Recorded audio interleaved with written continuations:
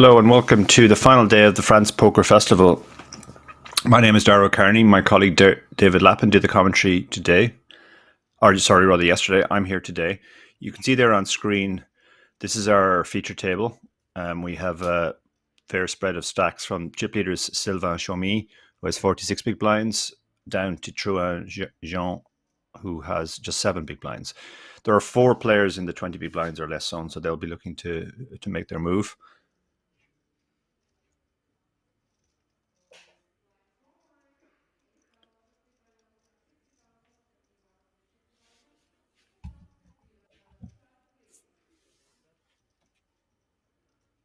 So we're just getting started here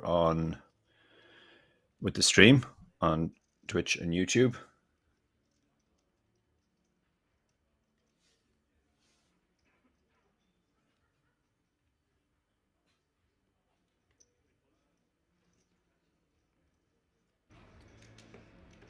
So action underway with Under the Guns folding the 3-2, obviously.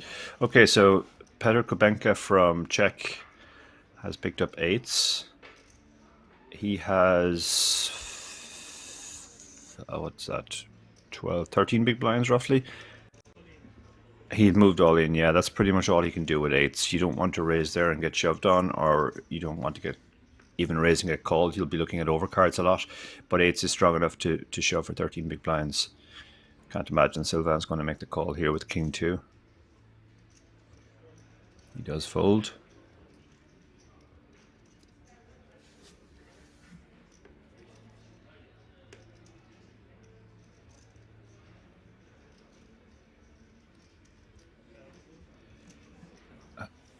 Ace Jack folds. Yeah, that's pretty close. You could go either way with that.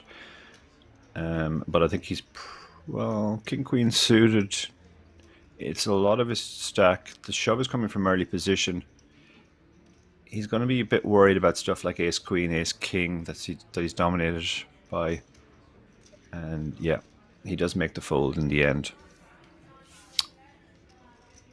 And that's the power of the shove. I mean, if he just makes a normal raise, Ace Jack probably calls, King Queen probably calls.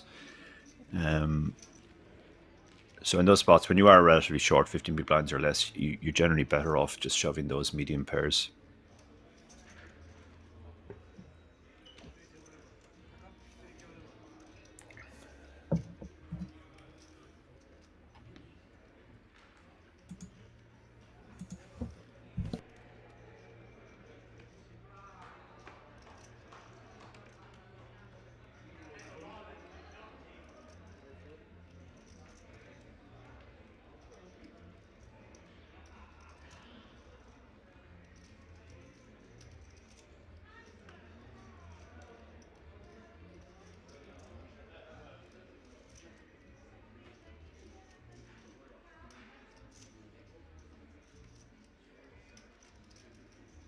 So Sylvain's the chip leader, and he's got 6-5 suited. This is obviously a wide open, but as the chip leader, he feels he can get away with this.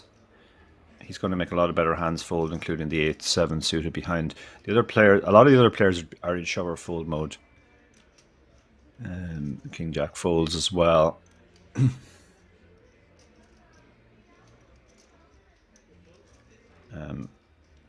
And King 10. He's got 20 big blinds. He probably doesn't want to shove, but he can certainly call with this hand.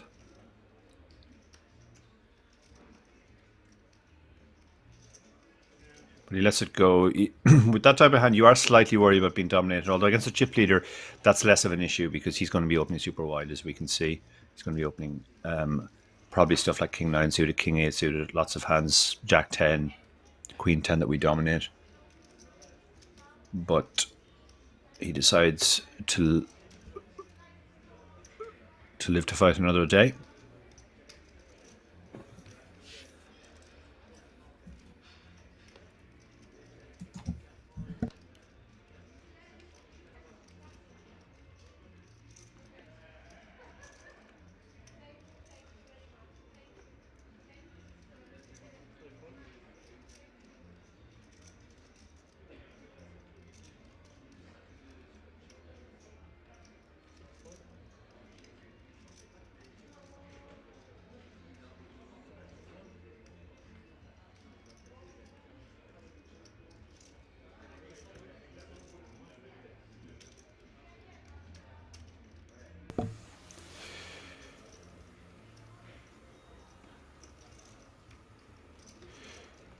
So we get our first walk, and that indicates just how cautiously these players are playing. As I said, almost half the table has 20 big blinds or less, so they don't really have too much play. They're just looking for a good spot to double up.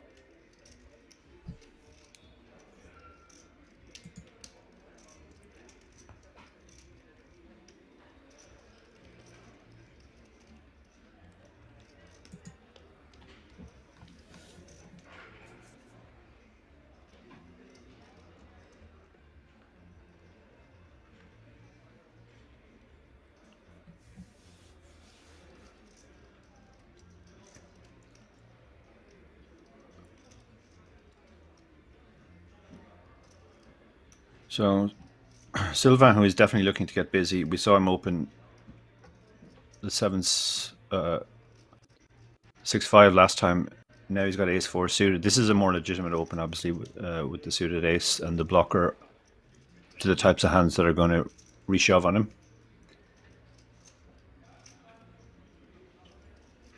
Well, the players will already be sort of getting the sense that this is what he's doing. He's opening super wide, so they should be looking for good spots. Okay, I mentioned the blocker there, but Thomas has actually picked up aces. And Thomas is one of the bigger stacks as well. So Thomas can put in a normal 3-bet here. And maybe Sylvain thinks he's reacting to the dynamic.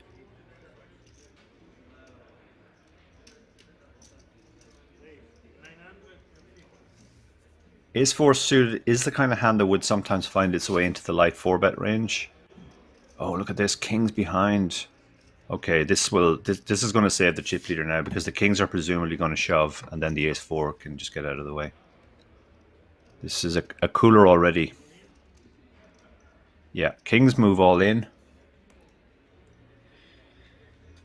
And once it gets back to Sylvain, I think we'll see him fold fairly quickly.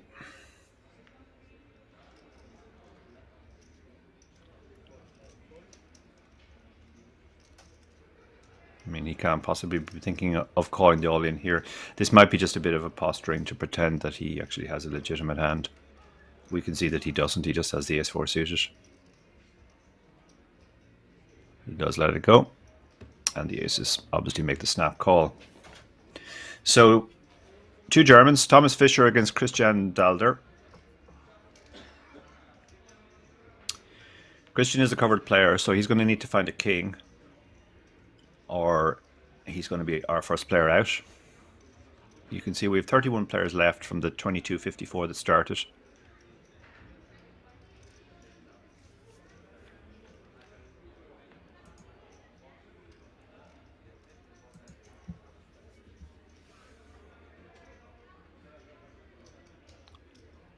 So no help on the flop or the turn.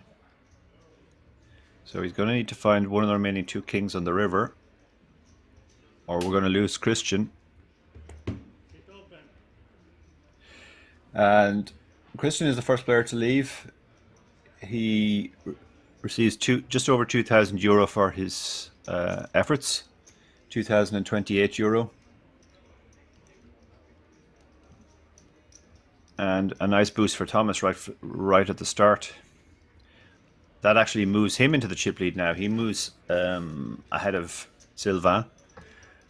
That's an interesting dynamic now, because those two are much bigger than everybody else. The others are all sort of in the looking to double up area. So, and Thomas has position on Sylvain as well. So that's a very bad development for Sylvain.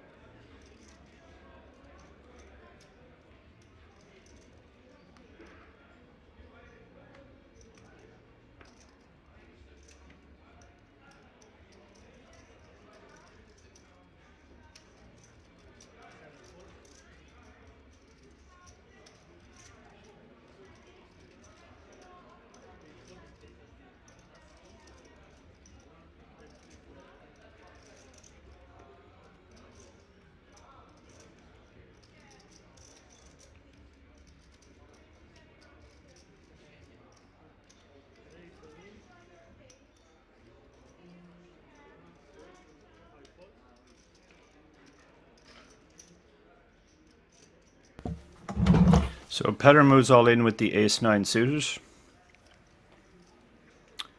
From the dealer button, that's pretty standard at this point. Silva, again, I can't imagine he's going to call off with the Jack-10 here. But he's giving it some thought. The shove is for 16 big blinds, roughly. Not really too many worse hands than Jack-10, or even hands that Jack-10 is in good shape against. Obviously lower pairs, but apart from that, he's going to be dominated a lot. So he lets it go.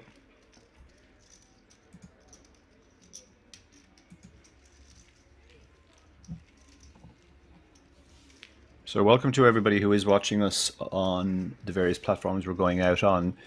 Twitch, YouTube, Facebook. If you have any questions, just fire them in the chat and I'll try and get to them.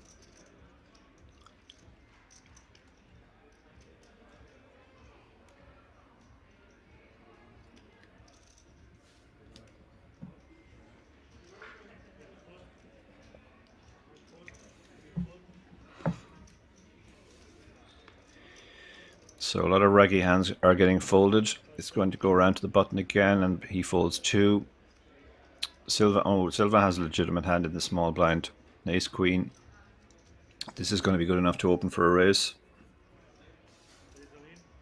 He moves all in because the big blind is so short. He might get a call here from Ace 3. It's 5 big blinds and he might think that Silvan's doing this with any 2.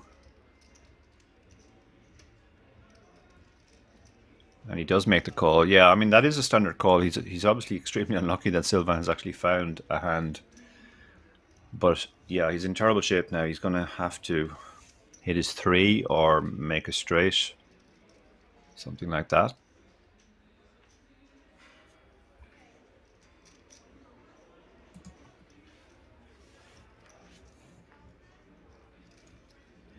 No help there. And in fact, Silva has picked up some kill outs in the sense that a 10 would kill him. And now he's got the club. So the 3 of clubs isn't working anymore. He's down to the 3 of hearts because the 3 of spades was folded. And we lose our second player. Chuan Zhang eliminated in 27th. He picks up 2,369. The fact that we've lost so many players, we started the day with 31, so we've already lost 5 players. That tells you how shallow the stacks, how many shallow stacks there are out there. It's moving along at a fair old clip.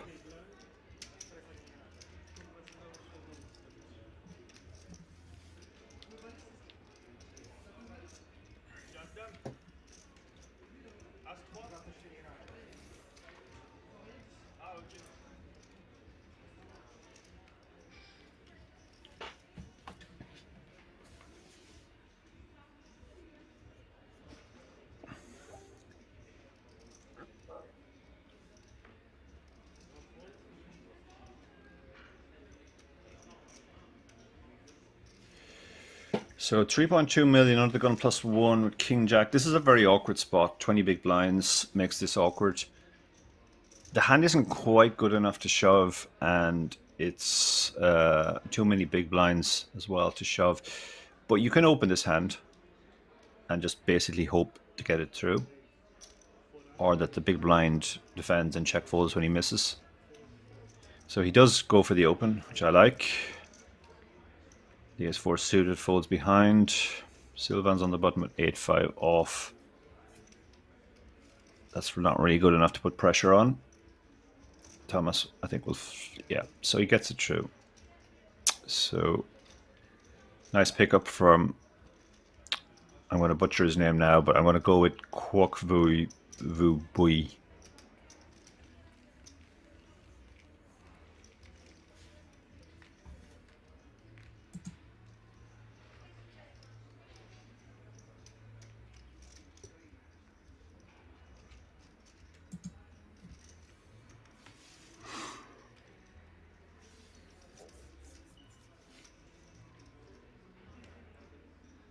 So we're not seeing many flop turns and rivers really. That's a because of the way the stacks are. You can see the top right of the screen there. We're down to 26 players now. The average is 4.3 million, which is 27 big blinds. And Sylvan picks up a legit hand again. He started the day as chip leader and he was looking to be very active, but he has been the player who's picked up the most premium hands as well, which is always a good combination. So he's going to open the ace queen off in the cutoff.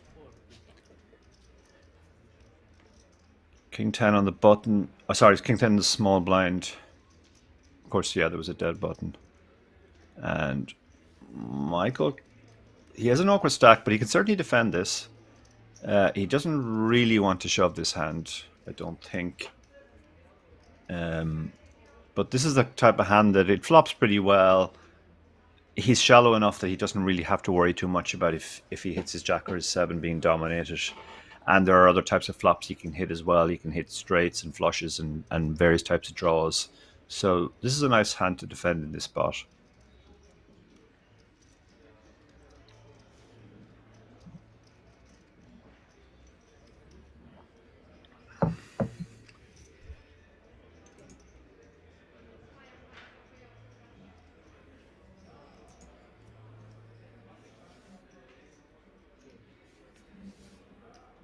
But he decides to let it go. And this is going to make opening so profitable for these two chip leaders. The fact that other players aren't even defending when they get reasonable hands.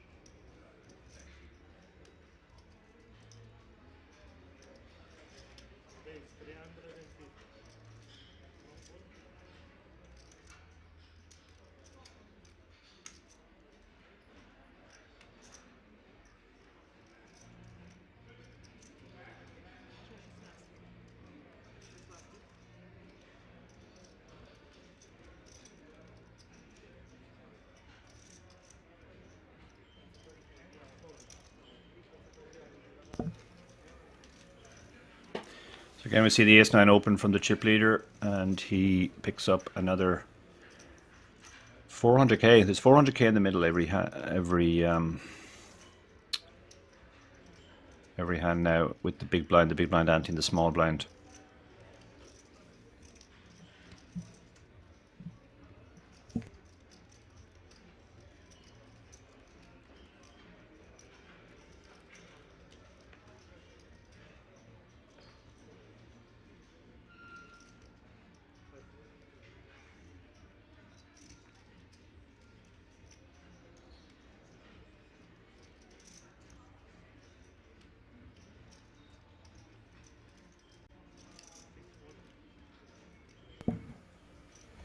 So he picks up another hand, which is a very legitimate open. He should be opening super wide here, but ace jacks is certainly legitimate open from that seat.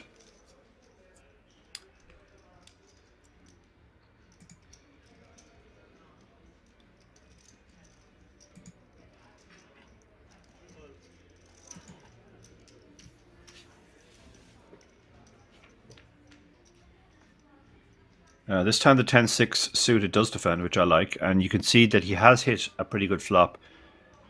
Thomas is going to continuation bet here, his ace high. This is not a bad spot for a check raise now. He's got the immediate flush draw, he's got backdoor straight draws as well. Yeah, he moves all in.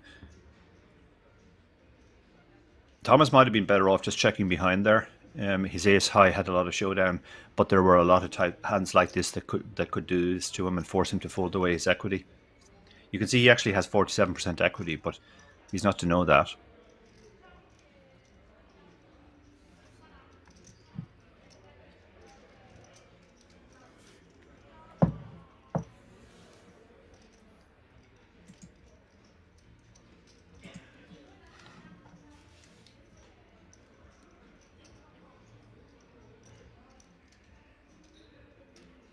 I think we will probably let him see him let this go. Obviously, there's a lot of draws, and he knows his hand is going to be ahead a lot of the time. But even when his hand is ahead, his opponent is going to have a lot of outs, a lot of equity, a lot of ways to win the hand, as in this case, where he can hit his 10, his 6, or any diamond, or possibly a backdoor straight as well.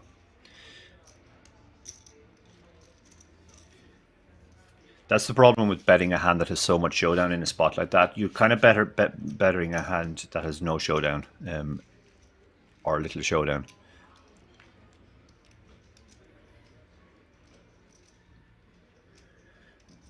So nice pickup, and that shows the benefit of defending a hand like 10-6 suited. I mean, he didn't even hit; he just hit a very strong draw. But because of the way the stacks were, he was able to check raise all in and win a very nice pot. Sylvain again picks up ace queen. I think this is the third time we've seen him get ace queen. The field is now down to 24, so we're continuing to lose players on outer tables as these players play down to a final table.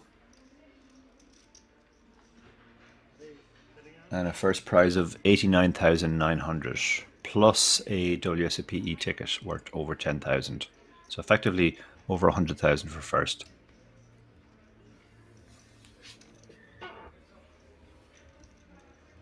We are on another pay jump now, €500.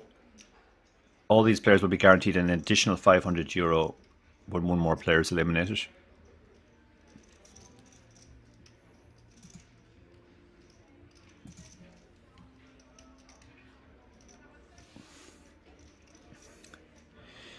Six-four offsuit. I mean, it's connected. This isn't the worst call ever, especially given that the chip leader is, or one of the chip leaders is opening apparently so wide. Now we can see he has a legitimate hand this time.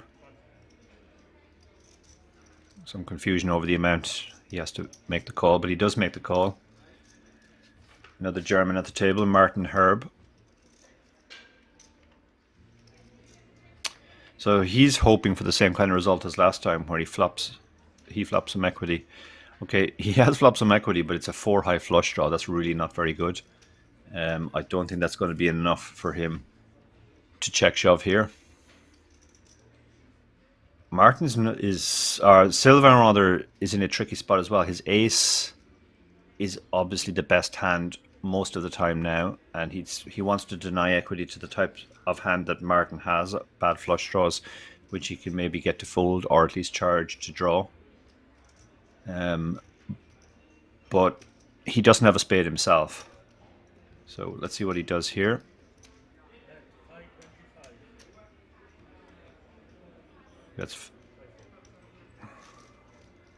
Yeah, he went for a large bet, and that got the job done.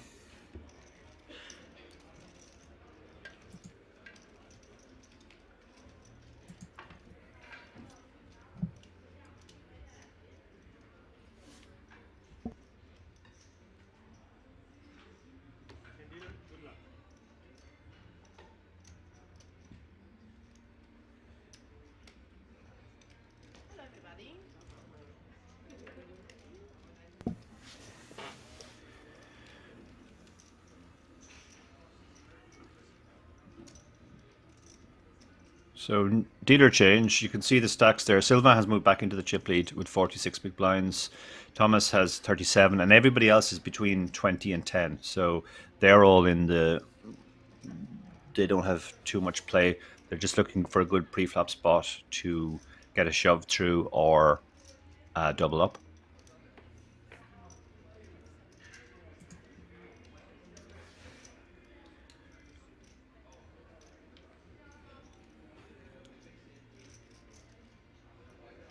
So it folds around here.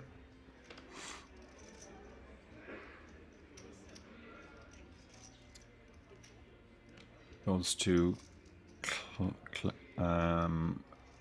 Petter on the button with Queen 6 suited. The blinds have gone up as well, up to 200k. So he has less than 20 big blinds. This is a hand you can open for sure. It's not strong enough to shove.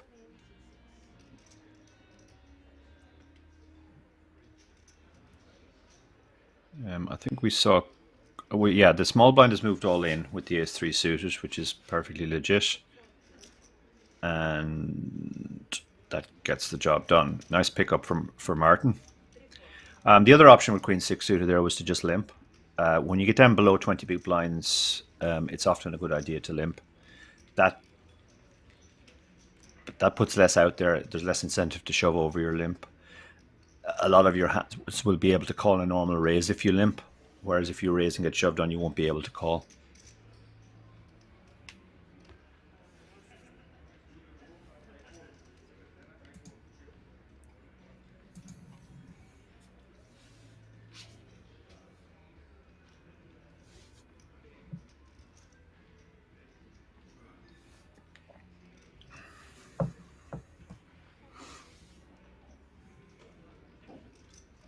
So again, we see a lot of weak hands being folded.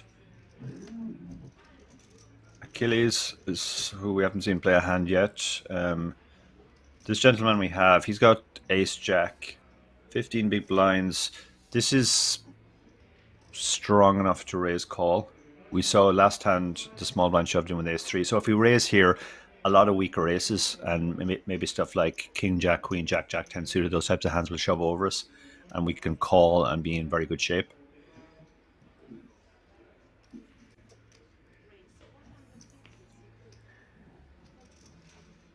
So he does raise.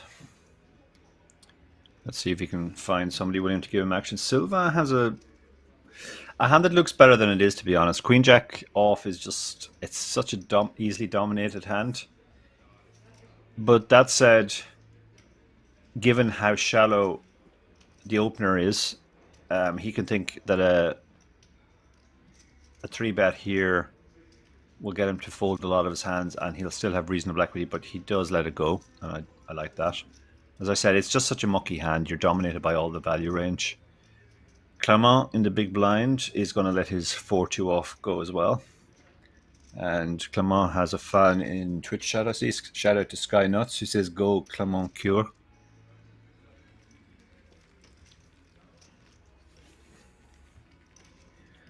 Your man hasn't really picked up anything yet to play with, but he's still there.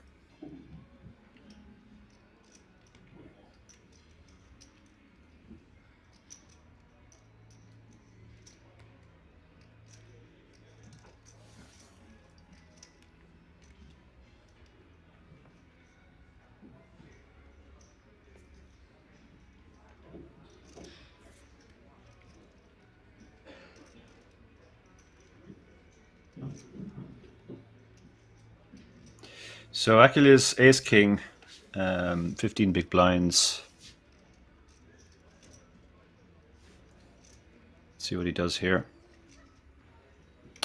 The shove and the raise are both options here. He hasn't played a hand yet, so the shove is going to look very strong.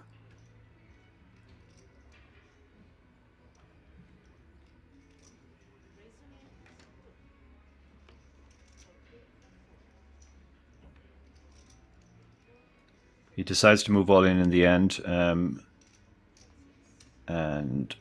it doesn't look like anybody has a calling hand behind, so this is going to get through. And he adds another 500,000 to his stack. Shout out to Bro Kowalski in the chat, says "Go Yumi," and also Military XDD. Yes, I do hear, or at least read chat. Although maybe you're referring to the chat at the table as well.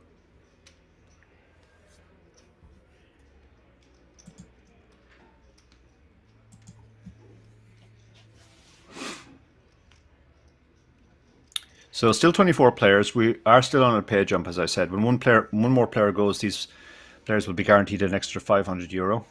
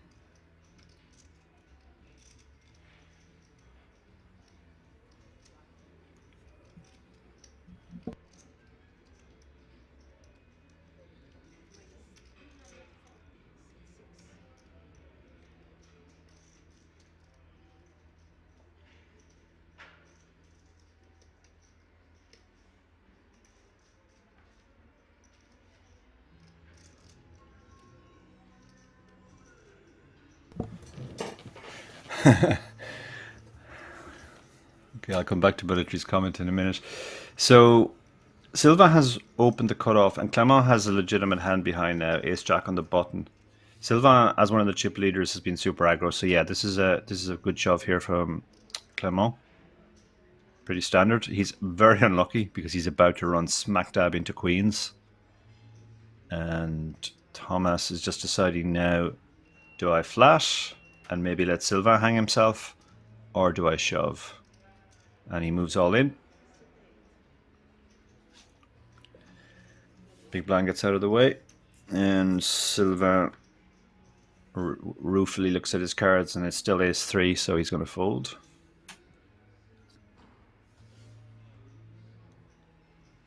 And unfortunate for Clement that one of his aces has been folded. He's 25% as a result against the queens.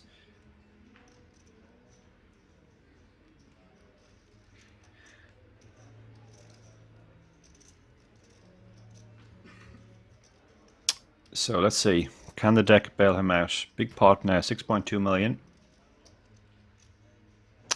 No ace there. He does pick up some runner flush possibilities with running clubs, but the 7 of hearts is a brick. So an ace and an ace only, and we know there are only 2 of them left in the deck. And no help on the river. We lose Clement. Very unlucky there. Picked a very good spot. Shoved ace jack on the button over a loose raise from one of the chip leaders, and unfortunately ran into the other chip leader's queens. So I believe he exited in 24th, which means he took 2,369 euros. And you can see we're down to 7 players now on this table.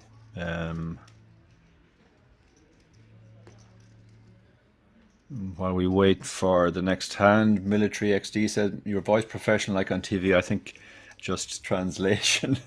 Yeah, you're going to have to deal with my Irish accent, unfortunately. I am Irish, like my fellow commentator from yesterday, David Lappin, and the gentleman who normally does the commentary on these streams, Fintan Gavin. We're all Irish, and also different types of Irish, so slightly different accents.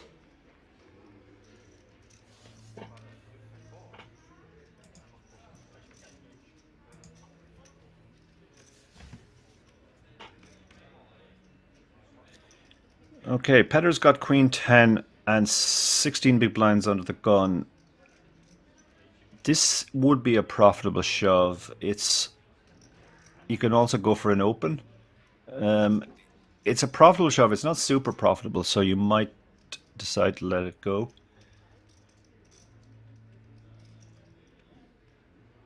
And he's actually limped, I believe, if the caption is correct. It says 160k to call, so that's another option too. As I said, when you get below 20 big blinds, you can start incorporating some limps into your game.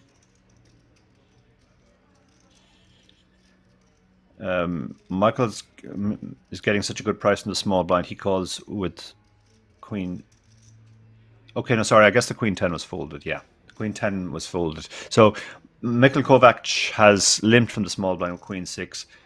Achilles, Jack 6 offs is not really the type of hand you necessarily want to shove over a limp.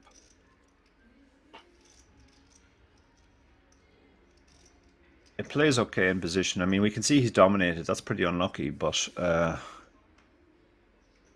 it's kind of a middly hand. So usually you're better off just checking it behind, but he has something else in mind.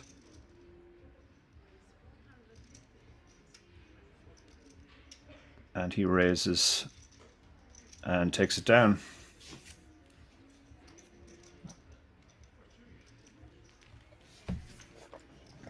That's a reasonable exploit if you think your opponent is only limping weak hands, which, let's face it, a lot of live players do. If you are going to limp from the small blind, you need to limp both strong hands and weak hands to protect yourself.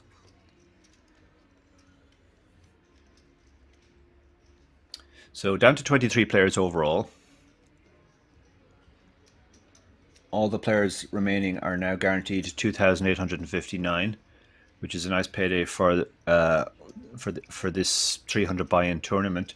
But the real money is up top. First place is 89,900 plus a WSOP ticket worth over 10,000. And actually that ticket goes to the first 6. So there's going to be some pretty sick ICM when we get down to 7 or 8 players. So Martin raises under the gun with ace-king suited, which I like. He's got 17 big blinds. This hand is strong enough to raise call, meaning if somebody shoves on him, we can call the shove.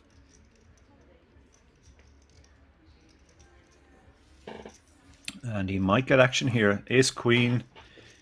Yeah, Michael only has 10 big blinds, so I imagine he's just going to move all in, and he does. He's unfortunate to run into ace king. Oh, look at this. We've got jacks behind. Jacks and just over 20 big blinds facing an open and a 10 big blind shove is pretty big. So I expect we're going to see Achilles put the money in as well. And he covers Martin. So actually Martin's got a bit of ICM. I still think ace king is too strong to fold in this spot. So we might be about to see a 3-way all in. Dealer counting out the stack at the request of Achilles. So I think he will move all in now. And then Michael has a decision. Or sorry, rather Martin has a decision. Yeah, he's checking out Martin's stack as well.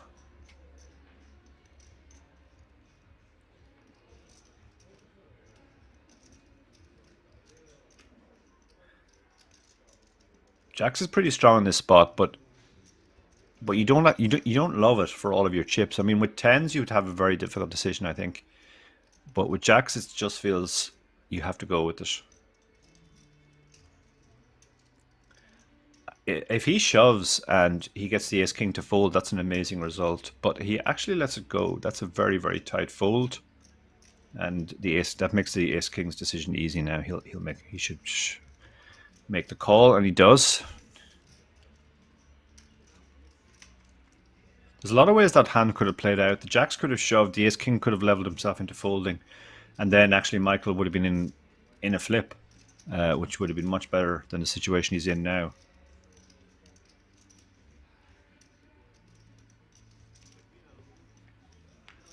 So Michael from Slovakia is going to have to find a queen, and there it is, right in the window.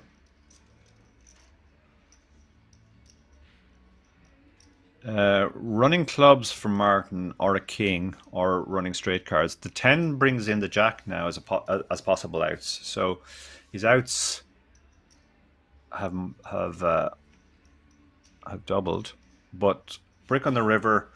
Michael gets the very lucky double up, but he did nothing wrong there. Obviously, ace queen was a standard shove, and no matter what happened, he was going to win that hand, even if the jacks were in there. He could have actually tripled up there had it been a 3-way all in.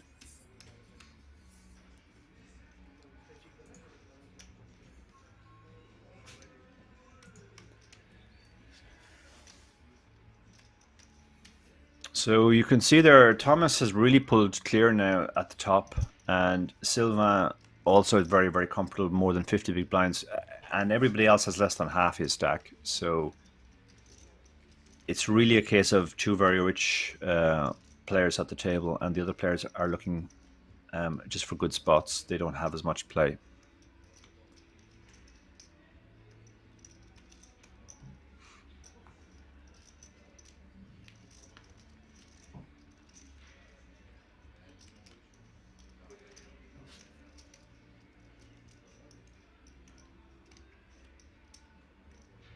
So 6-4 suited under the gun from Martin. He's just taken that hit now, and he is down to 13 big blinds.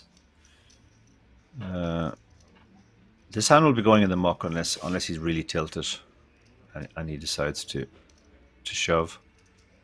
But he does maintain his discipline. It's very important to just sort of let yourself regroup mentally when you take a hit like that. Obviously, it's very unfortunate to lose. He got it in great shape.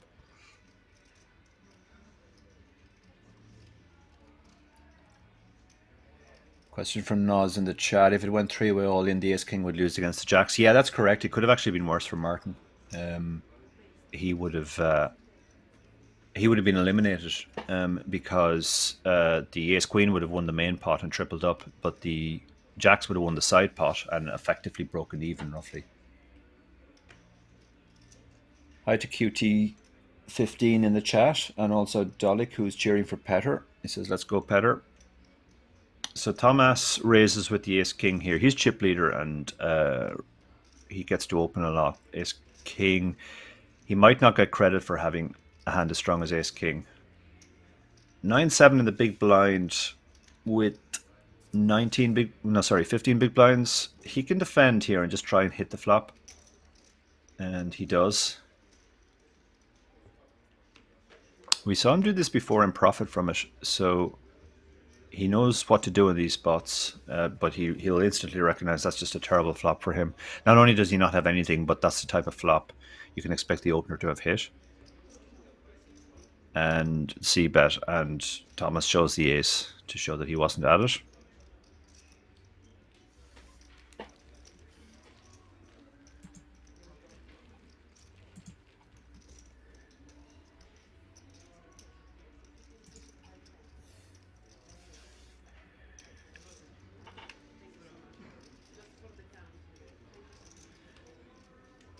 So Thomas continues to prosper. This is a great time to have a big stack. You can open a lot. Your opens will get through a lot. Even if the big blind defends, they're going to miss a lot, and you're just going to take it down with your c-bet.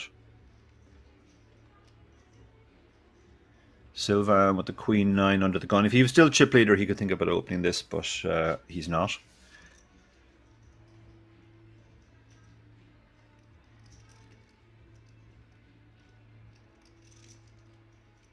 QT15 says, looking forward to coming to Kings in April for the GPT event. Yeah, I can imagine. Kings is such a great place to play poker. It really is the most dedicated to poker room in Europe, if not the world.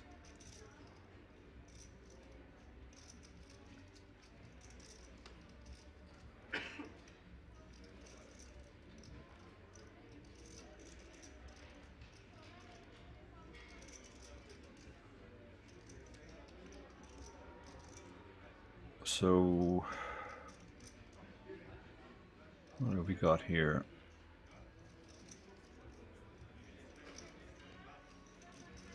He's got 9s on the button.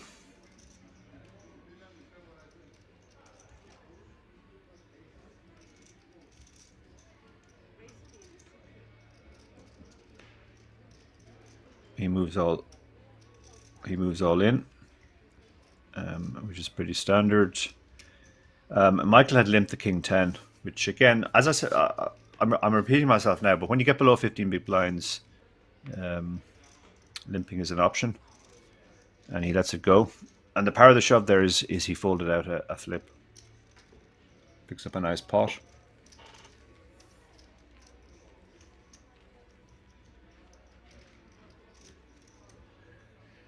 QT15 says, great place, I recommend, even bringing my sister from Scotland next trip. Get plenty of Shivas in. Indeed, it sounds like a very good social trip.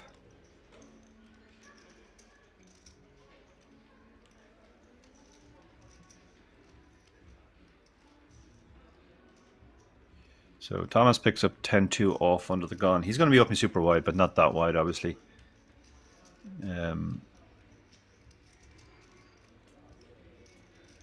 Achilles with the queen 2. He's going to let that go as well. Cook has picked up quite a few hands. 10-9. This shallow is not really a good open. 10-9 offsuit. Jack 3 on the button isn't strong enough either. This gentleman Martin is now short stacked, so he's going to be looking to shove a lot of. And yeah, I mean 6-4 is not really a hand he's supposed to shove, but he is going with it and hoping to get it through. And I think this will work. It's a 9 big blind shove. Queen 3 doesn't really feel strong enough.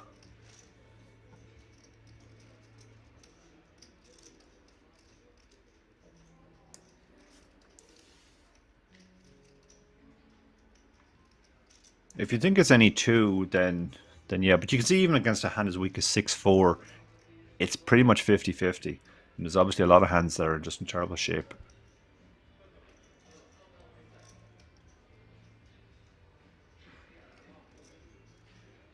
It's 1.6 million to call into a pot of 3.7 million, so he needs more than 40%. Against any 2, he certainly has 40%. The worst hand that has 40% against an any 2 range is 10-2 off, and Queen 3 is obviously a bit better than that. So, but he does let it go. There's also a bit of ICM there in the sense, I mean, not too much ICM because he has so much more chips, but when you're chip leader, you kind of like to preserve your chips and use it for a lot of opens and light 3 bets and C bets and stuff rather than all ins.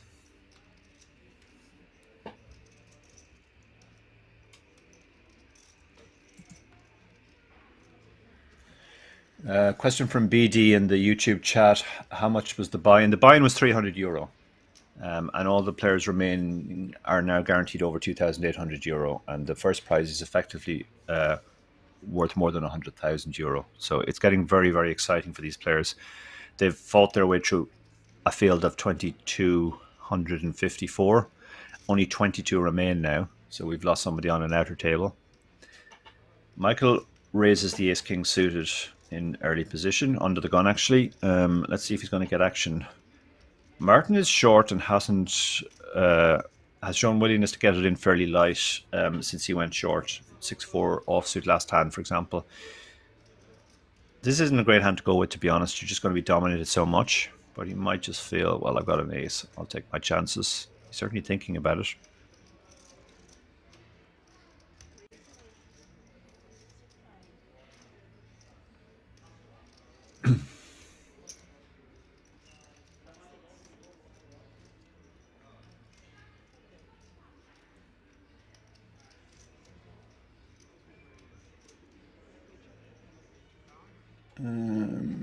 Question. Well, Martin has moved all in with the ace-5. Okay. And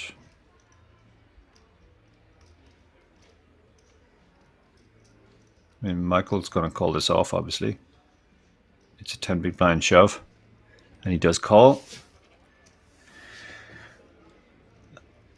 And Martin's in very bad shape. 19%. He needs to hit a 5 or a wheel.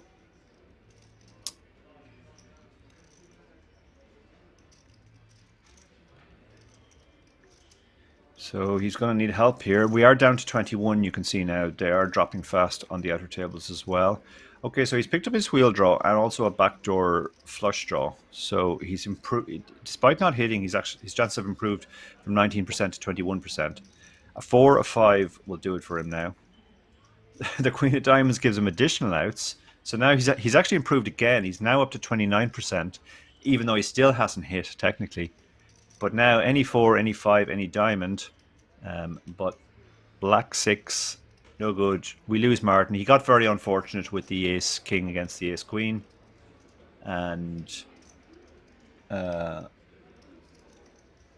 we lose him in 21st place. He gets 2,859 euros for his trouble. all the other players are now guaranteed 3,375. That was a pay jump. And Michael's obviously very happy. Close enough to a double up for him. Rokov asks in the chat, "Where's the King's Resort?" King's Resort is in Rozvadov, which is on the Czech side of the Czech-German border. Great place to play poker. Man, Julia says, "Excellent, Finton is back." Yeah, bad news for you. Unfortunately, I'm not Finton. Even if I might sound like it to you because I have an Irish accent. My name is Darrow Kearney. I'm a poker pro, coach, commentator, author of 3 books, including one book on ICM endgame tournament strategy, which will be relevant today, I think, as we play down to the finish. There should be a lot of ICM spots.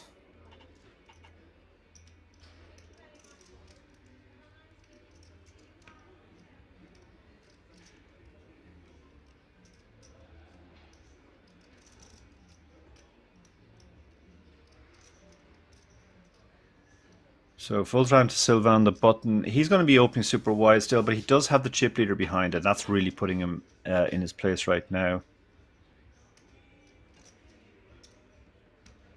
And Thomas gives Michael a walk, which is interesting. He could certainly have limped the Jack 5 suited there. Michael wins another pot with the 4-3 this time.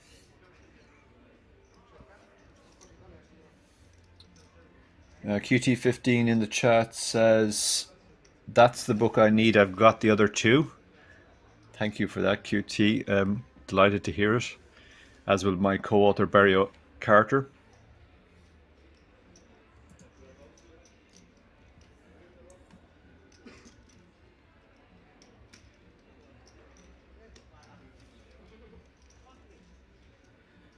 In the YouTube chat, BD asks, "Are only Europeans allowed to play?" No, absolutely not. Anybody can play. It is called the French Poker Festival, but it's not just French players or even just European players.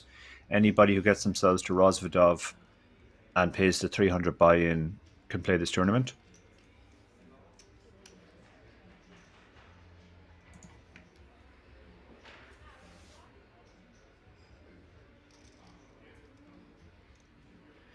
Silva now, he wants to open super wide.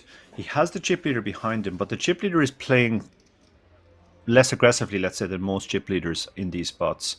We saw him just give a walk there, but 6-2 suited really doesn't feel good enough to open. But I think we might, if he had a stronger hand, we might have seen an open from something like 6-5 suited, certainly.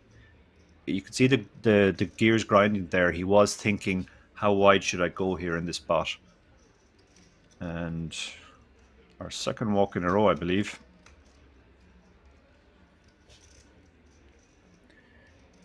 QT15 says, "My PKO game has improved." Yeah, my second book was about progressive knockout tournaments, which are very popular online now. They're also becoming popular live. I was at a poker festival here in Dublin yesterday where there was a live PKO. I'm recently back from Prague too, where it's slightly different, but there was a mystery bounty. Wow, this dealer's pitch is impressive. Look at that. She just fires the cards out with perfect accuracy. The mystery bounty was a lot of fun, and I think that's something we're going to see a lot more of live as well. So Sylvain, I think, will definitely open this one. We could already kind of see him thinking, last hand I need to start opening wider again. And with King Jack off, it's certainly a legitimate open.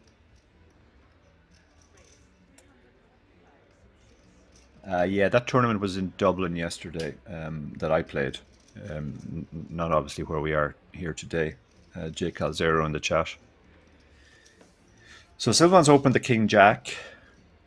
King 8 on the button. I can't imagine he's going to do anything here.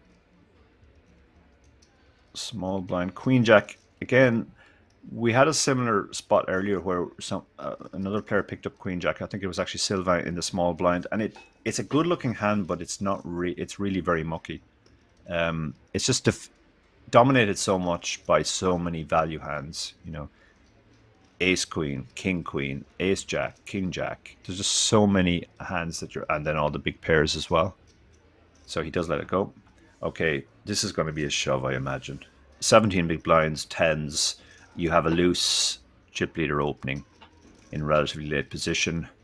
You have tens. You're just going to stick it in here.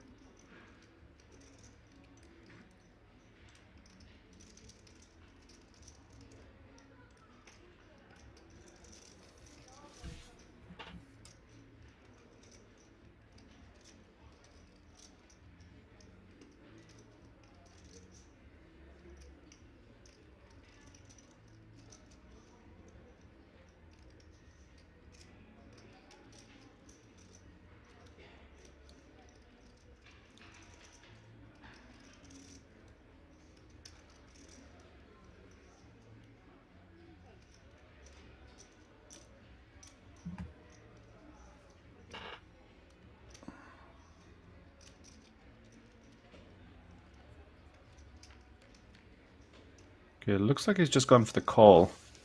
And the problem with the call is most of the time you're going to be looking at an overcard and you're not really going to know where you are. Now, the queen is not that threatening of an overcard. Ace and king, obviously, is very scary in this spot. So the pot is already 930 and he has 3 million behind roughly. How is he going to proceed here? Checks. Sylvain has a gut shot. So he has a decent amount of equity, and also this is anytime you see a board with a lot of cards from 8 up to queen, there's going to be a lot of draws on that board, which you won't be able to fold out with a c-bet. So it tends to be the type of board where you should play fairly passively and not c-bet as much. He is going to c-bet though with his gut shot.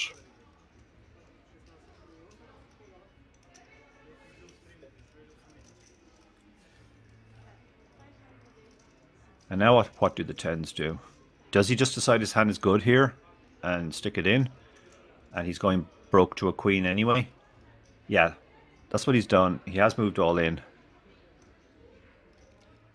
And now Silva's in a world of pain because he has his gut shot. His king is going to be good most of the time. His jack might be good. I mean, ace 9 could very well do this. And in fact, his jack is good against pocket tens. So by betting the flop, he opened himself up to this. When stacks are shallow, you have to be careful c-betting these types of hands that have decent equity.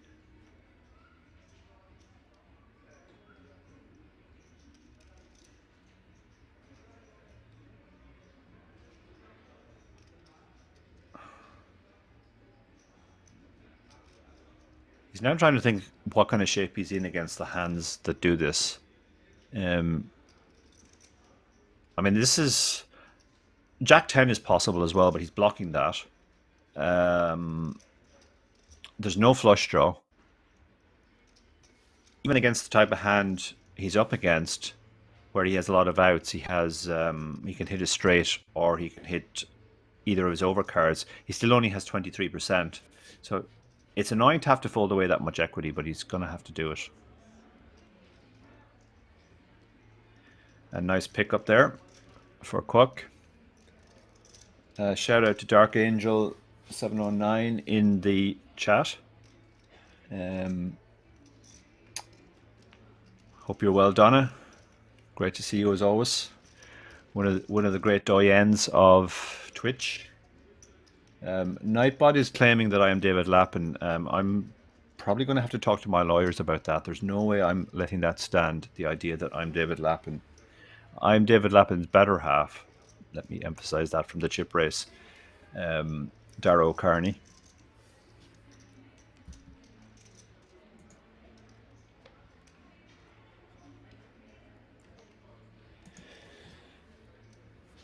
So shout out to everybody who's watching us. We're up to over 300 on Twitch now and about half that on YouTube, I believe, and more on Facebook. The action's been hot and heavy so far. We are down to only 20 now.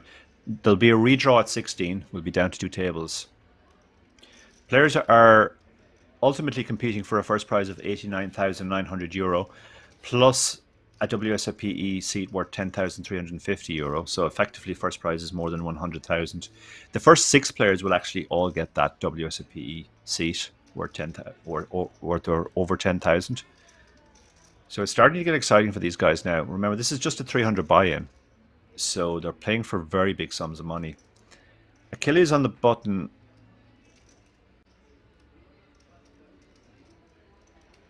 With sixes.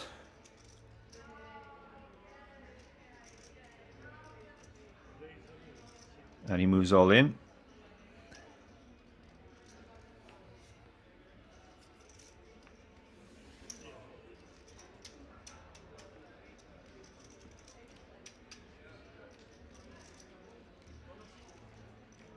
And he gets it through.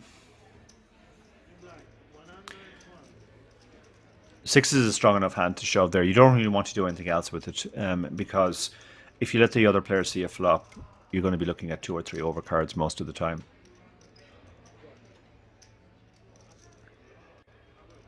That's much better, Dark Angel. Thank you. Dark Angel has all the special powers to change stuff like Nightbot on so many streams, and she's done a great job.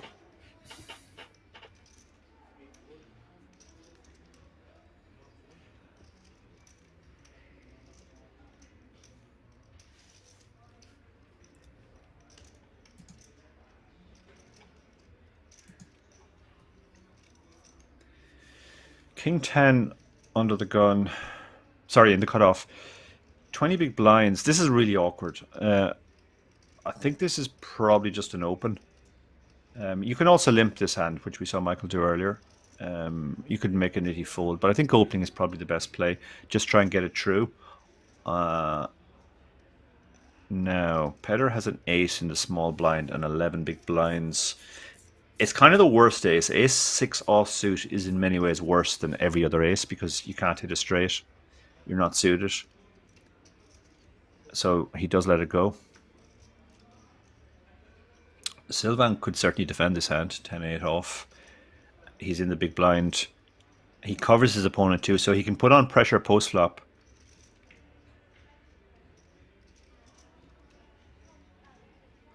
But he lets it go. Achilles has been pretty tight so far, so I guess he gets more respect there.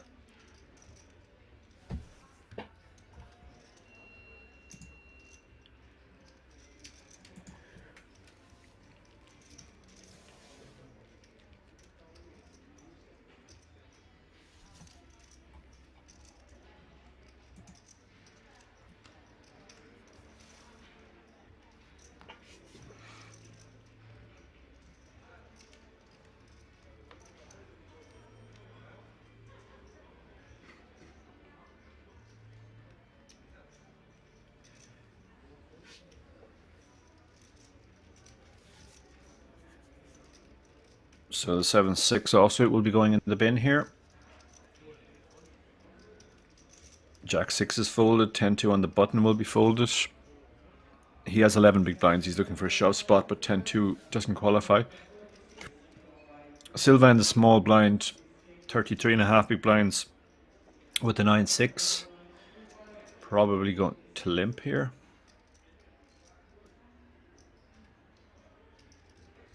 Or he might go for a raise. He has gone for the raise. 575. He's giving a really good price to the chip leader in the big blind to call. So he's not going to. He shouldn't be folding very much, and he's certainly not going to fold ace 8. He could have applied some ICM pressure by 3-betting there, because he covers Sylvain. He's the only player at the table who covers Sylvain. Now the 9-6 might find a way to win this because this is a very scary flop for ace 8. All these middling cards connect very well with your opponent's range, and there's a lot of draws, obviously.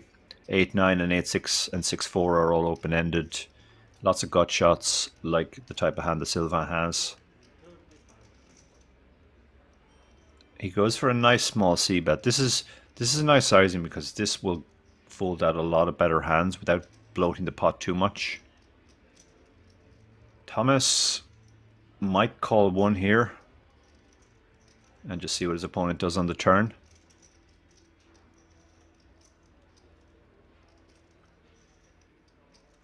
Good afternoon to Biggs90 in Twitch chat. Says good afternoon. How much is up top? 89,900 plus a 10,350 tickets. So basically over 100,000.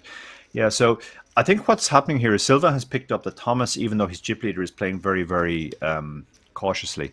He's looking to exploit that now and maybe move back into the chip lead, which would be obviously a great development for him. If he can move back into the chip lead, he could really start running over the table. We're seeing a contrast in styles here between the two big stacks on the table. Silva is looking to get very active and busy and put pressure on.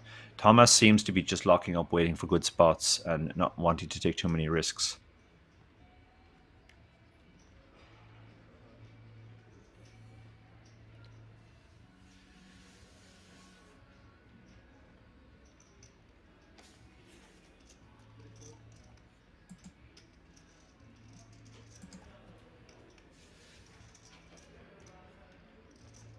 So this gentleman has been one of the most aggressive as well, most active. He has Jack 10 suited. His 23 big blinds is too much to shove, but he can certainly open this hand. And I think we will see him open this hand. It's a nice hand to open. The table is playing very cautiously for the most part, apart from this gentleman. So he might get it through. But Silva might also decide to make a move with the ace-4. But he lets it go. I think ace-4 suited, we might have seen something there, but ace-4 off is just too mucky. From all we know about Thomas, he's not going to take too long to fold the 9-7. Michael, and he actually covers the opener, so he could have put a 3-bet in there, but he's gone for the defend. He's going to keep the pot small and see what happens on the flop. Queen 8-6, so the Jack 10 has picked up a gut shot and a backdoor flush draw. The ace-9 has nothing, but is the best hand right now, but won't like this flop. So this might go check, bet, fold, or Quack might decide to check and preserve his equity.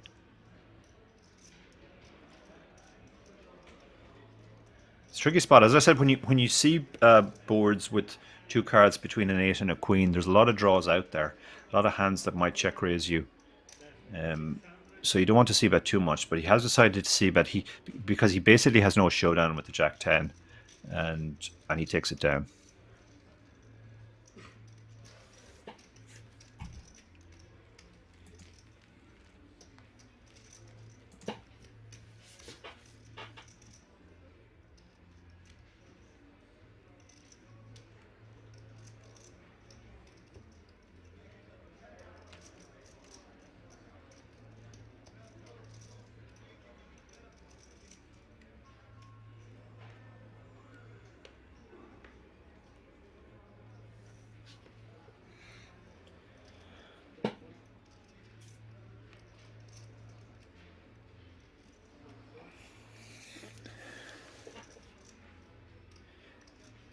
Okay, Silva, sixes.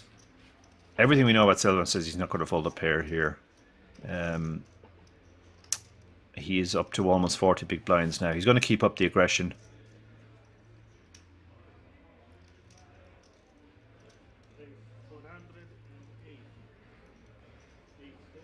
So he raises and quick folds behind. Ace-9 in the big blind. Again, same spot as last time.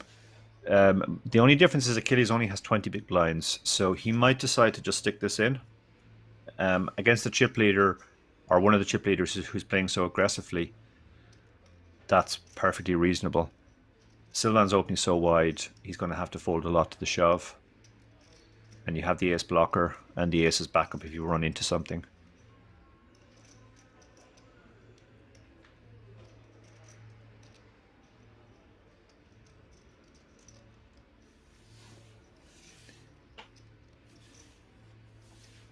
Ace-9 is a strong hand pre-flop, but it doesn't flop very well, which is another argument for just shoving it pre-flop. But he has gone for the more cautious option of calling.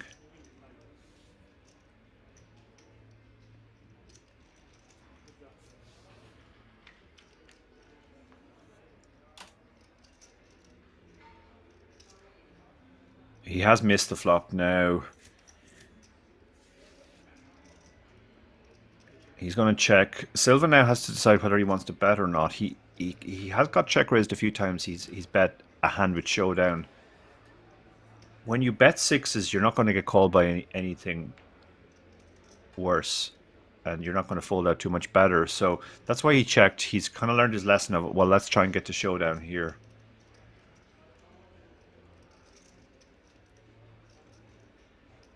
Kill is thinking about betting now because of the check on the flop. Sylvain shouldn't be giving up to one bet, but he might give up to two bets. But Achilles does check. Sylvain might now bet because there's a lot more worse hands that can call you. Any hand with a spade that doesn't have anything else will call. But he has decided to just try and take it to showdown. And he's let his opponent hit.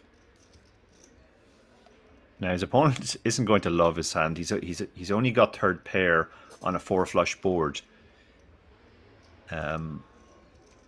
But this could very well go check check, and he could end up winning.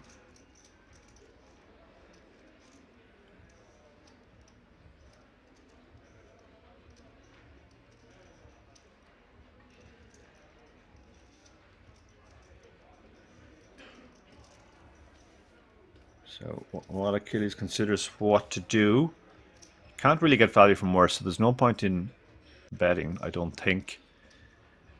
Sylvain's in the same spot. He won't feel great about his hand anymore, so he might think about turning it into a bluff. But to be honest, he doesn't get too much to fold. I mean, no spade will fold now, and probably the only thing you get to fold is actually the hand Achilles has. Ace-9 might fold without a spade, but he does check, and he's going to get the bad news that he got outdrawn on the river.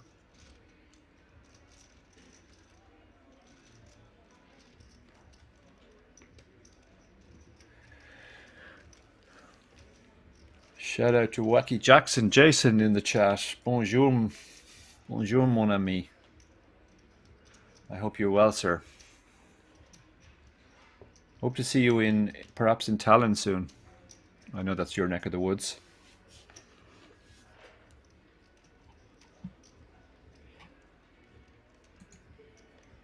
So we're down to 19 players now. We lost somebody obviously on an outer table again. We're getting on towards the redraw at 18.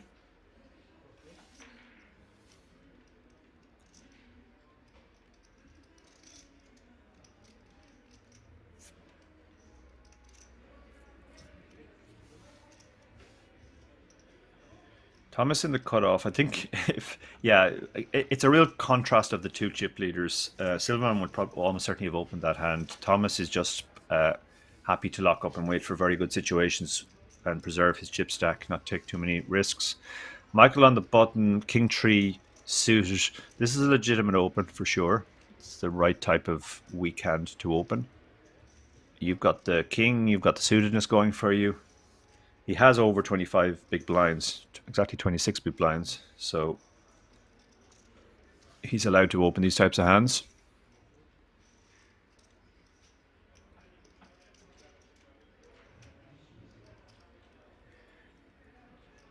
But he lets it go.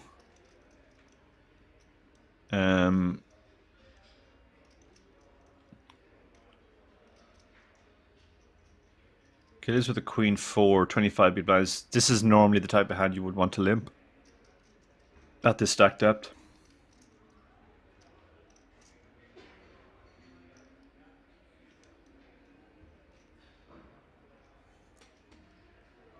He does call, and now the 9-8 has the option.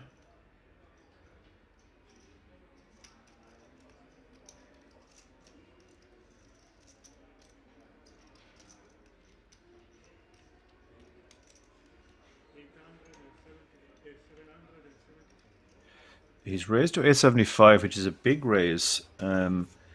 Normally queen 4 suited is a limp call, but this is a very big raise. 8-9 off is an interesting hand to do this with because it flops very well. Like normally you want to use a more polar range when you use a big size like that. Very strong hands and very weak hands, but it works. It works. Incidentally, if you're ever up against a player like that who's doing that, he's just raising your limps very big all the time. A hand like Queen 4 suited is a perfectly reasonable limp reshove, because if he's doing it too much with those types of hands that just can't call, and then even if you run into something, the fact that you have the suitedness and the queen gives you some prospects. Okay, let's catch up with the chat. Wacky Jackson says all good, off to Malta first, then likely Tallinn straight from there. Yeah, there's so much on right now at the moment. I think we're all going to be traveling for live poker for a while. Mandrulia says, surprised you didn't rep the king on the flop with 6-6. Yeah, you can certainly make an argument for betting the 6-6 there, because even if you just fold out a hand, that's just 2 overcards. That's a lot of equity. Sixes is a hand which benefits very strongly from protection. Also, there was a 7 and a 5 on the flop, so he could have turned an open ender, in which case he would want to keep building the pot. So there was a strong case. I think the reason why he didn't bet is the last 2 times he c-bet hands that had decent equity, he got check raised and had to fold. So that sort of made him more cautious. And Julie asked how many entries. Yeah, confirmed 2254. Queen 4, yeah. Juice Wilder says Queen 4 very controversial. Yeah, he certainly played it very differently from Phil Hellmuth. So Achilles has raised on the button here with pocket 7s. Ace 2 in the small blind. Achilles has just over 20 big blinds, so he's going to let it go. It's the kind of hand you could sometimes think about reshoving. In fact, the tournament I played yesterday, I reshoved Ace 2 off from the small blind over an open from a 15 big blind stack on the bubble, thinking because it was the bubble he was going to fold a lot. He didn't fold because he had jacks, but I got there.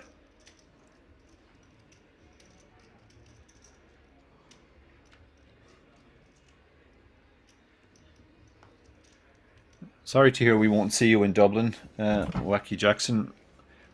We have a lot of poker coming up in Dublin over the next month as well.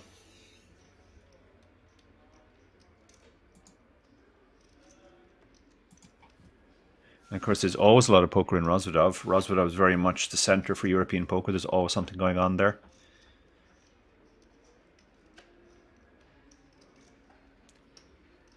King Queen off in the cutoff. That's going to be a perfectly legitimate open as well, off his 26 big blind stack. He has been going for the 2.5x, which is a little bit bigger than you normally see at this stage, but obviously fine.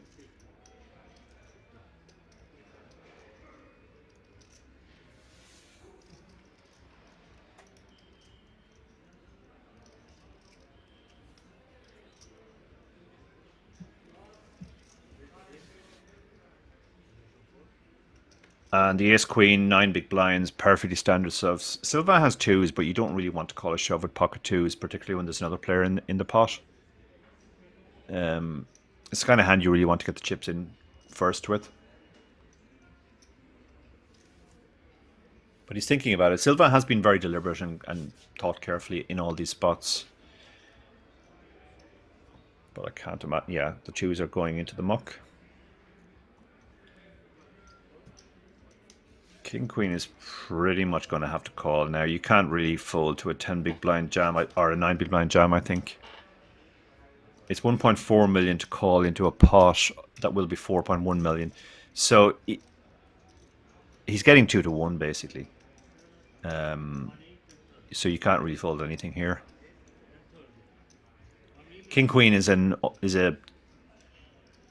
the hand you want to have in this spot because you are dominated a lot. Ace King, Ace Queen, Aces, Kings, and Queens. But then when you consider all the other hands, all the worse aces,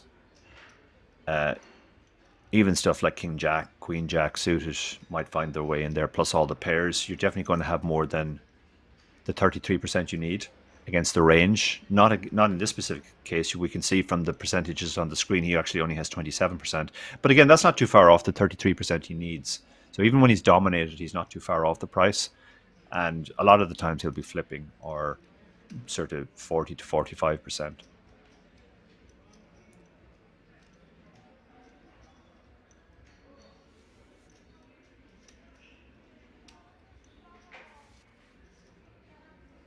But he's given a lot of thought. He's obviously very worried about being dominated here, which, as we can see, he is. But he does make the call. Yeah, I think he had to make the call there. He doesn't have the right price in this exact instance, but he usually would.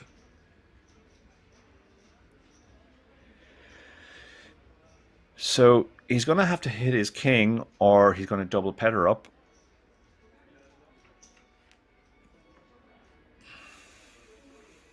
And there it is. Very unfortunate for Petter. He does have some backdoor possibilities apart from the ace. He's got backdoor clubs going for him, or a backdoor straight. And that's a pretty good card. Any club, any three, any ace works for him now. But he doesn't hit the river. We lose Petter. Very unfortunate. Killy's got lucky, but he was priced into the call there, and he did nothing wrong. King Queen was an open and a call to a 9 big blind shove.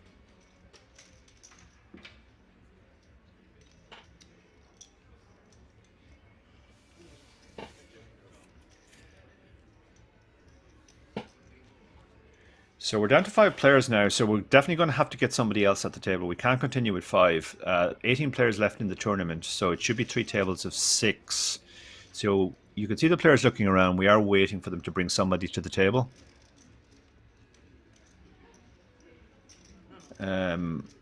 And you can see the stacks there. Thomas, who has been playing very, very snugly, is still the chip leader with 10 million. He has taken no risks, really. Achilles, who has just got that infusion there with the King Queen, is now actually second in chips. He's up to 7.5 million, 37 big blinds. Silva, who has been the most active and aggressive player at the table, is now in third. He started the day as chip leader. You know, it doesn't always work out for you when you play aggressively as the chip leader. So he has drifted back a bit. Kwok is 5.6 million, 28 big blinds, and Michael Kovac has 25 big blinds. So a very different situation from the one we started with, which was one big stack and lots of shorter stacks. With the eliminations, the remaining players have all chipped up. So now there's actually nobody below 25 big blinds, which is quite remarkable. So we could see a more we could certainly see more flops going forward. The players are no longer sort of in shove or fold mode.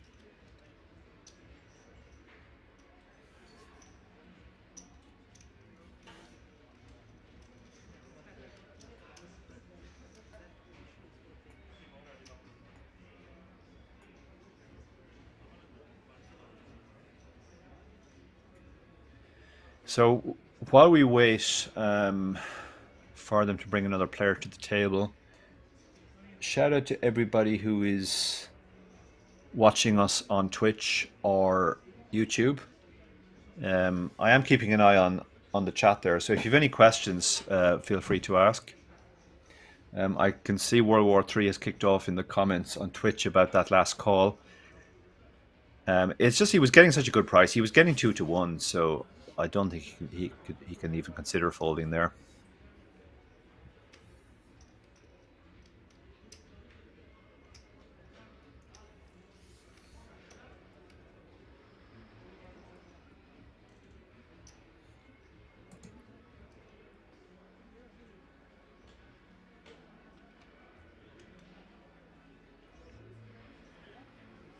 Shout out to people watching us on YouTube as well.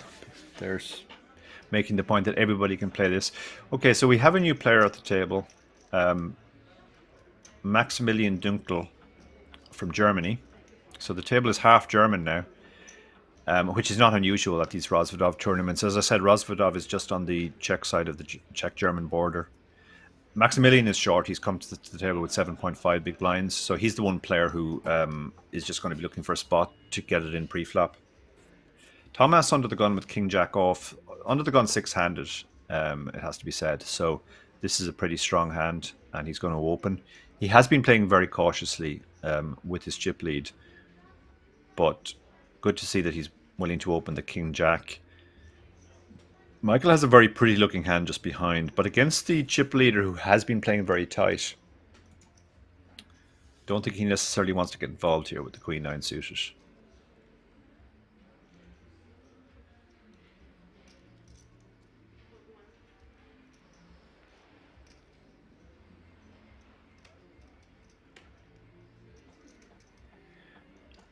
Aero Oak asks, what's the bottom of my call range there? King Jack off.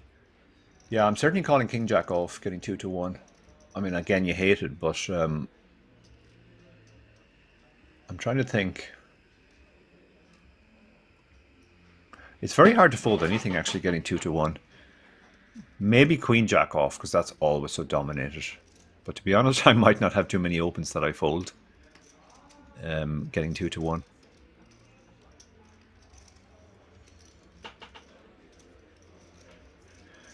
Um, 420 Musketeers make a good point. It does depend very much on the player, yeah. I mean, if you think they're only going with premiums, then you could certainly make a case for folding King Jack off. And you would certainly be folding Queen Jack off. But if you think he's going to go with like a lot of aces, any suited ace, all the pairs, stuff like Jack 10 suited, when you put all those hands into the range, you're going to have more than 2-1.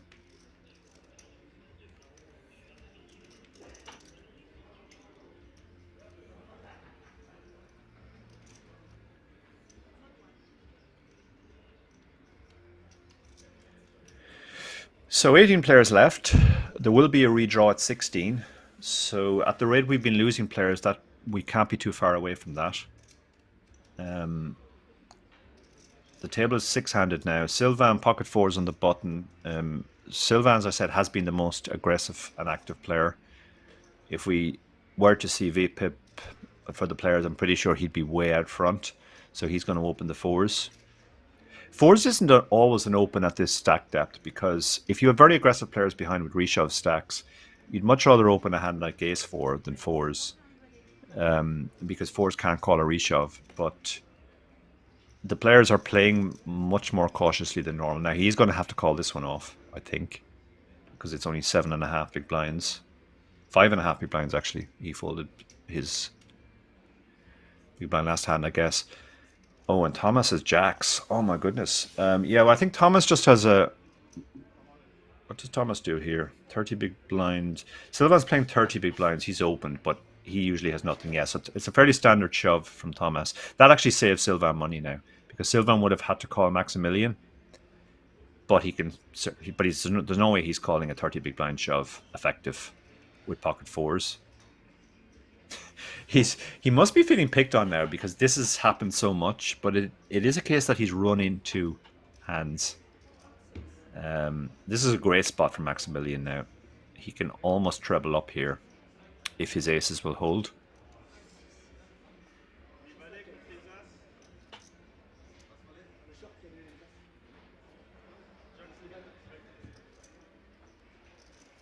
And yeah, that kind of proves why fours isn't always an open there at these stack depths, because when players are just going to shove a lot from the blinds, you can't call your shove at fours, and you're not blocking any of your hands that will shove on you. So far so good for the aces. Oh, and there it is, the jack. That's so cruel. So cruel. Great spot. He would have almost trebled up there with the dead money in the pot. Unless he can find an ace, and he doesn't. And that means we're down to 17.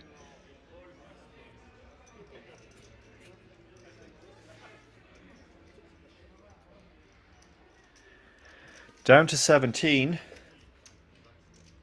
All the players for his 18th place, he gets 3,375 euros. All the remaining players are net guaranteed 3,891 euros. So that was a pay jump as well. Of course, they're paying for the top prize, which, with the value of the seat that's added, is worth over 100,000. So the real money, as always in tournaments, is in the top spots. So that was a very brief cameo from Maximilian Dunkel. We saw him for 2 hands. He got aces on the second hand, got it in great shape. But as it so often happens, got his heart broken with the aces.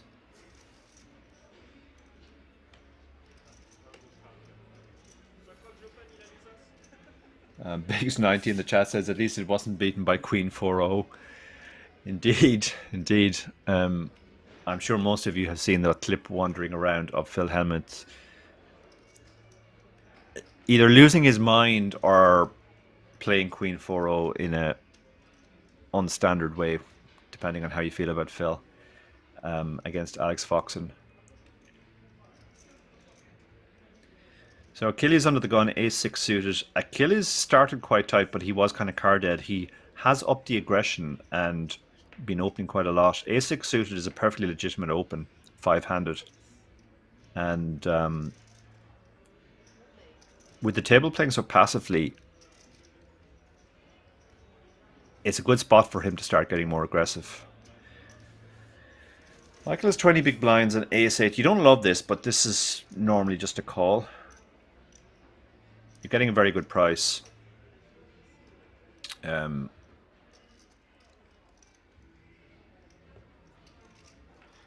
Your opponent will probably rep the ace if it comes. This is a good flop now for the ace-8, so he should probably hang on for one here. His ace high will be good a lot. He has backdoor straight possibilities. Depends on the bet size, of course. If Achilles' size is up here, he might get the fold.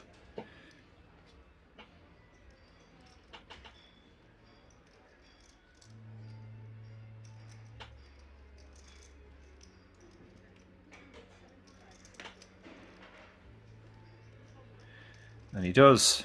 He gets the bet fold. And that's the power of the open there. If your opponent misses the flop, you can get him to fold and pick up quite a few chips. So some discussion of that Queen 4-0 hand with Phil in the chat. Phil had a soul read from Jai Pai.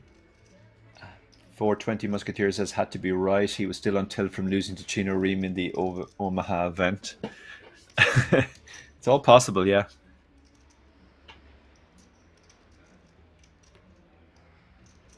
Somebody made the point that if that hand had, if you reversed that hand and Foxen had the Queen 4 and Phil had the nines, you would have seen a very, very different reaction. I think Phil is not afraid to show his tilt when he feels it. Let's put it like that. So Thomas on the button, 60 big blinds, ace jack. He has been playing very snug, but this is obviously an open.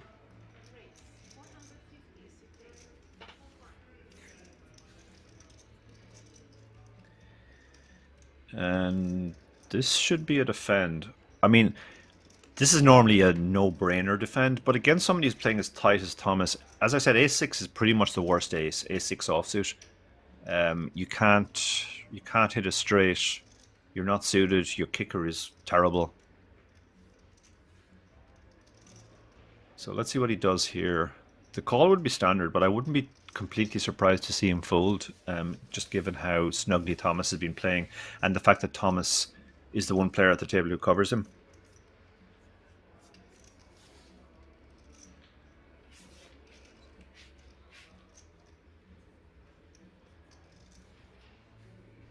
He's having a deep think about this one.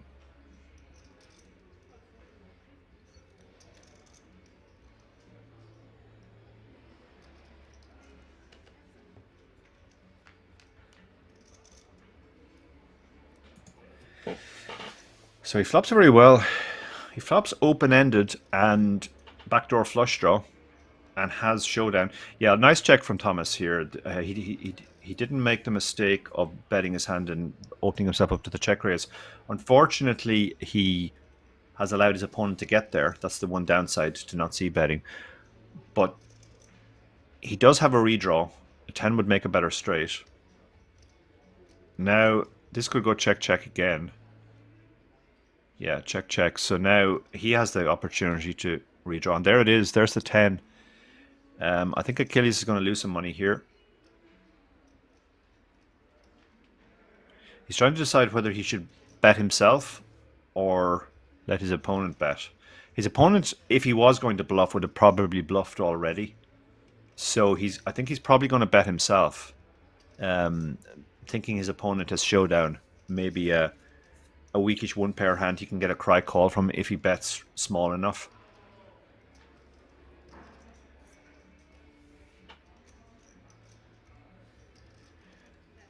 And now the only question is, how much does Thomas want to raise? Yeah, he's gone for a very, very small bet. This is essentially a blocker. He's trying to get a cry call from a one pair hand. Thomas is breathing very heavily into his mask.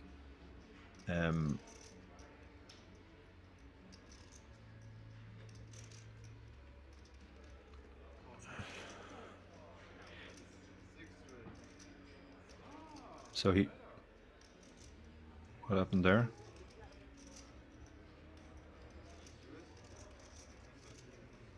I think he just called.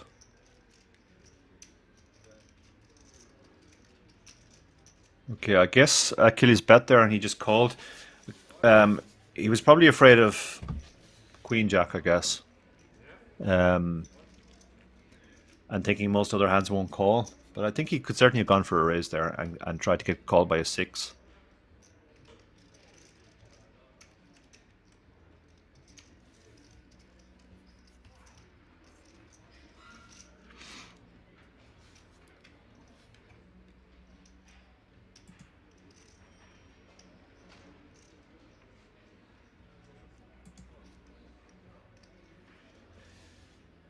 So Sylvan's under the gun, Queen Jack off, but it is 5-handed, so under the gun is effectively the hijack.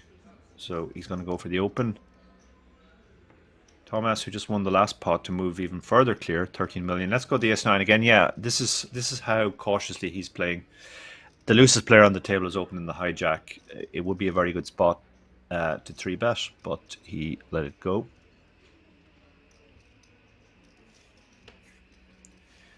17 players remaining, so we're 1 away from the redraw.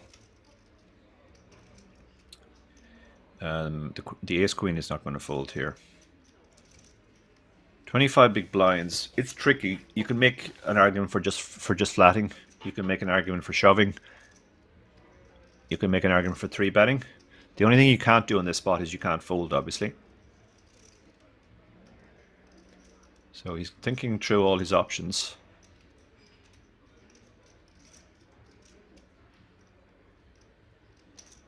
We saw him call in a similar spot earlier with 10s. He does seem to like the low variance option. So he's gone for the just call.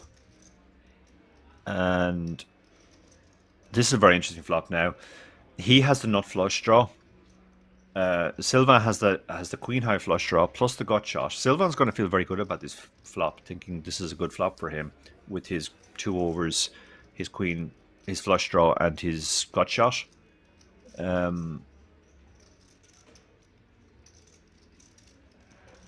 Now a lead here would be unusual, so this is a spot where big blind should normally just check their entire range.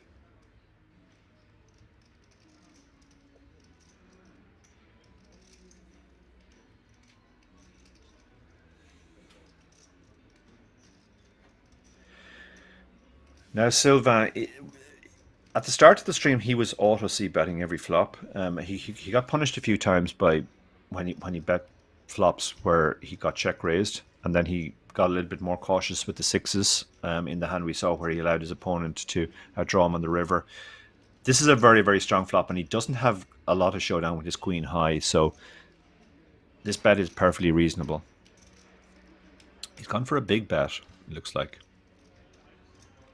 Yeah. Gone for more than half pot, which is slightly unusual on these all diamond boards, but he's looking to put sort of 1 pair hands without a diamond under pressure.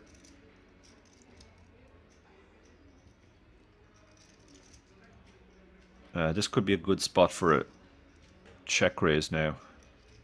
He's got 2 overs and the nut flush draw. He can also just call and see what happens on the turn.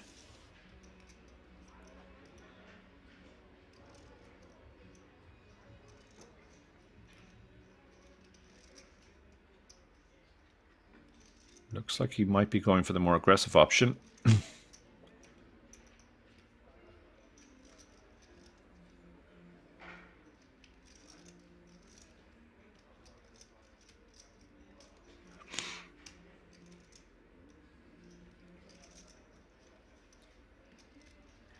Some discussion in the chat about how tight Kwok is. To be honest, he's not really tight. It's just he's very passive pre-flop. He hasn't. He's just called in spots where a lot of players would raise, but he is aggressive post-flop. But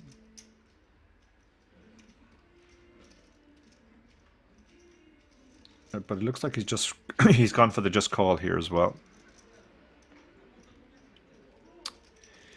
So we're going to see a turn. A diamond would obviously be fireworks. 6 is a blank. Now let's see how he proceeds and how Sylvan proceeds. Sylvan hasn't hit, so his hand has effectively halved in value. There's only one more card to come. That turns it into a sort of an awkward amount of equity. If he got check raised all in on the turn, it would be horrible to have to fold. So he might be tempted to check behind and just see what happens on the river. But he could also try and apply pressure. There's 2.7 million in the pot. These players have both between 4 and 5 million. So this is a very big pot for both of them. And it looks like Kwok is thinking of an unorthodox lead here. But he, after fiddling with his chips, he does eventually check. Now Silva has the difficulty of like, I have no showdown. I'm definitely behind right now. I could be almost dead if he's slow playing a flush, for example. But I have a decent amount of equity most of the time. I have a gut shot. I have a flush draw. Now he's not to know that his flush draw is in terrible shape.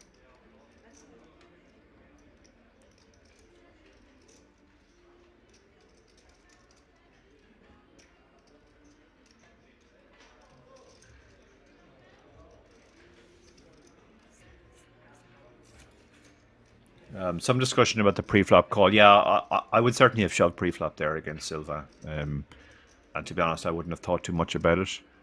Ace Queen is miles ahead of his range. He's going to have to fold so much. And even if you run into something, you're going to have decent equity. But it has been a hallmark of Kwok's style that he has taken these low variance lines. Silvan's really putting a lot of thought into this. This is a very, very tricky spot. Because your hand doesn't have a huge amount of value anymore. But at the same time, if you do bet and open yourself up to the check shove, it's going to be horrible to have to fold. I think in this spot I would probably check the turn, then look to bluff the river if the river bricks out. But it's a tricky spot.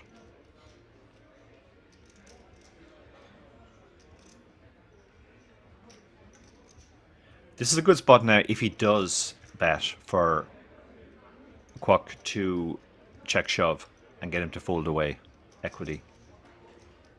Knowing that worst case scenario we have the diamonds and our ace and our queen could be good as well, as they are in this case if we get called. This is a very, very long tank. And you can see that we're down to 16 players, so we lost somebody on an outer table. So after this hand there will be a 2-table redraw. Wow, this is a mega tank for a turn spot. I mean, this is legitimate. He's not stalling here. This is a very, very, very tricky spot, technically.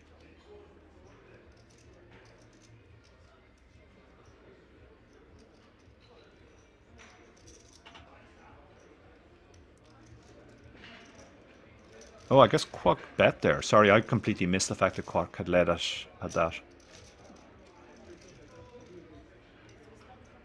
No, the caption is wrong. Sorry, the caption was wrong there. Yeah, I guess he bet and Kwok folded.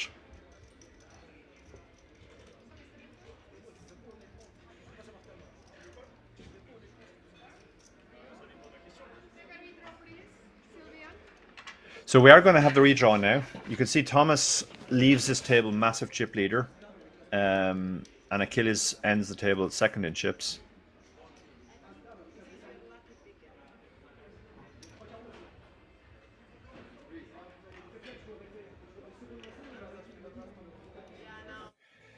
Yeah, sorry, I missed the action there. There was an all-in there from, even though the camera stayed on Sylvan, the action was back on Kwok.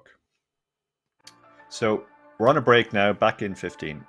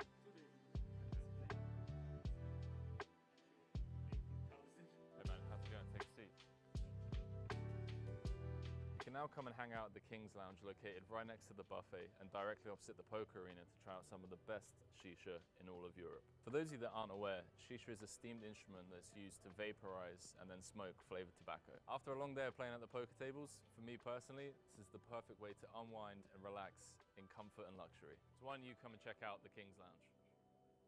Cut.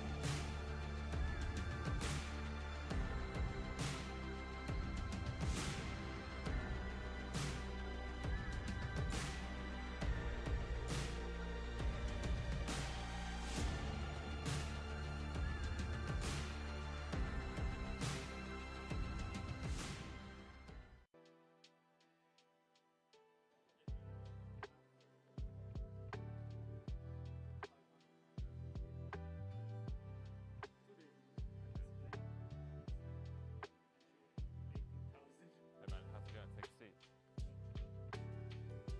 You can now come and hang out at the King's Lounge located right next to the buffet and directly opposite the poker arena to try out some of the best shisha in all of Europe. For those of you that aren't aware, shisha is a steamed instrument that's used to vaporize and then smoke flavored tobacco. After a long day of playing at the poker tables, for me personally, this is the perfect way to unwind and relax in comfort and luxury. So why don't you come and check out the King's Lounge? Cut.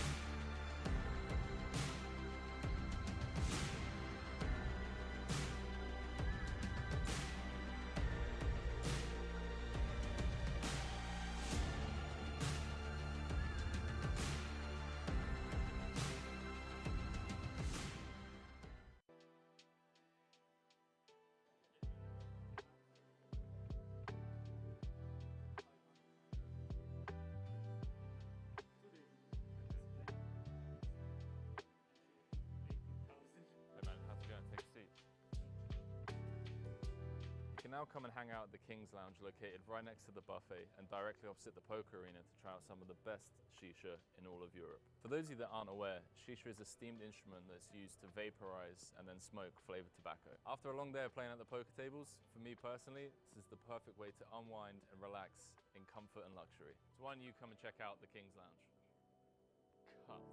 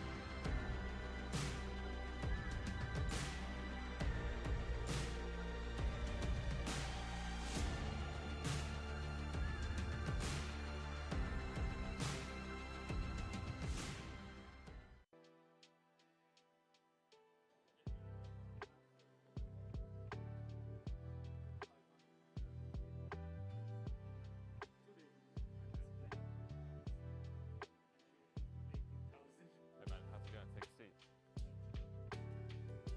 You can now come and hang out at the King's Lounge located right next to the buffet and directly opposite the poker arena to try out some of the best shisha in all of Europe. For those of you that aren't aware, shisha is a steamed instrument that's used to vaporize and then smoke flavored tobacco. After a long day of playing at the poker tables, for me personally, this is the perfect way to unwind and relax in comfort and luxury. So why don't you come and check out the King's Lounge?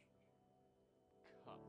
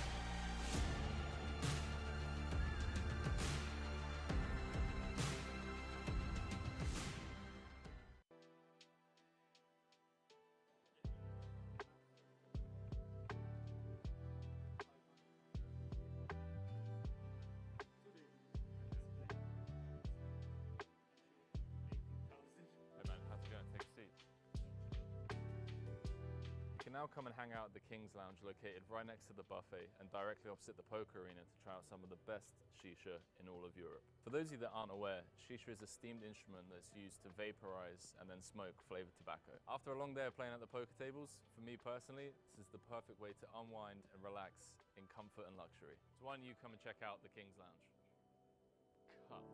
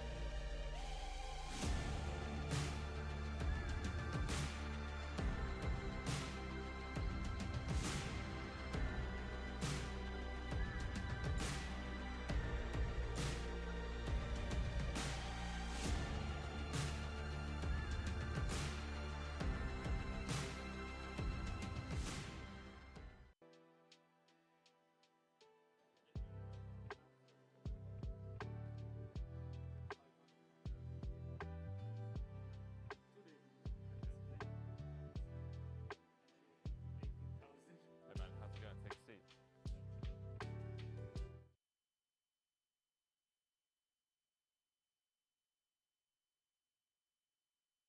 Welcome back, everyone, to the final day of the France Poker Festival in King's Casino in Rozvadov. We're a couple of hours into our stream now at this point, and we have seen the field slim from 31 that started day, maybe it was 32, I can't quite remember, down to 16. So 2 tables of 8 as we continue to play to a final table and indeed to a conclusion today. My name is Darragh Kearney. I'm a professional poker player, writer, commentator, coach, author of 3 poker strategy books, including one on the end of tournaments, endgame poker strategy. So that's going to be particularly relevant today. We can see these are the players that are still in the mix after the redraw. We'll be getting the action underway soon. Thank you to everybody who's tuned in so far. Kept me company in the chat. Jordan Woodale has got some love in the chat from Poker Code Hannes. I'm guessing you're involved in Poker Code. So we're about to get the action underway here. Getting very exciting for the players now. They already have they've locked up €3,891. We are on a pay jump as well, so once another player is eliminated, they'll lock up another 500. The really juicy pay jumps come on the final table, of course, and in particular, the jump from 7 to 6 is going to be big because the top 6 all get an additional WSOP seat worth €10,350. So a couple of new faces that we haven't seen yet. We'll get to know them over the next couple of hours, no doubt. Jordan Woodell, who is repping Poker Code. You can see him wearing a Poker Code patch.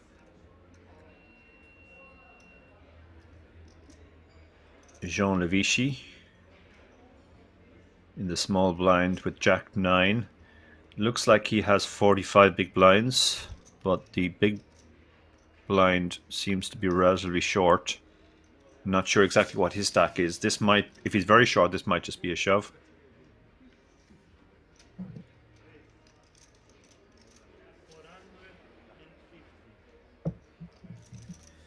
Yeah, he only had 10 big blinds. I would personally have just shoved here. But instead he's gone for the small raise. And calmingly makes the call. He shouldn't really be folding any hand to such a small raise in position. He's just trying to hit the flop here and go with his hand. He's so shallow. Any pair will be enough. Gut shot might be enough as well. If Jean checks here, he might just bet and take it down.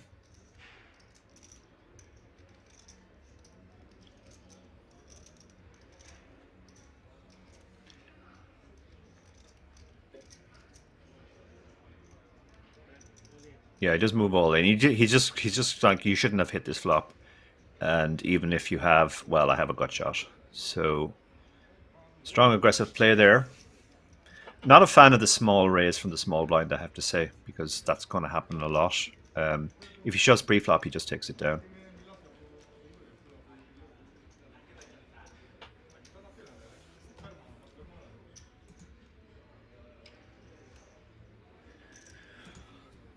So welcome back to everybody else, whether you're watching us on Twitch, on Facebook, or on YouTube.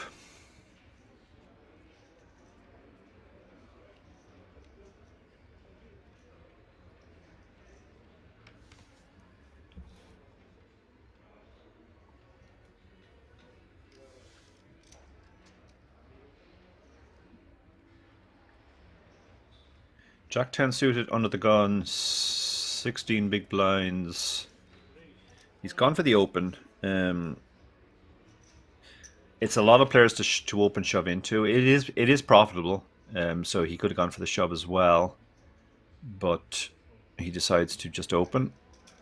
Jordan went ace 8 offsuit in the hijack. He's kind of in no man's land there, so he might have applied pressure in later position, but not from that seat.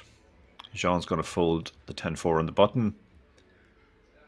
And calmingly now, he's up to 14 big blinds after that last hand. It looks like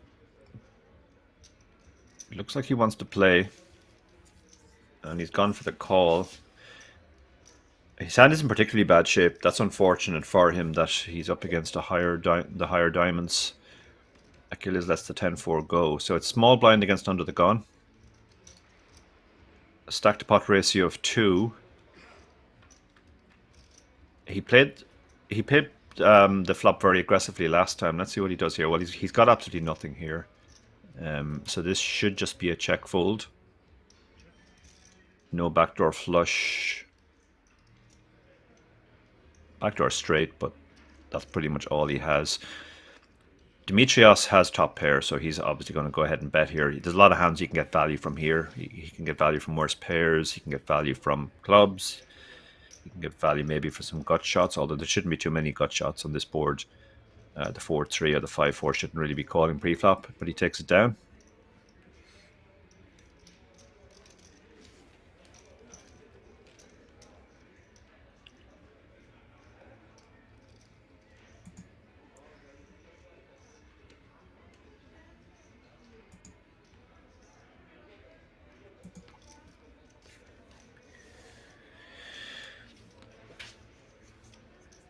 So if you're watching on Twitch, hit the follow or subscribe button.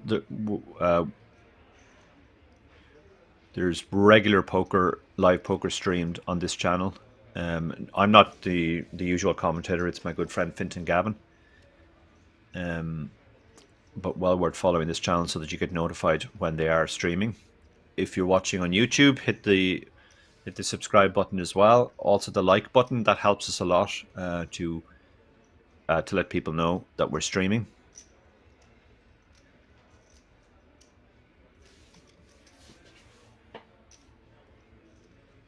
Ace-4 in the cutoff here. This is a loose open. I think Ace-5, Ace-7 are probably the bottom of the normal range, but given he has an ace blocker and the players behind are kind of playing some of them behind are playing shove or fold, it's a reasonable open as well. It is with this 10-3 suited. I mean, it's a suited hand, but I can't imagine he's going to try anything here. He's thinking about it, though. We saw him before the break. He was definitely one of the more aggro players. Demetrius, 18 big blinds. He has a reshove stack, but I'm not sure this is the kind of hand you want to do it with. You'll be in bad shape against the calls. Whereas if you just call and keep your opponent's range pretty wide, it's a nice hand which defines itself on the flop. So yeah, I like the call here from the gentleman from Greece. This flop could get him into trouble, though. He's obviously not going to like the ace there, so he's probably just going to check call. Jean has one of the weakest aces as well, so there's an argument for just checking the flop here, but he does go ahead and bet his ace. He has some backdoors with the 4 of spades. Demetrius will probably just call here. He's getting a very good price. He can expect his opponent to be auto C betting, just repping the ace.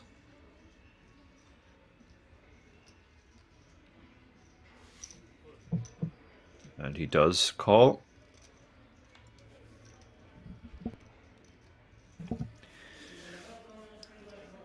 The queen is a scare card for both of them, I think. I don't think there's much point in Jean continuing to bet here.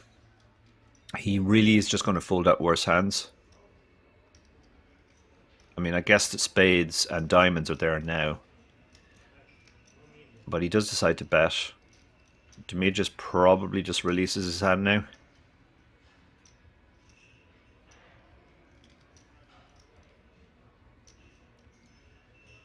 It is gross, but when your opponent bets twice, he's pretty much saying, I could beat a king, a weak king at that. And he does let it go. Well played, sir.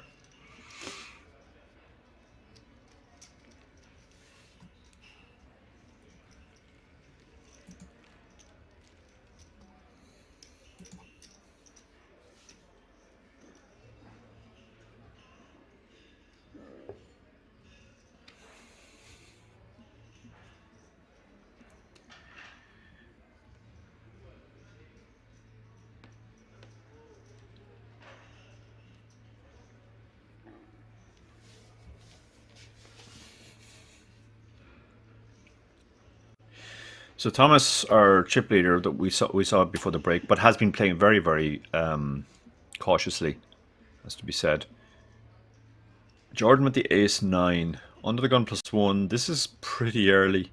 Yeah, he lets this go. I like this fold. I think ace-10 or any suited ace you can open, but the ace-9 off, it's just a bit too early.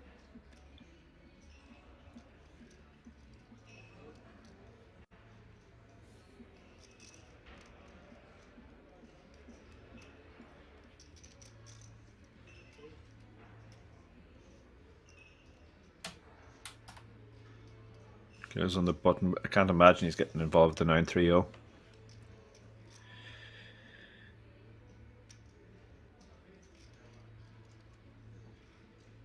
He does let it go. Demetrius, ace-4 offsuit in the small blind. I think this is just a standard shove for 15 big blinds. You don't really want to induce action with this hand. But because you have the ace, it's certainly strong enough to shove for 15 big blinds.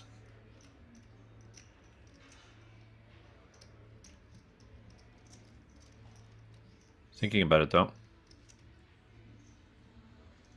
Yeah, he's effectively shoved here. The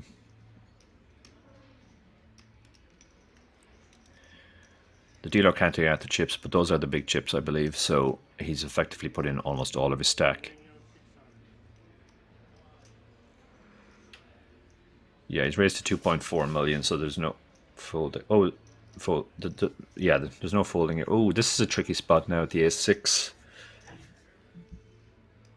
Ace-6 is not the type of hand you want to call off. Yeah, and I do fold, but I definitely don't show the ace in that spot. I don't want my opponent to know that I'm capable of folding some aces.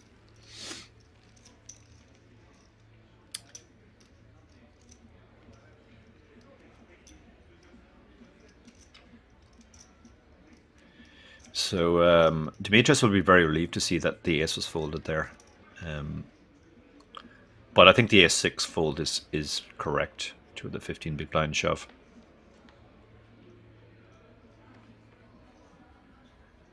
Yeah, Biggs90 says giving free information. Not just free information, but the kind of information which could be exploited.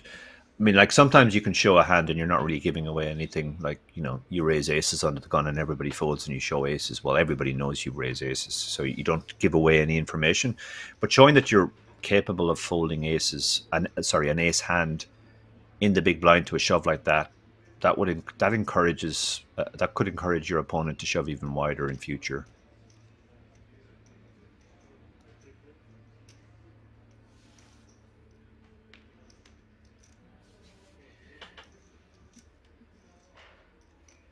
I think showing in some cases it can be fine. For example, if you're opening a lot and you pick up aces and you open and they all fold and you show aces, that can actually be advantageous. But in general, it's not a great idea to show cards. You are giving away free information. So the shove from the twos gets through there. Calming Lee certainly is not hanging around here. He's willing to go for it, despite his short stack.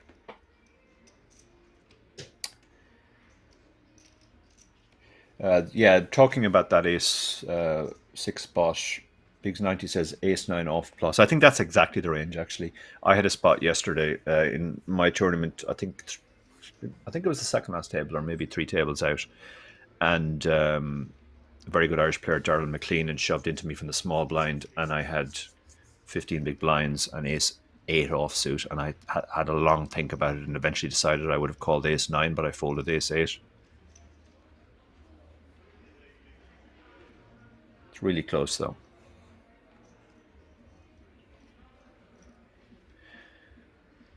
So Calmingly picks up the twos again. He's in earlier position, but he has just stuck it in for 15 big blinds. This is certainly not a standard shove. It's just a little bit too early for the twos. And he has shoved. He has played very aggressively so far. He shoved the previous hand. He shoved the flop earlier, we saw. So he can expect to get called a bit wider, and twos is not really the type of hand. Now, if he gets called by the ace-queen, he's obviously going to be in fine shape. He'll actually be favourite, but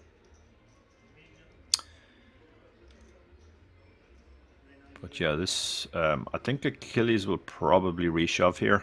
He can't call. It's half of his stack, so there's no world in which he can call and fold to a reshove behind. So you might as well just put the chips in now and take the race. Goodbye, Biggs90. Thank you for your contributions to chat. It makes the job easier when I'm here commentating on my own, for sure.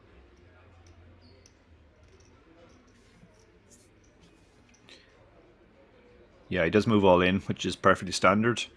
Unless he runs into a hand behind now, it's going to be a flip. Demetrius has a very nice looking hand, but he very quickly folds. You like to see that. He didn't tank there. He knows that when there's a shove and a reshove behind, King 10 offsuit is a pretty easy fold. Round to Armando Scognamiglio. I'm pretty sure I butchered that, but he folds on the button. Jordan folds the small blind. Jordan looks like a very competent player, I have to say. And we are off to the races. Because of the cards that have been folded, Achilles is actually in worse shape than he would normally be. No twos missing, and some aces and queens are missing, so let's see what happens. Are they going to flip stacks? And there's the 2. Now, he's not dead yet because there are some runner-runner possibilities. 4, 5, Jack 10, running diamonds. There's the queen of diamonds. That gives him any diamond. But the river breaks out. Calming gets the double. Effectively, they almost flip stacks.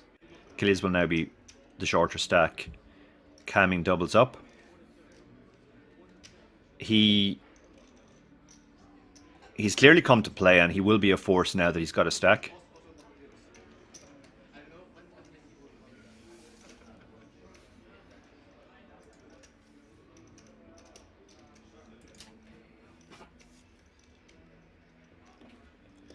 So there's the new stacks now. Thomas, who's been playing very snugly with his big stack, has drifted back a little to 11 million. Jean Levici, 9.6 million. Camming is now third in chips. He started very, very short, but his aggression has paid off. Jordan is mid-pack. Looks very, very impressive to me. I haven't seen Jordan before, but he certainly seems like he knows what he's doing. Armando Sconimilio has 28 big blinds. Michael has 22. We saw Michael before. The other two guys are down below 20 big blinds, so they're in the reshove zone now.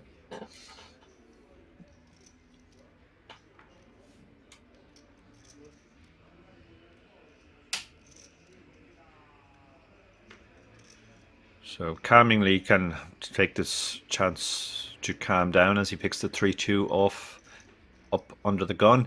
Achilles, ace queen suited, under the gun +2. He could shove this. He can also raise call it. There are some worlds in which he could raise, and if two people shove behind, he might fold. All the options are there. He's counting his stack, so he's trying to work out, and you can see him looking off at the clock, so he's trying to work out how many big blinds he has now after the loss of the previous hand. And he has decided to go for the shove.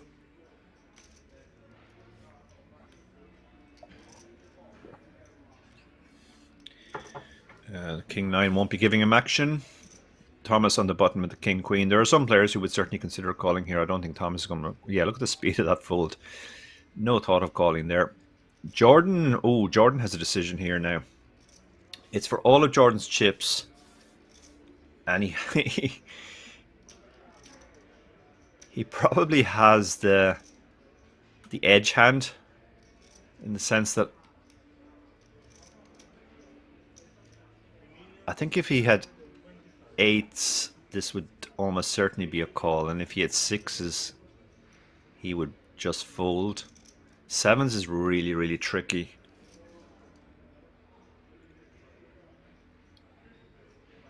The ICM might push this towards being a fold, but it's a very, very close spot.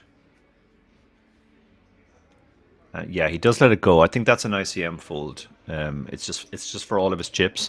With this type of hand, you prefer to get it in first rather than call it off.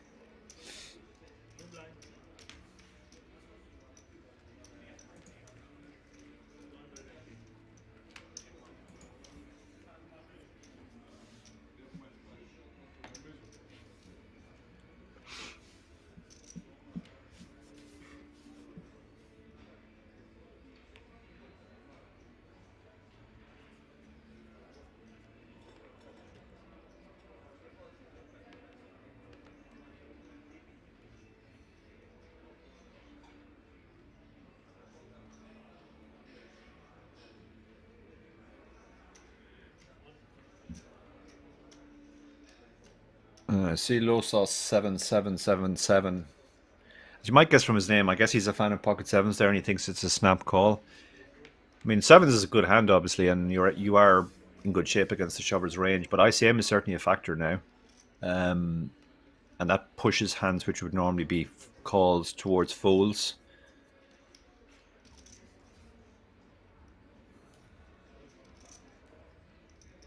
One hand wizard says in the last 16 the fold is reasonable. Yeah, it's certainly reasonable. In fact, I think it's probably almost certainly correct. So we have a limp from the small blind with the 8-7 suited. 9-3 off is such a bad hand. There's an argument to be made for just raising this. It's not going to flop very well. Your opponent is limped. You can get him to fold a lot of decent hands. And you're not giving up much if you get limp reshoved on, because you have the 9-3 off. In these spots, you kind of want to raise really strong hands that you're happy to call. You're essentially raising for value if you get limp reshoved on. And really bad hands like this one. Yeah, I like this raise with the 9-3. Now, Michael has a kind of hand that does actually make a decent limp reshove, but he is just going to fold it. And that's the benefit of raising a hand as weak as 9-3.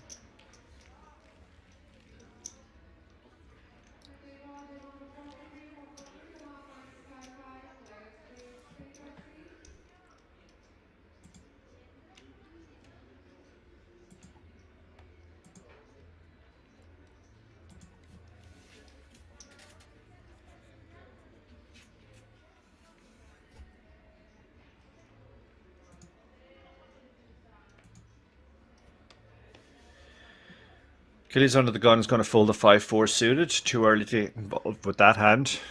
Demetrius has the same suit and folds. Armando A6 it's a bit too early to open that. Thomas has picked up jacks. Thomas has played very, very cautiously and patiently with the big stack. He now picks up a premium. And he opens.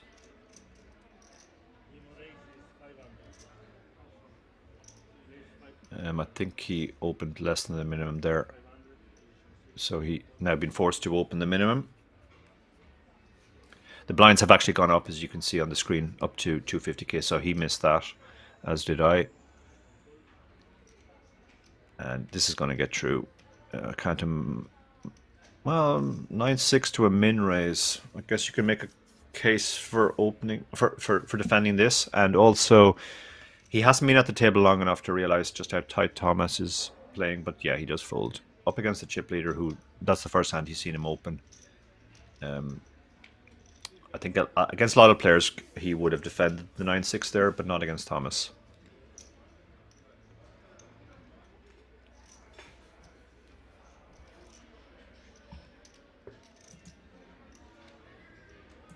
Again, thank you to everybody who has joined us on Twitch, YouTube, or Facebook. My name is Darrow Kearney. I'm a professional poker player, commentator, coach, and writer.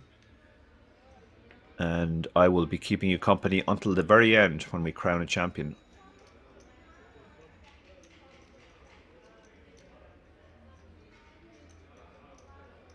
So we can see some pretty bad hands being folded in early position. Thomas is not going to even think about the 8-4. Jordan has the 10-6 suited. Too early to open that. That could have been opened on the button. Jean is on the button and has ace-10, so this is going to be a fairly easy open.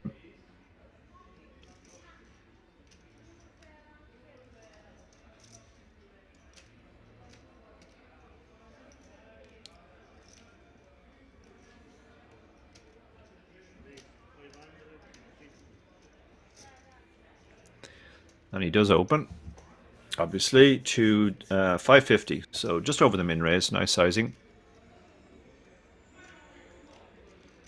Small blind folds the 7-4. Achilles probably folds the queen-3. He shouldn't be folding too much, but these are kind of the worst hands. The high card, low card, no connectivity, no suitedness. No matter what you hit, unless you hit 2 pair plus, you're not going to be happy playing a big pot post flop.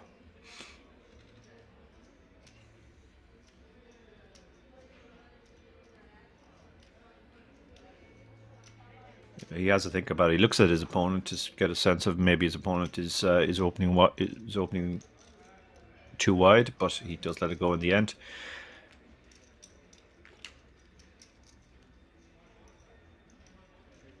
And there's now 625k in the middle every hand. So every time you get an open through like that, you're adding quite a lot to your stack.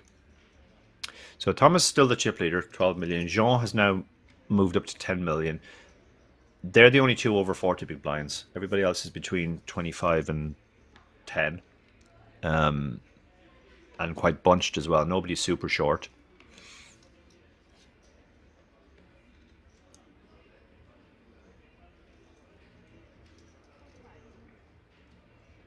So Armando, it's too early to be getting involved with the King 10 offsuit. Could open that from middle position, but not from early position.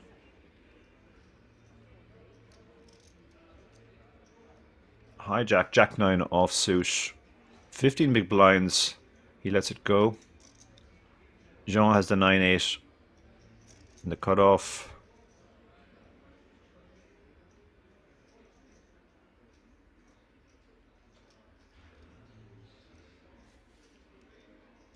Queen 6 folded on the button. Calming has been very active so far, but he makes the technically correct fold there with Queen 6 off.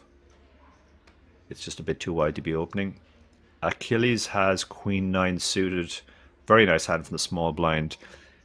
He's down to 14 big blinds now, so A couple of ways you can go with this. You can limp this hand because it plays so well post-flop. You can also shove it. It's going to be a profitable shove. And I think that's the option he's gone for. So unless Demetrius finds a hand, he'll get this through. And 10-7 is not going to be calling it off. Achilles has played very well, I have to say. Been very impressed. He hasn't really put a foot wrong. He got slightly unlucky to lose the flip. That's why he's relatively short now. But he's shown very good pre-flop ranges, understanding of pre-flop ranges and how to play post-flop. Shout out to Enkiop in the Twitch chat. He said, I have such a soothing voice, easy to listen to while playing. That's great to hear. If you are playing, good luck.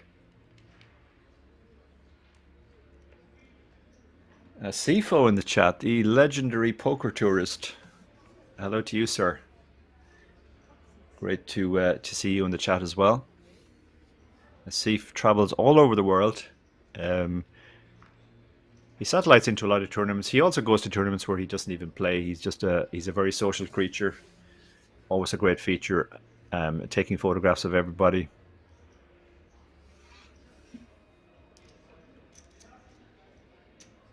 Round to Achilles on the button. Queen Jack, he has more chips now since the last pot.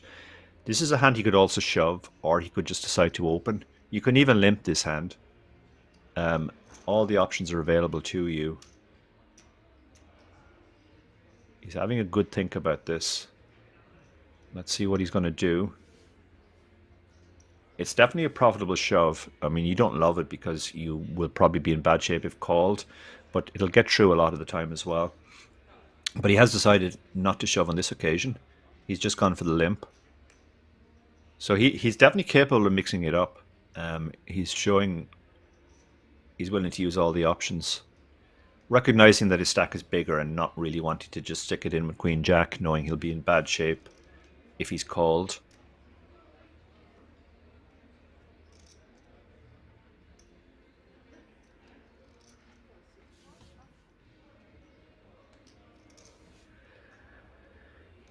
He's induced the 8-7 suited in. The Ace-7, this would be a good spot for the Ace-7 to just shove here. 20 big blinds. There's a million in there, but he decides to just check. So we are going to go to the flop three-way. Let's see who flops the best. 8-7 has middle pair. Ace-7 has nothing. Well, some backdoors. And ace high, which will be the best hand right now some of the time. Achilles has two overs, a gut shot, and a backdoor flush draw as well. This is a kind of board which is very hard for everybody to have missed. So he might just check here and see what happens. And he does, yeah. Again. Now he might take a stab at this if it gets checked to him again.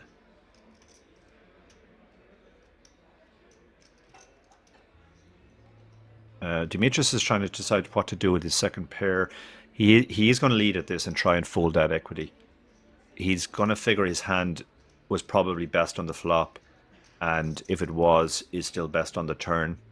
So he doesn't want to let his opponents see a free river. He's gone for a really tiny bet, 250k, roughly quarter pot. So he's just trying to fold out hands like Ace-7. Achilles probably isn't going to fold to this size. I mean, he's getting an amazing price. He's getting more than 5 to 1. And he has a draw to the nuts.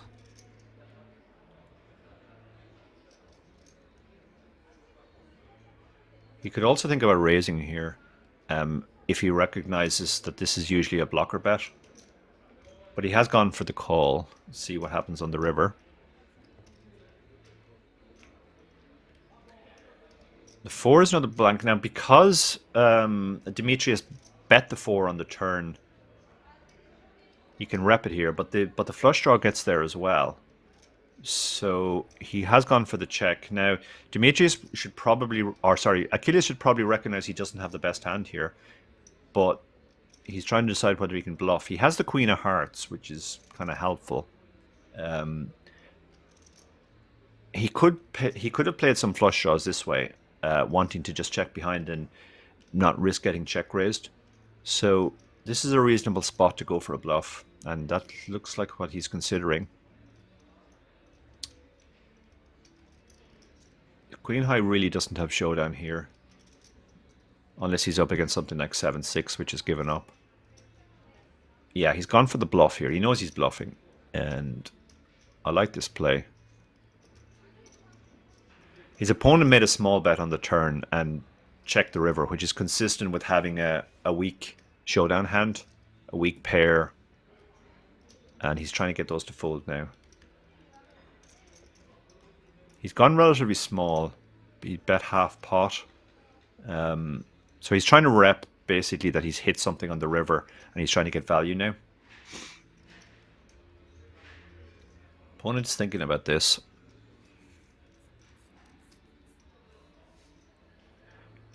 I mean, theoretically, this is probably a call because he has one of the strongest hands he can have in this spot. But it's really a bluff catch now, and he's trying to decide, is my opponent bluffing often enough? There's no history between these guys, so he can't. Yeah, he has made the call, and he gets the good news that he has the best hand. Yeah, I think both players played their hands pretty well there. It's just one of those things. Mandrula is asking what can he get to fold. I mean, I think some players would fold an 8 there. Or if they have a pocket pair below the 8, they might fold as well. There's an argument for sizing up as well, obviously, going bigger and representing a more polar range, saying I either hit the 4 on the turn and I was hanging on at that point, or I hit the flush on the river.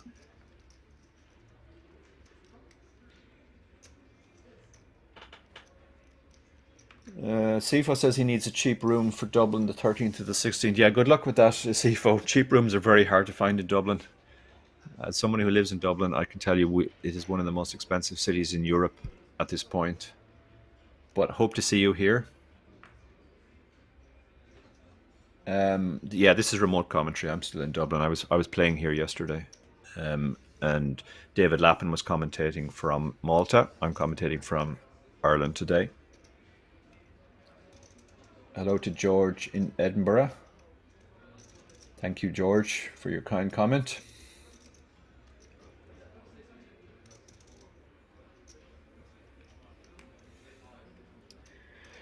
Demetrius on the button, 20 big blinds, ace, 10.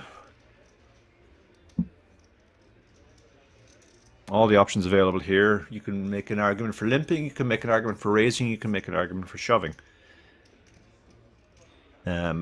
Probably the raise is probably the best in this spot. It's just a little bit too much to shove with the wrong kind of hand.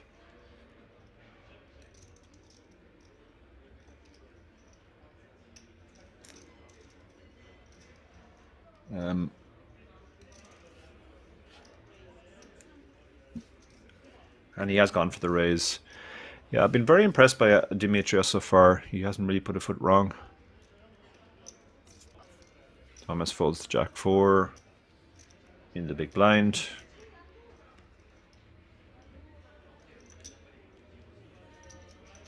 And Demetrius continues to chip up.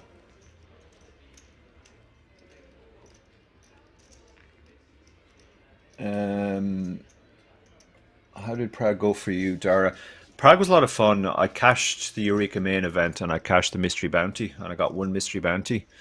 So it was an okay trip on that front, but it was also a lot of fun. It was great to see live poker again. Prague is a wonderful city. Always enjoy visiting Prague. The event was very well run overall. Of course, Kings were involved in that event as well.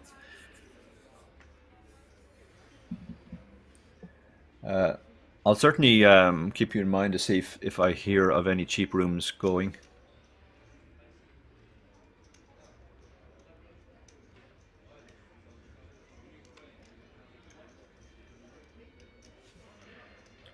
So Demetrius in the cutoff with ace 7, just over 20 big blinds. This is probably bottom of the opening range, but he has decided to let this one go. He has been very active recently, and he might be worried that the players are going to start playing back against him. So I don't blame him at all. I probably would just about have opened that, but I don't mind the fold either.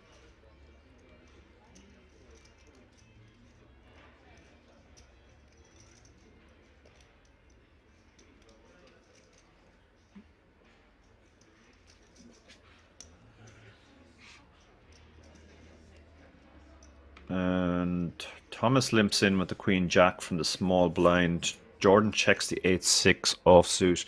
It's not the type of hand you want to be raising, I don't think. So I like to check. They both hit. Top pair against bottom pair. And they both have some backdoors as well. So depending on sizing here, I guess we're going to see bet call. Bet from Thomas with top pair.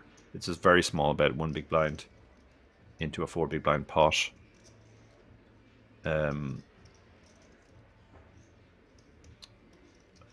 Jordan will just make the call. Now he'll probably fold to the second bet unless he improves, and he doesn't improve. Thomas is going to bet again for value.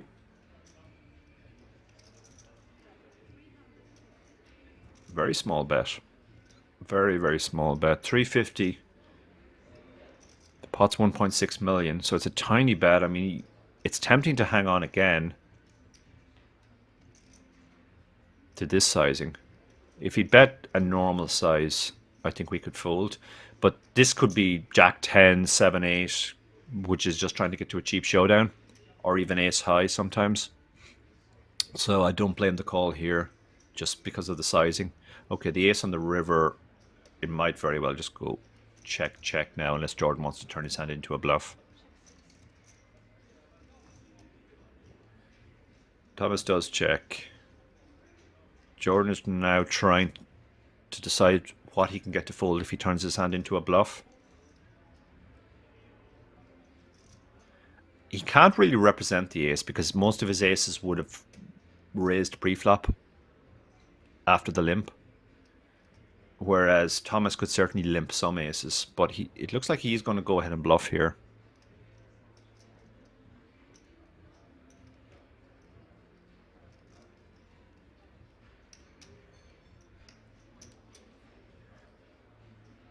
Yeah, this is a bluff, and I can't imagine this is going to work. I mean, Jordan really can't have the ace, and Thomas has one of the strongest hands he could possibly have in this spot.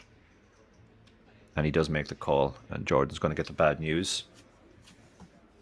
I think he was trying to fold out a 9 there.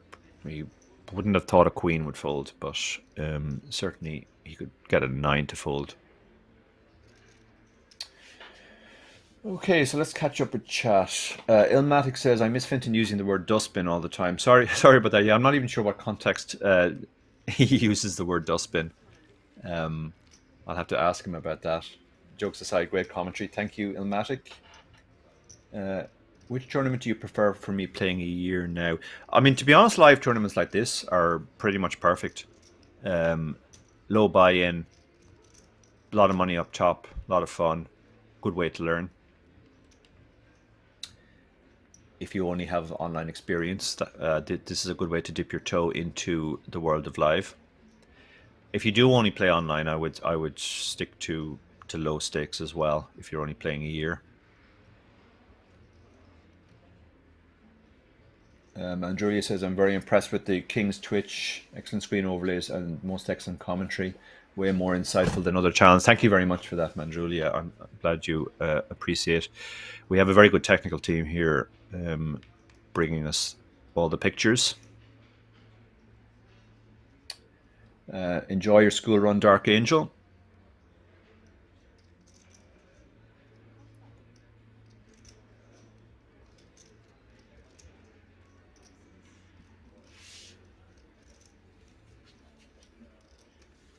Round to Jordan, the small blind. He's down to, let me work this out quickly, 13 big blinds.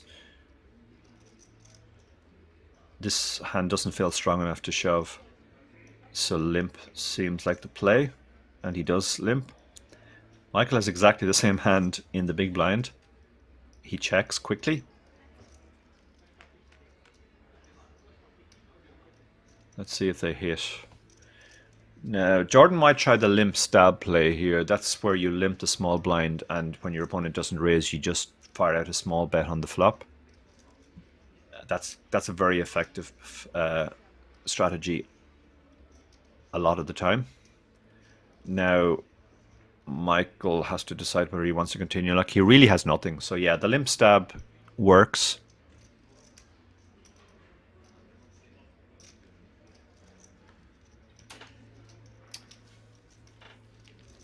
Dark Angel giving out good advice in the chat there. And Average Joe asks, how did Mammoth go yesterday? I ended up coming 13th in the end. Obviously disappointed not to make the final table having gone so far, but I did get insanely lucky at different points. With about 18 left, I got ace king in against aces and got there. So I can't really complain. Not 100% sure about my exit as well.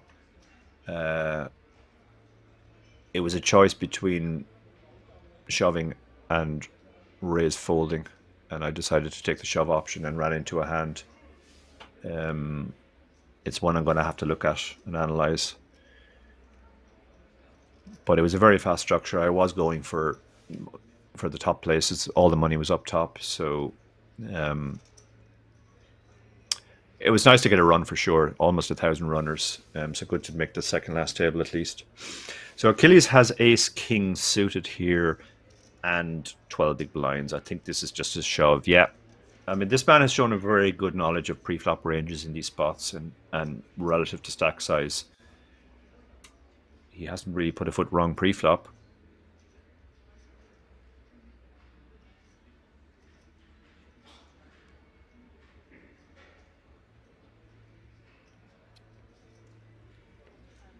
And let's see if anybody finds a hand they can call with. Jordan is not going to call with the 9-5. Very good to the muck. And the queen 6 suited will fold as well. So the shove gets through, and he adds another 625k to his stack. Well, Jean is thinking about this, but I can't imagine he's going to call off with the queen 6. It's not queen 4 after all.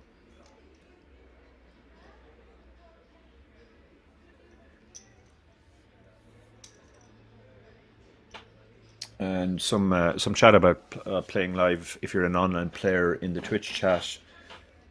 Dark Angel says live is a lot more daunting than online and a lot slower pace than you'll be used to. Yeah, that's a very good point. A lot of the online players that I coach, when they start playing live, they really struggle with just the fact that they're one tabling and you're only getting in 20 to 25 hands an hour compared to the hundreds of hands they're used to playing in the same time online.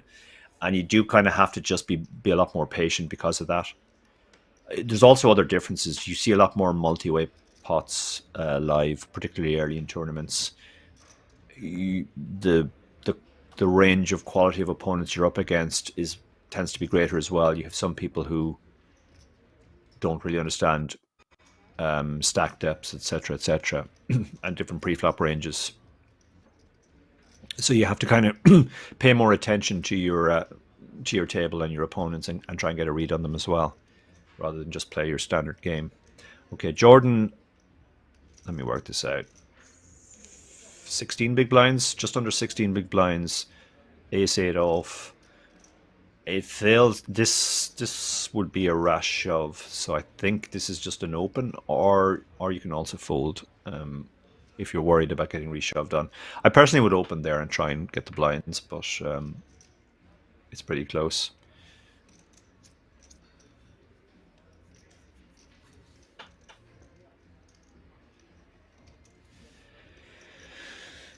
So Jean with the queen jack. He's gone for the raise this time. Camming has shown willingness to defend in these spots, and he's gone for a bigger raise. The last time he raised a smaller amount, I think, if I remember correctly. But he's not going to get rid of the 10-9. Problem with raising from the small blind when you raise those amounts is you're just kind of bloating the pot out of position. Okay, you have the betting lead, but okay, now this is an action flop. Top 2 against bottom pair and an open ender. This is going all in a lot of worlds.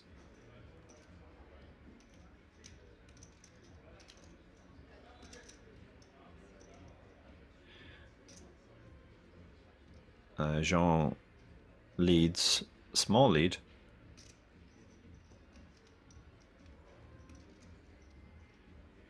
The problem with the open-ender here is you could hit your king and not be good. I mean, the guy can have an ace.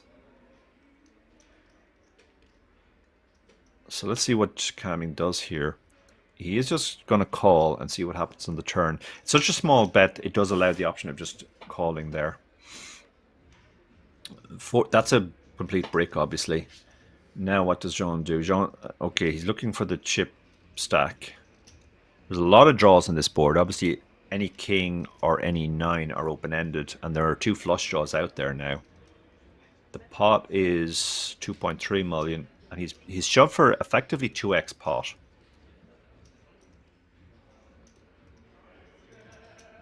Now, this should get the fold, because Johnson doesn't seem like the type of player who would do this with nothing, or just a draw. And at the end of the day, Camming, while he's open-ended, it's a pretty bad open-ender, and he only has bottom pair, so he does make the fold.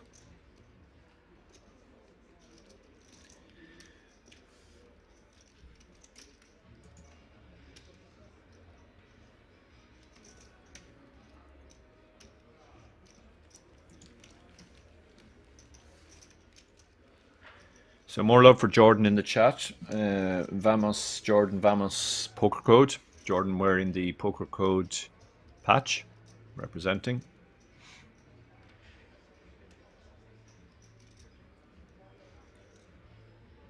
Jean continues to prosper, and he is now either chip leader or very close to the chip leader.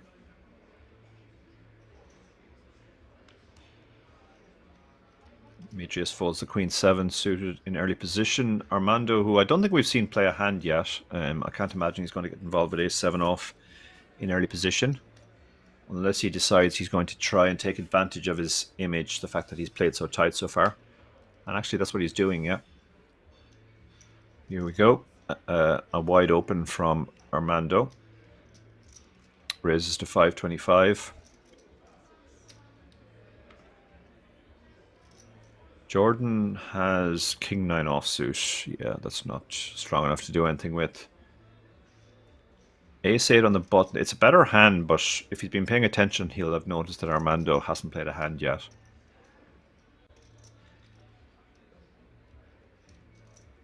So he'll expect him to fold this, but I've been wrong before. He is counting out chips now. Are they raising chips or calling chips? That's the question.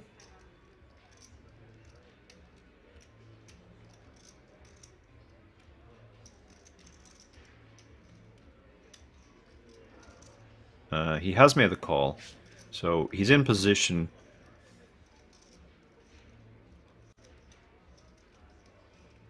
It's not a hand I love calling with, I have to say. You have kicker problems. Achilles is getting a very good price now, 7-5. Even though we can see he is actually dominated, he shouldn't be dominated very often with this hand. He's getting an amazing price. He's getting like, what's that, 6-1. But he does let it go. He's just a little bit too shallow, I guess. He doesn't fancy it. So Ace-7 versus Ace-8. It'd be interesting to see what happens on an ace-high board now, because neither of them will feel great about their kicker.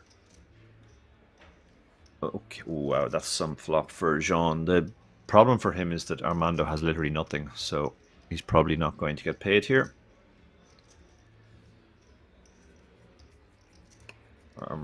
Looks like Armando is going to fire at the c-bet, though. I mean, this is a hard board to hit. Your opponent really shouldn't have hit this board, or at least shouldn't hit it very often. So he makes a small bet, hoping to take the pot down right now. He has some backdoors as well. He has a backdoor flush and backdoor straight. So there are some turn cards he could think about barreling on. Now, Jean is just trying to think, how do I get paid here? Gone for the raise. I personally would have just called there and let your opponent keep barreling. But he's hoping that John has an overpair and just doesn't believe that he has an 8.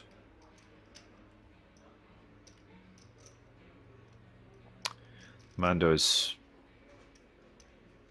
sitting there stoic like a statue, but I imagine he's just going to fold to this raise.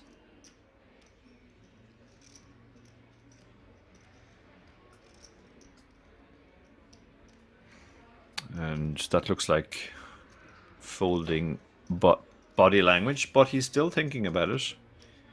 He might just think his opponent is full of it here.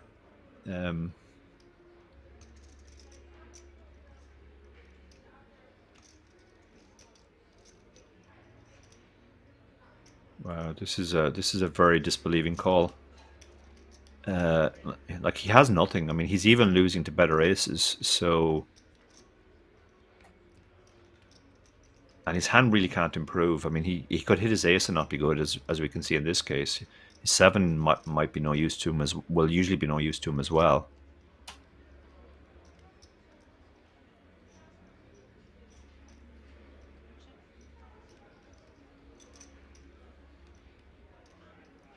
Six on the turn, so he picks up a gutter and checks.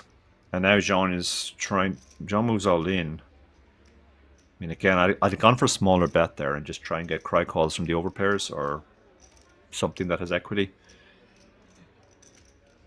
Can't possibly see a call here.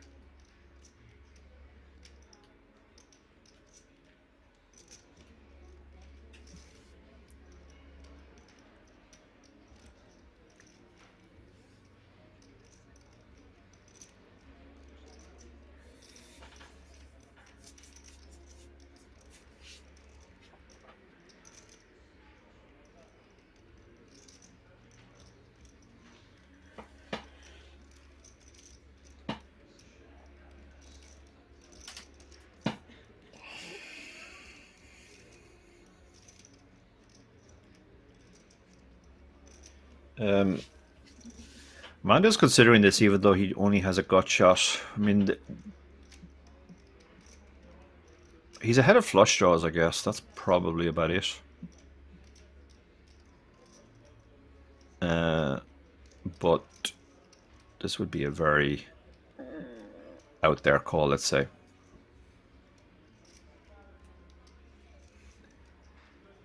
But he's having a long think about it.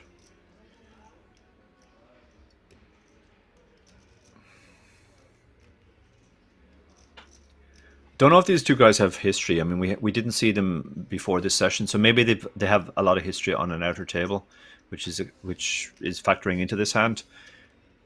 I mean, personally, I would have just folded the flop, even though the flop line is pretty fishy. But we just have one of the worst hands we could call with. And I'm definitely folding now because I just have a gut shot.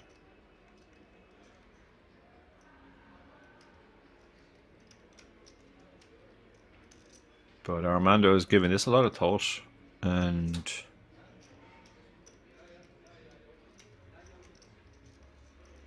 as I said, he's beating flush draws. He's beating stuff like 10-9 of diamonds, Jack-10 of diamonds, those types of hands.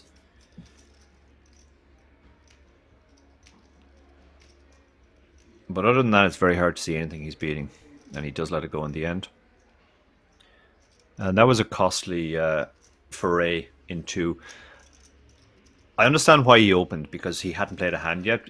It was far too early to be opening a hand like Ace-7, but he was trying to take advantage of the fact that he had a very tight table image. But I think once he c-bet and got raised, it was time to be done with the hand and just cut his losses at that point. Okay, let's have a look at the chat again. Thanks, Dark Angel, for recommending my books. And Julia says, looked at Dara's Amazon books. Does it cover how to play the beginning of top-heavy tournaments that play fast? That's a good question, because that's what this is. I mean, my first book was on satellites, which are not top-heavy. They're the opposite of top-heavy. But my latest book on Endgame Poker Strategy, as it's called, the ICM book, that is on sort of playing this stage of the tournaments, but not the early stages, unfortunately. The next book we're working on will be more relevant to the early stages. So just wait a few months, and when the fourth book comes out, you can buy that.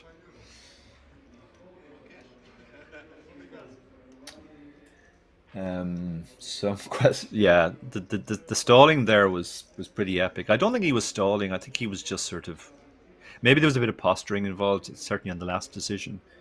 But I thought he was doing that on the turn, and he ended up calling as well. So who knows? Okay, Jean has kings in the cutoff here. Back to the chat in a minute, but let's see how this hand plays out. Kings is obviously an open. Jean has been one of the more active players. Oh, and Camming, I think, is just going to stick this in. He's got, let me work this out, 18 big blinds, ace king. This is a shove every day of the week.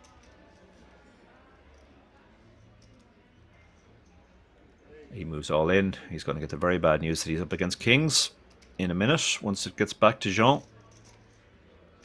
Achilles is going to fold the 10-8. Demetrios is going to fold the 9-6 suited, and we're going to have the snap call from Jean. And he does there. Throws in the chips. So ace king against kings. 2-1 favorite Jean. He just has to dodge the ace. Big pot now, 9.4 million. So far so good. The ace king has picked up a backdoor flush draw. So he has 2 ways to win it now. That's an interesting... Yeah, I mean... he's gone from huge dog to 97% favorite. And he hit the unnecessary flush in the river. Unlucky for Jean there. Hand was completely standard, obviously. Standard open, standard shove, standard call. Jean got unlucky. He was down to 1 out on the river. Absolute killer of a turn card.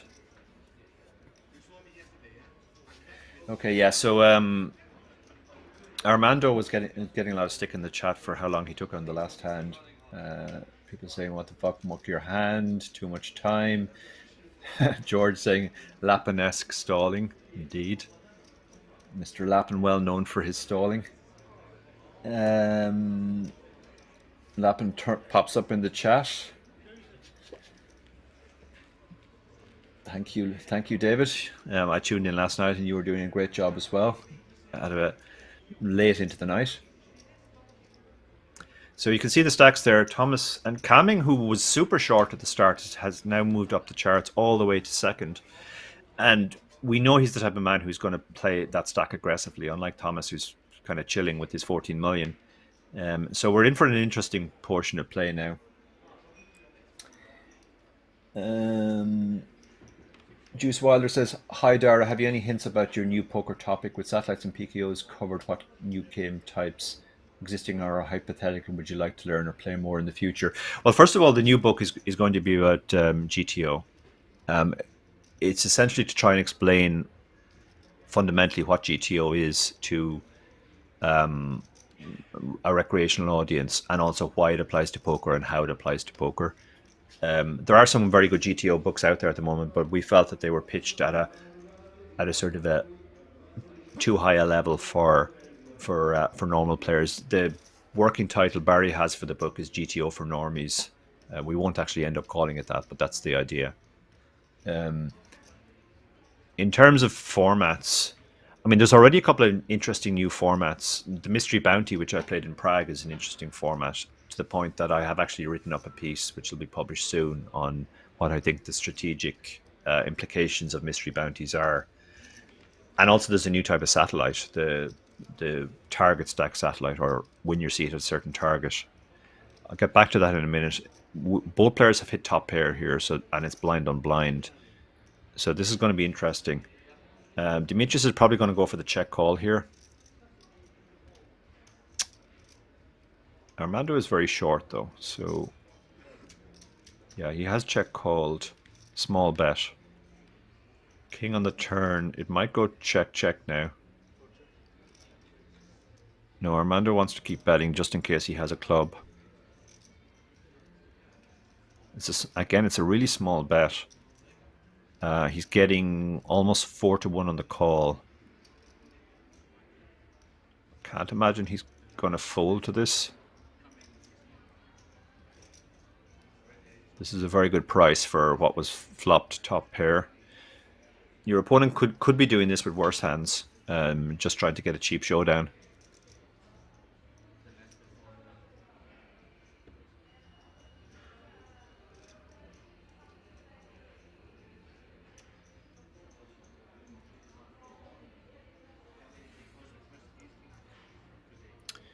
It's a tricky spot now because your hand is not great and it doesn't improve very often, but this is a tiny bet. If you fold a hand this strong, you definitely can get exploited, and that's one of the themes of our new book. It's playing in such a way that your opponents can't exploit you. That said, a lot of the time live you're up against players who won't exploit you anyway, and I think that's what Demetrius decided in the end. He just decided, I don't think this guy is doing this with a worse hand, and my hand just doesn't improve. So even though it's a very small bet, I'm going to let it go. So back to game types. On the target stack satellites, I've also written up a piece on the strategy of that, which should be out soon, and we might actually go back and revisit the satellite book and add it to the book if that becomes a very popular format, which I kind of suspect it will. They proved very popular in Prague, and I think we're going to see more of them in the future. Aerostreams makes a very good point. A prime example of why having a good understanding of ranges solves leaks like these. Yeah, having your pre-flop ranges correct and well balanced is really the key to playing good tactical poker. You find yourself in a lot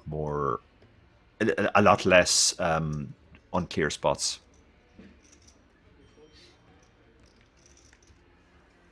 And Dark Angel says Star's new book will be how not to fry Barry's brains. Barry's brains is fairly getting fried on this one, I have to say, but hopefully it'll result in a good book.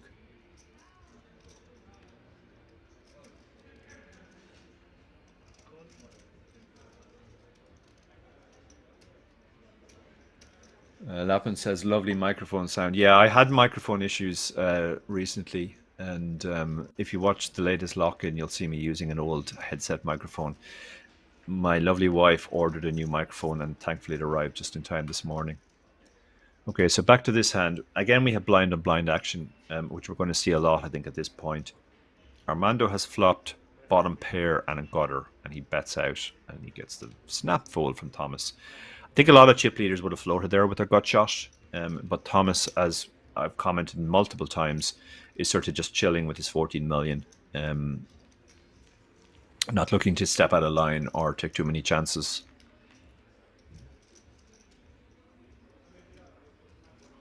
Yeah, Mandrulia says, would like a section on the big blind ante. They're all arranged these days. Yeah, this is true. This is one of the big things in live poker, and it does affect the strategy. I might write a strategy piece at some point on how it does, but it can make some fairly dramatic changes, particularly when you're short. Asifa says he hates the win your seat satellites. They were obviously introduced to reduce dealer time. I think there's a couple of other reasons why they introduced them. I think because there's no stalling in those satellites, that actually makes for a better experience for a lot of the players who don't like stalling. That's reason number one. I also think another reason I've heard they introduced them is I believe in the traditional satellites they had a problem where when players had locked up their seat, they have a strong incentive to pocket those chips and then use them in some other tournament that uses the same chips. So this also removes that. That's another reason, I think. But it does change the strategy completely. I mean, they're not normal satellites anymore, but there is strategy involved, which is why I've written a piece, which, as I said, will be out soon.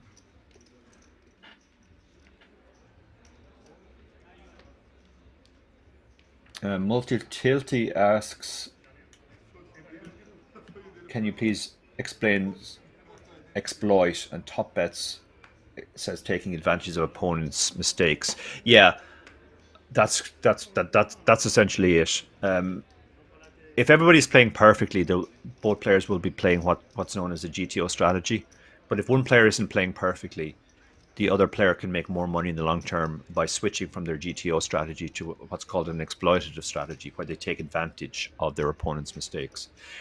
For example, if you're up against somebody who never bluffs, then you will make more money by just never calling when you're only beating a bluff. You fold all your bluff catchers because they're never bluffing. On the other hand, if you're up against a player who bluffs too often, you can exploit them by always calling when you beat a bluff, calling all your bluff catchers.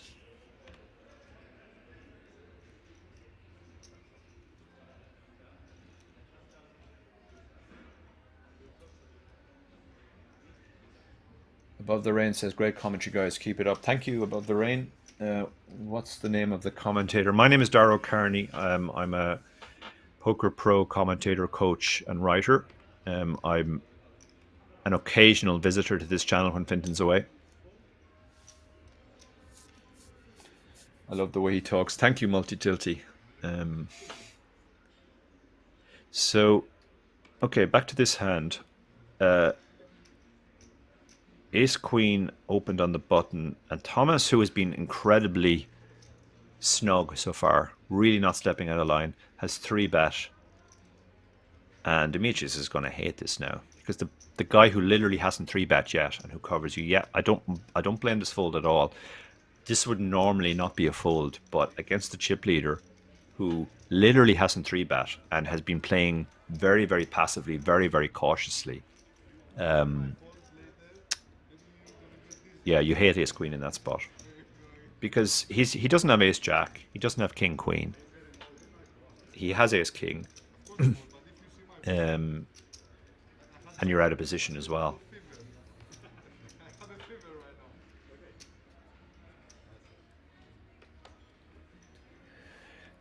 My name is Dara O'Kearney, Daraokearney.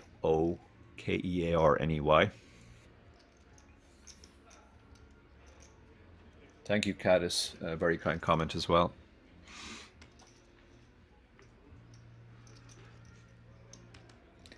Yeah, Ace Queen off is just such a mucky hand, isn't it? When you get 3-bet, it just completely shrivels up in value.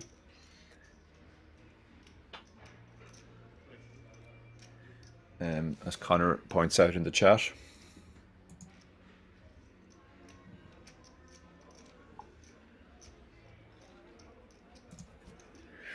So Thomas picks up another premium, Ace King, in the cutoff, and he's going to open. Asifo asked me which microphone I'm using. It's a Yeti Blue, which was the same as my old microphone, but my old microphone unfortunately got damaged.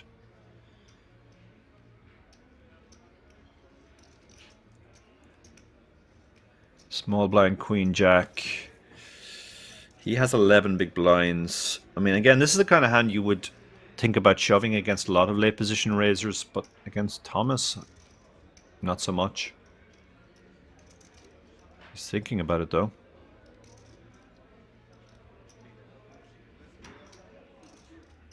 And what's he done here? Is this a call? This looks like a call, yeah. Michael has called. It's a lot of his stack, but he's going to try and hit. And if he hits a queen or a jack, just go with his hand.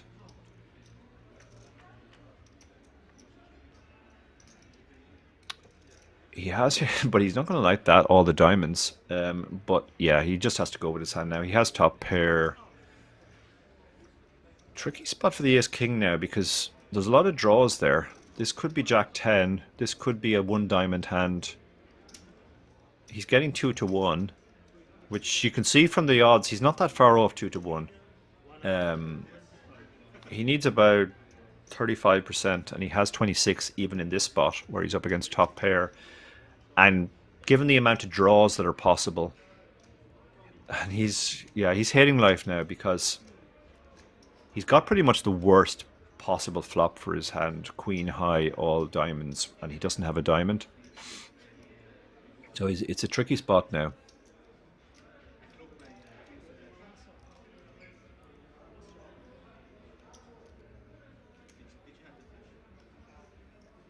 He's tanking here. If he had a diamond, he would definitely call because he'd have the redraw to the flush, and he'd be blocking the flushes as well.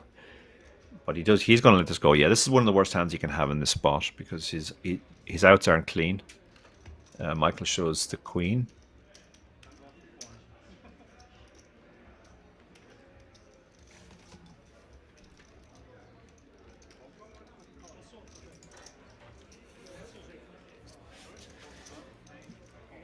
Masifo is still complaining about the prices of hotel rooms in Dublin. Yeah, I mean, it is what it is. It's not just because it's Easter weekend. Every weekend in Dublin is expensive these days.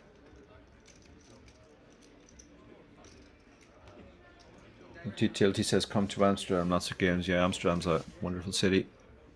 So it looks like we're getting a player moved because presumably we've lost players on the outer table.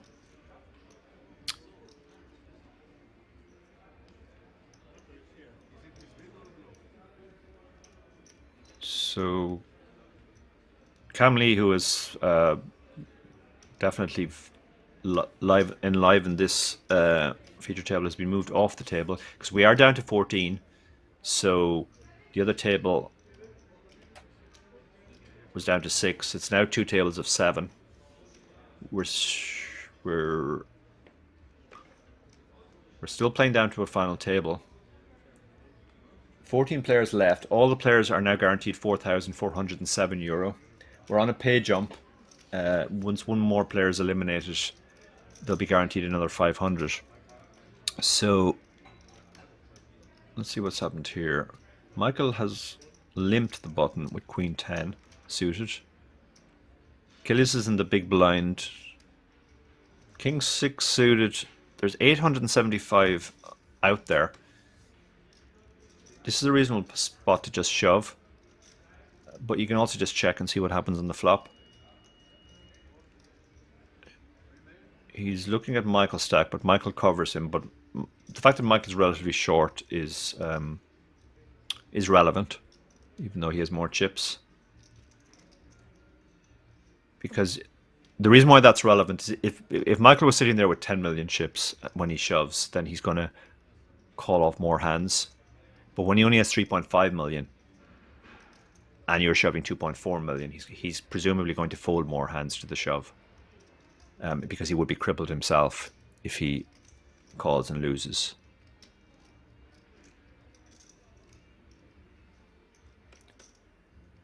But King 6 suited is a nice hand. It flops really well and it does kind of define itself on the flop. If the flop comes ace high, no diamonds, and you don't hit your pair, you can reasonably comfortably fold to a bet. But if you hit your pair, now he's hitting into someone because he's hit middle pair, which is very strong in this case. Button versus blind middle pair is a very strong hand. He shouldn't really have too many leads on this board, and sensible check behind from Michael, who does have showdown with his queen high and had ways to improve on the turn but didn't want to get check raised on the flop. Now Achilles has got to decide, do I bet to protect my hand or do I check again?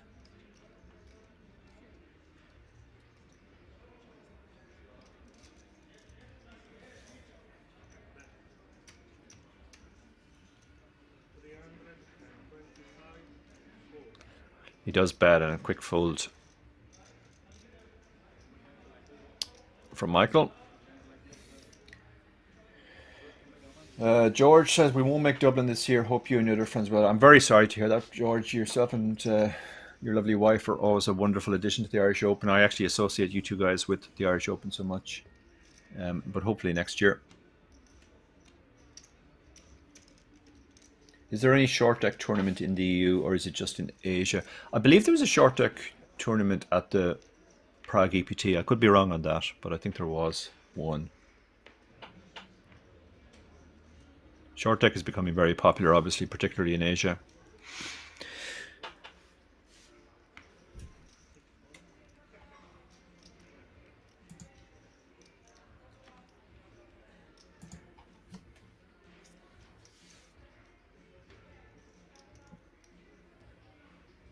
So Jordan, ace-5 suited.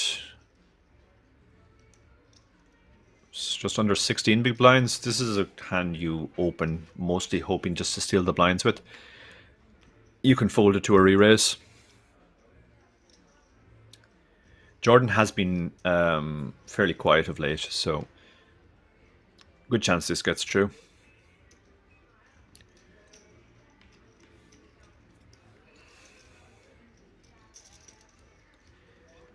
And Demetrius in the big blind, just confirming the amount of the raise, I think, as he decides what to do. We don't know his hand yet. So let's see. He has roughly the same stack as Jordan. So he'll certainly have a lot of hands he wants to shove here. He'll have a lot of calls as well. Not too many folds, but he does fold the Jack-6 suited, which, yeah, he just didn't fancy it.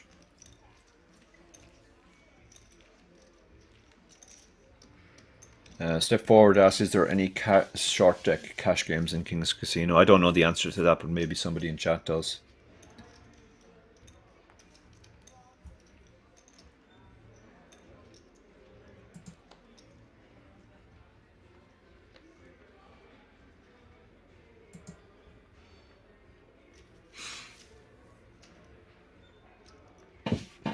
Ace Jack under the gun, 7-handed. This is an open, and Thomas is going for the open.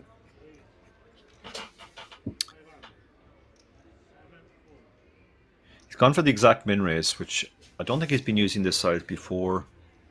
I don't know whether he's just adjusted to a new size or he's opening this size because he has one of his weaker hands. Jean has the Jack 9-0 in the cutoff. Can't imagine he's doing anything with this, and he does fold. Achilles is going to fold the Queen 7 on the button. Same hand in the small blind.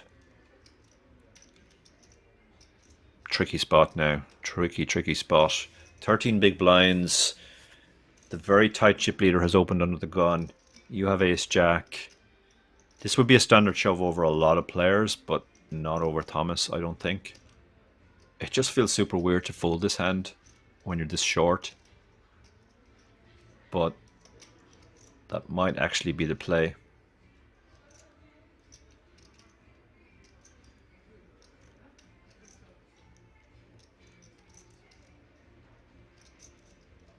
He really doesn't love this. Yeah, it's because it's Thomas and it's under the gun. That's what's on his mind here.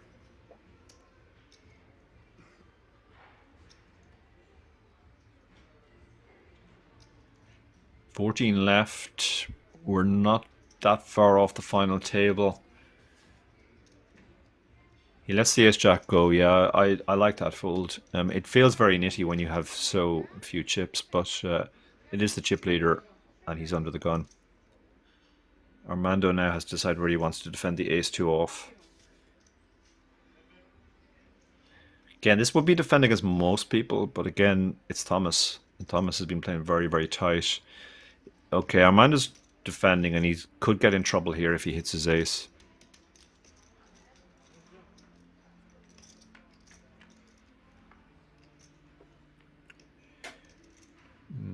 King 3 flop. He could be in trouble here because you can't automatically give your opponent a better hand here. But it goes check, check.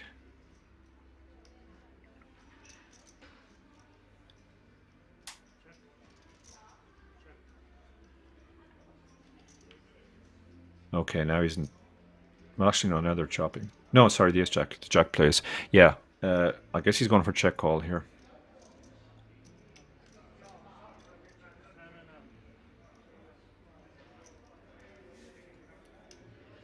You can see he really doesn't like this. Yeah, I think folding pre-flop would have been the more prudent course of action there, because even when you hit your ace, you don't feel great about it, as you can see here.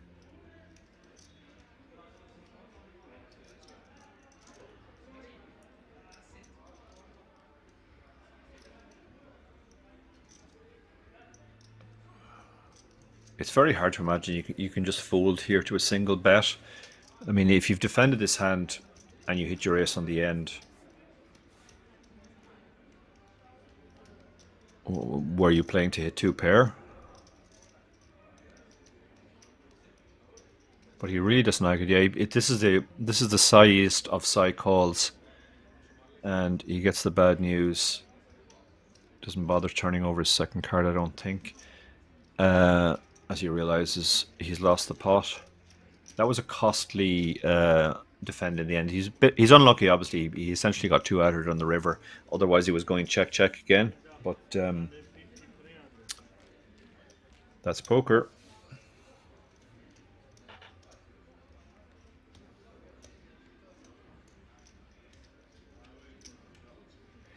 Yeah, Biggs 90 is talking about that spot with the ace jack. It's a really gross spot because certainly if Thomas is opening hands that you mentioned, like Queen Jack suited, King Jack suited, Ace 10 suited, you can justify sticking in the Ace Jack. It's not even clear that he's opening all those hands. I guess he is. Maybe Queen Jack suited is the only one he might not open, but it's super close. It was a really gross spot. I think on balance I would have taken about the same amount of time as Demetrius took and folded in the end. But you certainly can't fault anybody who would stick it in that spot as well.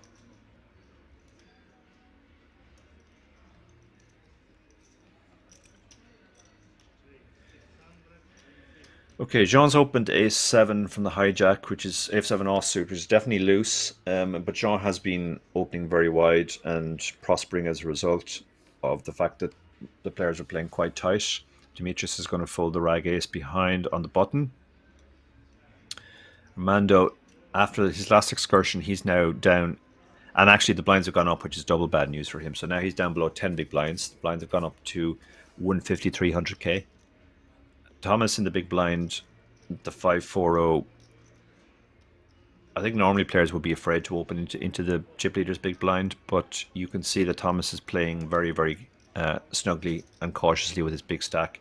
Doesn't even defend the 5-4, which is a reasonable hand to defend. Connected, not dominated very often. So there's the chips. You can see Thomas, I mean, his prudent, cautious style is paying off for him. He continues to prosper, and he's up to 15 million now. And he's kept himself out of trouble. Jean, on the other hand, has taken the other approach. He's much more aggressive, and he has moved up in chips as well. The others are mostly just kind of treading water. Jordan is actually third in chips now, but with only 15 big blinds. So once you move outside the two chip leaders, you basically have everybody on 15 big blinds and less. So I think we're going to see some all-ins in the not too distant future from those players.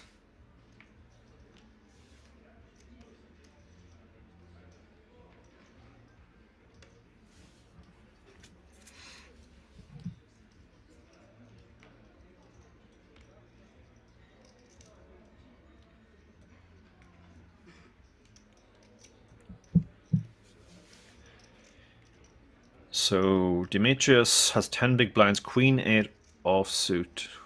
Sorry, Queen 8 suited. This feels very close. You could certainly shove this hand. You would definitely shove it on the button, I think. Cut off its dice here. I think Queen 9 suited we definitely shove from the seat as well. So this feels right on the line.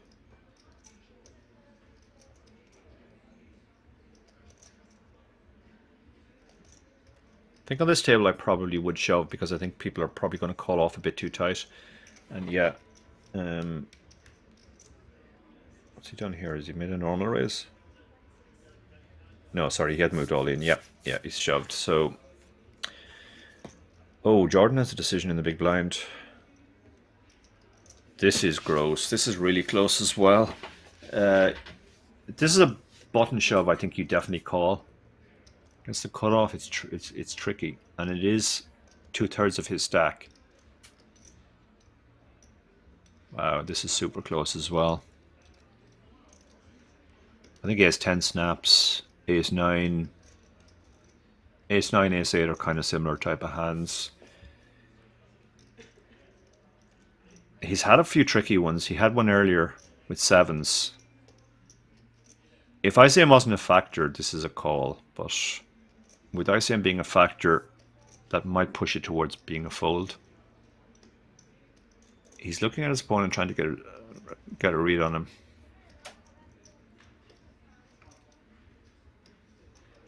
And he does let it go. You say offsuit is the kind of hand you prefer to get it in first rather than call off. Yeah, I don't blame him for that fold. It might look that might look very tight to a lot of viewers, but because of ICM and because it's most of his stack, and Demetrius hasn't been shoving willy-nilly either. I mean, we can see the hands, so we know he's in great shape too. That sometimes can affect your thinking too much, so-called results-based thinking.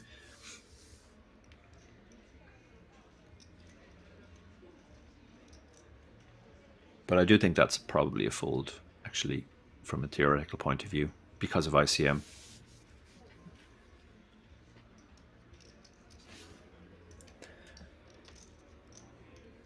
Okay, Achilles has a hand he can definitely shove here, the ace-7 suited. We have reached that stage now where there are so many players with that sort of 10 to 15 big blind stack that we're going to see a lot of this just open shoving. He has moved all in. Yeah, this man hasn't really put a foot wrong pre-flop, at least. He does know his ranges. So far, so good. Armando won't be calling with the 10-3.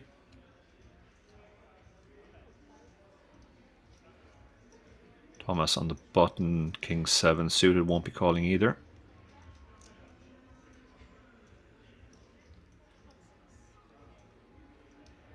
Jordan certainly won't be calling the 9-4, so it depends on what the big blind has. And he quickly folds as well with the king 5. So open shove gets through. 750k added to his stack. How many sub 15 big blind stacks on the table? Believe it or not, 5 of them are sub bigs 90. 5 of them are sub 15 big blinds, or at least were when we saw the chip counts last.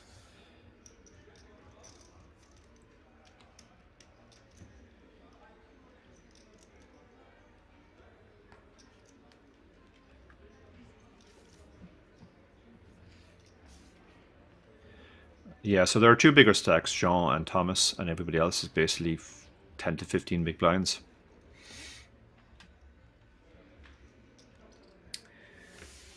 Achilles has another.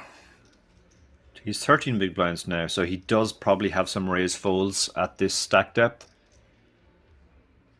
And he certainly has a hands raise call. This hand is close. He has just gone for the shove. Yeah, it's close between raise call and shove. I think the shove option is probably the best. Just try and get everybody to fold. I mean, every time you get one of these through, you add 750k to your stack, so it's pretty important to pick up these hands at this stage. So far, so good. And Jordan won't be calling the 10-7. Oh, did Michael call? Yeah, Michael's picked up jacks. So it's going to be a flip. Jacks against ace-queen suited. Ace-queen suited is actually a slight favorite, presumably because the jack was folded.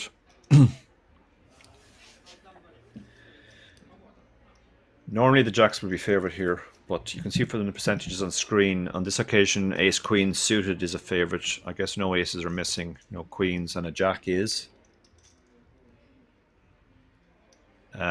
He hasn't hit, but he's picked up additional outs. The 3 makes a straight now.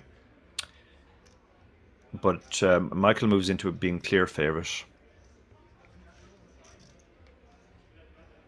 The 5 is no help. So an ace, a queen, or a 3, or Michael will double up. And the river's a brick. Michael doubles with his jacks. Achilles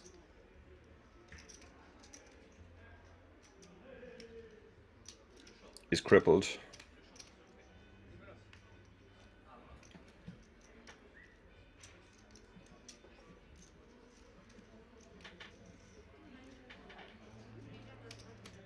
Pat Snowham says France Poker Festival and all German flags in hand. Yeah, I mean the Germans are always in evidence here in Rozvadov. It is just over the German border.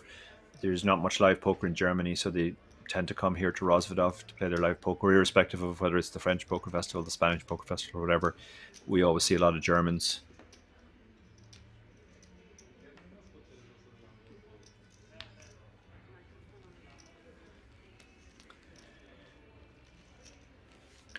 So Achilles, big hit to him there, but he's still in. Anything can happen. His earlier shoves that got him through picked him up those extra trips, which meant that even when he got called and lost, he's still alive.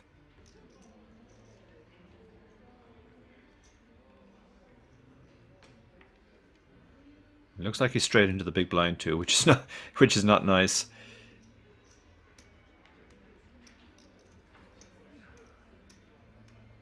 King 9 suited. This is close. You can just certainly justify shoving this hand, but he lets it go. Just under 10 big blinds. Thomas, a lot of chip leaders would open this hand from this seat, and it looks like he might be going to do that.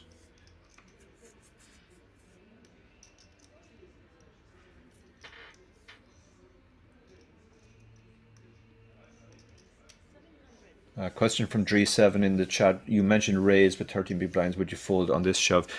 No, I wouldn't. It was a less than a 10 big blind shove, if I remember correctly. And you're just getting too good a price on the call. You're hoping he's done it with King, Queen, or Ace, Jack, or those types of hands.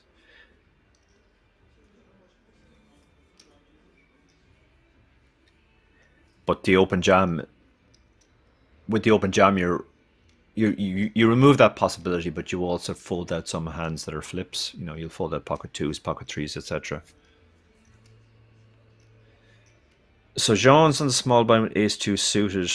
Again, because it's Thomas, he's going to fold here. Thomas is really benefiting from his image right now, and he's getting players to fold hands they wouldn't normally fold. Achilles was pot committed. He had so few chips left, and he had to post a big blind and a big blind ante. That 9-7 becomes a call, or sorry, rather an all in.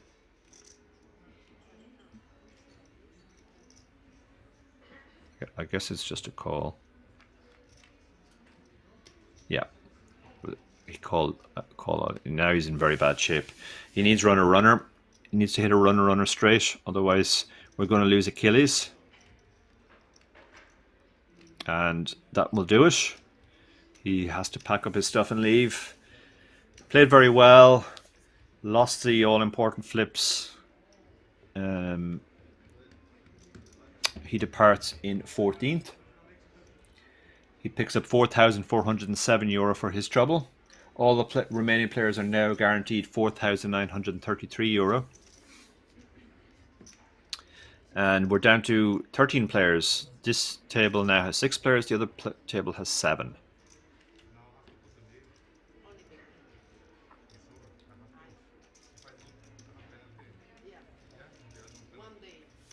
Apocalypse UK asks how many days have they been playing, and Bird answered the question in the chat. This is the third and last day. We will be playing down to a winner tonight, who will receive almost €90,000 and a WSOP seat worth over €10,000. That seat will be available to the first 6 players. So there's going to be a fairly sick mini bubble from 7th to 6th.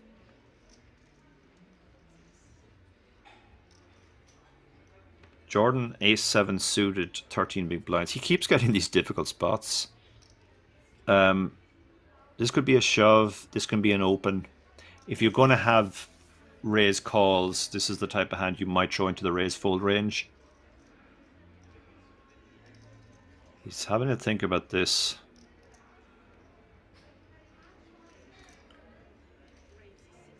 He has gone for the raise, so he's hoping to steal the blinds. If he gets shoved on, he'll be folding.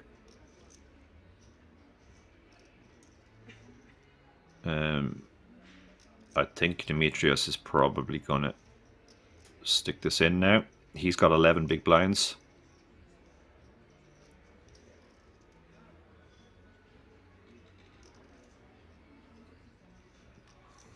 This is a different situation from the previous ace jack. Jordan is in a later position and he's not playing as tight as the chip leader appeared to be playing. Demetrius also does slightly cover him, so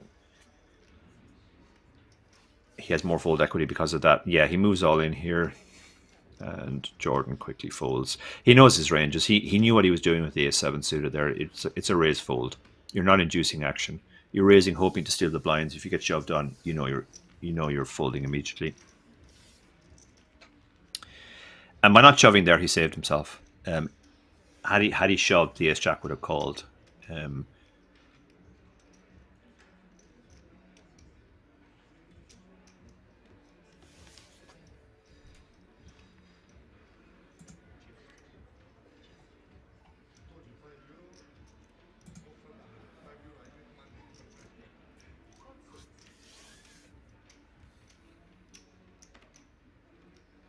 Oh, look at this. He's instantly rewarded with a much better hand, queens. He's down to less than 11 big blinds now, so he doesn't have a raise folding range anymore. So he does just shove. It would have been super suspicious if he'd raised off that stack. So he does just shove. And this will get through unless he runs into something. The queen 10, I can't imagine, will call in the small blind. And he throws his chips away. The ace.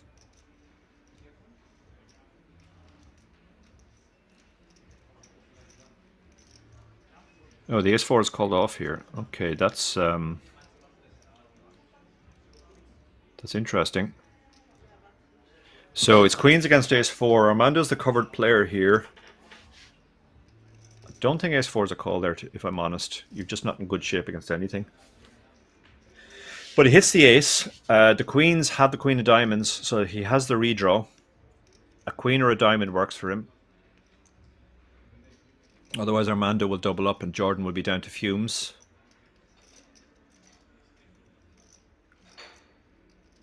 Brick on the turn. Queen on the river. Exhalation from Jordan. Very, very relieved there. That will do for Armando. He lost most of his he lost a lot of his chips defending ace rag against the chip leader, and he goes out calling an all in with ace rag.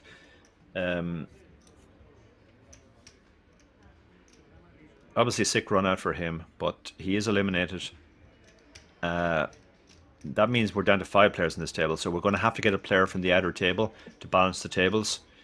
Good game, Armando. He departs in 13th. He gets 4,933 euros for his trouble. And Jordan, very relieved to hit the queen on the river, but he's played extremely well. Nice raise fold with the ace-7 earlier hand. Those spots where you save your tournament life by playing your hand correctly, they're very important, and he instantly got rewarded when he picks up the queens. Okay, you can see Demetrius is really short now. 4 big blinds. Everybody else has more than 20 big blinds, so we're back to a situation where the top 4 players now actually have a bit of play. It's not going to be all in or fold for those boys. Demetrius just needs to find a spot where he can stick it in his 4 big blinds and try and double up. And we have a new player on the way. Let's see what kind of stack he arrives with.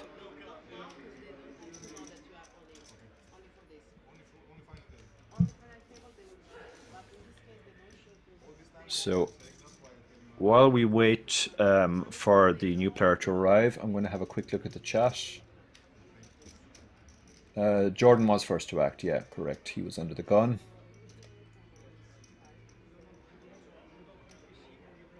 Somebody's saying Demetrius' stack is incorrect. That might actually very well be the case, because I don't see where he went down to 4 big blinds.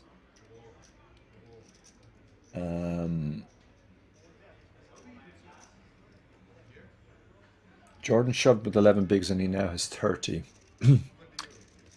That's a good question. He shoved 11. He wins the big blinds 11. Yeah, he shouldn't really have 30 big blinds. So I guess the stacks, it looks like the stacks are slightly off. See, if I was asking how many left, 12 left now. So we're waiting for the tables to be balanced, 6 and 6. We're also waiting for me to regain my voice.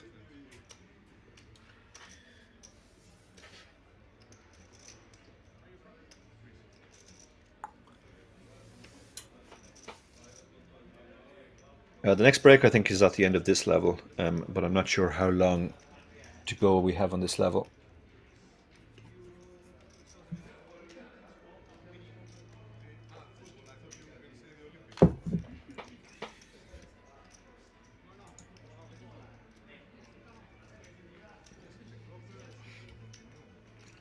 So while we're waiting for the other players, let me check the chat again. I'm not sure what the stacks on the other table are, to be honest. Biggs90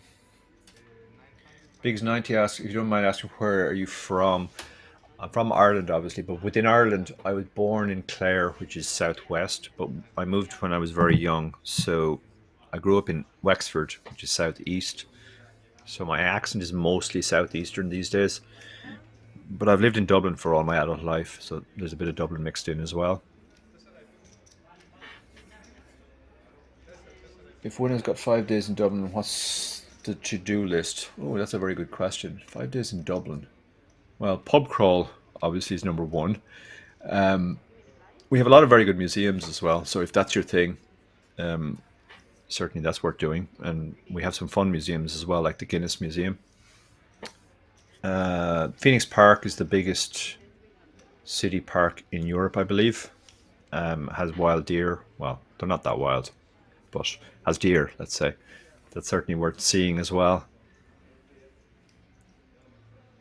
Okay, I've got the 3. I'll try and think of 2 more later.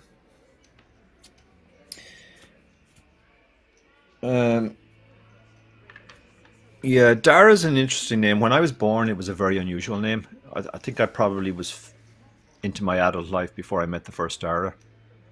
That wasn't me. And that was actually a female, because it's one of those names which can be either male or female, like most old Irish names. But it has become a lot more common recently. Nothing to do with me, it has to be said. But even in Irish poker, one of the top Irish poker players is also Dara Davy. And actually there's a few other Daras as well. Dara O'Sullivan. But meanwhile, back to the action. Thomas has raised 9s under the gun. The new player who's arrived at the table and actually has chips. 30 big blinds it looks like. But he folds the 5-4 in the button. Another Frenchman here at the French Poker Festival.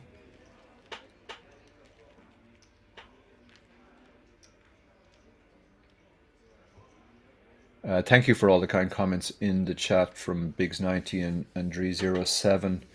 The legendary Dara O'Brien comes to mind. Yeah, when you start googling Dara, the way Google suggests what you're going to finish it with, Dara O'Brien is always the number one suggestion. He's definitely the most famous Dara in the world.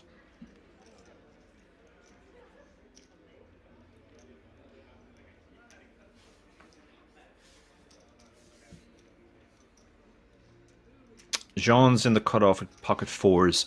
This normally isn't an open with ICM because it's the wrong type of hand. You don't have any blockers and you can't call a 3-bet. But at a table where not very many people are 3-betting, you can get away with opening this for sure. And this seems to be such a table.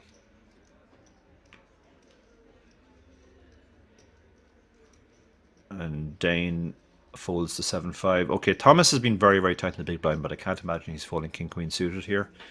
Probably just going to see a defend.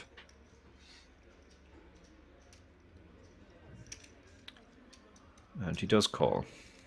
He checks dark, which is interesting. I mean, I guess you're not going to have too many boards you're going to be leading out on from the big blind anyway, but very good flop for the 4s. He has a pair and an open ender. Thomas has 2 overs and a backdoor flush draw. So he shouldn't be folding to a single bet. Oh, and it's gone check on the flop. Now he's picked up a flush draw on the turn. and it's gone check, check again. And Jean was just trying to get to showdown mostly, but now he's actually hit the straight, so he's going to value bet. And Thomas doesn't have anything that he can call him with.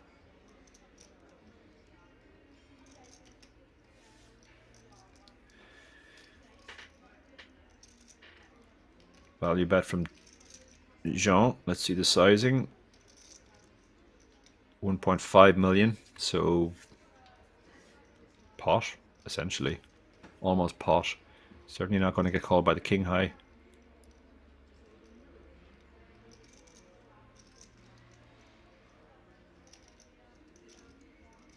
Thomas lets it go.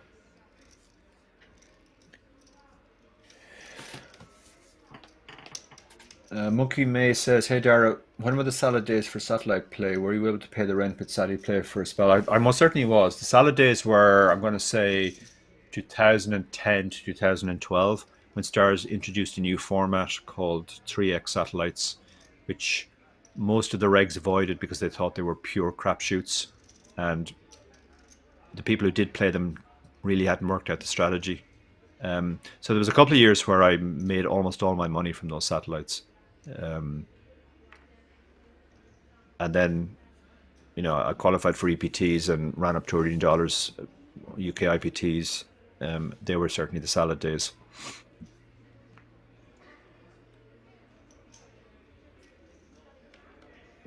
So Demetrius, the caption still says he has 1.3 million, but we think that might be a mistake.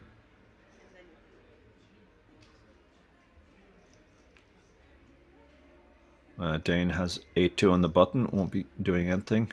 Thomas, king 6 suited in the small blind. What's he going to do here? He limps, looks like.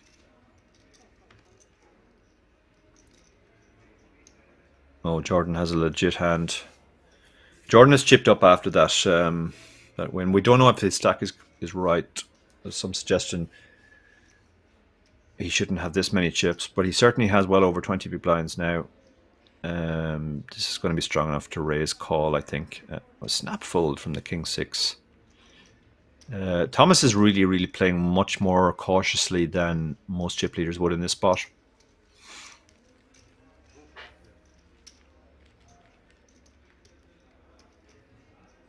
Shamrock recommends going to a Shamrock Rovers match in Tala. Yeah, that's certainly a good thing to do as well. When I moved to Dublin, Shamrock Rovers were actually based in Milltown, and I lived more or less across the road from them. Vaughn says, "This looks like a real nice event. Is there more of these events in the near future?" Yeah, there are lots of great events in Rozvadov. It is very much the center for poker in Europe. Lots of nice buy-in events that get thousands and thousands of runners. So you get very big prize pools like this one. 300 buy-in, effectively 100k for first. So back to this hand. Folded around to Dane. This is his third or fourth hand at the table, and he's folded the other 3, but he won't be folding this one. He opens with the ace-jack. Thomas on the button is going to fold the jack 4. Jordan, who now has chips. We might see a gear change from Jordan. He has been grinding the shortish stack for most of his time on the table, but now he does have chips. Michael will defend the king 6 suited. Perfectly fine defend. He's going to try and flop a pair or a flush draw. Nothing for him there. After he checks, Dane has to decide whether he wants to check and just try and get to showdown with his ace high, or bet and try and get to fold out equity.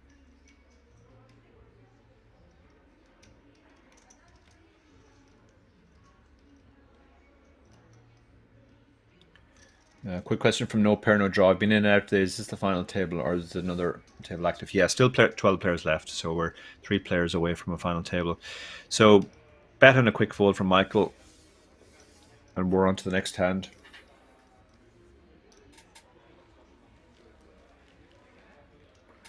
Biggs90 says I would really love to go and play an event like this. Yeah, these are great events. These sort of low to medium buy-in, whatever you want to call them, which are affordable to a lot of people. But you can potentially win a very big prize. They're becoming more and more popular.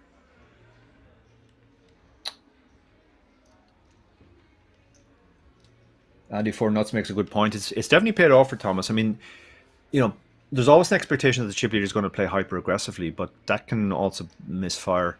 When you take the very cautious approach that Thomas has taken so far, you are going to get to the final table almost always, and you're still going to have a decent stack. So, you pay your buy-in, you get to play it exactly the way you want. And some people are just more comfortable playing a tight game. And Thomas seems to fall under that category.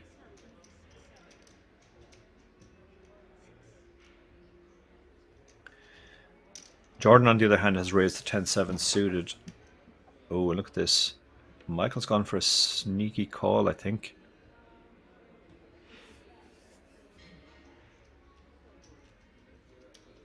So his hand is really under-repped here. He's not supposed to have a hand as strong as Jack's. And this is an action flop. Flush draw against the Jacks. Jordan has an awkward amount of equity here, but he checks here because he didn't want to get check raised. Now he's hit his flush, and this is very bad news for Michael because Michael has the redraw. And he'll find it very hard to put his opponent on a flush after the flop went check, check.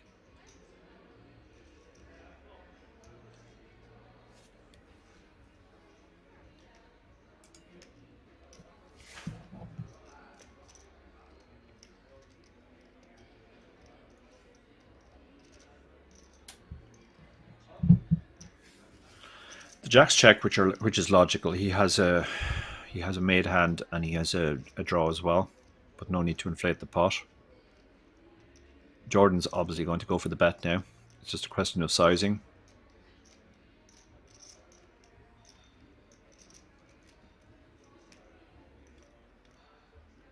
Reaching for chips.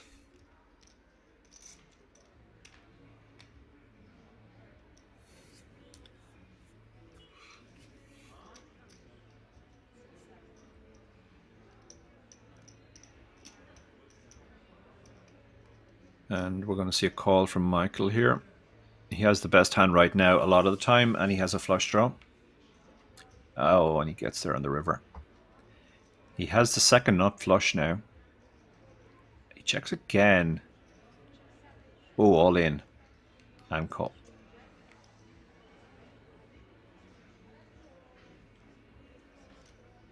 Oh no, sorry, river went check, check. I thought he said all in. Yeah. So he doesn't even realize he got there. Good check behind there from Jordan, recognizing that his hand just shriveled up in value. It's a paired board, and he only had the third nut flush. So he preserves the chips by not betting. Okay, some more questions. Mandrew says, I hate flatting the jacks. Too many overcards can hit. Yeah. I mean, it's good to trap sometimes with the big pairs, but I certainly would prefer to play with aces or kings than jacks. As you say, there's going to be an overcard a lot of the time.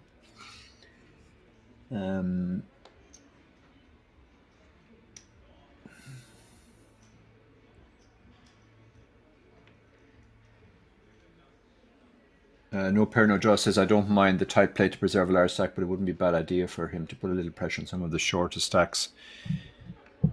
Yeah, everybody has been playing pretty cautiously, so I think he would have prospered. I mean, to be fair to him, he has opened stuff like ace jack off under the gun as well, so he's not been super tight. He's just been on the tighter than normal side, let's say. Andy Fornut says, how much are your live earnings? I don't know if that's directed at me or somebody in chat. If it's me, I think it's somewhere around 1.2 million currently.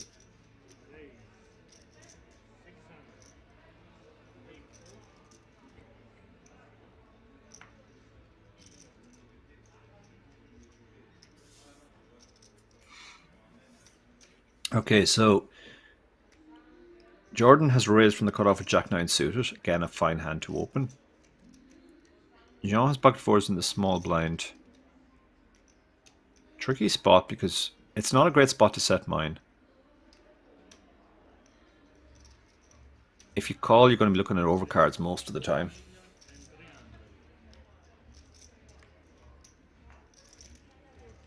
So he has actually decided to 3-bet his hand.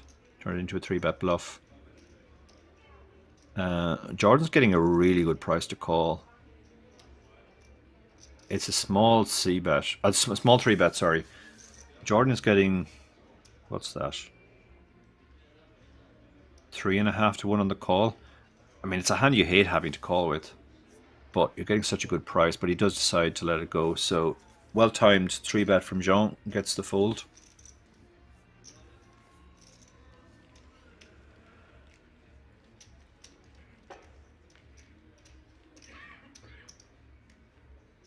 A smirk there from Jean. He knows he got away with one there.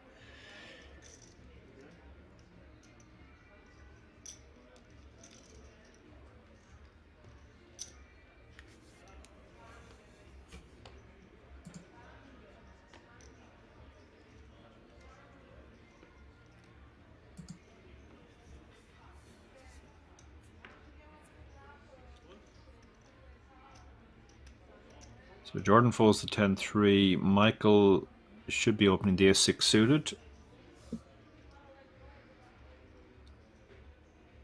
And he does.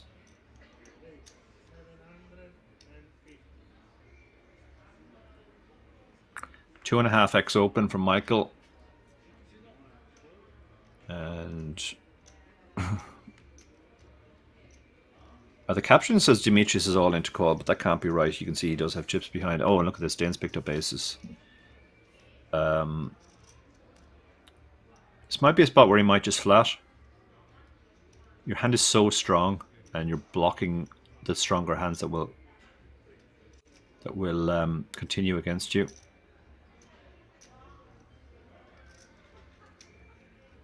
So let's see what he does here. But it looks like he's counting out a raise.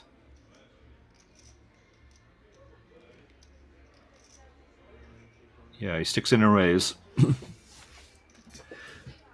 Michael should be folding his ace-6 now. No reason to continue in the hand, I don't think. And he does fold. I personally would have liked to flap there. It's just aces blocks so much, and it's very hard to get action.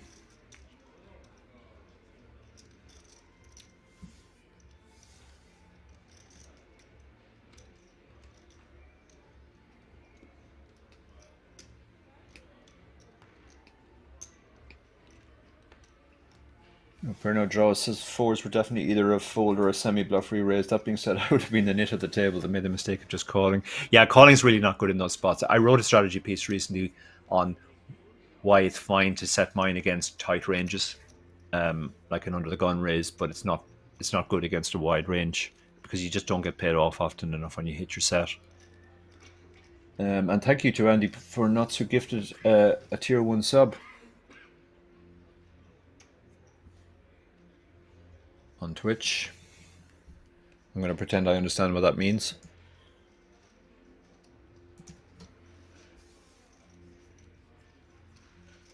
Mandrulia says, where are your strategy pieces published? They appear in various places. Some of them appear on Cards Chat. Some of them occasionally appear in Poker News, also pokerstrategy.com, and also on Vegas Slots Online.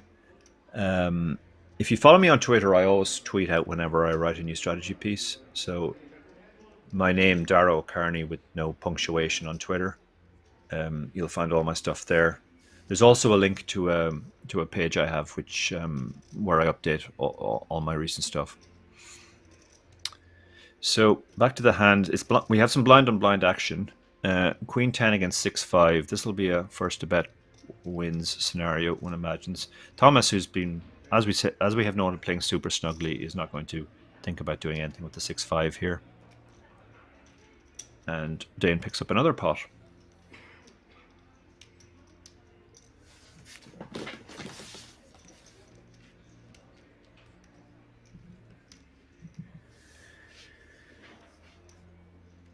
I also make strategy videos for Cards Chat and I really should remember this better. Rec Poker, and also my own podcast, Chip Race, on the Chip Race YouTube channel. There are a lot of strategy videos.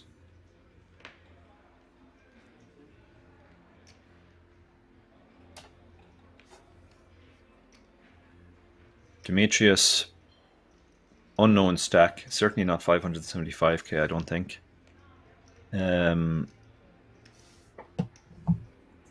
Pocket sevens. Okay.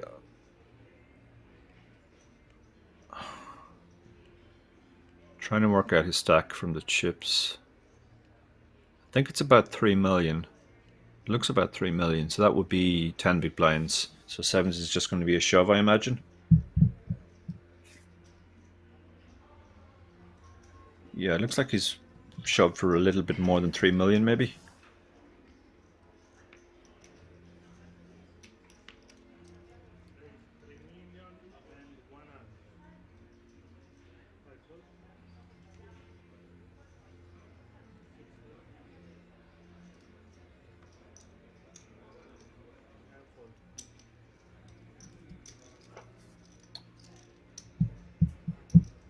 And he gets it through. 3.1 million. Yeah, that makes sense. That makes sense. There's a digit missing there somewhere.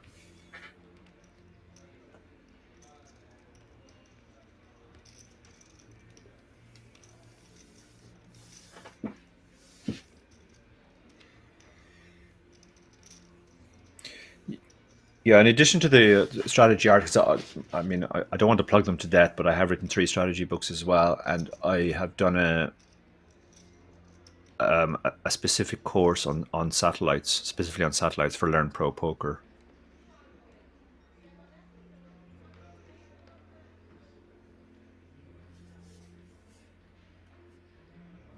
John Avici under the gun is going to fold the 8-7, one imagines, and yes, there it goes.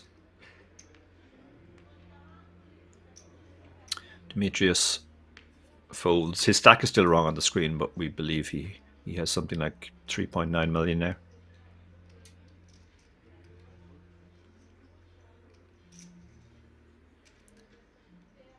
Thomas on the button is not getting involved with 10-6 off. Jordan has the ace queen, 22 big blinds. A lot of hands you can go with, a lot of ways you can go with this. And he's chosen the all-in option, I think.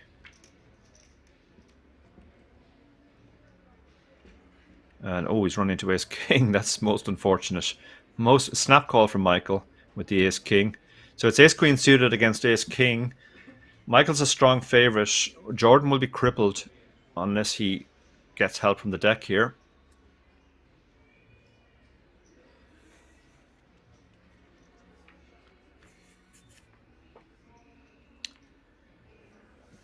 No help there. The king makes it really difficult now. He can hit some rudder runners.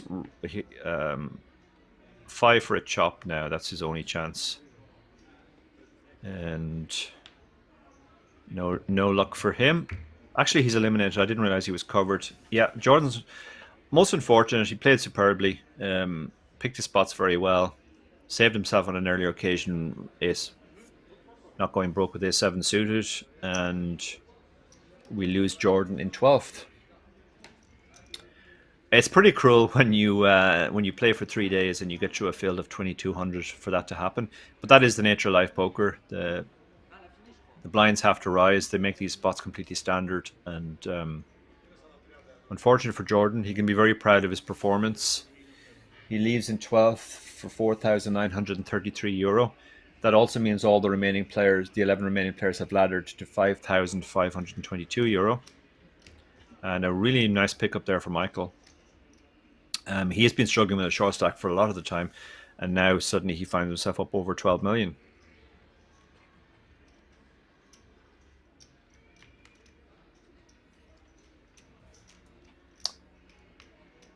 Thank you, Monkey May, for your nice comment about my satellite book. in the Twitch chat.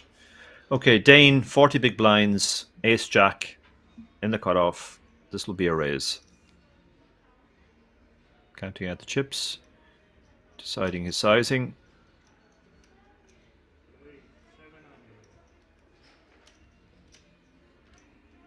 He raised to 700, so 2.33 big blinds.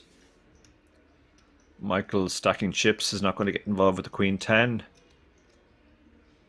Jean might defend the 8-7 here. This is a kind of hand you can perfectly legitimately defend. Connected. Not likely to be dominated too much.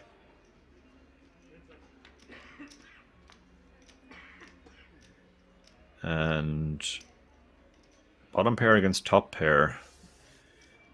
Jean can't really give up to a single bet here. Dane will go ahead and c-bet. He's hit a very strong top pair. He can get value from a lot of worse hands, worse aces, 10x, 8x, some pocket pairs, some draws.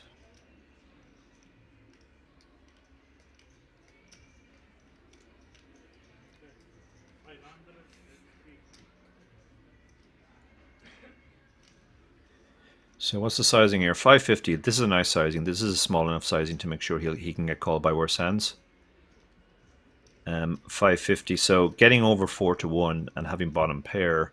Jean's not going to love it because he's obviously there's two overcards and one of them's an ace. But you can't really give up to one bet here. And he has some backdoors as well. But when you call here, you're mostly hoping your opponent is just betting, representing the ace, and the turn goes check check, or else you improve on the turn. Okay, he's decided to just get out. He just doesn't like it because it's ace high. The 10 is also slightly problematic as well because a lot of Dane's hands have not only two overs to the 8, but also a gut shot. You know, king, queen jack, queen jack. All those hands have two overs and a gut shot. Actually, queen jack has a double gutter, so he just decides to get out at that point in the hand. Andy Fornuts asked, what's the name of the book? The name of my first book, which is the one we were talking about, is Poker Satellite Strategy. It's available on Amazon and other places where you can get poker books. So, okay, there's the stacks. We have two tails, 6 and a 5. This is the 5. Thomas is still the chip leader. He's been playing very snug and preserved his chip leader. Dane has chipped up to almost the same amount, and Michael is almost is there as well. Jean has 30 big blinds now, and Demetrius is the only short stack. His stack has been corrected to 15 big blinds, but even he's not super short either. So lots of play still. Testament to this structure. 3-day event for 207 or 300 euro buy-in. Really good value, and as I've said before, with the WSOP seat added to the top 6, that makes the first prize effectively more than 100k.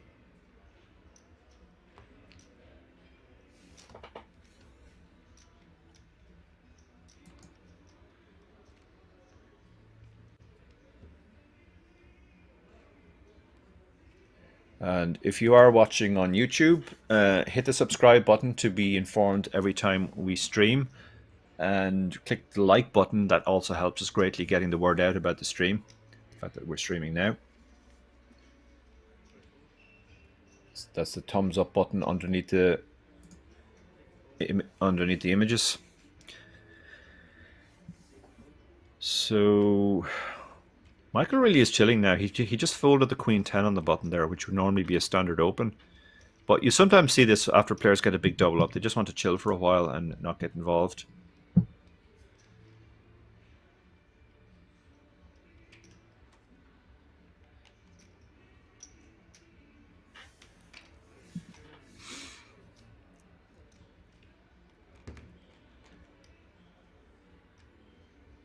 And we had some blind on blind action. Jean's gone from a raise from the small blind because his hand is so bad. It doesn't make a good limp. So he decided to just raise it and try and take the pot down now. Demetrius is in shove or fold mode. So, I mean, I guess he can call. It is only 10% of his stack, so he can still call, but he's going to fold a lot. So this might look weird, Jean raising into a small stack, but he's obviously folding his hand if he gets shoved on. Okay, so we have flush draw against nothing. But Jean has the betting lead. He might choose to bet small again and represent the ace. Pot's 1.7 million. Demetrius only has 3.5 million behind. A small bet here will work a lot of the time. Probably not against Demetrius's flush draw hand, but you know, if Demetrius had Jack 3 of spades, this is definitely working. Jack 3 of hearts, Jack 3 of clubs. Now Demetrius just has to decide what to do. Does he call and try and hit his flush? Does he gamble that Jean doesn't have the ace or king and just raise? So he has gone for the call, knowing that he's not going to get an ace to fold. Now he sees his flush. Jean's picked up a flush draw, so he might keep barreling here. Looks like he checked back to see if he had a club.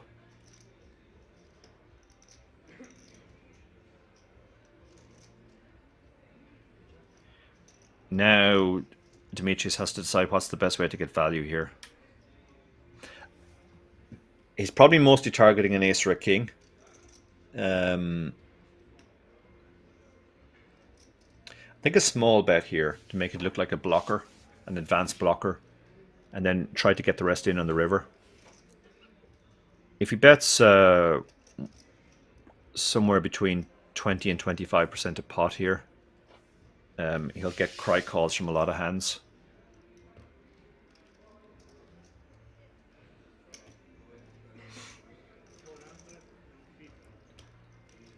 So let's see the side. Yeah, he's gone really small here. I like this. This is you can't really fold anything bet. Sean only has a really bad draw though, so. Oh, sorry, Jean's hit a pair. I completely missed that. Jean has a pair, which is why he checked. Okay, so he's not going to fold to this bet for sure. He doesn't like it, but he has a club as well. So now he's trying to interpret this bet. He's basically saying, he's trying to decide, is my hand good? If my hand is good, I probably should shove for protection.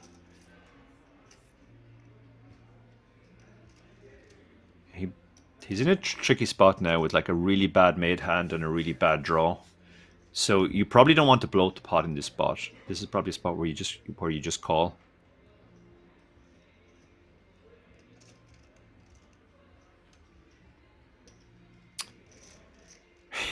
You can see he's laughing at this. He's thinking, this is pretty sick. I have a pair and I have a flush draw and I'm facing a tiny, tiny bet. But I really don't like it.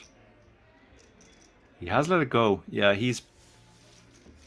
we saw him fold the bottom pair earlier in a similar spot. He just seems to decide to get out of the hand if he's not going to be able to face further heat. So nice pickup for Demetrius, moving him back up towards the 20 big blinds now. So the stacks are kind of compressed. Chip leader has 48 big blinds and the shortest stack has 19 big blinds.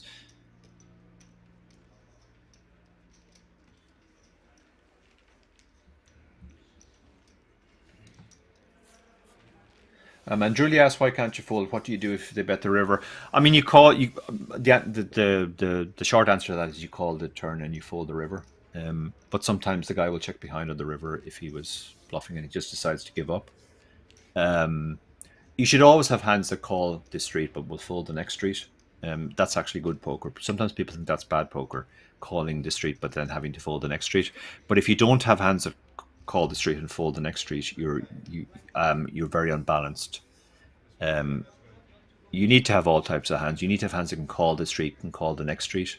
You need to have hands that can call the street but will fold the next street, etc. But yeah, it's a gross spot, and I certainly understand the fold there. He just decided he couldn't face any further heat, so he was getting out of the hand at that point.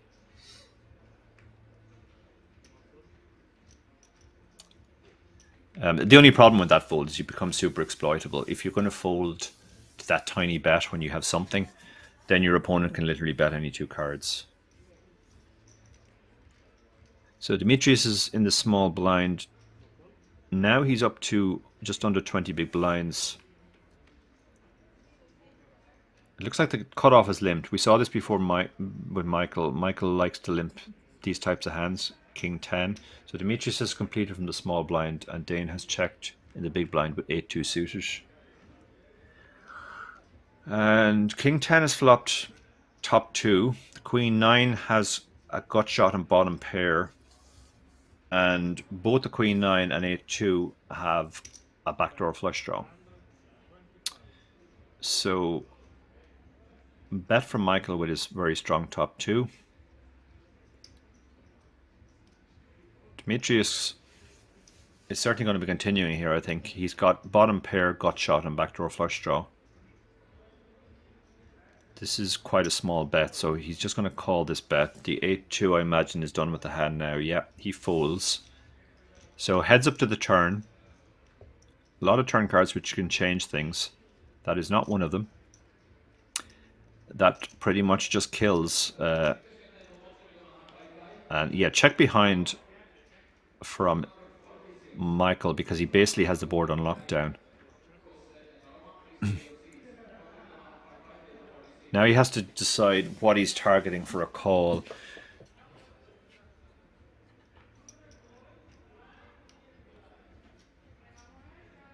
Demetrius could have a jack here. So I think you can go relatively big here because most of his hands aren't going to call any size. But if he has a jack, he'll call a bigger size.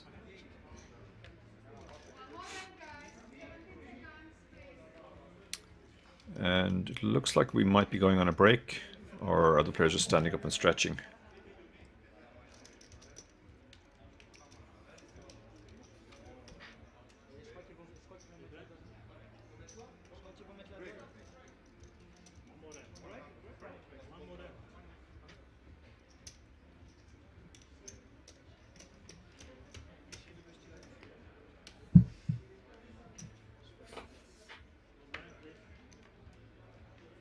No, we're on to the next hand.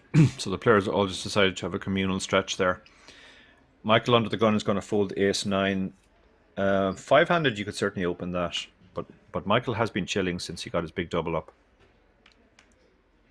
Demetrius on the button, king 5 isn't just a bit too light to open. Jack's in the small blind against the very passive chip leader. It's hard to know what to do here. If you raise, he's going to fold a lot. If you limp, he's not going to play back at you a lot.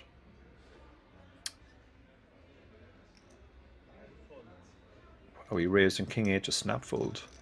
Yeah, I mean, Thomas is playing super cautiously. Okay, looks like now might be the break.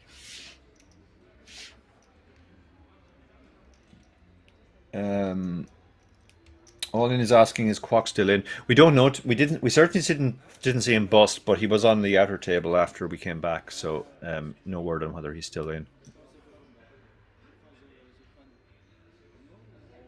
And we're going on a break here. Back in 13 minutes. See you all then.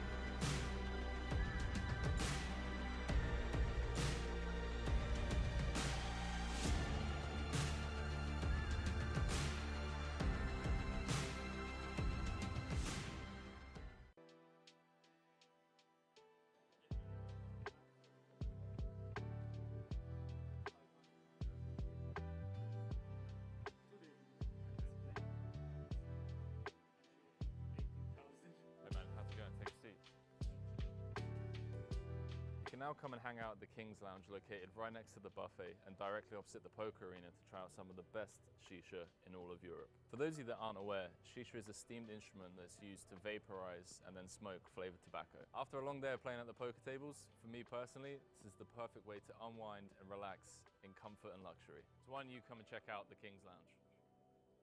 Cut.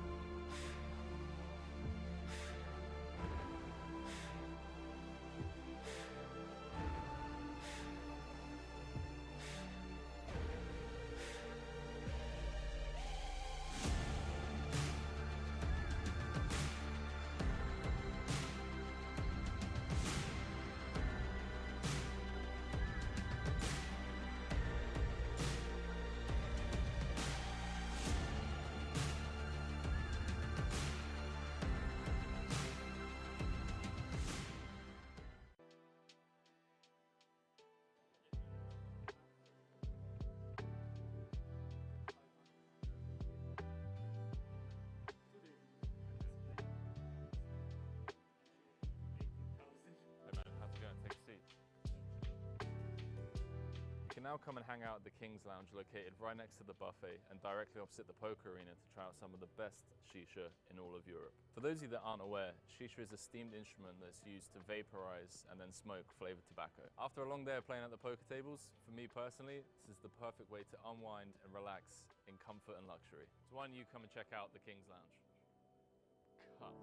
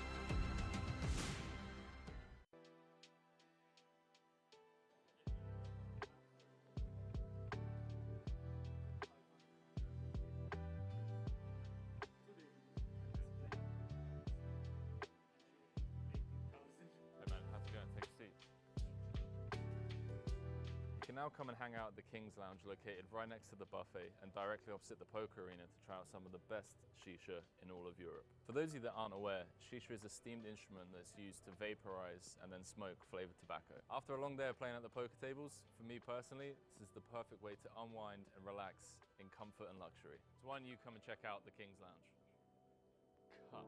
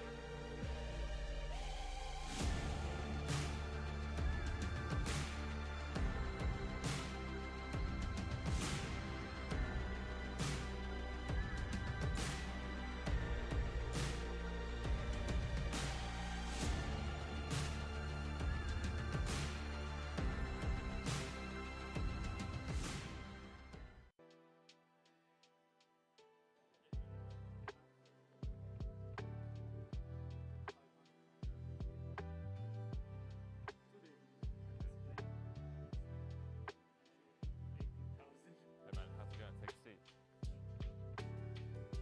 You can now come and hang out at the King's Lounge located right next to the buffet and directly opposite the poker arena to try out some of the best shisha in all of Europe. For those of you that aren't aware, shisha is a steamed instrument that's used to vaporize and then smoke flavored tobacco. After a long day of playing at the poker tables, for me personally, this is the perfect way to unwind and relax in comfort and luxury. So why don't you come and check out the King's Lounge?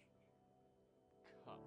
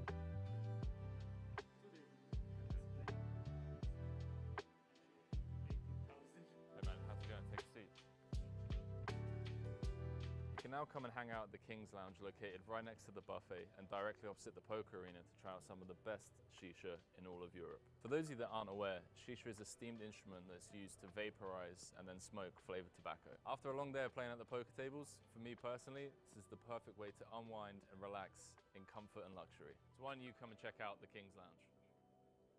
Cut.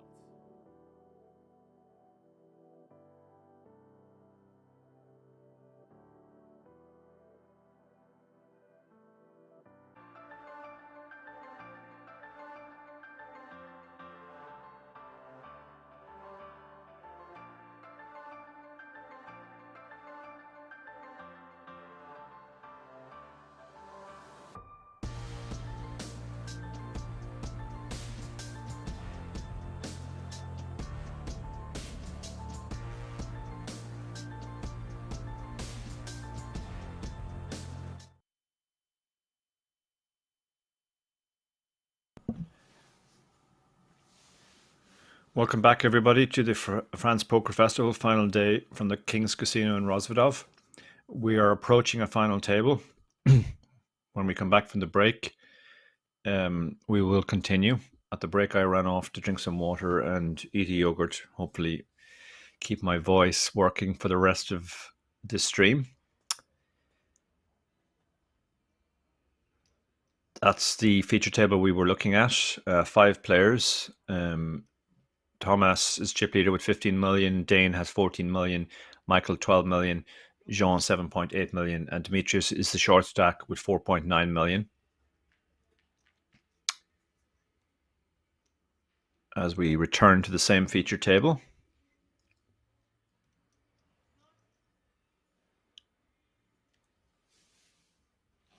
$11 players left. 5 on this table, 6 on the other.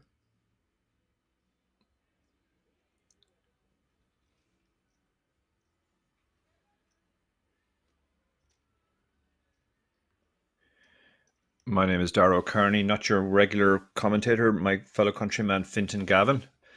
But I will be keeping you company for the rest of today until we play down to a winner. Demetrius. Blinds have gone up now, obviously, so Demetrius is down to 12 big blinds. He has ace-3. That doesn't feel strong enough to shove, and he does fold. Queen-7 on the button. 35 big blinds. This would be a very wide open if he went for it, and yeah, he does go for the more sensible option and folds. And Thomas in the small blind will just fold the 10-4. Again, very consistent with his game plan of just playing very, very cautiously, very snug. And Michael, very happy to get a walk there with the 7-5.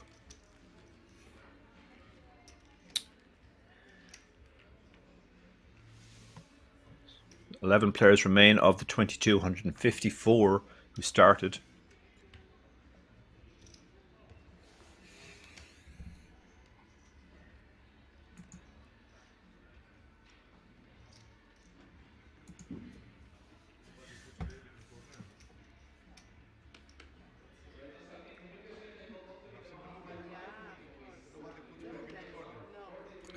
King 9 suited in the cutoff. This is a different proposition, and he has far more chips. This would normally be an open. Nice hand which flops pretty well.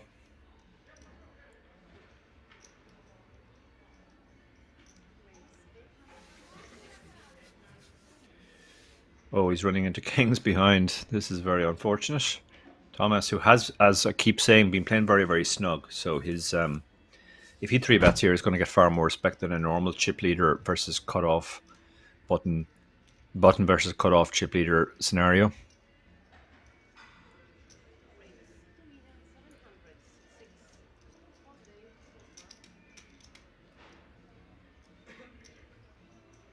He does raise. King 9 suited, not really the type of hand you want to peel a 3-bet, particularly against somebody playing as tight as Thomas. Thomas seems to be breathing quite heavily into his mask as well. Dane's having a think about this. I don't know how much he's played with Thomas before this table. He makes the sensible fold in the end.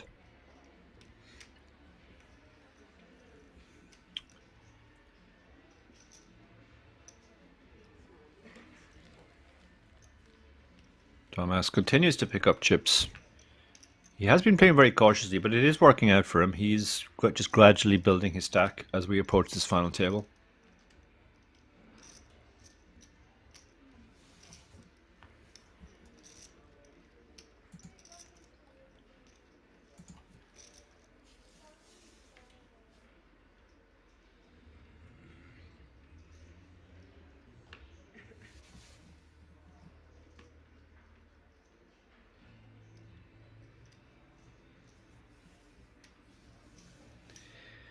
Pocket 10's under the gun. This is going to be an open as well. Under the gun 5-handed, of course, is the hijack. So 10's is a very big hand here. He opens. Immediately covers his face. 8-5 suited folds. 6-3 suited goes into the dustbin as well. And everybody folds. Well, sorry, Demetrius hasn't folded yet, but will fold the Queen 7. He's not deep enough to defend those type of hands with his 10 big blinds.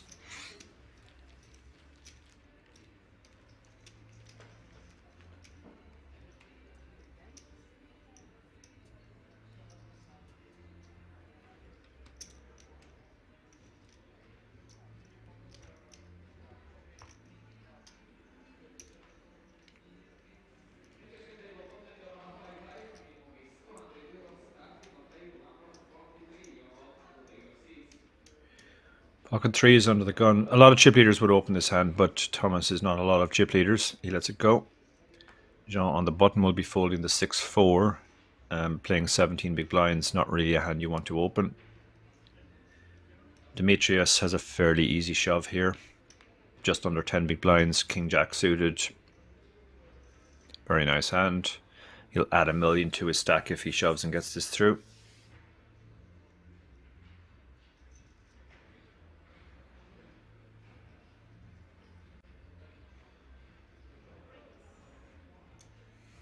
He does move all in. Let's see what Dane finds in the big blind. No snap fold. This could be a weaker king. Yeah, I was just about to say this could be a weaker king he has to think about, but he eventually decides he's just not going to be in good shape.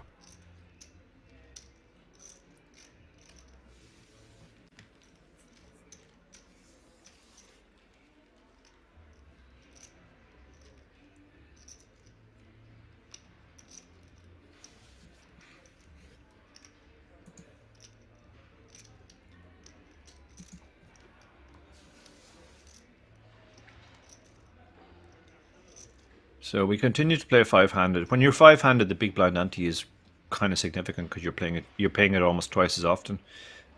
So if you don't get involved, you'll blind down much faster. Jean is not getting involved though with the 8-4 offsuit. Demetrius will be folding the 10-5 suited as well. So again, blind on blind action. Interesting dynamic because we have this pretty aggressive Dane in the small blind against the very passive Thomas in the big blind, but Dane decides to let this one go.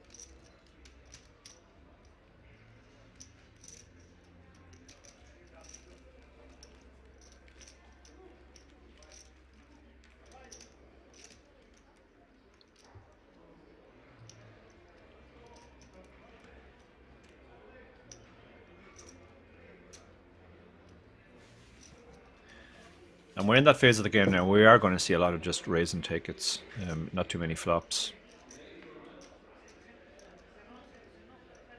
Jean, King 4 offsuit under the gun. We'll be letting this one go.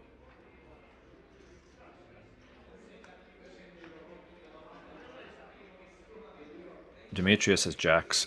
He has just over 12 big blinds now, so he can have some raise folds here. Once you get above 12 big blinds, you can start raise folding and raise calling, and jacks is certainly strong enough to raise call. So it's just a question of, does he want to shove and take the 1 million that's out there most of the time, or does he want to raise and try and induce action?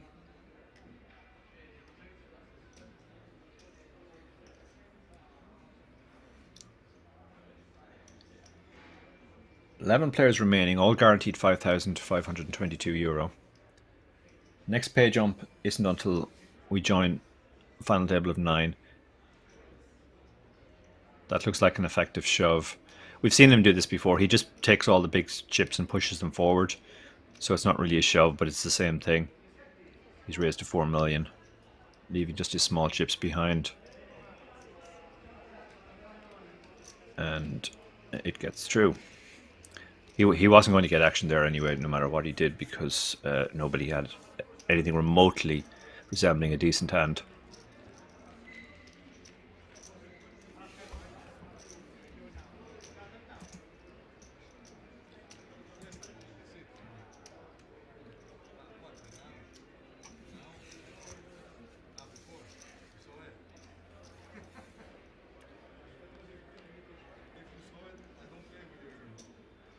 This is a time you definitely want to be picking up hands that you can shove, because you just add so much every time you shove and get it through. You add 1 million to your stack. Ace 2 under the gun isn't good enough, particularly when you've shoved the last couple of hands, or shoved 2 of the last few hands.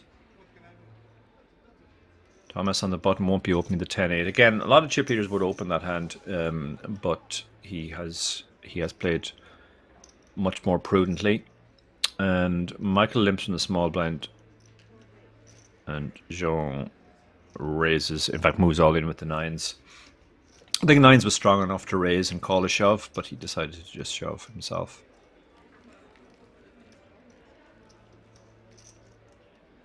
And nobody's stalling, which is good to see. We are only 2 away from a final table, and we're only 5 away from a fairly significant pay jump in the form of a WSOP ticket. So sometimes in these spots you will see players stalling, trying to make the final table, but all of these players are playing at a very honest pace.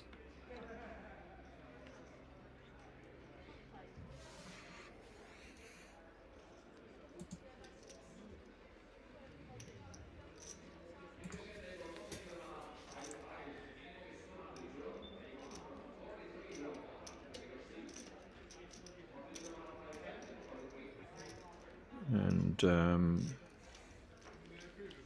a walk for Demetrius.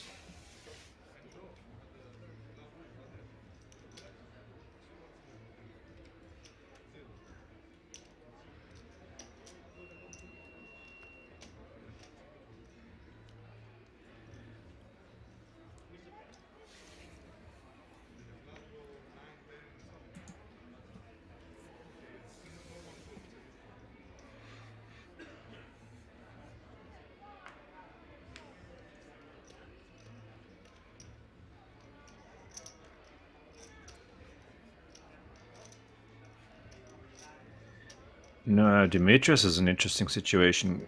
King 6, 15 big blinds. I mean, it's probably just about profitable to shove, but it's also quite rash with ICM. So I think limping is the correct play here because of ICM. Dane might just stick him in now because he's got the ace. 1.2 million out there. Instead, he's gone for what looks like a normal 3-bet. Yeah, he's raised 1.5 million and gets the fold. I guess he was folding to a jam there. If there was a limp re-shove. It's not really the kind of hand you want to induce action with. So if you're going to call off the shove, you should just shove yourself first. So I think he raised thinking that Demetrius would only shove hands that ace 5 was in really bad shape against. In other words, pairs higher than 5 and better aces.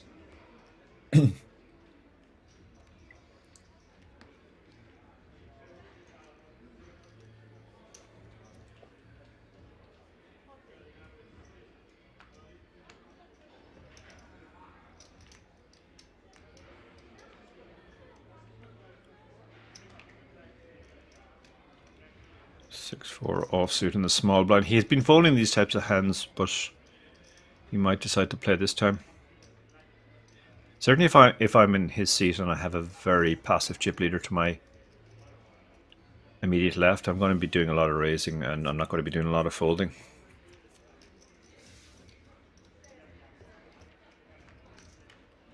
So Thomas does check behind Flops 2 pair.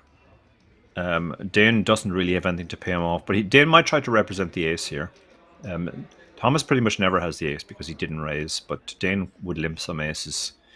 So he might decide to bet here and try and rep the ace. Particularly since Thomas is so passive that he's just going to give up if he has nothing. You can get him to fold lots of better hands than 6-4. That's what he's gone for. And nice smooth call from Thomas. He doesn't want to raise here and lose his customer. He's not going to like the spade, but he's got 2 pair and blind on blind. It's pretty much a cooler if the guy has a flush. But Dane does have the 6 of spades, so he might decide to keep barreling.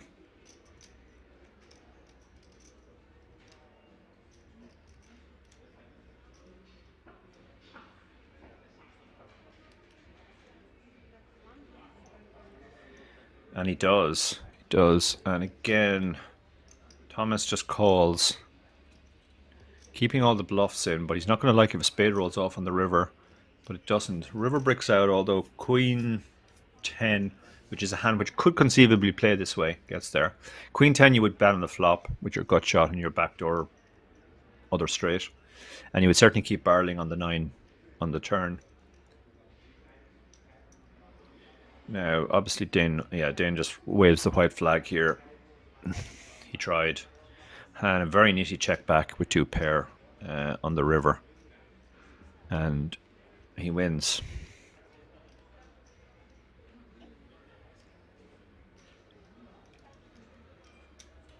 There's a couple of interesting points of that hand. Because Thomas played the hand so passively and didn't raise and didn't value bet the river, that gives Dane license to sort of keep stabbing at pots, knowing that he's only going to call if he has something, and he's not going to put you under pressure with raises.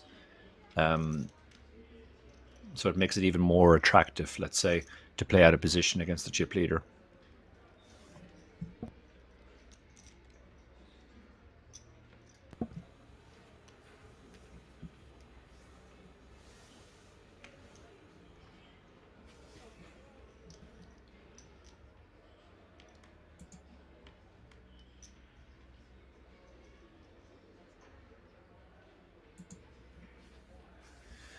Demetrius cut off ace-2 suited, 15 big blinds. Too much to shove, I think, or just over 14 big blinds. But you can certainly raise this hand and just fold if you get 3-bet, which we saw Jordan do earlier with this type of hand. And that's what he's going for. Dane looks very interested, because Dane has a better ace. It's not an ace you're thrilled about, ace 9. Ace 9 is significantly worse than ace 10. And so, yeah, the fold is prudent there, because it's not just Demetrius he has to worry about, it's the stacks behind as well, both of whom are pretty deep. So the ace-2 suited still gets through.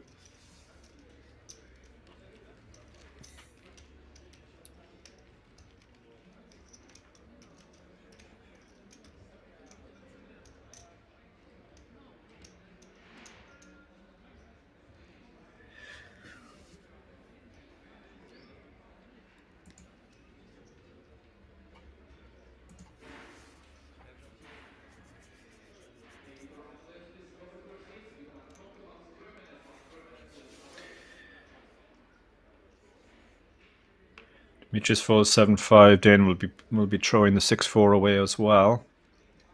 Round to Thomas, chip leader on the button with King 8. I mean, everybody else I think opens that hand, but he doesn't, because that is the way he has been playing.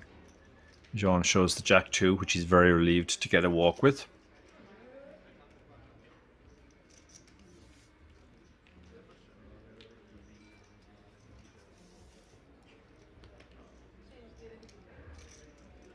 So there you can see the stacks. Thomas still chip leader. He has pulled away for 19 million. His tight snug strategy is paying off for him. Dane is second in chips with 27 big blinds. Michael has 23, and Jean and Demetrius are similarly stacked 17 and 16 big blinds. So they're quite bunched together. Thomas has a clear lead, obviously, over the others, but the rest are quite bunched together. But Thomas is not looking to abuse that situation as we approach the final table bubble. Dane folds the king 5. Thomas will be folding the 8-3.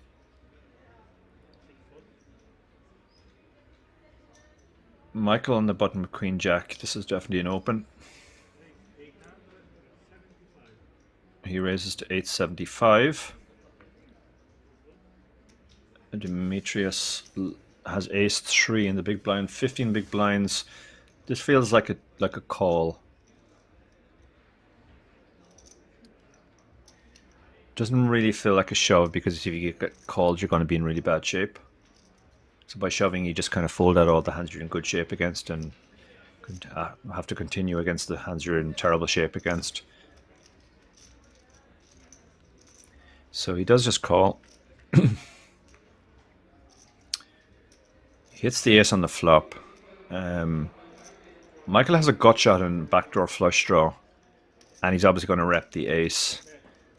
Demetrius is now in the spot where he has to decide, do I call and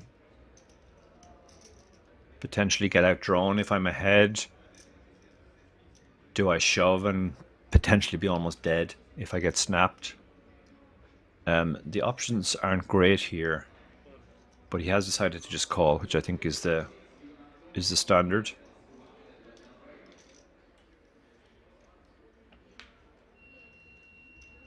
Two on the turn doesn't really change anything. It's the ultimate brick. Michael's going to keep barreling. He recognizes he doesn't have the best hand right now, but he's going to try and put pressure on a 10-6 or a weak ace. And he has sized up as well from the previous street, although it's still a small bet relative to the pot. Demetrius is in a horrible situation now because his hand is just a pure bluff catcher, but he does have top pair, and he has made the call. He's basically praying it goes check-check on the river now. 7 million in the pot. He only has 3 million behind. And this probably goes check-check now because Michael picked up showdown with the queen. So he pulls ahead of a 10. And he's also beating all the missed draws. So in some ways that was a fortunate river for Demetrius, because I think Michael was probably shoving the river if he didn't hit, and then Michael had a difficult decision if he wanted to call off top pair napkin kicker.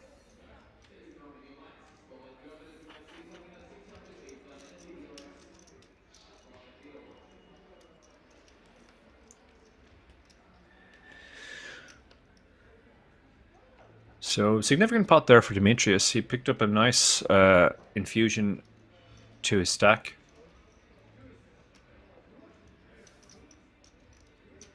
Michael, meanwhile, has drifted back to 15 big blinds.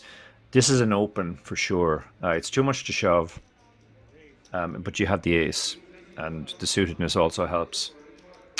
But this should be a shove. Yeah, very quick shove from Jean. And when it gets back to Michael, he should probably just fold very quickly. It'll be frustrating for him because sometimes you get these spots where you just lose a couple of pots in a row and you have half the stack that you had before. He's asking for a count. I mean, he shouldn't really need a count here. You should never. S2 isn't a hand you never want to call off with. You're just going to be dominated so much. Like any ace, any pair, you're basically a 2-to-1 dog. So the speed of the shove from Jean 2 suggests that it wasn't king queen or anything that you're in good shape against.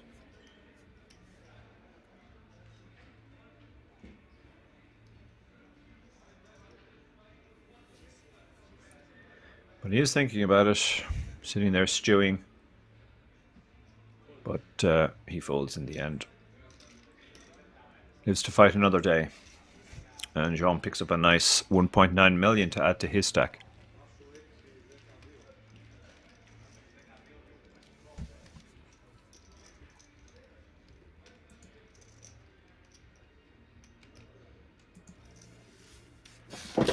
So shout out to everybody watching. 563 on Twitch, still some watching on YouTube and also on Facebook. Thank you for keeping me company. I'm here doing solo commentary, so it's good to have company. Michael immediately has another spot, and this time he's decided to just shove, no messing around. Jean has a tricky one now with Ace Jack, because he can definitely think that Michael's on tilt here, and Michael is just shoving worse hands like King Jack, Queen Jack, maybe Jack 10 suited, some worse aces. It's a tricky spot. The only thing that might save him is the fact that he's in relatively early position. He's in the cutoff, so there are the other three players are still to act, and they can obviously wake up with a hand as well.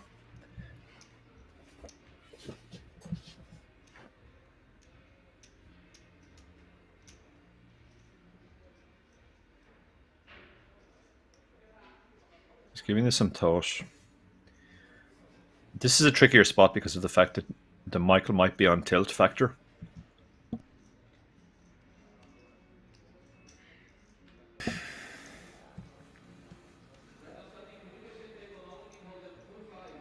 So he's counting it out to see how much he'll have left if he calls here and loses. I mean, he's not calling, he's obviously shoving, but say he shoved and it's just those two and he loses. He would still have a reasonably playable stack. Well, he'd have 9 big blinds, but he wouldn't be out of the tournament. That could be a factor in his decision as well.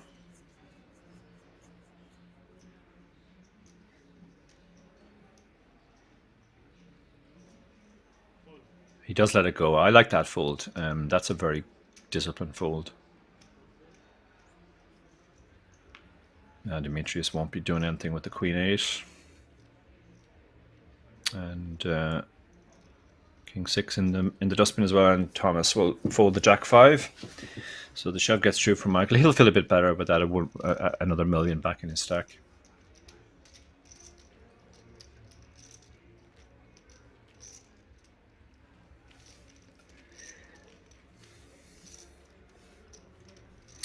Chokley in the chat, Twitch chat says nice fold. Yeah, it was a nice fold. He took his time over it. He gave himself time to process all the information.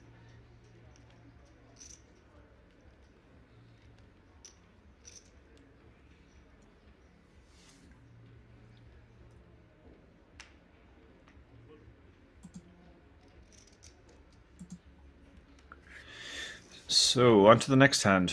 These players are all, I've said this before, but they're all playing at a good, decent clip. I mean, we saw Jean taking his time over a decision there, but it was a very, very close decision. Other than that, they're not wasting time. They're not stalling.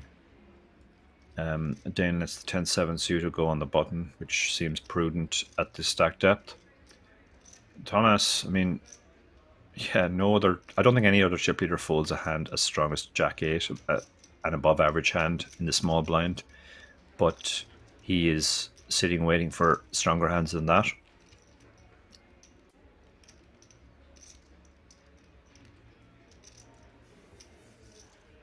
Jokey says, "Congratulations, a nice event." Yeah, it's a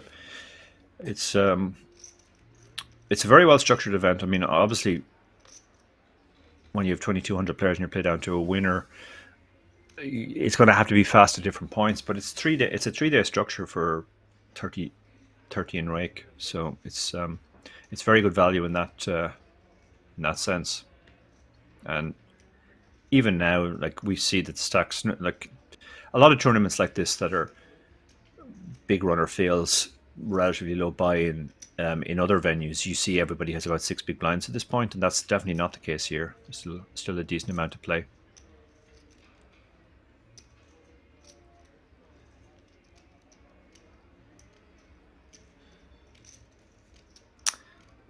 So Michael has limped from the small blind with Queen 10. He could have shoved this hand as well for 15 big blinds. Jean's going to raise.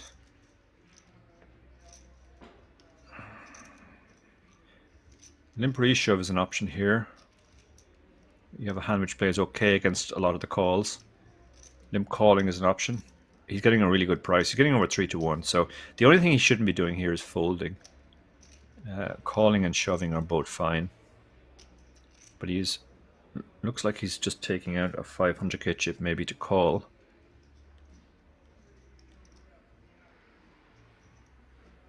He does call.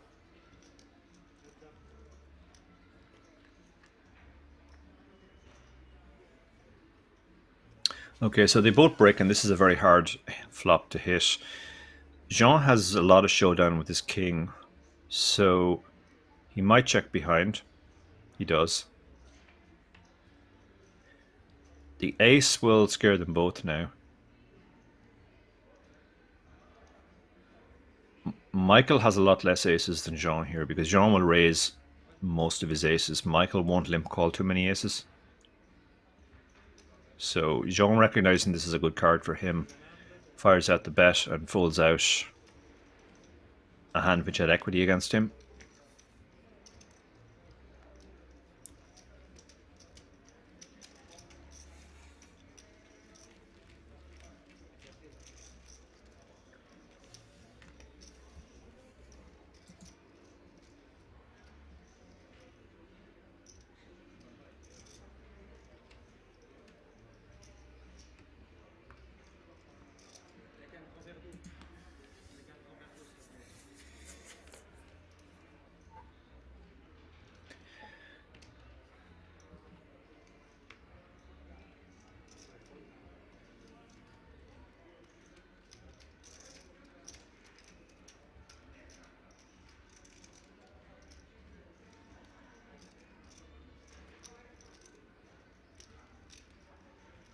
So 11 players still.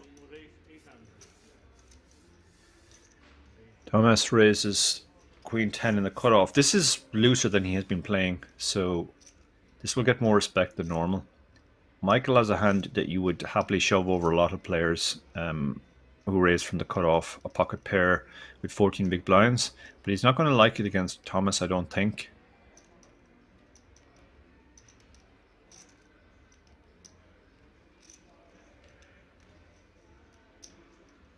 He's having a think about this one. Flatting isn't really an option because he's not deep enough, I don't think. So it's probably shove or fold. Also, flatting opens him up to a squeeze behind.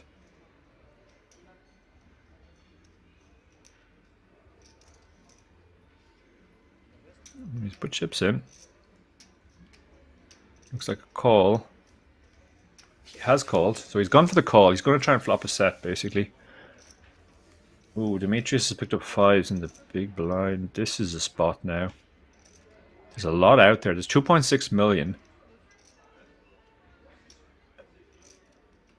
He can definitely call and try and hit a set. That's fine. He could also shove and try and take the 2.6 million that's out there, but he'll be worried about the chip leader who's playing very tight. If that was a very loose chip leader and button flat, the fives would be a more legitimate shove. So he hasn't hit a set, but he's hit a pretty good flop for fives otherwise. Oh, and the 2 on the turn. This could be an action card because Demetrius has now picked up a gut shot. Michael has hit his set. This is trouble for Demetrius. He probably thinks he has the best hand right now because he thinks he would have heard from a better hand on the flop. They would bet. And the 2 looks like a brick. He's not to know that it's made a set for Michael. So he's betting out here, essentially trying to protect his hand, thinking he has the best hand, but also knowing he has a gut shot.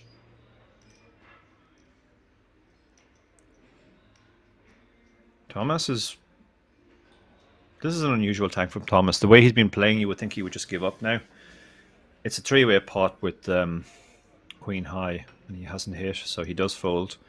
Now, does Michael just call here and try and get the rest on the river, or does he stick it in now?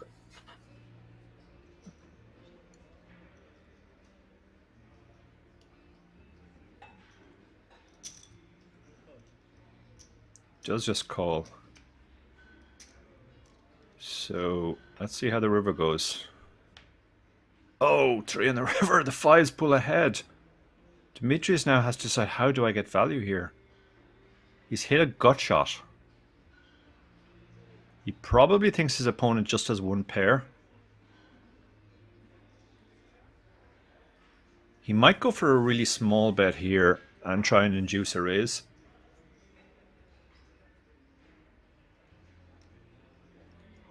He's having a think about this. That said, Michael has less than pot behind. The pot is 4.8 million. Michael only has 4 million behind. So the shove and just hope to get a cry call from a 9 or something else. That is a sick river, though. And you can see we're down to 10 players, so we've lost somebody on the outer table as well. So if this all goes in and Michael is eliminated, we will be down to the final table. So will Demetrius shove, or will he bet a smaller amount and let Michael get away?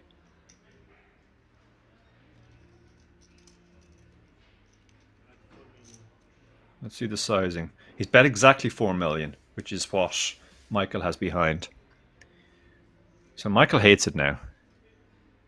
He has a set, but he's losing to all the other sets. He's losing to any 5, but he does make the call. Can't really blame him for that. He's going to get the bad news that he got rivered. And we're going to lose Michael.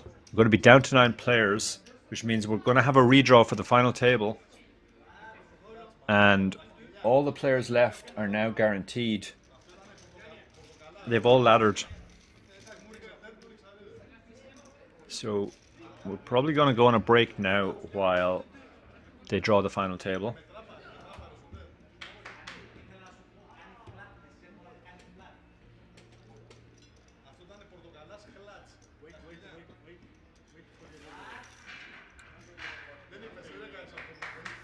There we go. That's the 4 players who survived from the feature table to the final table.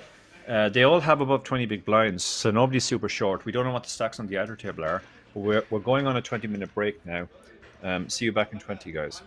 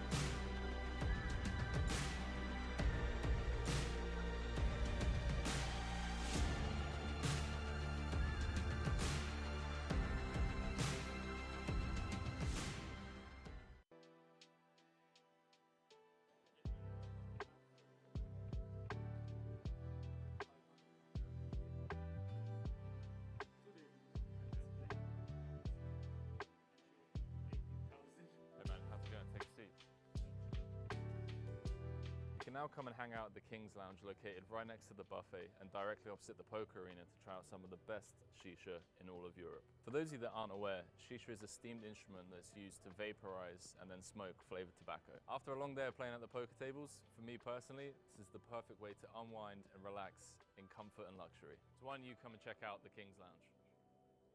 Cut.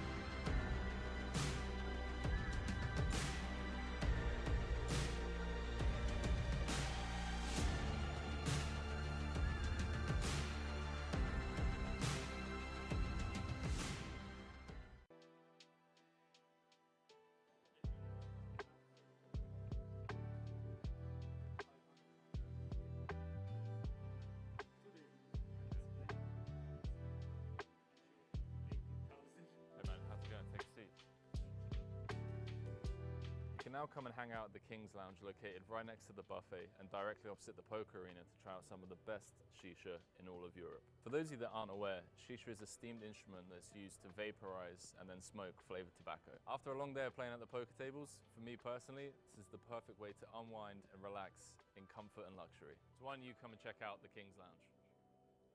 Cut.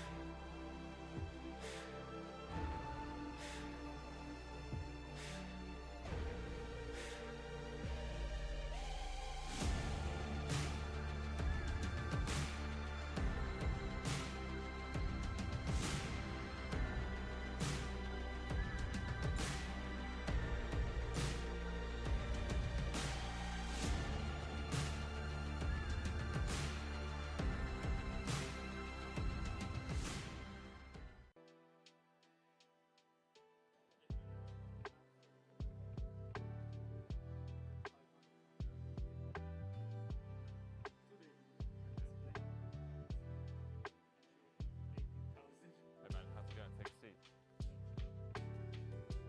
You can now come and hang out at the King's Lounge located right next to the buffet and directly opposite the poker arena to try out some of the best shisha in all of Europe. For those of you that aren't aware, shisha is a steamed instrument that's used to vaporize and then smoke flavored tobacco. After a long day of playing at the poker tables, for me personally, this is the perfect way to unwind and relax in comfort and luxury. So why don't you come and check out the King's Lounge?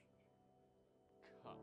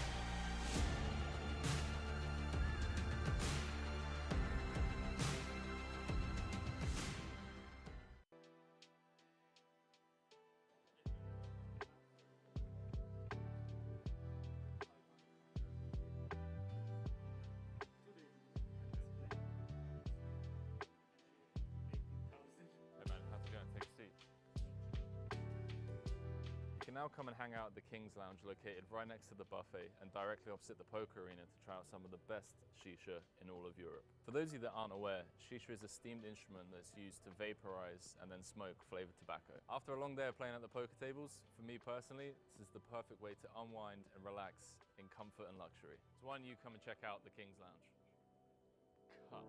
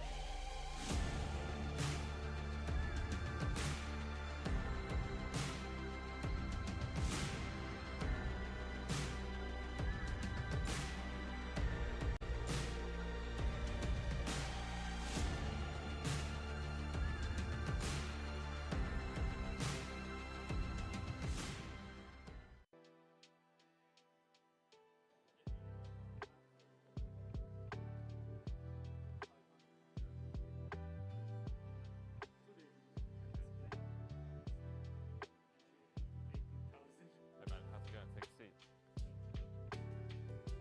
You can now come and hang out at the King's Lounge located right next to the buffet and directly opposite the poker arena to try out some of the best shisha in all of Europe. For those of you that aren't aware, shisha is a steamed instrument that's used to vaporize and then smoke flavored tobacco. After a long day of playing at the poker tables, for me personally, this is the perfect way to unwind and relax in comfort and luxury. So why don't you come and check out the King's Lounge? Cut.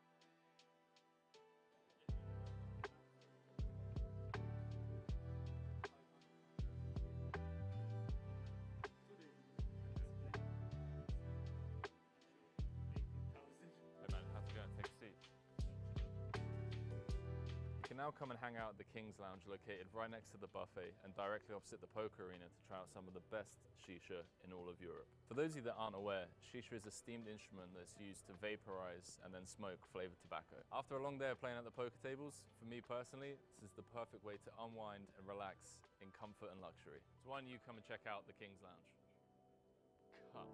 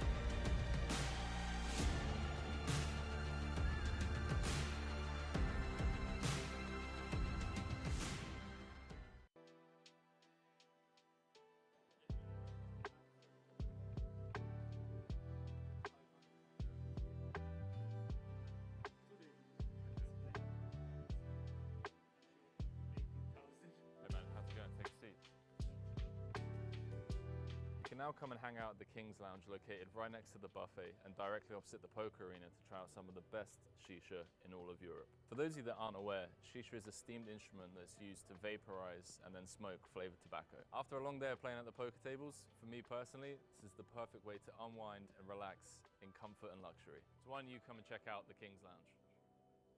Cut.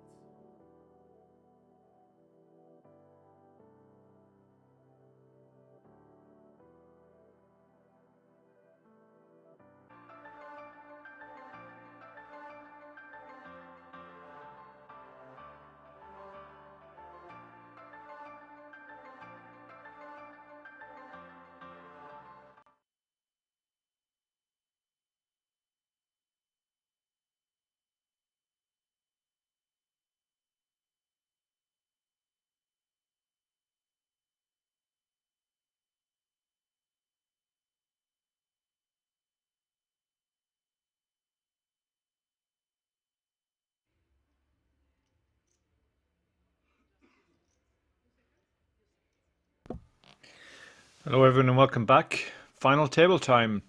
We have 9 players left, and there's the seat draw. Seat 1, we have Sylvain Chaumy, who we saw earlier, and he has 11 million. Seat 2, Zizou has 7.2 million. Seat 3, Thomas Fischer, 17 million. Seat 4, Dimitrios Anastasakis has 17 million as well. And you can see the other stacks there. Cyprian Galatain, who we haven't seen yet, from Romania, is the chip leader with 52 big blinds. Kwokvu Bui, who we saw earlier, played very aggressively and hung in there, is still there too with 21 big blinds. Jean Levichy, 23 big blinds, and Dane, who we saw from the last table, is still there too with 24 big blinds. And the other player is Alessandro Nannini from Italy with 29 big blinds. So with the chip leader with 52 big blinds and the short stack with 18 big blinds and this very big bubble of the WSOP 10K ticket coming up, the first 6 get that, remember. We're going to see some pretty sick ICM spots, I think. The average is 12 0.5 million, which is 31 big blinds, which is a testament to just how good this structure is. That at the end of a 3-day, 300 buy-in tournament, we still have an average stack of over 30 big blinds. Hello to everybody who's watching us on Twitch, on YouTube, or on Facebook. The 9 remaining players are all guaranteed €6,597 now. The first pay jump is over €2,000, so the pay jumps are starting to get juicy now. But of course, they'll all have their eye on the first prize of 90,000 almost, plus that 10k seat. So super aggressive open from Under the Gun +1 with the 8-7 suited, and interesting call with the King 4 suited in the cutoff. That's the chip leader, so he's obviously looking to put his chips in play, and he's hit 2 pair against a flush draw. Oh my goodness, we could have carnage right from the start between 2 of the biggest stacks. Cyprian is the chip leader with 20 million. Demetrius has 16 million. He's bet his flush draw and his gut shot. Does Cyprian just call here, or does he raise?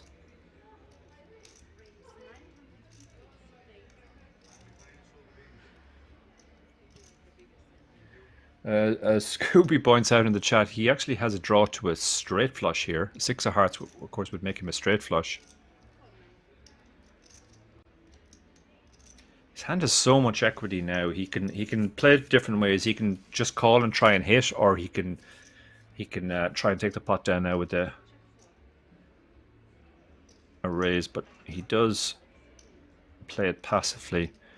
He's facing a bet of, okay, so he's getting the odds to call here with both his flush draw and his gut shot, and the implied odds of getting more chips in.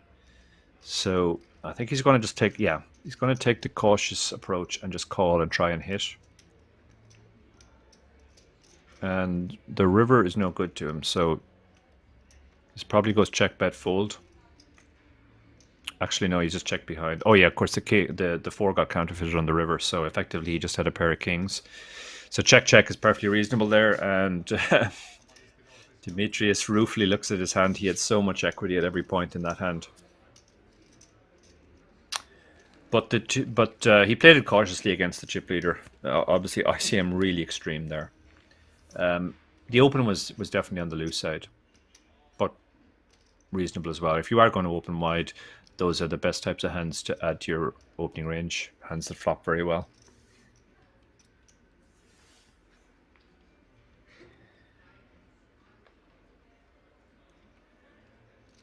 So setback for Demetrius first hand. He played very well on in the last session. He was short quite a lot. Took all his shove spots. Jean with the pocket eights. Jean is one of these players who's definitely here to play as well. Awkward enough with 24 big blinds and pocket eights in early position. You can certainly make an argument for folding this hand with the ICM pressure. But he goes ahead and raises.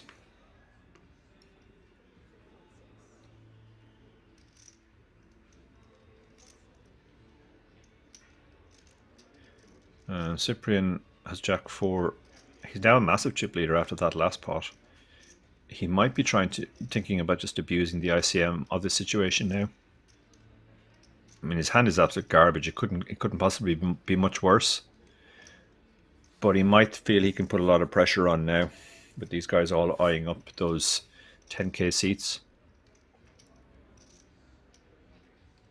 It's only taking his time a lot longer than you would expect for a man with Jack 4 offsuit.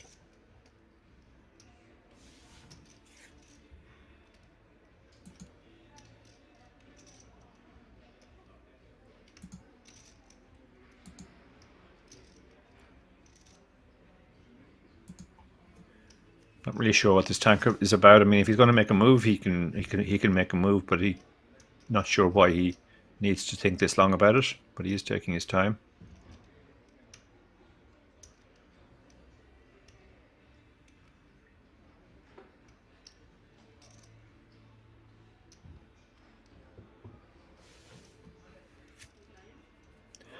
Oh, he didn't realize the action was on him.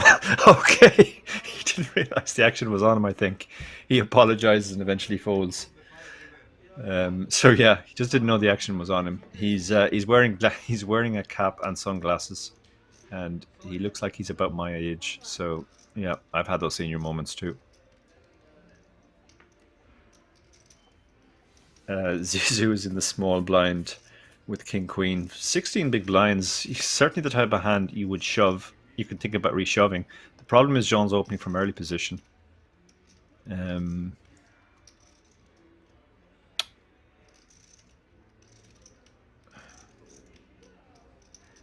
think he'll probably let this go eventually.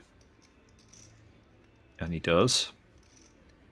The 9-7, again, most players would defend this, but I don't think Thomas is one of them.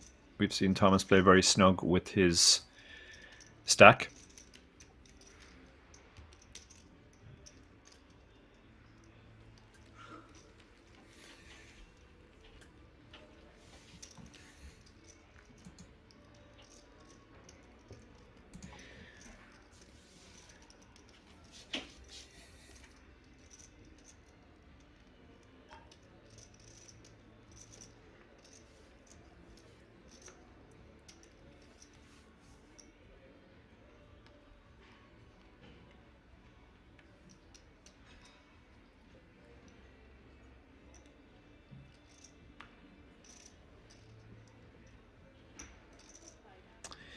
So, ace-5 also under the gun.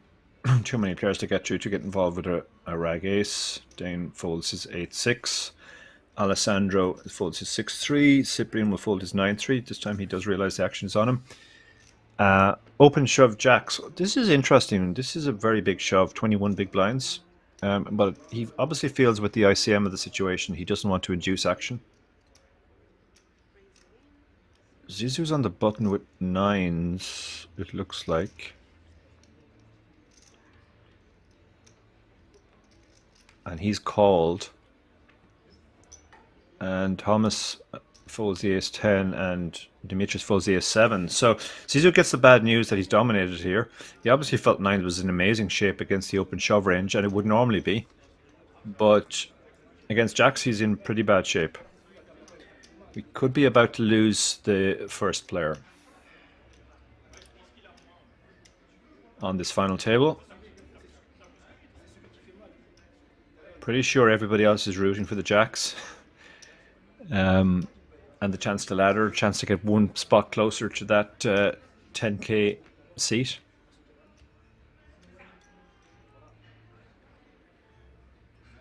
And we saw there jack on the flop, and now king on the turn. So he has picked up some outs. He can hit a 10 now for a straight.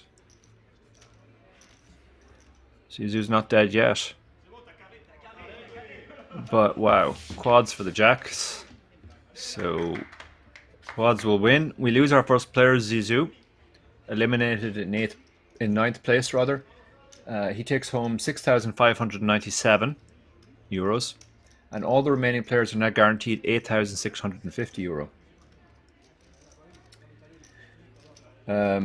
Shout out to Fintan Gavin in the Twitch chat. For those who don't know, Fintan is the guy who normally does these stream commentaries, top class commentator, and he's King's main guy on these things. I'm just stepping in for Fintan today because Fintan is off busy doing something else. Great to see you, Fintan.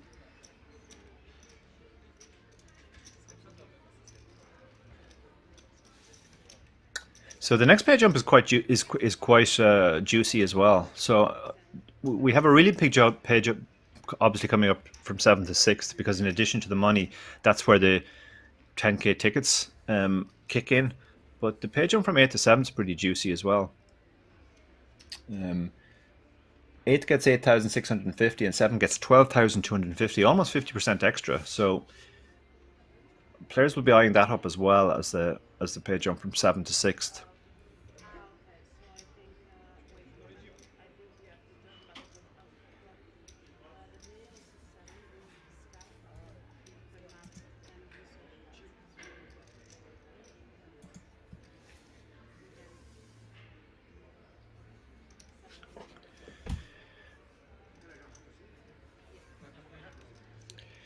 So Dane is under the gun here with the king 4 offsuit. He's waiting for some reason. He didn't realize the action was on him. So it's not just us old guys who sometimes get confused about that stuff.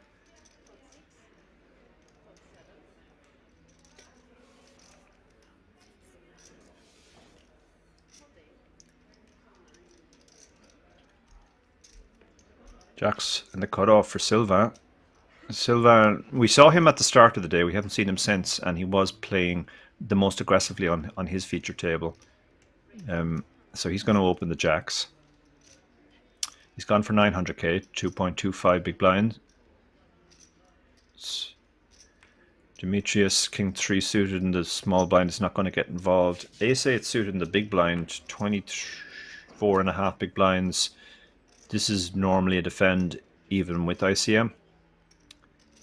You don't love it because it looks like he might have moved all in, has he? Or he's 3-betting. No, he's gone for a 3-bet. So he's decided to turn his hand into a 3-bet bluff. I was about to say this hand can be quite difficult to play post flop. If you hit your ace, you're not going to feel great about stacking off. You're not really deep enough for the possibility of hitting a flush to be a huge factor. Now Sylvain has 2 choices. He can call or he can shove. Jacks is an awkward hand in this spot because you're behind the value range. The value range is going to be stuff like queens, kings, aces, ace, king, which okay, you're flipping against, but you're in trouble against the rest of it. But you're miles ahead of hands like this, the light part of the range. So there's an argument for just calling here and keeping in the weaker hands.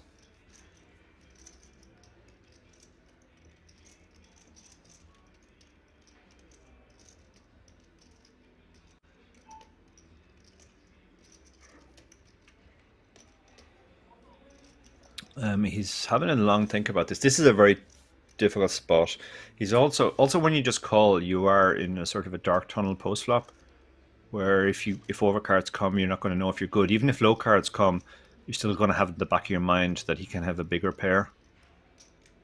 But he does make the call, which I think is probably the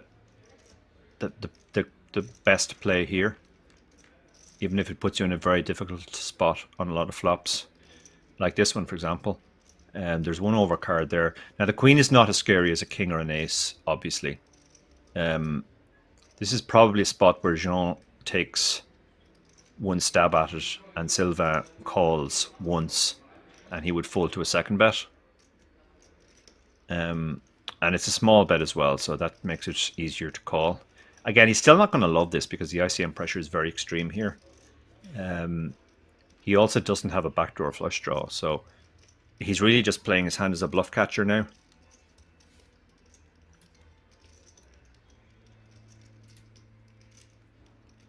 But can't imagine we're going to see a fold here getting 5.6 to 1 or 4.6 to 1. And just one overcard, and as I said, it's not the scariest overcard, so he does call. Pot's big now. Pot is 6.6 million, so they only have a little bit more than that left behind. Jean picks up a gut shot, a bad gut shot to go with his ace high. Now he has to decide whether he commits or he raises the white flag. He does raise the white flag. Now Sylvain might bet small here just to fold out this type of hand, and also maybe buy a check on the river, even if he gets called. On the other hand, if he does bet here, he opens it back. He opens it up to a check raise. So tricky enough spot here. Let's see what he decides to do.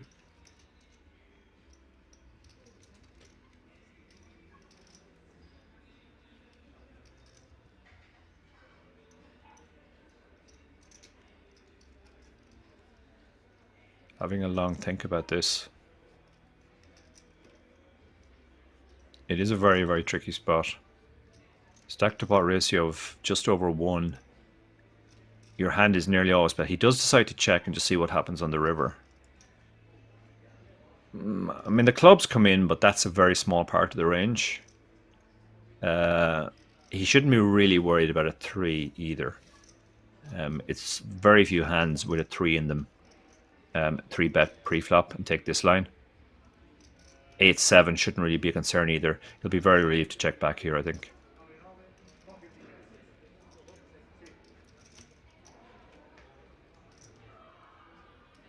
See, Jean has checked.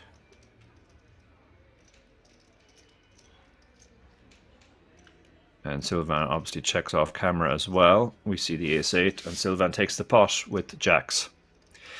Yeah, he was in an uncomfortable spot there the whole way through the hand until the river. But sometimes that's just the way you have to play. By calling rather than shoving pre-flop, he kept in the weaker hands. He made a bit more post-flop. He had tricky decisions on turn more so than flop. On flop, he faced a small bet, so it was a fairly easy call.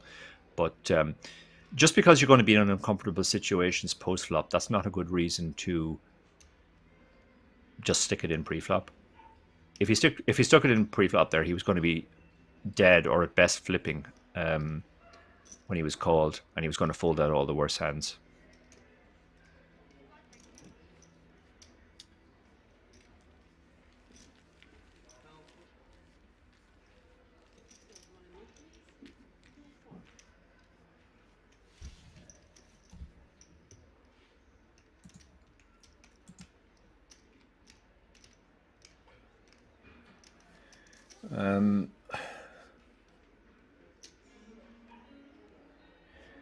I think some player called Yumi is getting a lot of love in the YouTube chat. Ali Yumi, bien joué, Yumi, respect. I guess we're talking about Show Me, and Yumi is his nickname.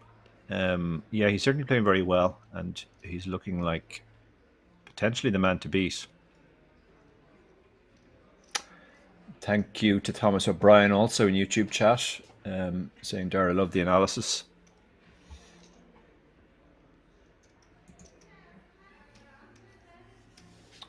Yumi getting a lot of love on Twitch as well from Zali Baba. So let's see what Cyprian does here. He's under the gun +1, but he's a massive chip lead, and King 4 suited. This is a nice open because he's going to work a lot because he's the chip leader. Players are not going to want to tangle with him, and even if you get called, you have some sort of playability with your suited king. Sylvain is going to fold the 10-7. Thomas will definitely fold the 6-2.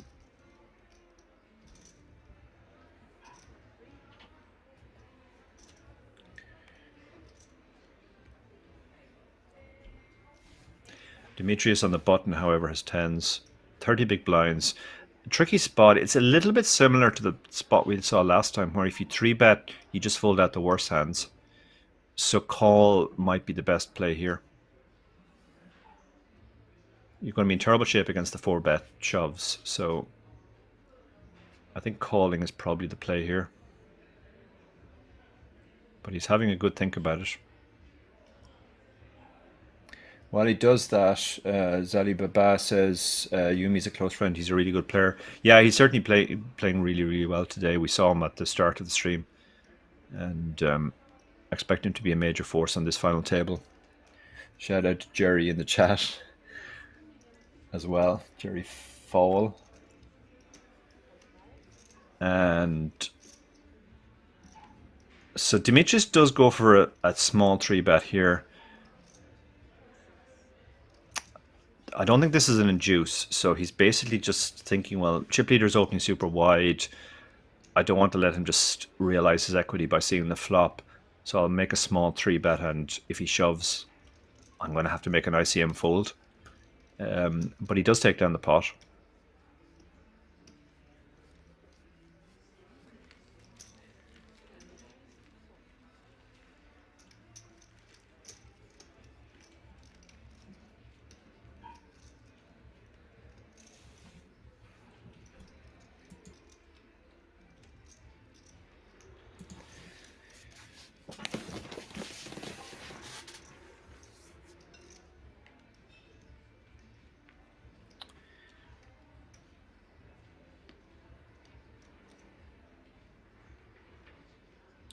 So Cyprian's under the gun. Having got 3-bet last time, I can't imagine he's going to open the Jack 7 off. He does fold. Round to show me. Sylvain show me with the 8-5 will be folding as well.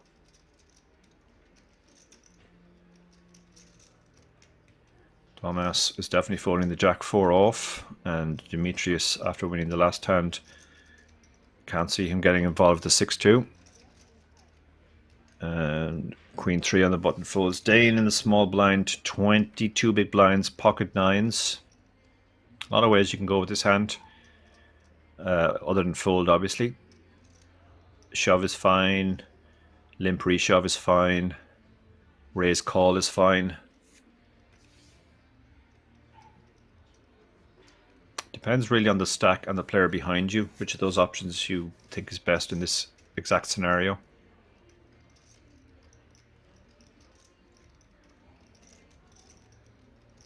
Looks like he's going for the raise. And he does. That looks like 1.2 million. Alessandro has a hand which he shouldn't really be folding. The question is, does he want to stick it in and hope his opponent folds and know that he'll be in okay shape even if called? Or does he want to just call in position? Tricky enough spot. It's 20 big blinds effective because that's what Dane has behind now. And he's found a third option. It looks like he's gone for the normal 3-bet. So he's raised to 3.4 million. I mean, if Dane shoves now, he's going to be getting an amazing price.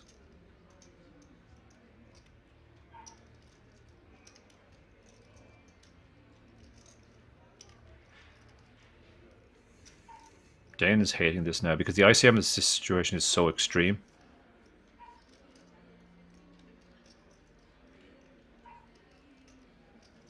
But 9's blind on blind is just a huge hand, so you can't really think about folding either. He's getting over 2-1.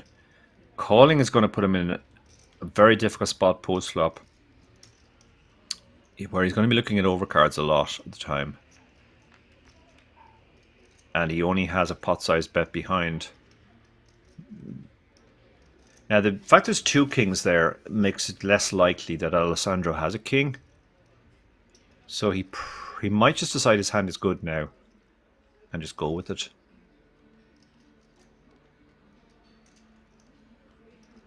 He does check. Now Alessandro has to decide whether he wants to bet or not. A small bet here would work a lot, but he's decided to check. Now Dane thinking his hand is probably good because a king would have at least fired out a small bet.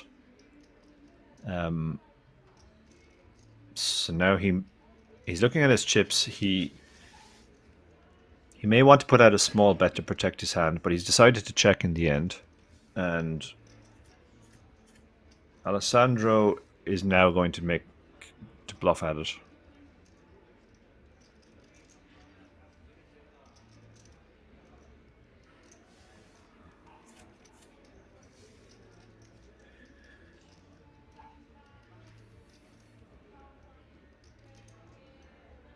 And now Dane is in a world of pain, where his hand is usually good, but now the stack to pot ratio is minuscule. He basically has 12 million in the pot, and he only has 3.5 million behind. Oh, and that river makes things very easy for him. Now he just has to decide whether to stick it in and get called by a pair, or check and let him put the breast in as a bluff.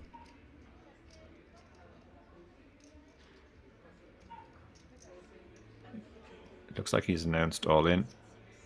He's hoping Alessandro has something. Alessandro has nothing, so even though he's queen high, which might be good some of the time, it's difficult to imagine this is ever a bluff for this size.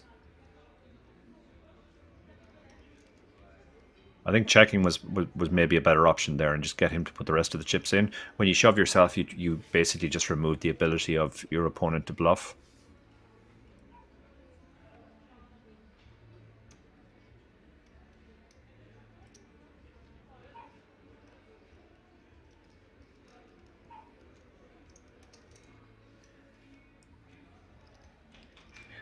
Yeah, he tanked there with queen high because he was just getting such an amazing price, but in the end, he just figured he was beating absolutely nothing. So even when you're getting an amazing price, if you're beating nothing, it's still a fold.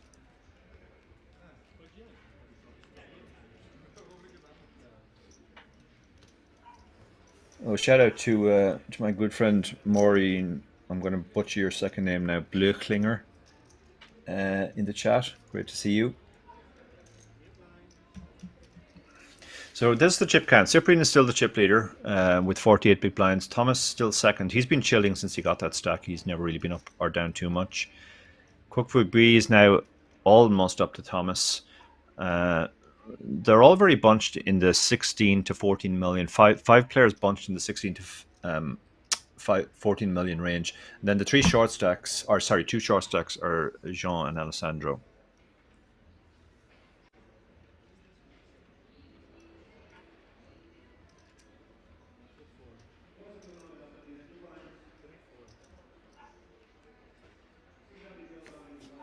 No pair, no draw, and says not sure if he was tanking on queen high due to the price he was getting, or just trying to save face and make him think he folded a king or an overpair. I think he was probably the latter. He was just getting such an amazing price. Or sorry, the former. He was getting such an amazing price. He was just trying to think, is there any hand he could do this with that I'm beating? And he couldn't find any.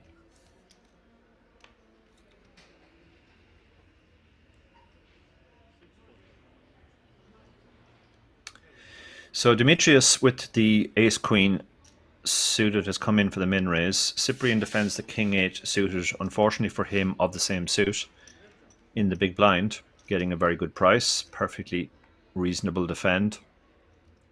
And he is rewarded by flopping top pair. This is not the kind of board Demetrius wants to auto c-bet. This is a board which a lot of the big blind's hands connect with. 3 middle card, yeah, very good check. On a board like this, you want to, if you're going to bluff, you want to bluff with your king highs, queen highs, rather than your ace highs that have decent showdown. Now he might bluff representing the king. This is a different matter.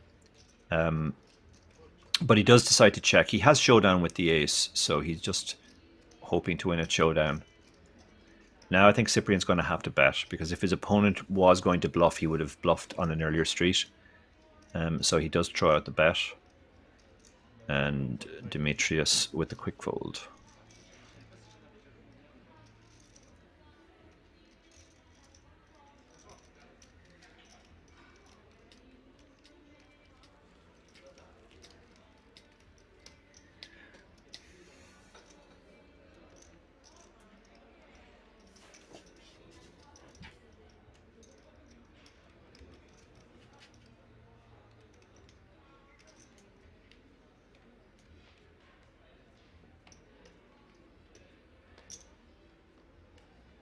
So 8 players left.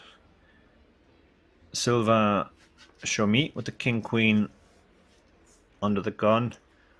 This is a marginal hand in this spot because of ICM, but Sylvain is the one player who's shown himself more than willing to open all the marginal hands. So I expect we're going to see an open here.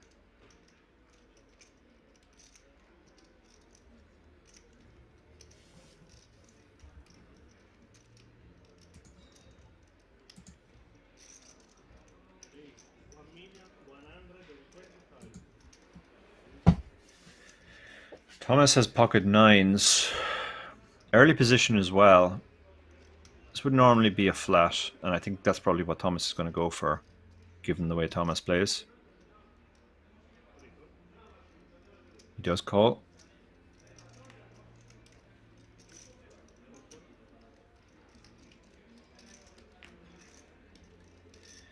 Now, after an under the gun open and the tightest player at the table, flats just behind, that's going to tighten the ranges behind of the other players behind considerably. But we've got queens, and he only has 12 big blinds, 11 big blinds, 11.4 big blinds. So he's going to be sticking this in, I imagine. Great spot for Alessandro. Already 3.5 million out there. He's got 5.7. He does shove.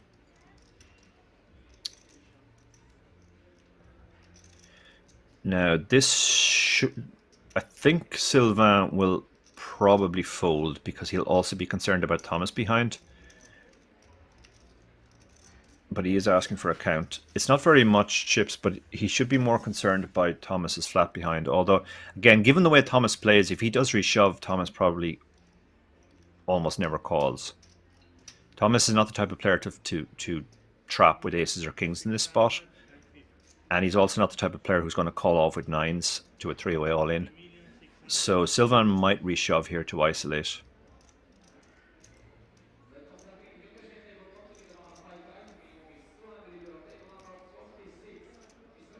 He's having a think about this.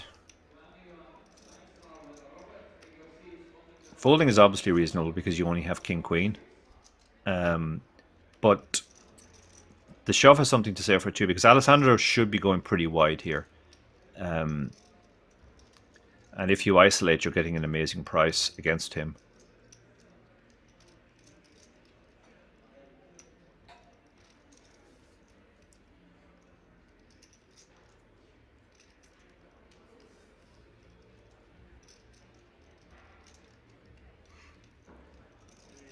So he has gone with the aggressive option here, the all-in. This is just because he's now going to be getting such an amazing price. Effectively, the call is 4.6 million. Assuming Thomas doesn't call. And I think he's expecting Thomas to call almost never.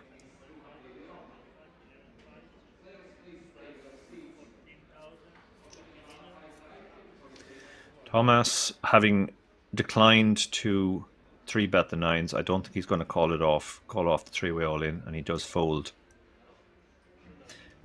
Yeah, that shove was very much just because it was Thomas behind, and Thomas was unlikely to call it off. He's very sad to see that he's playing one card.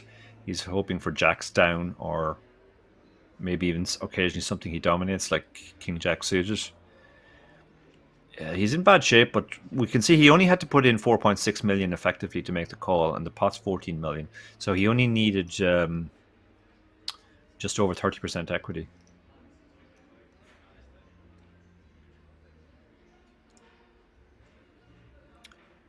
No help for him there. He does have a runner on a straight, but nothing there, and he's now down. He's lost an out, actually. The king of diamonds is no good anymore. He's down to a two-outer.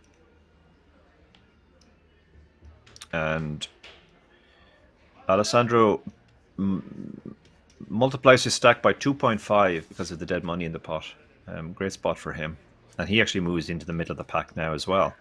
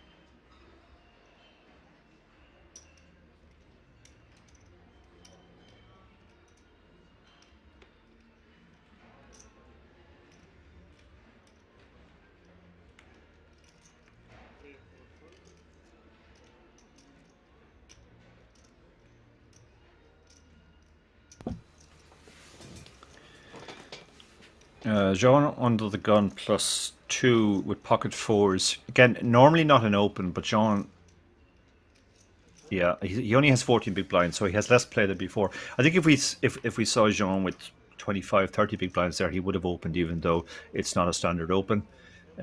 He is one of the players who's shown a willingness to open a lot wider. But interesting fold by Jean on the button. I think a lot of chip leaders would open Jack 8 there.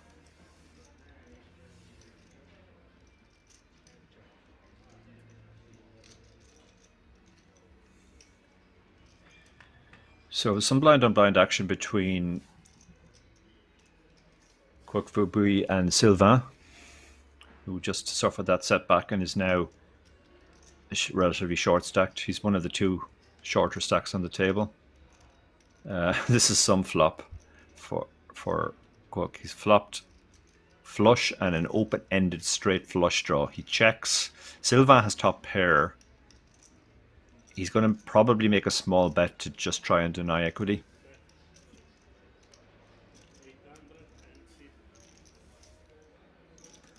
He bets 850, which is just about half pot, slightly more than half pot. Trying to fold out hands that have decent equity against him. He's not going to get the fold here. It can be tricky enough to extract value when you're out of position, because if he calls here and checks the turn, he gives Sylvain the chance to check behind. If he raises, he basically he more or less announces that he has a very strong hand.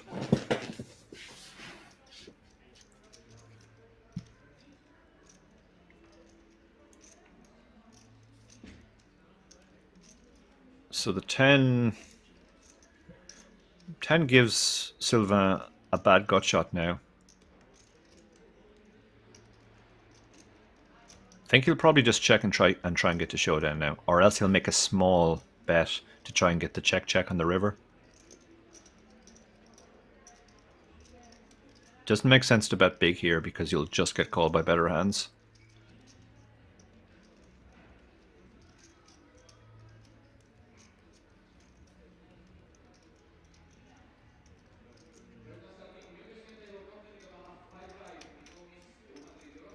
Okay, that looks like a pretty chunky bet. He's bet 2 million, so he has gone for the big bet. He's going to be in a world of pain now if he faces the check raise.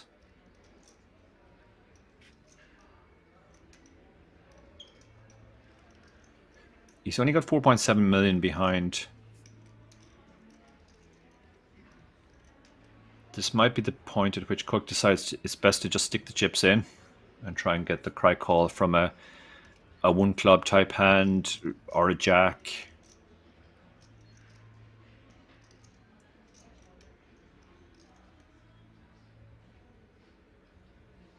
Yeah, I think that's what he's... No, he's just... In the end, he has just called.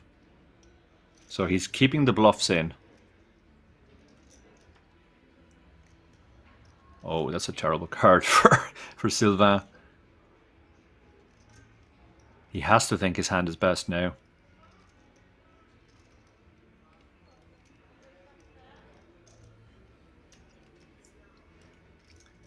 He can get... Yeah, he can... You can think he's up against an 8 or a 6 here a lot, or a pocket pair. He's not beating any jack. I mean, I guess that's the saving grace, and there are some straights apart from, well, one straight, 9-7, apart from the flushes. But with a stack to pot ratio of 0.6, he might decide this is a value shove.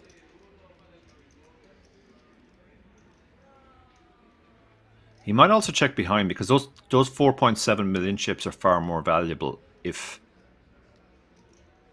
than the extra 4.7 million he gets if he shoves and wins.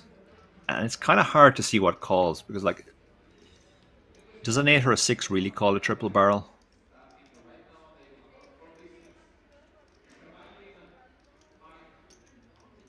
He has moved all in, and a snap call, and he's going to get the bad news here. And that's the end of Sylvain.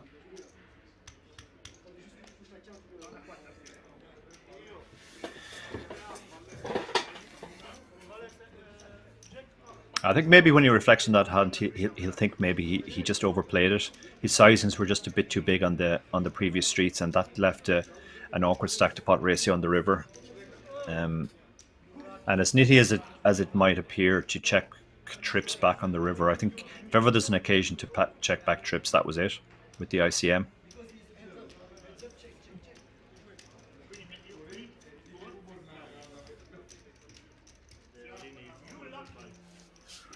So he misses out on the WSOP tickets for the first 6. We're on the bubble of that now, so the ICM is very extreme. Huge pot there for Cook, who will be a real force now. He played his hand really well there, just trapped the whole way. Don't think he was targeting a jack there on the river. He was targeting maybe the ace of clubs, which he thought might bluff.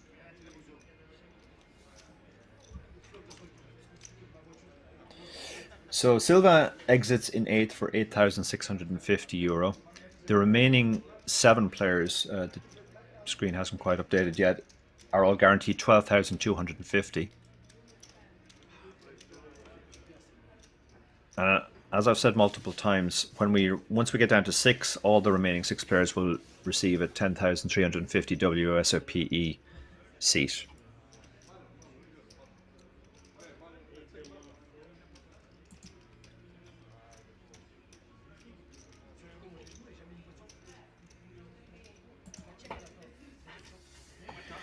No Limit says, sorry, what's ICM? ICM is the independent chip model. It refers to the fact that chips in tournaments are the value of chips in different stacks are not proportional. In other words, when you have a short stack,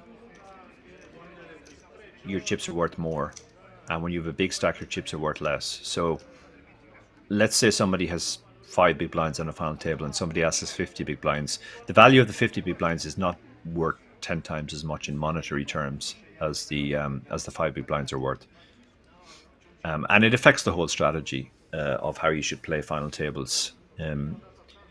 As explained in my latest book, In-Game Poker Strategy, the ICM book.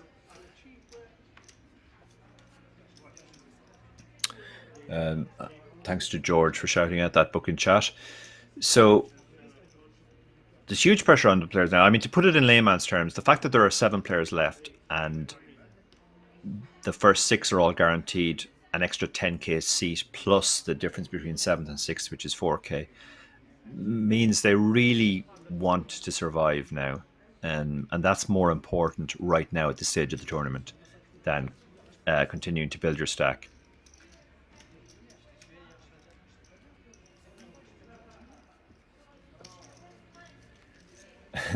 Bird says, ICM, is that the very fast train that runs between big cities? It could very well be. I'm sure there's more than one ICM, but that's not the ICM we're talking about.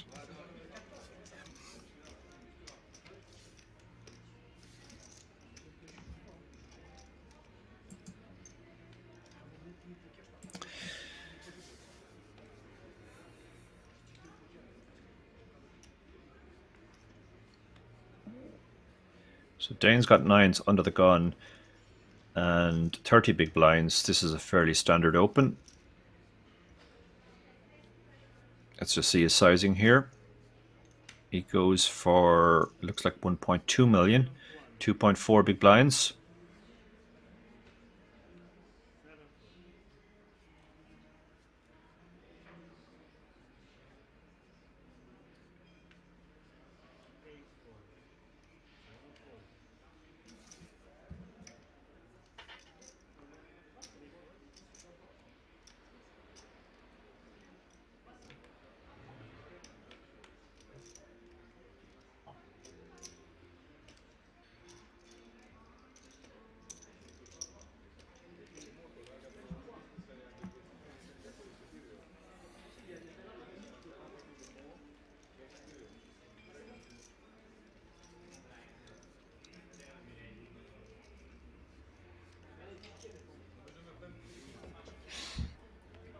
Some fun in the Twitch chat about trains and cars and the price of gasoline, petrol right now.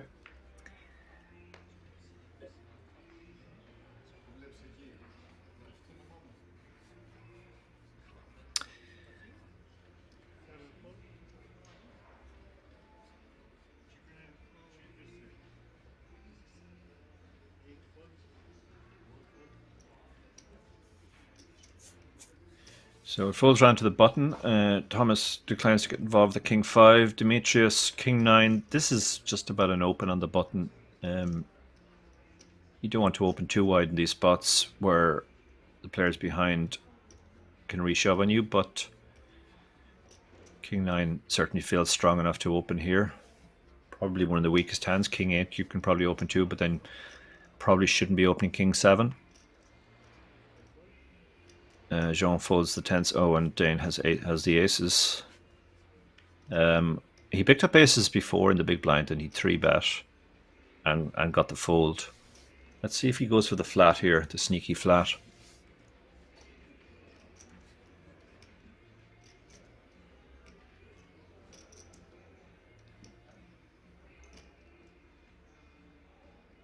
Looks like he's counting out a raise.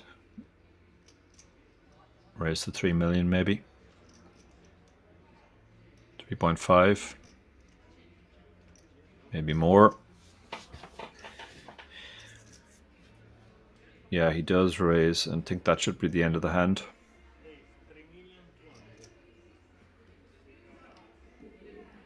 $3.2 million.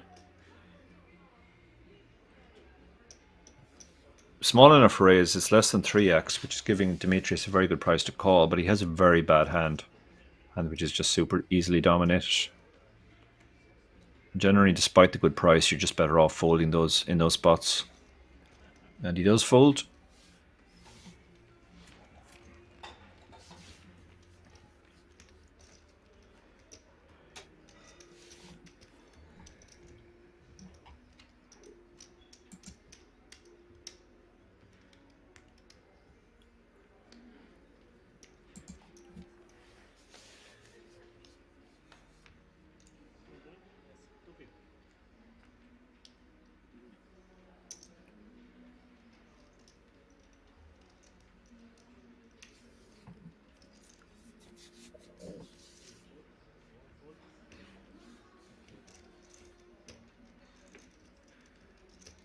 So a lot of pretty bad hands being folded. So it folds around to the button. He's got a dreadful hand, 4-3, and only 11 big blinds, so he's going to fold as well.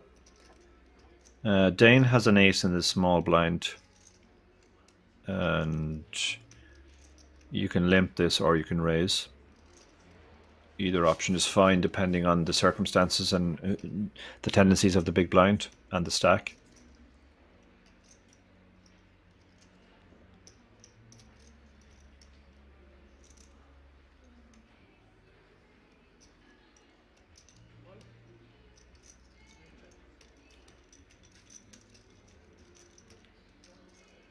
So he's gone for the limp option, which with the ICM of the situation makes a lot of sense.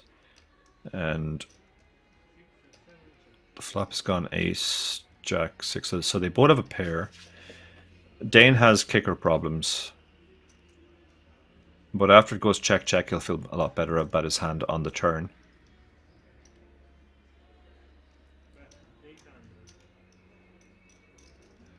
He bets 800. The jack is going to call. Obviously, you're not folding to one bet. Gets trickier if you face a second bet on the river and you don't improve. But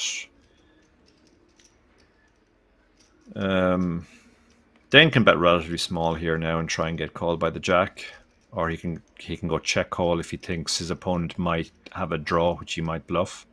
He has gone for the check, and I think Alessandro will probably check behind. Oh no, sorry, I thought he had checked there. He just put his knuckle down. So he is going for a bet. It looks like a very small bet. Yeah, it's a small bet.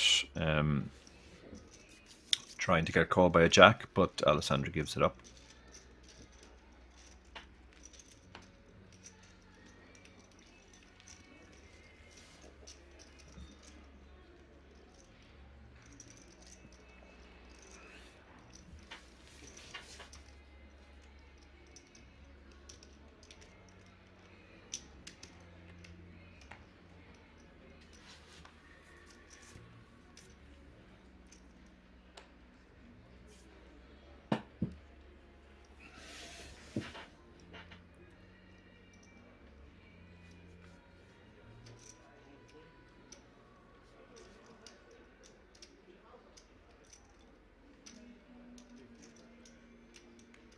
Again, a lot of rag hands in early position getting folded. And it comes around to the button, and he's got the 7 Dewey offsuit, so he's going to fold, one imagines. Unless he's opening literally any 2. He does fold. Alessandro Kings in the small blind. Looks... It's a spot you would like to see a limp, but he goes for the raise, which is obviously fine too. 10-4 calls. He was getting a good price, but if you are going to fold any hands, it should be those types of hands. Disconnected, not suited.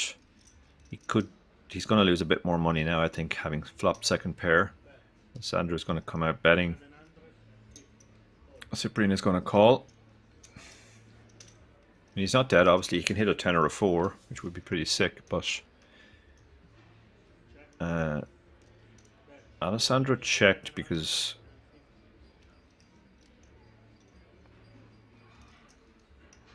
I think he's not feeling amazing about his hand anymore. Although, no, he's gone for the check raise, I guess. So he's just trying to get in a draw here.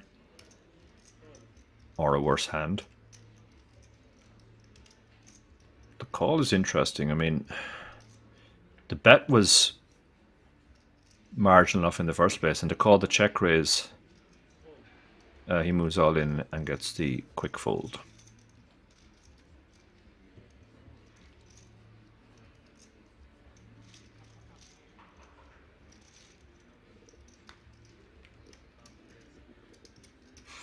Some discussion in the chat about whether you can earn ICM from a book or not. I mean, I think it's definitely possible. Obviously, I would say that having written the only book on ICM, but but it also depends. Some people learn better by reading. Some people learn better by watching videos. And some people learn better by being taught one-on-one. It kind of depends on your own personal learning style or what works best for you. I have made a few free videos on ICM. So if you search for my name and ICM on YouTube, they should pop up. I'm also collaborating on a course with Ryan LaPlante for Learn Pro Poker on ICM. So again, if you're the type of person who learns better from videos, they might be for you. And Faraz Jaka has asked me to do an ICM course for his training site as well. So I'm currently working on that too.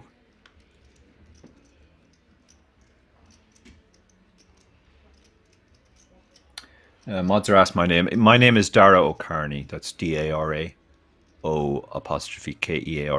I'm an Irish professional poker player, coach, commentator, writer. And I'm stepping in for Fintan Gavin today. Fintan is normally the Irishman who does the commentary on these. My good friend David Lappin stepped in yesterday. My turn today.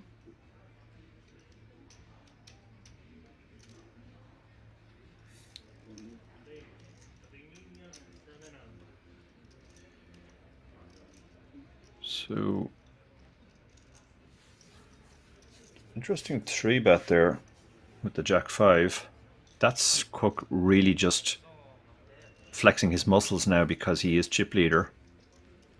And I kind of felt this was going to happen if he ever got chips, that he would really be very different from the other chip leaders we've seen and start trying to abuse the bubble, the effective bubble.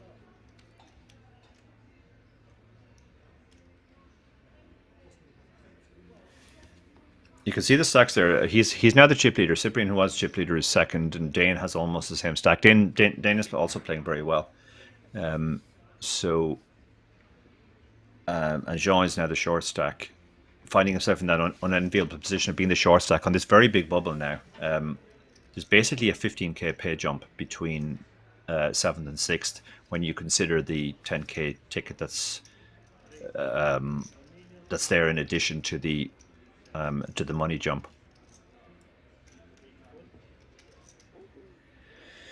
Small blind, ace 10.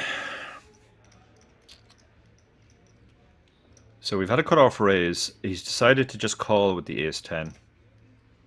Again, if he 3-bets this hand, he's just going to be in bad shape against the calling range. So we saw he's prepared to 3-bet trash, which is fine. But he recognizes this is not trash. This is a sort of an intermediate hand where if you 3-betted, you'll get called by better hands and you'll fold out worse hands. This is this is pretty much a nothing flop. Like, neither player should really have hit this flop. So whoever was ahead pre-flop should still be ahead. He's going for an unorthodox lead out here. This is actually fine when you consider ICM, because he can put a lot of ICM pressure on Nannini. And it's very hard for Nannini to continue now with his king high.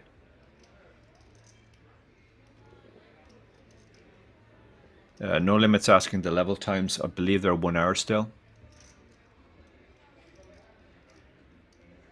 So Nannini, yeah, he does fold, and pretty sure that's correct. It's very difficult to play against the chip leader post flop, and the chip leader can do a lot of what happened there. He can just flat and then just fire out on this type of flop, where it's very difficult for his opponent to have connected.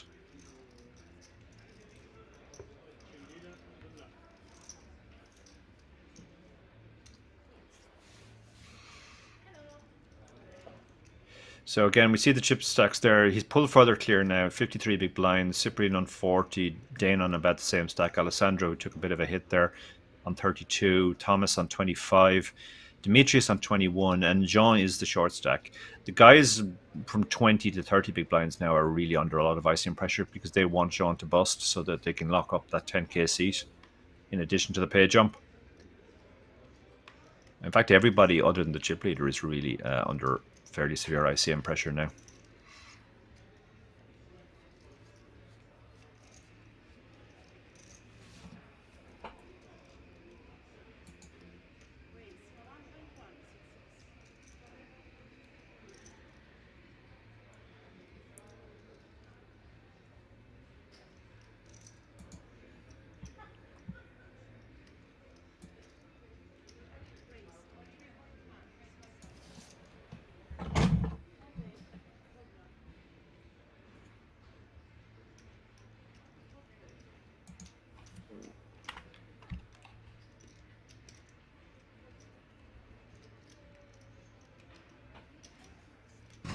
So, Dane against Alessandro.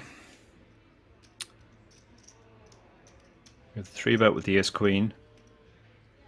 Ace-10 is not really the type of hand you want to peel a 3-bet with. Ace-10 offsuit. So Dane does make the fold.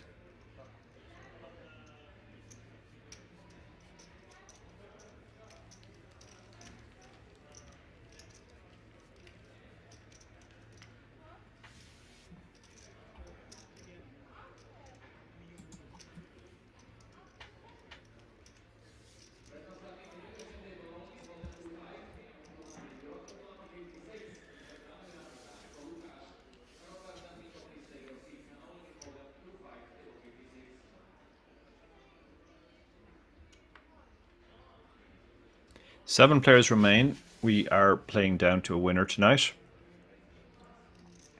The winner will take away almost €90,000 plus a 10,350 WSOP seat. Dane, who is definitely one of the more aggro players and is continuing to play even with the ICM pressure, opens the ace-jack in early position under the gun. And it folds. Everybody looks okay. It's folded to Jean in the big blind, and he has 8-2, so he folds.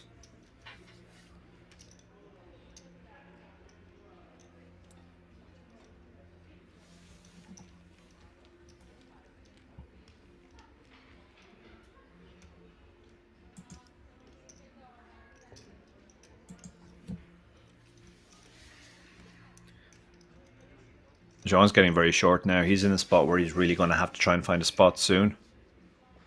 If he doesn't, he's going to blind out if he doesn't find a spot in the next few orbits. So sooner rather than later for him. Alessandro ace-4 under the gun.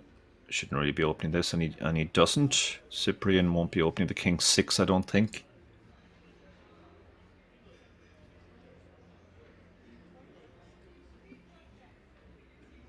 The jack-9 is also folding.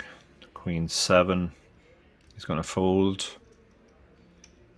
They all will be conscious of the fact that Jean is short here, so he's looking for a spot to stick it in. So that makes it less attractive to open hands like jack-9. The ace-2, on the other hand, 20 big blinds.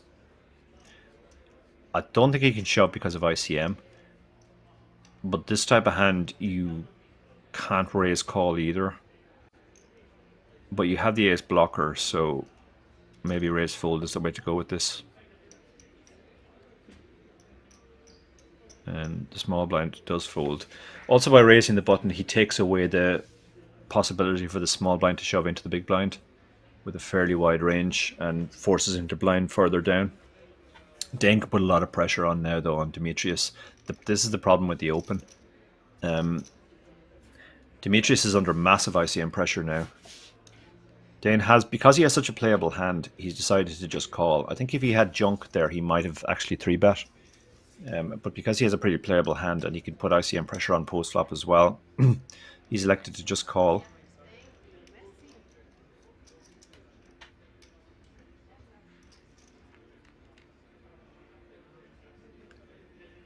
And this is the kind of flop you can put pressure on. He's got a flush draw.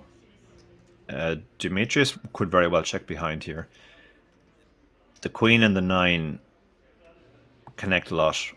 I've said it before on the stream, but anytime you have 2 cards between an 8 and a queen, it's very difficult for the big blind to have missed it completely.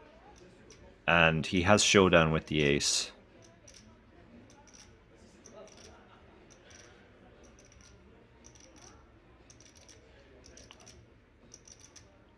The argument for betting is to deny equity to just 2 random cards that have a decent equity against you. Now, it'll be interesting to see if Dane goes for the check raise here and just ratchet up the pressure. Bet 1.8 million. Demetrius only has 6.3 behind. This is a good spot to just check shove now. Knowing that you have your flush draws back up even if you run into something. But also thinking your opponent will fold a lot.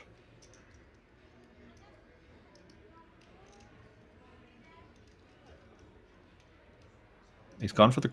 Looks like he's gone for the call. Now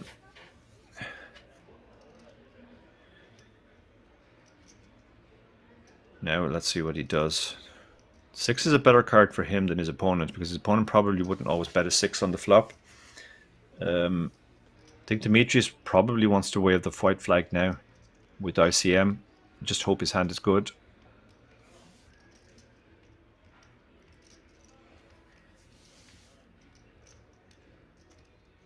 He's put himself into a tricky spot now. Stack to pot ratio of less than 1.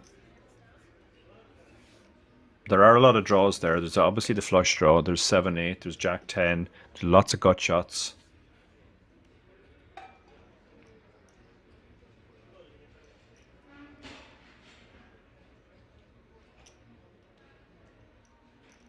He's not sure what to do here at all. And if he checks behind, he could get blown off his hand on the river. His opponent could just decide to shove as a bluff. So I think I definitely prefer the flop check to avoid this spot. But now that he's in the spot, he's going to have to deal with it and figure out what's the best course of action.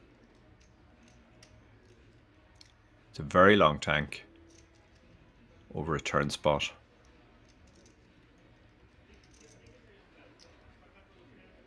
Small bet here is just trying to fold out a hand that has some equity and also maybe buy a check on the river. This is a tiny bet. Wow, this is 950. This is really trying to buy a check on the river. But he could also do this with monsters. I mean, if he had the 6, if he had pocket queens, if he had pocket 9s, he could do this as well and try and induce a raise because the bet is so small. And I think that's what Dane is thinking about now.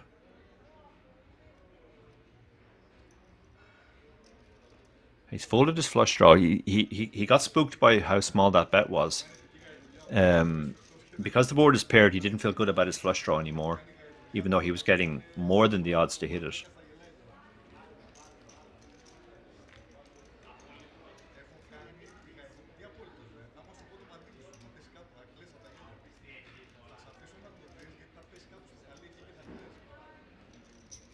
That was that very interesting turn size. I don't remember the last time I've seen a turn bet of 15%, but it got the job done. It seems to have spooked Dane. Now remember, Dane covered Demetrius, so if Demetrius had bet a normal amount and Dane had shoved, Demetrius would have to fold a lot. Thomas Jax is going to open, obviously. He's been very, very quiet, snug, but he has picked up a premium now, so he's opening.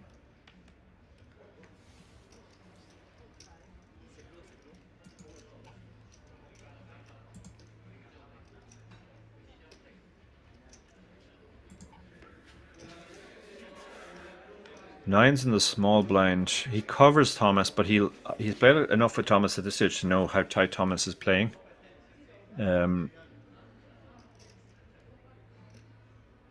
Against most players, you could just shove this hand and get a lot of folds, but Thomas has a much stronger range than most players. So Dane is elected to go for the call. Alessandro's getting an amazing price as well, over 5-1, and he has a suited king in the big blind. So he can certainly call too. And he does call.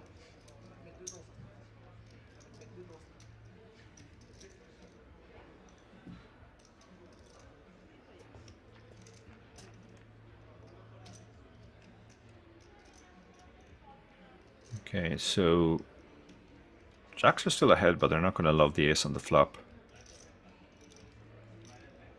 But he's going to bet, represent the ace.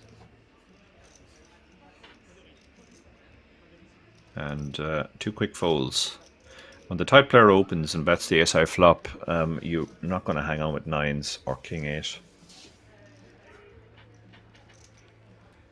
8. Talking about the small turn bet there, Pat Snome says he did it earlier as well, betting 450 into 2.8 million and also got the fold. Yeah, it's obviously something that's in his play, in his arsenal, and it's not something which you would see regularly as part of GTO. But if players are going to fold, even hands that have decent equity like 5-4 suited, it's going to be very profitable to do that.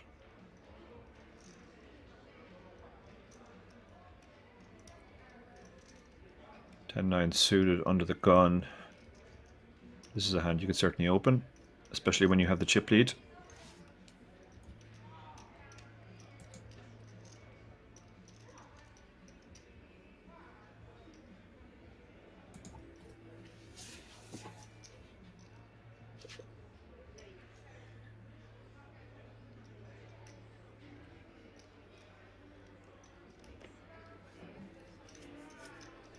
Nine suited does open. It looks like he didn't put in enough and he had to make a min raise. He folds out a dominating hand behind Jack 9 suited, not wanting to get involved after the under the gun open. But he's running into aces here. Alessandro has played the last few hands, so he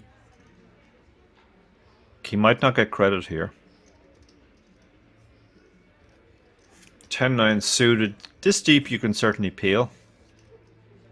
It's not really the type of hand you want to turn into a 4-bet bluff, I don't think. So I guess the options here are peel or just fold.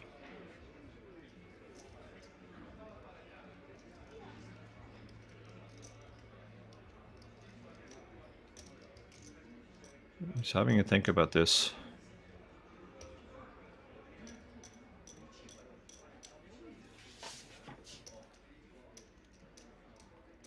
1.8 million to call into 4.8 million, so he's getting a very good price.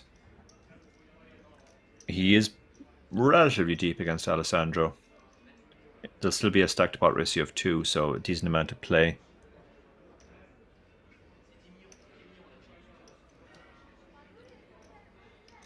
So he does make the call.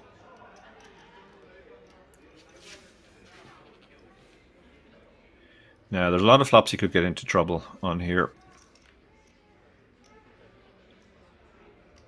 And that's one of them. He's hit top pair. He has some runner Sorry, he has some. Yeah, he has some backdoor straight outs. So he won't be folding to a single bet, that's for sure. Can't imagine he raises either, because that just narrows the range down to hands he's in bad shape against. So I expect we'll see a call here. And then we could see some interesting turn cards.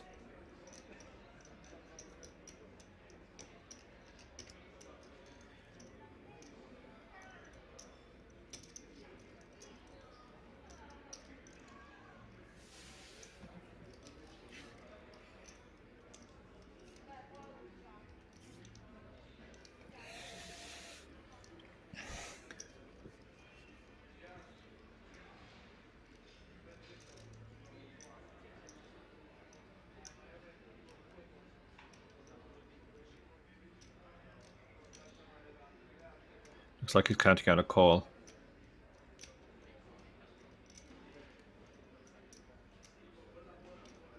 He's reaching for more chips. Is he thinking about raising here? No, he's going to just call, which is the standard play.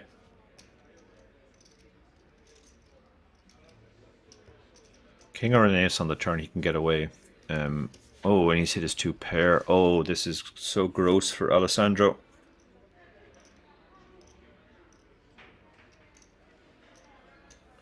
He instantly reached for chips and he made a large bet. 7.5 million. He's committed himself, basically. There's only 4 million left. I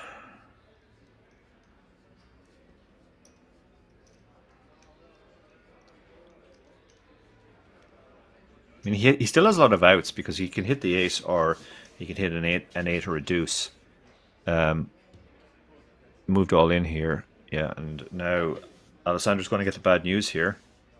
Jean's going to be jumping out of his skin with delight at the possibility of locking up one of those 10k seats when he's so short. All in and a call.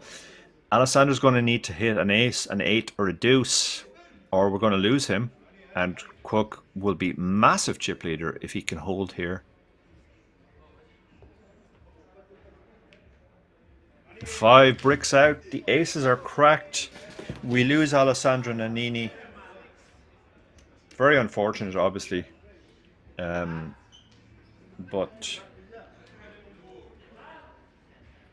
aces, again, the heartbreaker. That you can see the players are visibly happy now because they know that they've basically locked up not just the additional pay jump, but that 10k seat in the WSOP. Jean sitting there with 8 big blinds must be thinking, "Oh my God, that's just amazing." He thought he was in a spot where he was going to have to take a spot soon and try and double up, but actually he's been gifted the huge ladder.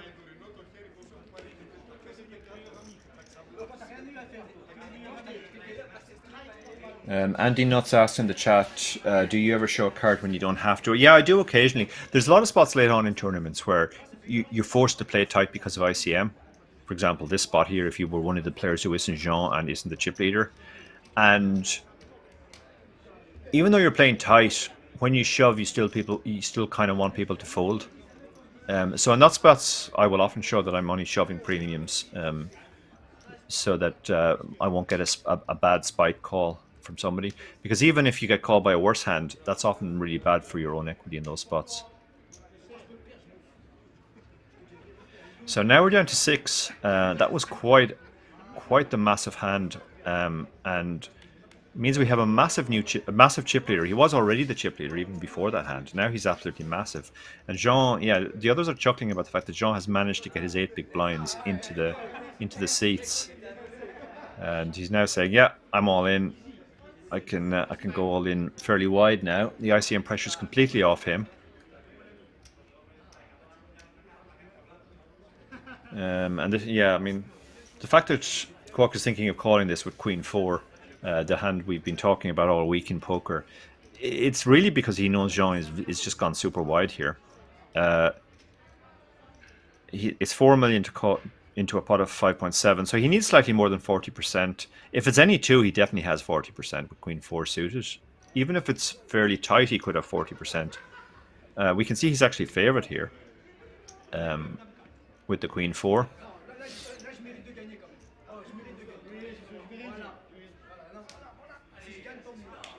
You can see how the tension has completely gone out of the situation. That was a very big bubble there, and now that it's gone, the players are visibly relaxed.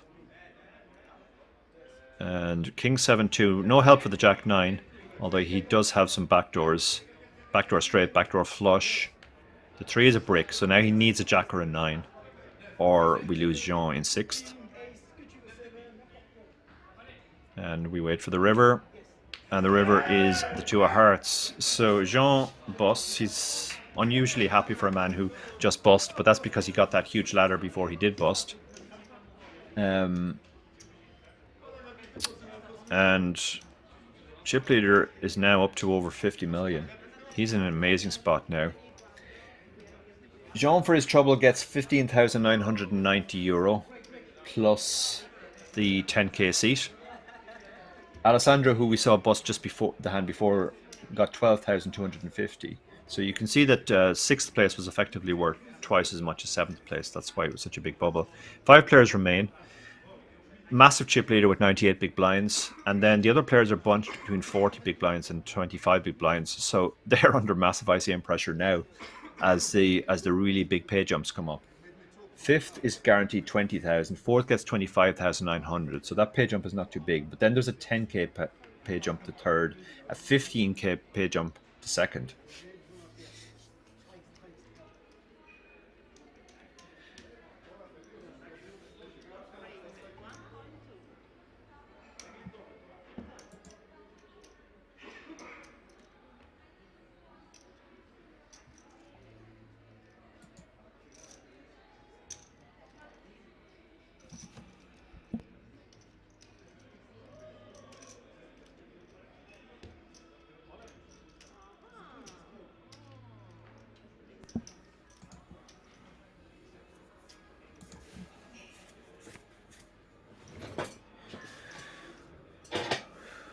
So Thomas has moved all in from the big blind here with ace 10.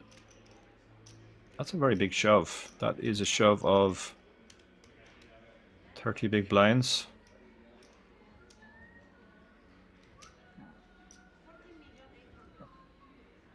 This is a very different Thomas from the one we saw earlier. And Dane does fold the 9s, and the other 2 hands are going to fold very quickly. Big pickup for him, 3.6 million. And he did have the tightest image of any player on the table.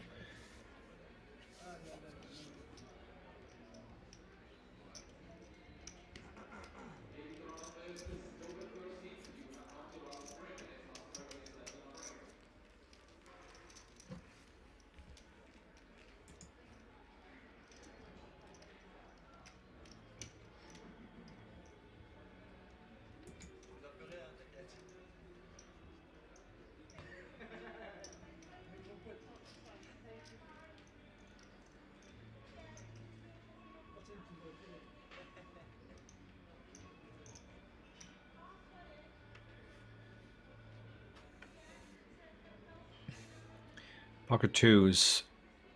We saw him have to fold 9s to the 30 big blind shove last hand. So does he want to open pocket 2s under the gun? It's not really an open, and given the new atmosphere that's at the table where players are happier to get it in, that's an even bigger reason not to open that hand. Ace king on the button on the other hand. Chip leader. It just gets better and better for this man.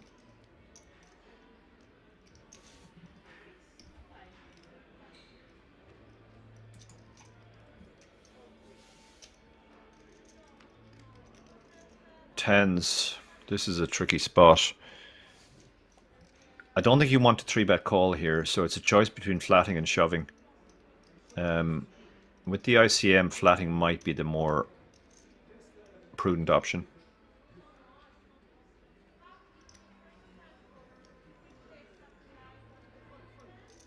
He's looking at the other stacks. The other stacks are relevant because basically all the other players right now are sort of competing for 2nd, 3rd and 4th. Because chip leader has almost half the chips. So it's far more important for the other players to ladder rather than to try and challenge the chip leader. Now, the fact that the chip leader is opening super wide, that makes shoving an option.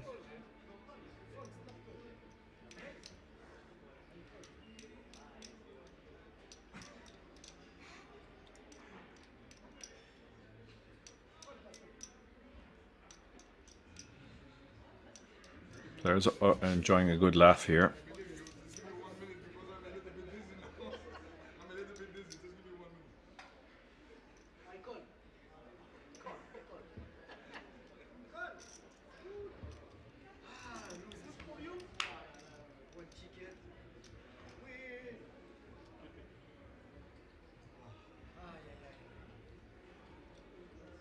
So he puts the mask on while he decides what to do. It's actually a large raise as well, which I've just noticed. It's a really big raise, actually. He raised 5 big blinds there with the ace-king, and he got the 10s to fold as a result. The large raise made calling much less attractive, so it was kind of shove or fold, and he decided to fold.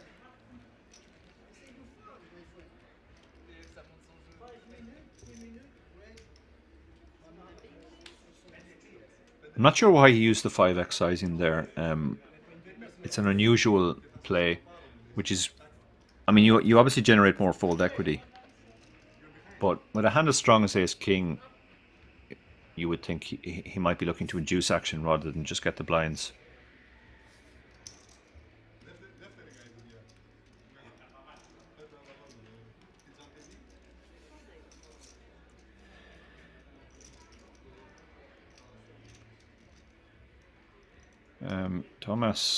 Demetrius has ace-king here in the small blind.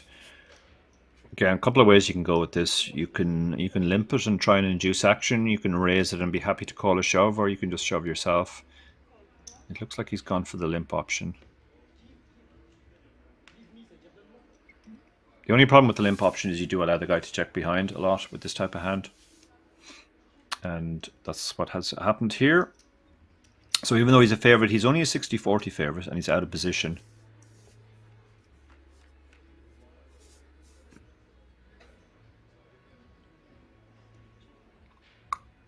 And middle pair for Dane. It's a vulnerable pair. He has a backdoor flush draw as well. He might bet to try and deny some equity here, or get some value from a hand like ace-king.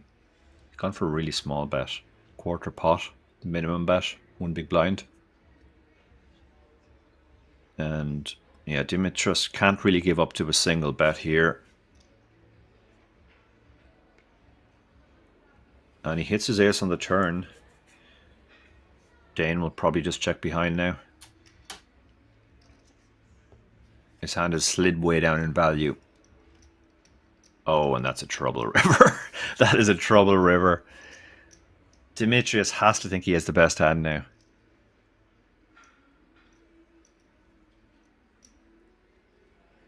Question is, does he want to bet it, or does he want to just check call? These are tricky spots. When you're up against somebody who bluffs a lot, check calling makes a lot of sense, because you'll get them to bet hands that they wouldn't call a bet with, like missed clubs or other missed draws. But when you're up against somebody who plays more balanced, let's say, you generally want to do your own betting, because they'll check behind hands which might cry call your value bet. He does just call because obviously King Jack gets there, and there's lots of better 2 pairs as well. If he raises there, he doesn't really get called by too many worse hands.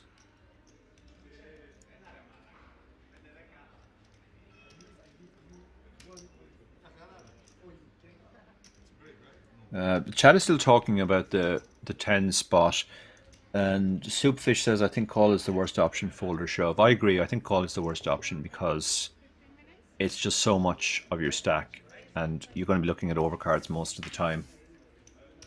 So I think you either decide that your hand is best right now and you shove, or you decide you're going to wait for a clearer spot, let's say. Looks like the players are going on a break. Those are the chip counts. And you can see massive chip leader still with almost 100 big blinds, but nobody's super short.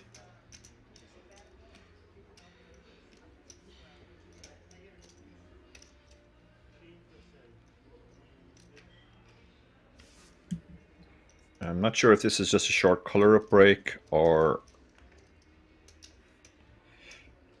Yeah, no, I believe we're having a 15-minute break now or something like that. So I'll see you guys back after, and we'll count down from 5 to 1.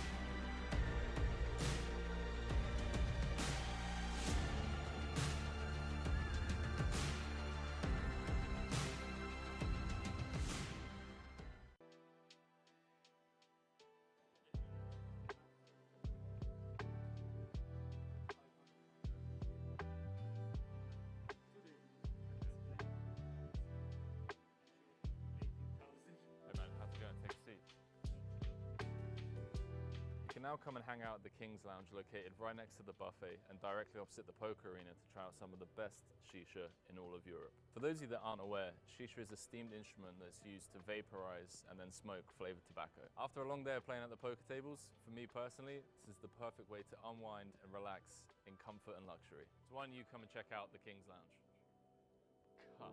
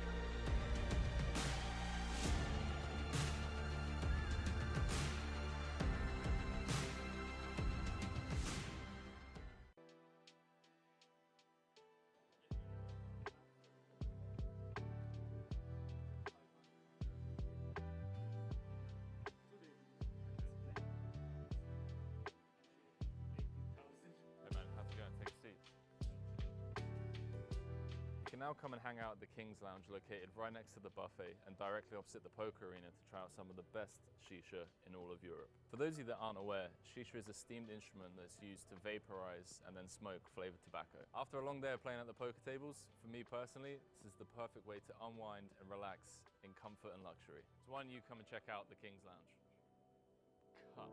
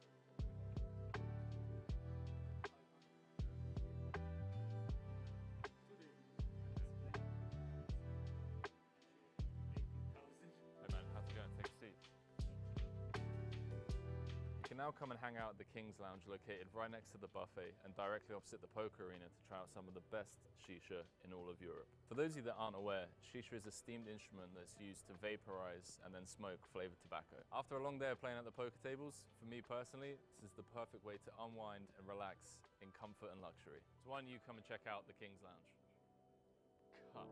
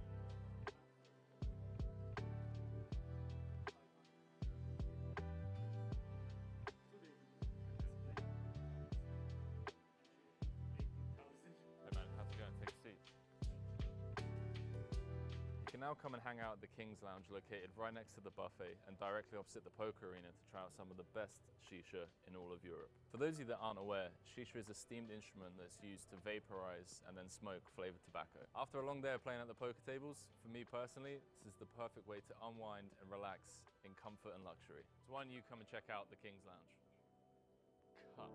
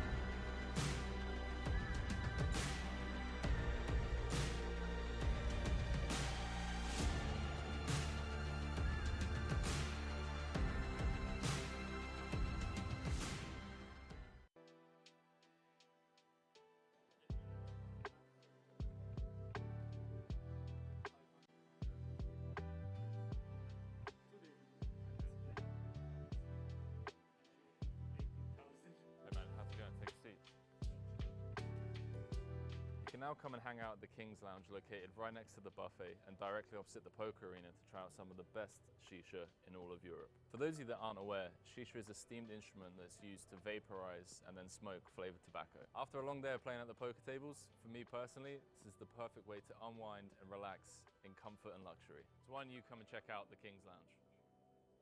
Cut.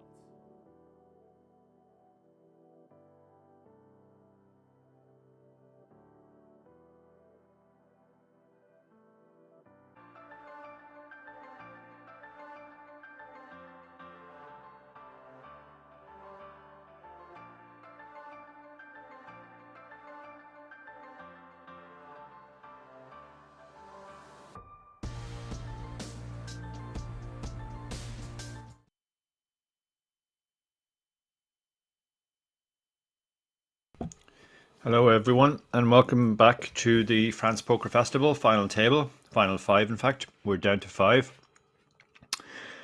We are going to continue to play down until we have a winner. Find out who will walk away with the €89,990 plus the seat for 10,350, which they've already locked up. These are the five remaining players. Chip leader, massive chip leader with 99 big blinds. Thomas Fisher in second place, 19 million, 37 big blinds. We have three guys between 37 and 34 big blinds. And then Dimitrios is the short stack with 18 big blinds. So he's short, but not super short.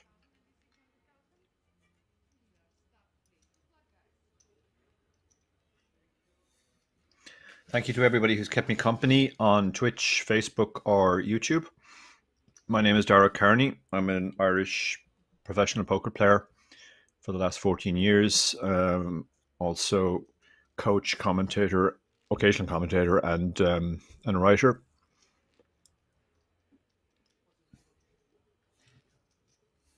All five players are now guaranteed €20,400 in addition to that seat worth over €10,000.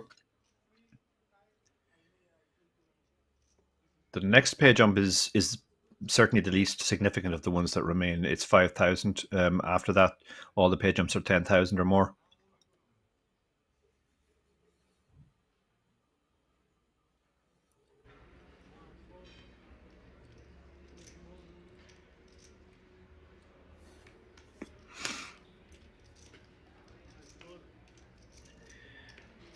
So back into the action. We've seen a couple of bad hands get folded. What's Dane going to do with the 6-4 from the small blind here?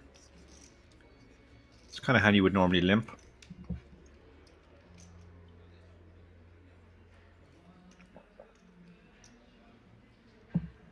But it looks like he has other plans in mind. He's gone for the raise.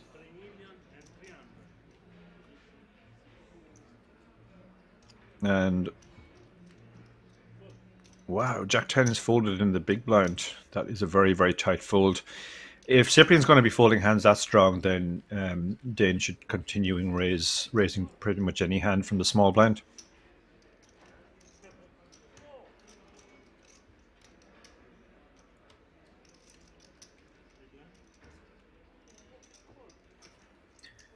Cyprian came to the final table as chip leader, and I speculated early on that he might try and abuse the ICM situation, but actually he's been by far the tightest player on the table. He does find himself in the final 5 now, but he has drifted back into the pack.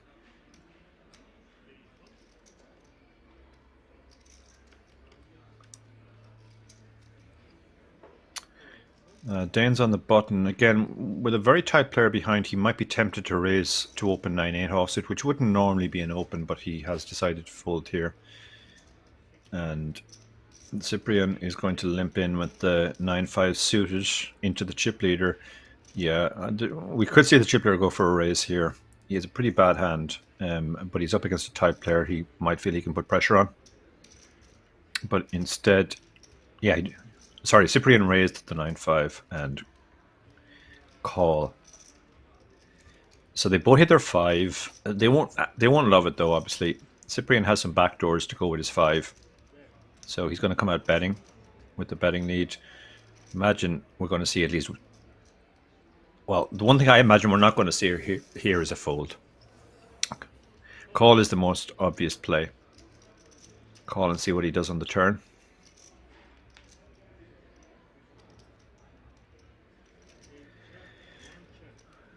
He turns a flush draw and he decides to check, and river... I'm not sure what this bet is. Okay, it's a really tiny bet. 1 million. 1.5 million into 5.4. It's essentially a blocker bet. There shouldn't really be too many worse hands that could call, but this might actually be one of them.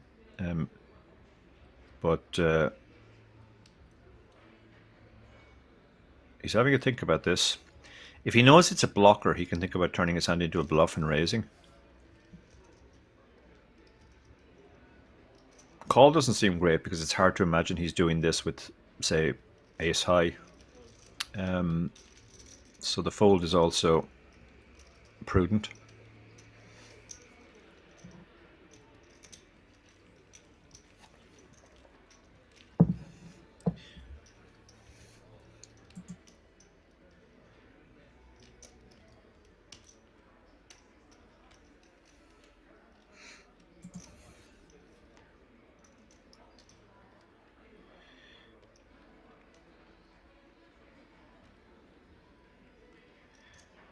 Demetrius is under the gun with Jack 7, 15 big blinds.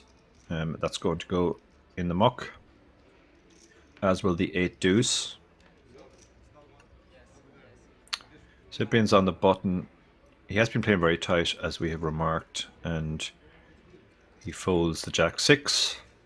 So some blind on blind action. Wow, a fold from the chip leader. That was slightly unexpected.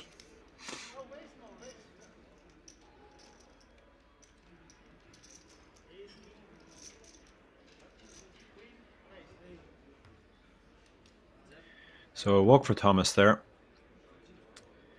as we move on to the next hand. Of course, we are 5-handed now, so the action is ticking fast. 1.5 million in the pot every hand. You have to post 1.5 million in blinds and antes every 5 hands.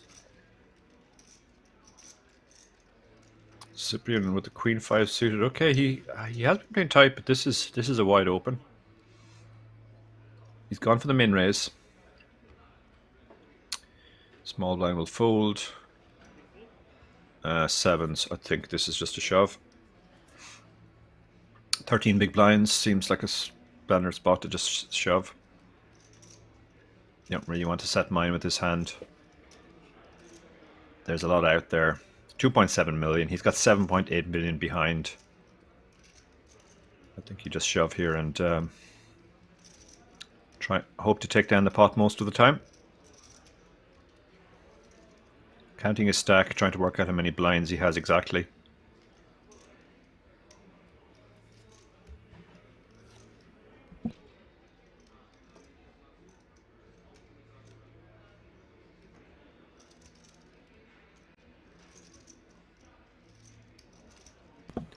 He's having a think about this one.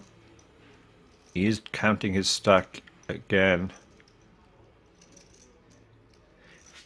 It's not a great spot to call. Yeah, he's done what he's done before, which is he put in almost all his stack. Left a small amount of chips behind. But it's an effective shove. And it gets through. The Queen 5 folds. Queen 5 wasn't a great open there, to be honest, with the big blind being so short. But maybe he was flush with success from the previous hand.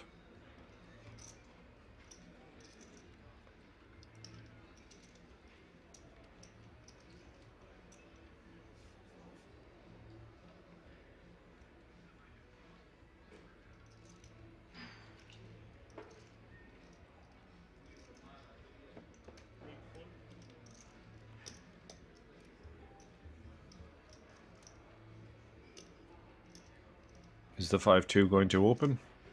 Because he's chip leader. He still has the reshove stack behind, so that's the only reason he might not open this, but he does open. As chip leader, this is just going to get through a lot more often than when other players open. And Thomas folds the 7-5. Matrix is going to fold the 5-3. Dane will probably fold the Jack-6 as well. And this is the huge advantage of being chip leader. You can open all these sort of hands and it'll be very, very profitable because it'll work a lot. You won't get 3-bet that often. So worst case scenario, you'll get one caller, maybe the big blind, and you'll also win you'll win the pot a lot of the time post flop.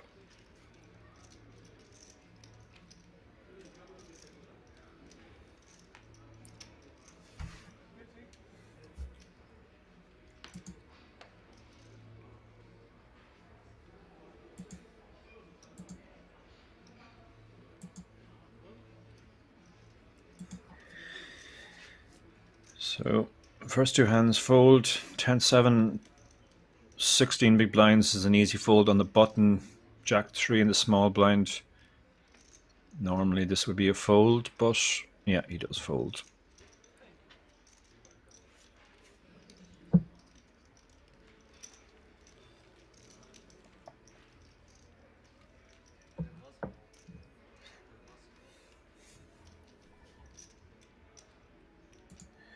Shout out to Dark Angel in the Twitch chat, keeping things friendly. We do try to keep things friendly on this channel. We don't want to insult any of the players or indeed any of the viewers. People pay their money, they can play any way they want.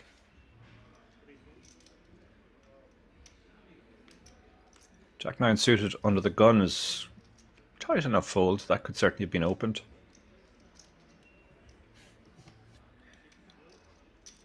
Cyprian, what's he doing here? He's limping in the King 4. Chip leader checks the Jack 10. We could be here a while. Players don't seem to want to play big pots. Oh no, sorry. He raised the Jack 10 suited and he takes it down. So he can really put a huge amount of pressure on the other players now.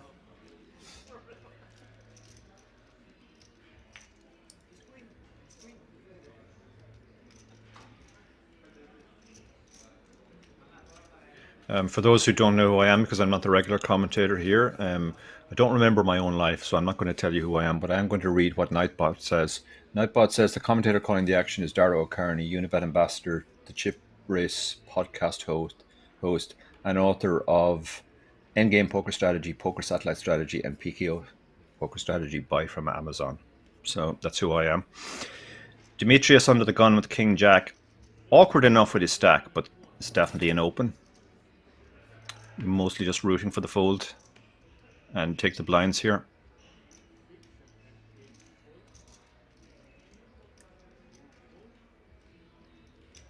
Nobody's really stepping too far out of line, so these types of opens will get through more often than they would on a lot of final tables.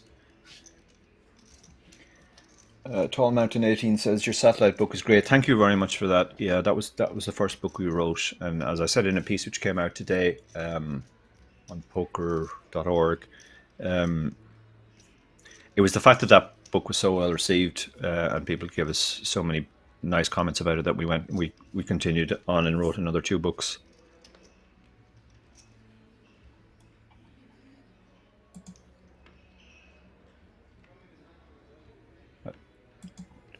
I know we have a lot of French watching as well on YouTube, judging from the YouTube chat. The book has been translated into French, traduit en français.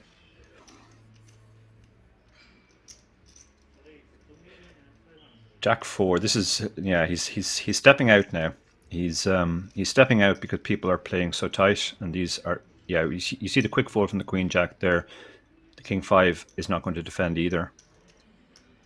So this is a great spot for him to just gradually pull away, build his stack, and presumably get to heads up with a very commanding chip lead, while the others compete for the minor spots, second, third, fourth.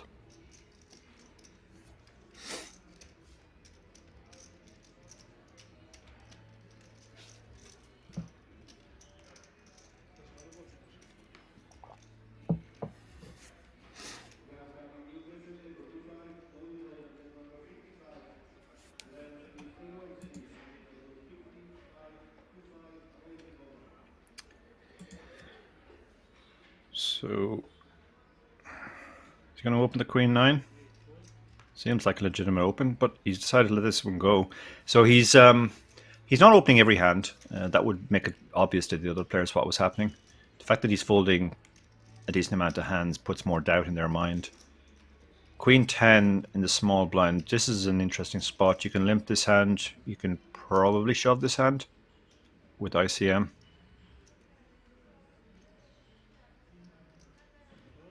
But he's gone for the limp, which is the lower variance option.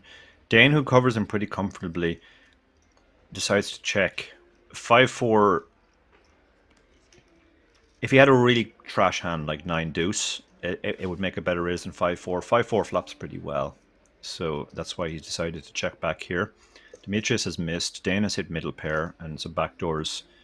His middle pair is very, very vulnerable, so he could very well bet here to try and fold that equity. You can see the type of hand that Demetrius has, even though it's just 2 overs, Queen High, actually has 17% against him. So it makes sense to bet and get that hand to fold and just take the pot now.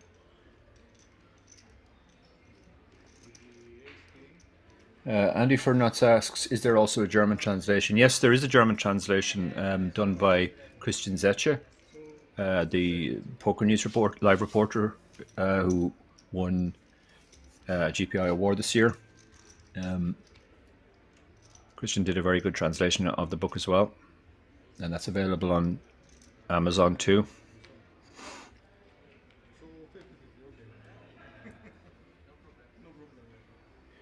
On to the next hand, and chip leader not getting involved with the Jack 5. Thomas, I imagine, is opening the King Queen. Does. 9 deuce will be folded. 7 deuce will be folded. So now it's a question of whether the big blind finds a hand.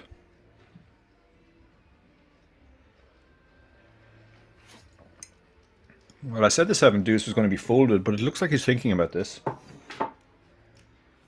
Maybe he's one of those players who uses 7 deuce as the weak hand he sometimes does stuff with. And he is reaching for chips. He can never really call here, but if he is going to play the hand, it should be for a raise, and that's what he's done. He could be picking on Thomas here, because Thomas is the player who's played the most cautiously. Cyprian is in the big blind with ace-7 suited, and he's made the call. Now it's back on Thomas. He's getting a very good price here, 4-1. Can't imagine he's folding.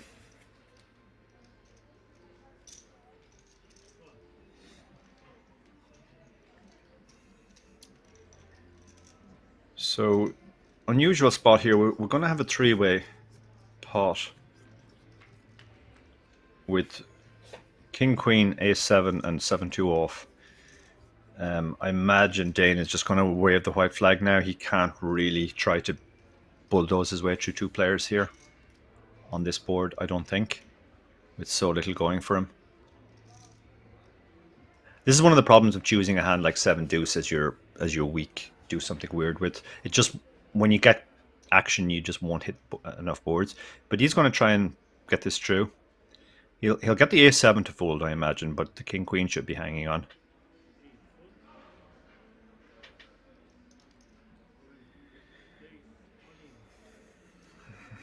Now there's a lot of scary turns for the King Queen, so let's. Oh no, sorry, the King Queen has just moved all in, so this is going to be the end of the hand. Yeah.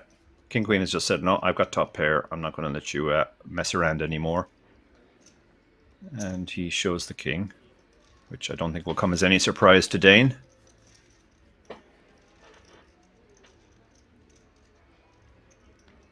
So, shout out to my good friend Jan Sukanek in the chat. Jan is a Czech, not living in Czech anymore, but he certainly knows the scene in Czech. He says Christian is the GOAT of poker reporters, in my opinion. I would agree with that, yeah, completely. I voted for him for the GPI award and was very happy to see that he won.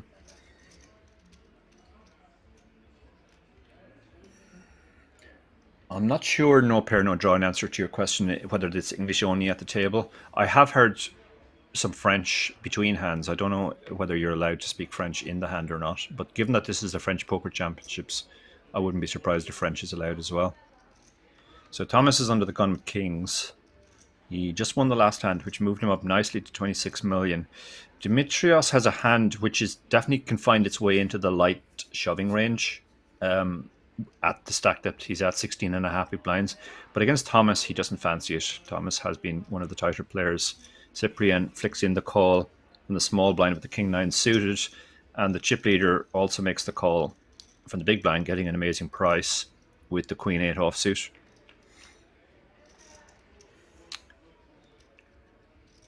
And he's hit top pair, so interesting to see how he proceeds here.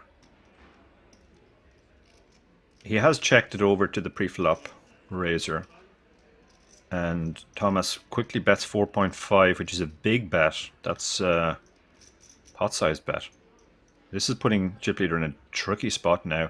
Thomas is representing an overpair, and we just have the queen-8. But it's hard. Can't really fold to one bet. Unless you just think this is always an overpair.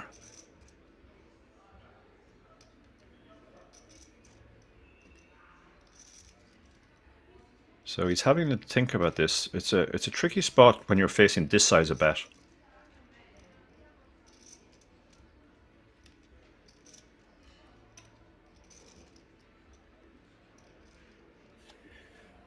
Shout out again to Maureen Blöcklinger in the chat. Maureen is one of the great contributors of poker in general. She runs ladies group Hertz-Damen. She also runs Global Trotting Poker Ladies and Global Trotting Poker. I hope I got those names right. And she does a podcast with Gillian Epp.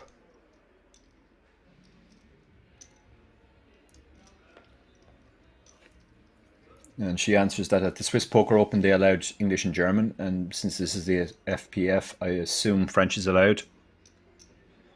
So, long tank, and is he going to show the 8? He does, yeah. Interesting. Good fold in the end, because that's down to just Thomas's image of he's such a tight player. He pretty much always just has the overpair there.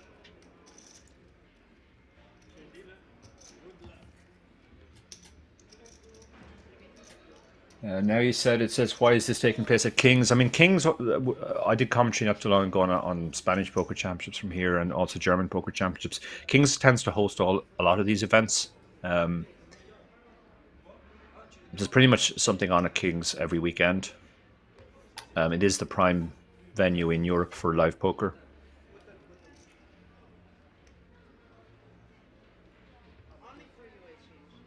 How does the move tracker know which cards were dealt? I don't see any cameras on the table.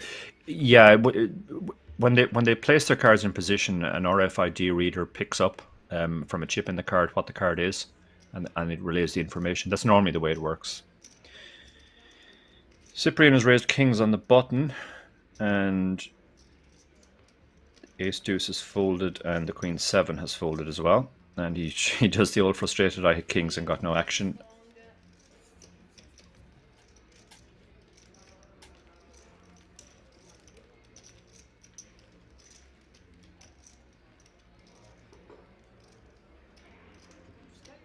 Jan Sakanik says, I once played a tournament in New Caledonia where the local language French was not allowed at the table. I thought it was totally unfair to the locals to shut up. I agree. I played a few tournaments in France as well where the same rule was enforced, and it just seemed bizarre to me that the French weren't allowed to speak their own language in their own country.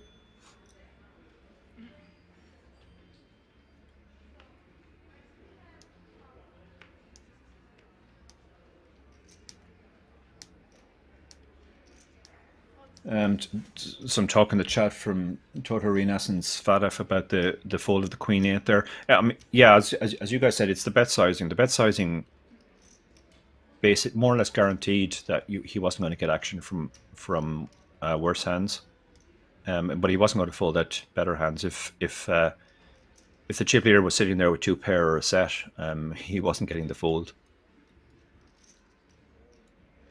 Half pot or even smaller is definitely better. Multi-way you can bet relatively small because people will need a stronger hand to continue because it's multi-way.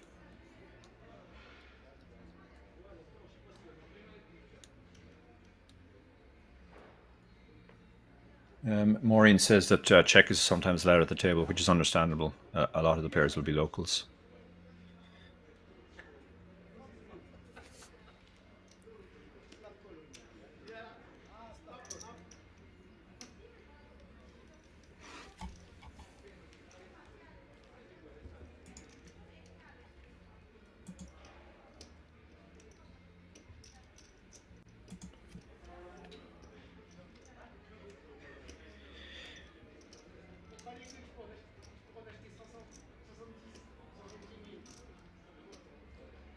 So the action continues. It is taken fast because we are 5-handed, but none of the players are really bloating pots. So it's probably going to take a cooler situation before we see somebody eliminated. In answer to the question, you can see that when he placed his cards over the white line there, that's when the cards appeared. That's the point at which the card reader picks up that it's ace 3.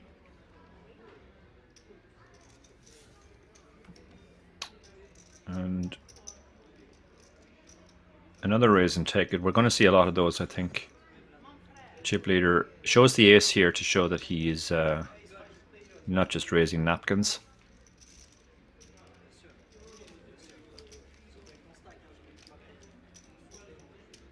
And he continues to pull away here. Been very impressive. When we saw him on the feature table first, he was very short, and he built his stack. Now that he has built his stack, he's taking a softly, slowly approach to continuing to build it. And he's going to open the 6-5 suited, I think.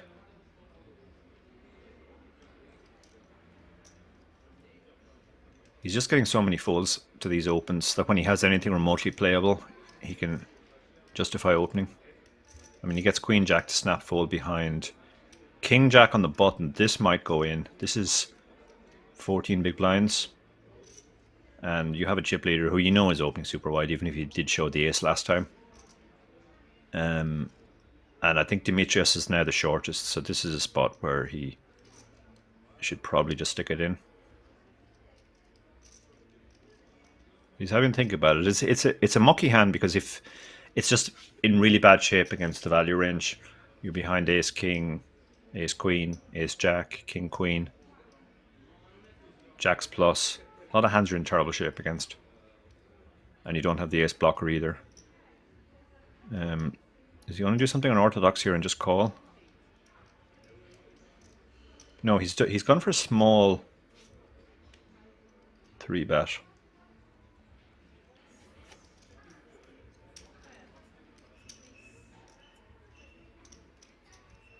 And does that get the job done? Actually, it was a limp from the chip leader. Okay, interesting flop. King Jack won't feel good about the ace, but it is his card. It goes check check because he has showdown, and now he's fallen behind. But it might go check check again. There's not much point in betting if you're the chip leader here. You don't get called by worse.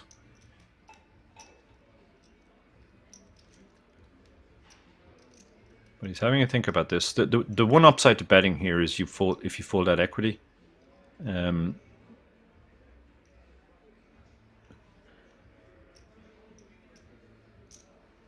So he has decided to go for presumably a small bet. Well, it's not. Yeah, 1.6 million into 5.1. And this is a gross spot now for Demetrios because chip leader could literally be doing this with any 2 cards. So your king high is going to be good a lot of the time, but you can't really call a river shove either with the king high, unless you're really confident in your read that it's any 2 cards. But he has gone for the call. Be interesting to see what happens on a blank river now. That's a pretty blank river. It might just go check check. Yeah, check check. They both have showdown there. The king high is going to be good a lot of the time, and the pair is going to be good a lot of the time. That was costly for Demetrios. He's now down to just over 8 big blinds.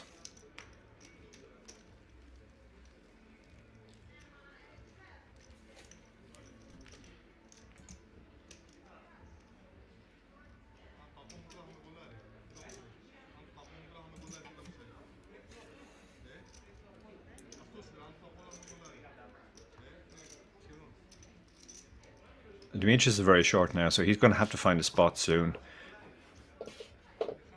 You're posting 2.5 blinds every 5 hands, so basically half a blind per hand on average. And so he only has 16 hands before he blinds out.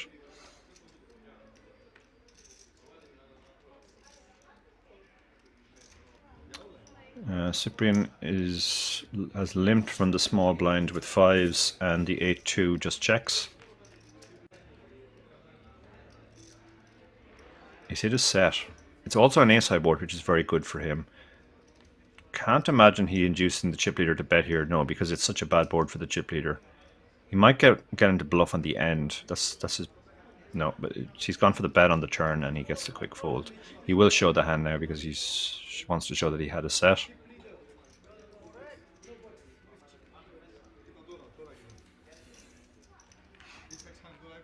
So there you can see the stacks. Chip leader still almost double everybody else. Thomas is now in second again, 29 million.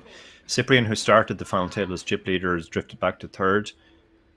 Dane has 15 big blinds, and he's pretty much waiting for Demetrius to make his move, because Demetrius is now down to 8 big blinds.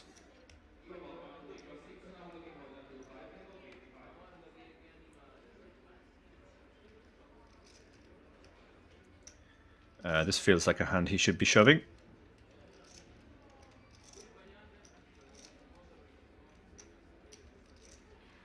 With 8.33 big blinds, there's not really much to think about here. He's done what he's done almost before, leave a small amount of chips behind, but it's effectively a shove.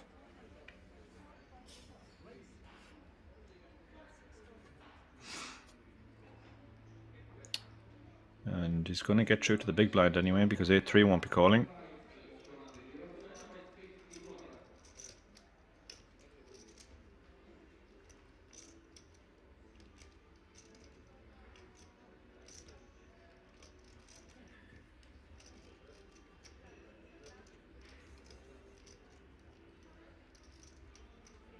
So having to think about it, I'm not sure what's going on here. Can't imagine he's going to call. Maybe he just didn't realize the action was on him. And I don't think Thomas will call the 10-2. So the shove is going to get through. And he will add 1.5 million to his 4.4 million he has. He's going to have to post 2 big blinds next hand, so it was a good time to find a hand. No pair, no draw says too much showing in my opinion. Not that it's bad to show hands sometimes, but I think there has been unnecessary shows on this table. Yeah, I agree completely.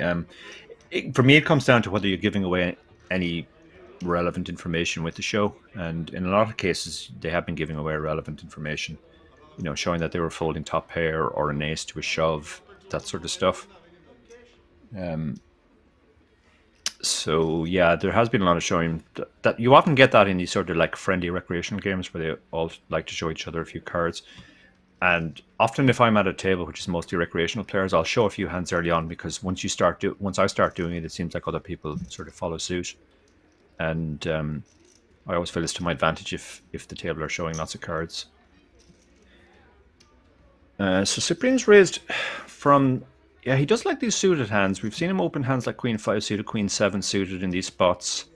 It's not going to work because Demetrius has 10s in the big blind. So he's going to stick this in. I think it was also 10s the last time Cyprian opened the Queen 7 suited and Demetrius shoved.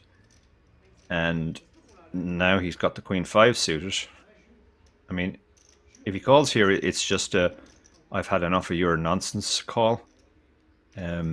He only has the Queen 5 suited. It's not the monster Queen 4, which, as we all know, is the best hand in poker. But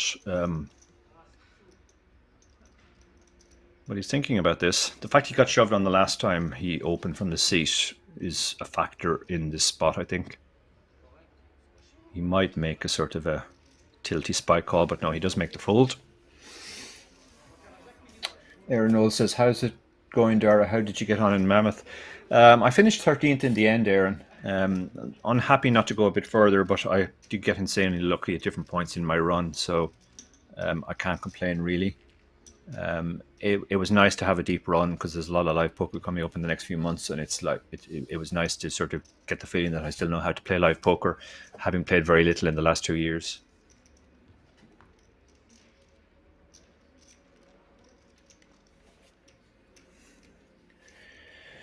Thanks again to Dark Angel for moderating the chat, keeping everybody happy and civil. So Cyprian, King 8 offsuit under the gun. He really shouldn't be opening this after having folded to a 3-bet last hand, but he's going to persist. And it might work on this occasion. We have nothing but rags behind. It's a min raise, so it's tempting for... But Dane is short, and Dane is the one player at the table who's under the most ICM pressure here because of the fact he's second last in chips, and the short stack is so short now. Aaron says, fair play, was a lovely prize, but it was indeed. There's a lot of these tournaments, like this tournament as well, where for a relatively small buy-in, you can win a lot of money. This is a 300 buy-in, remember, and the first prize is effectively worth over 100,000, which is an incredible payday for a 300 tournament.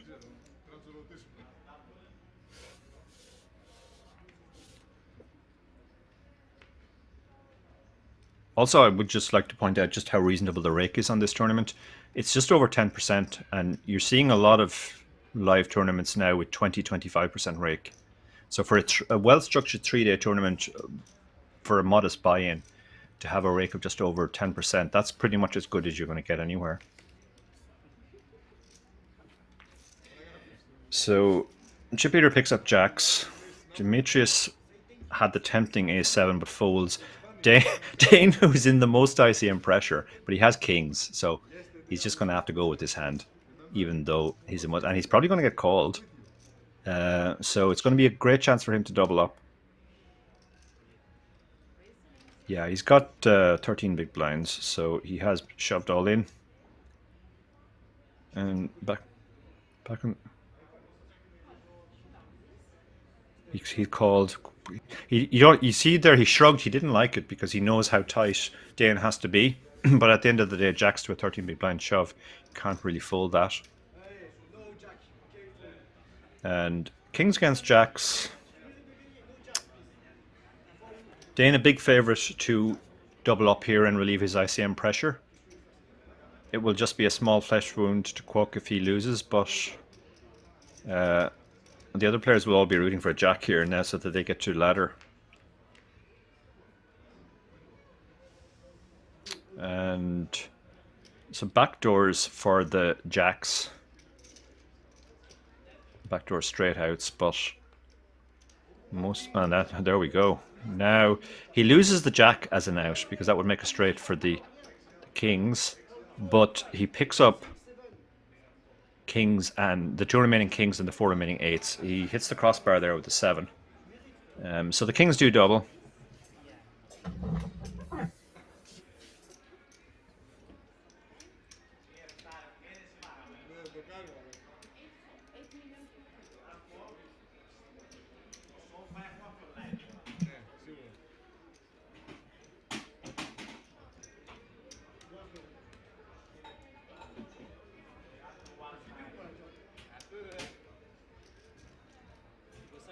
That was an exciting ride for the kings. He had to fade 6 outs on the river instead of 2, but he holds, he doubles up. He's now back in the sort of mid-pack with the other 3 players. Other 4 players actually. They're all pretty evenly stacked. Thomas has a good bit more than them, I guess. But always a sweat.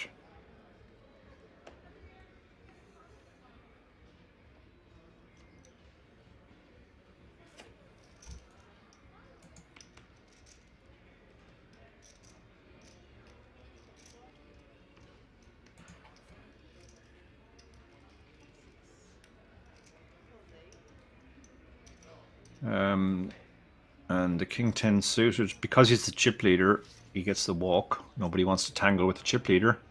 He's held steady around 45 to 50 million. It's fair to say he hasn't prospered, but then he did just lose the 8 million last hand. So he had chipped up thanks to his sort of well-timed aggression. He's taken a flesh wound and he's back, but he's still a massive chip leader, so he's still in a great spot.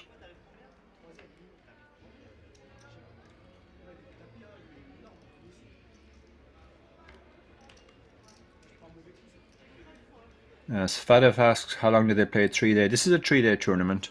This is the final day. Dane has picked up another hand, queens. Often in these ICM extreme situations, you don't mind going card dead for a while and just folding and maybe a couple of players bust in your ladder.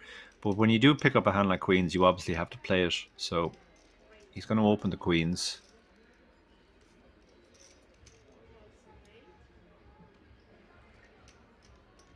Oh, look at this. Look at this. We have ace, king, and jacks behind. The ace, king just flats off 20 big blinds, which is very unorthodox. The jacks has squeezed, and it's the chip leader.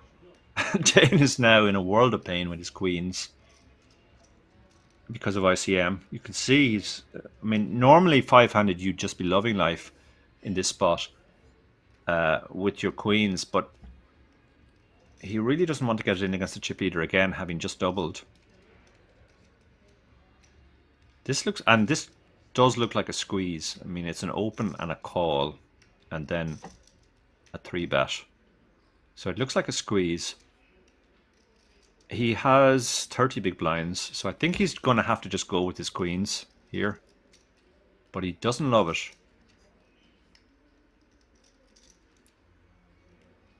And if he shoves, what does Cyprian do with his ace-king?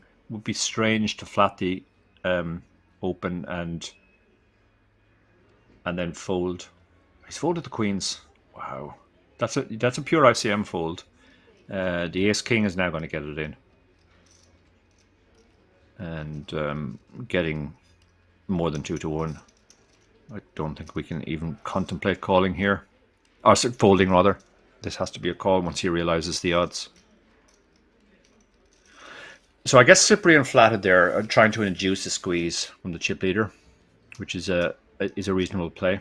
As it turns out, the chip leader has a very legitimate hand, which is a fairly strong favourite against his hand, but he's not to know that.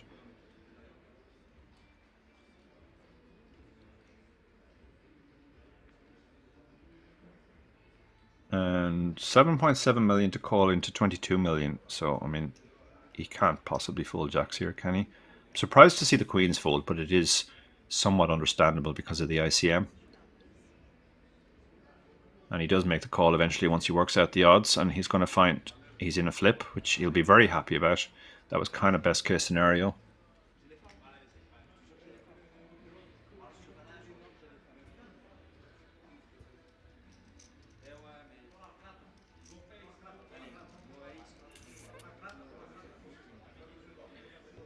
This is a huge spot now for Cyprian. And he's hit his king. The queens would have hit a set. The jacks still have a gut shot. So a jack or a 10 works. Still a jack or a 10. Otherwise, Cyprian will double, and we'll see Kwok lose two big chunks of his stack in a row, both times with jacks. He takes it very well in good spirit. The queens would have trouble there had they gone in.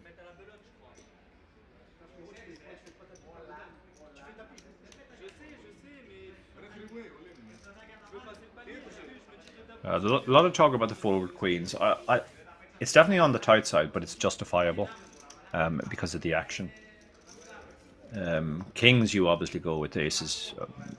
We don't need to talk about, but queens is sort of the borderline hand.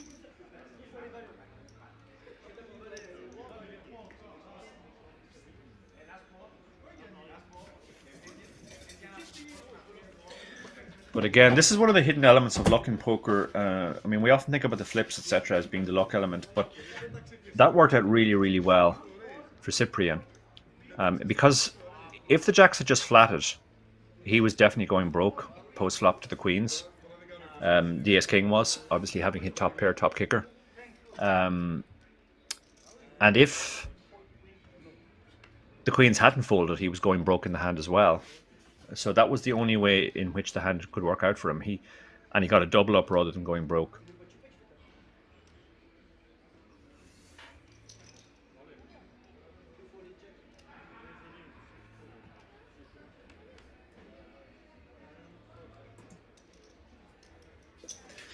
No pair, no draw says, I guess he was afraid that Kwok had kings and was going to call behind. Yeah, I mean, Kwok is going to be pretty wide there, but he's going to do that with kings and aces as well. So some of the time he has those hands. And when you're not the bottom in chips, as Dane wasn't in that hand, it's pretty much a disaster for you if you get it in against a chip leader and bust. So that's why he elected to fold. Even getting it in against ace king is a pretty bad result for you.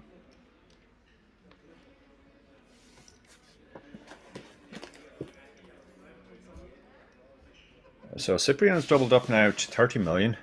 He started the final table as the chip leader. He played very, very tight for most of this final table. But now he's right back in the mix. Kwok has been pulled back into the pack. He only has slightly more, 32 million. And Thomas actually has 27 million. So those three stacks are very much bunched. Demetrius is now very short with the 10 big blinds. And Dane is, again, he's in that middle ground between the three guys who have all the chips and the short stack. So he would really like Demetrius to bust soon so he can go back to playing relatively normally.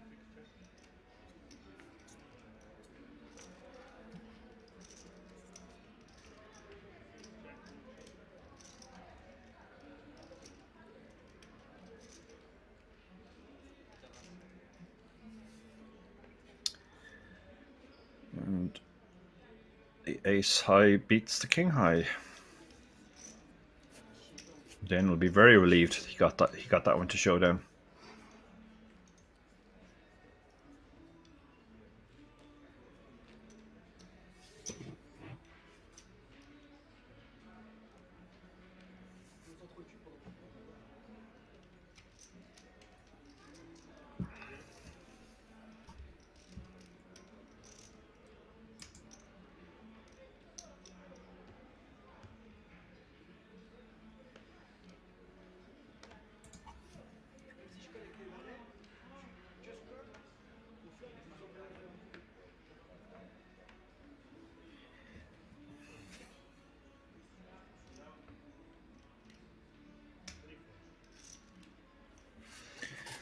Chichi says, so you're saying because he wants the 5k pay jump, he's right to fold the queens instead of tripling up and being closer to a 90k payout.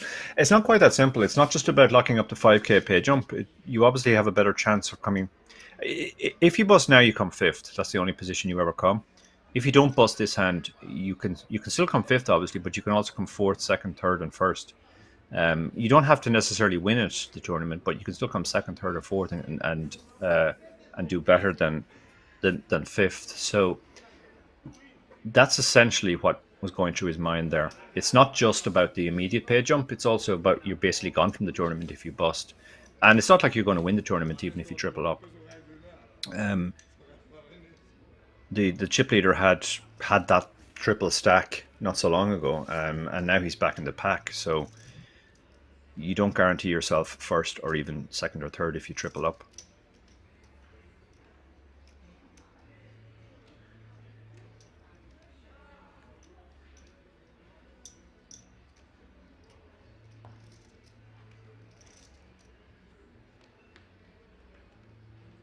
I think one of the things people mistake about ICM is they think it's all about locking up the next pay jump, but it really isn't. It's just that if you bust, you're out of the tournament and you can't win one of the big prizes anymore. That's sort of the issue. Obviously, if you triple up, you have 3 times as much chance of winning the tournament, but on the other hand, if you bust, you have 0 chance.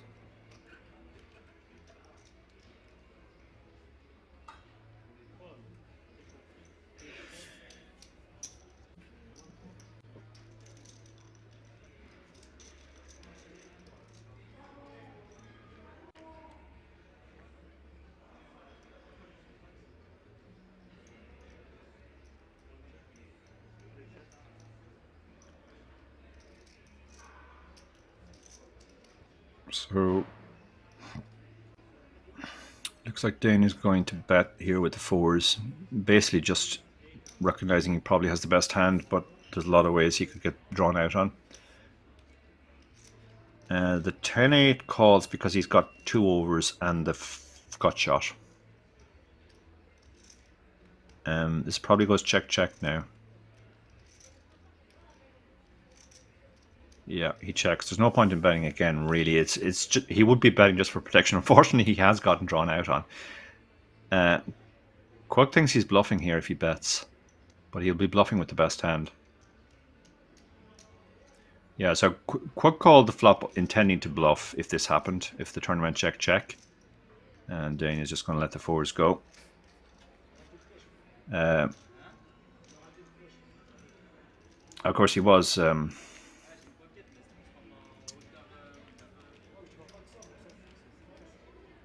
it was actually a chop had there been a call, but there's no way you can ever call with the 4s there.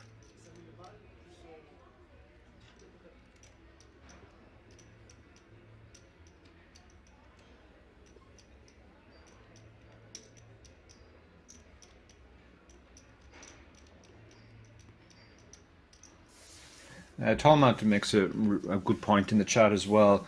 5.5k is pretty significant. I mean, it is significant to these players because it's a €300 buy-in. So, if this was an EPT, you would say 5.5k. That's just a buy-in. It's not a big deal, but it's 18 buy-ins to these players. So that's a consideration as well.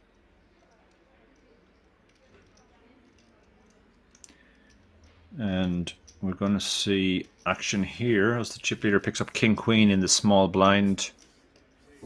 Looks like he's gone for a raise. And Thomas, who has been playing very, very passively, is going to fold the Jack 4. He might even show the King Queen here. No, he decides not to on this occasion.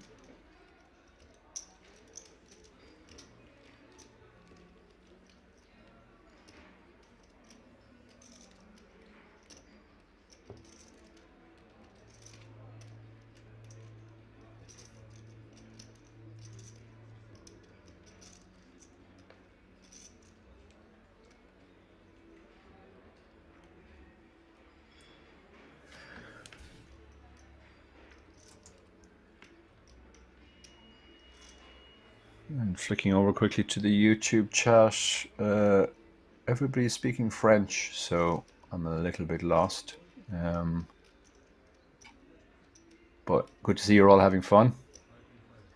If you could click the like button, that would help us a lot. Jack 10 on the button. Chip leader has pulled up a few more chips. He's continued his aggression, so you will tend to see this. The more aggressive player will just win lots of small pots and gradually build his stack. So he's going to open the Jack 10.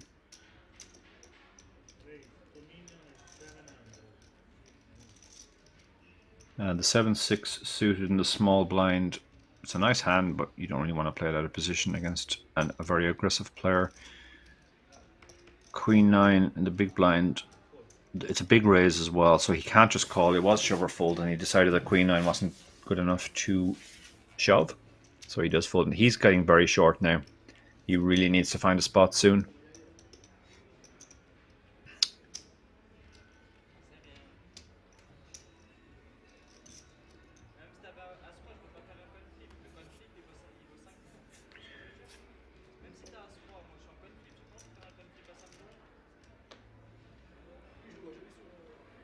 And Ace Queen is going to be opening here. Cyprian.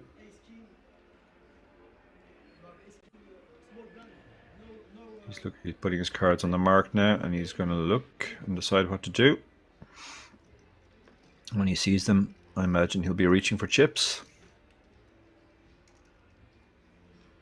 And here we go.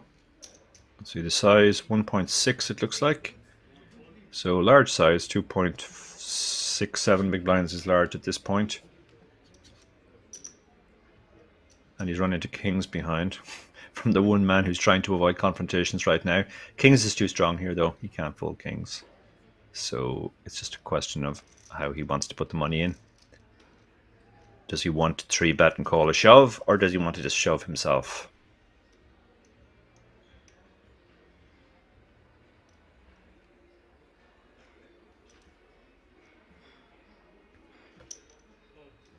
Or he can just call. This is trappy. Trappy. He'll probably fold on an ace-high flop as well. So he's just hoping for a flop with no ace. This is going to be good enough now that he can just check shove. But Cyprian smells a rat and checks behind. Now Dane has to think about betting. Once Cyprian checks behind, he probably has showdown. He probably either has a pair, a weakish pair, or ace-high that he's trying to get to showdown. And you have to thwart him in that plan. So he bets 1.5 million. Cyprian will call and see what happens on the river. And there it is, the ace, and his heart just sank. Cyprian looks like he's going to make a small bet. And this is a gross spot now for Dane. This is gross. It's a really small bet, so he can call here and still have more chips than Demetrios. But on the other hand, is this ever a bluff? It's such a small thing, he eventually does flick out the call, just in case it's something like queens or a jack. So that pulls him back. He lost 6.2 million on that hand. I'm not sure what would have happened if he'd shoved pre-flop. Would the ace-queen have called off? It's hard to know. He has a lot of chips, so he might have called off. It's possible he saved himself there.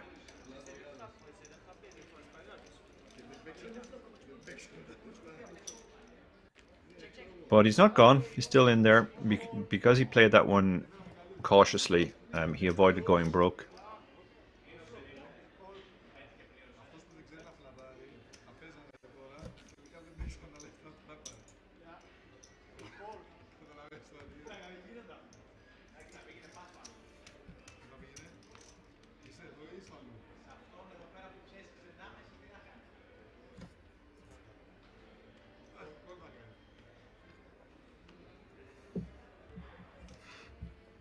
This will be a shove here.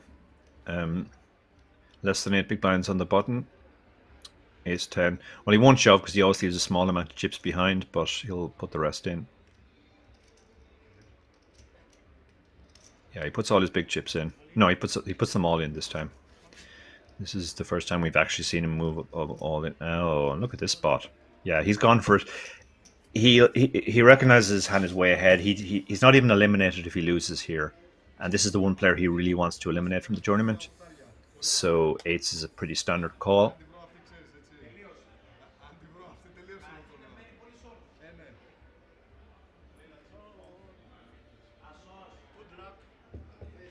So it's a flip. They will effectively flip stacks if the ace-10 wins. Backdoor flush draw, backdoor straight draw, ace or 10 are immediately good. 6 is no help. So now he's down to the ace or the 10, or we will lose Dimitrios. Dane, this is a huge spot for him now because he gets to eliminate a player ladder and he have all his ICM pressure removed at one fell swoop if he can fade an ace or 10 on the river. And he does. So good game, Dimitrios. Played very well on the final table. Nothing he could do there in the end with the ace-10 suited. He has to stick it in. Dane had the fairly standard call, and the eights won the flip. There's still some debate about the king's hand, obviously. But before we get to that, for coming fifth, Demetrius receives €20,400 plus the 10,350 ticket. The four remaining players are all guaranteed 25,900 plus that ticket. Yeah, so returning, Svadov asked the question, what did he want to do with his big blind call? Well, he really didn't want to bust. So on any non-ace high flop, I think he was prepared to check raise all in. Unfortunately for him, his opponent didn't give him that opportunity to do that by checking behind. So once his opponent checked behind, he recognized that he had a hand he was trying to take to showdown. So he bet on the turn for protection, got called, and then the ace came in on the river, and he faced a very small bet. So if his opponent is ever bluffing or betting a worse hand like a jack or queens or something like that, tens, he decided he had to call. That's basically what was going through his mind.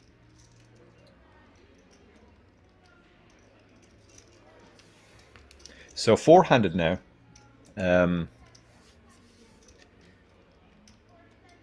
Dane is the short stack still. In fact, by quite a margin. But he has 25 big blinds. So with the shorter stack being 25 big blinds, we could be in for a period of attrition where, unless there's a cooler, we could see the players just swap small pots back and forth. Most aggressive player on the table is definitely this gentleman. So he raises the 10-7 suited, and Thomas is probably the most passive player on the table, and he folds the 10-7.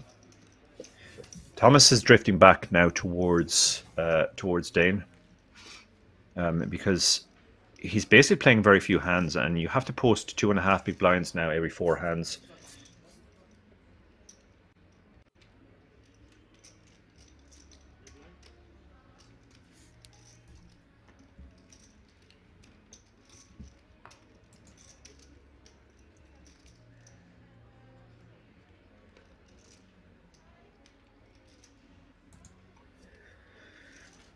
So, Cyprian under the gun, king 6 offsuit. I mean, under the gun four-handed is the cutoff. This still isn't an open, but Cyprian has shown himself willingness to open some funky hands. He opened king 8, the hijack earlier. Does chip leader want to open the queen 7? It's not a standard open, but he is opening wider than standard because of his chip lead. We have a very, very passive small blind, and Dane, who also is playing fairly snug in the big blind. So he does. Oh, look at that! Thomas doesn't even think about king queen, just a snap fold. This is why you can open as wide as queen 7. You're just not getting played back against here.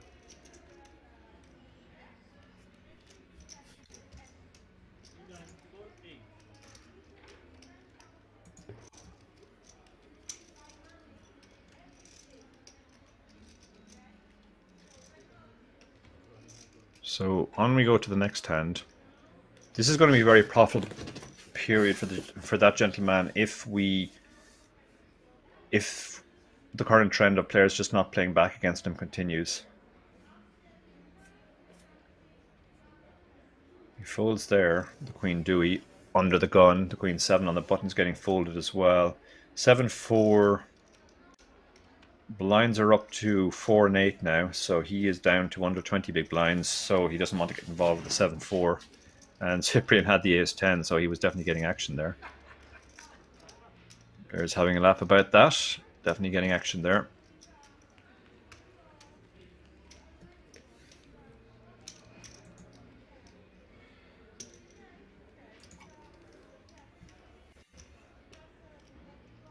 The next pay jump is almost 10,000, so for a 300 tournament, that's pretty significant. And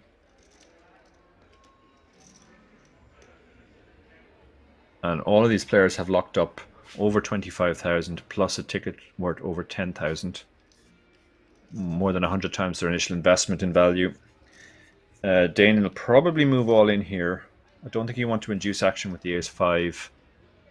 The other option is to raise fold to open, and if somebody shoves on you, you just fold. The ace-7 folds quickly. Chip leader might just stick it in here with the ace-9 suited.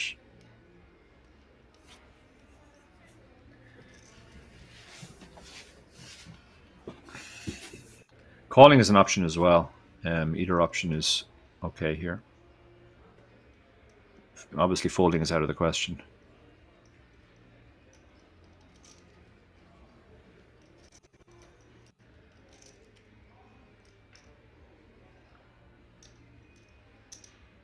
He has gone for the call. Ace-high flop would be trouble for Dane now. But he's got there. That's the disadvantage of not shoving pre-flop. You allow your opponent to realize equity. And he's trying to decide whether he needs to bet his 5 now or not. It does benefit a lot from protection. He has a backdoor flush draw, backdoor straight draw as well, so there are some runouts. Good disciplined fold there from the chip leader. Just recognizing that with the ICM of the situation, his opponent is not likely to be just auto-C betting nothing there. So he gets away from it.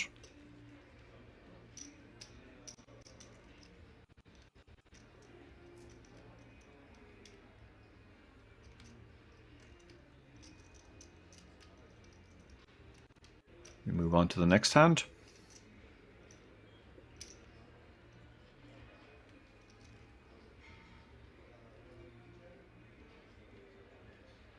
Dane under the gun will be folding the 6 deuce. Cyprian, this can be open for sure, and Cyprian has shown willingness to open these types of hands. So he opens for a min raise. 7-3 quickly folds, and the 8-5 will fold as well. So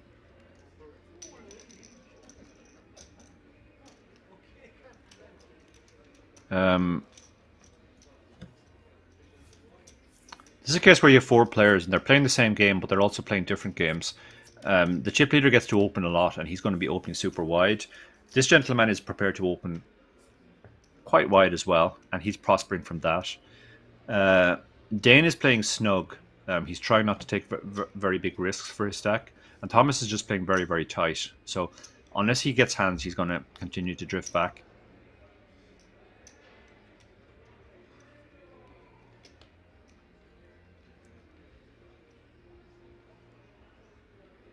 Cyprian 7-4 would be very wide, but he does like his suited hands. He lets that one go reluctantly. Yeah, if the 9-3 opens here, he's really stepping out now. Yeah, he's got the 2 tight players behind him, so he's adjusting to that. He's probably opening any 2. It's a large raise as well. It's almost 3.5 big blinds, which means the Queen 9 can't really defend.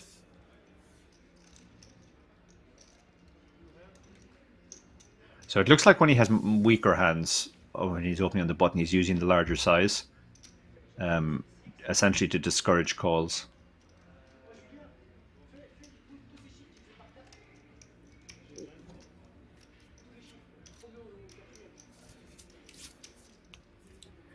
Just looking back at the chat, Jan Serkanik still commenting on the king's hand, I believe, says the bet size was too small on the turn. Yeah, I think the ace was the only river he was really worried about, so therefore he went very small, and unfortunately he got the ace, but you could certainly argue that if he'd bet bigger, he might have got the fold. Sixes is obviously going to open here. We've seen him open 9-3 last time, so he's not folding sixes.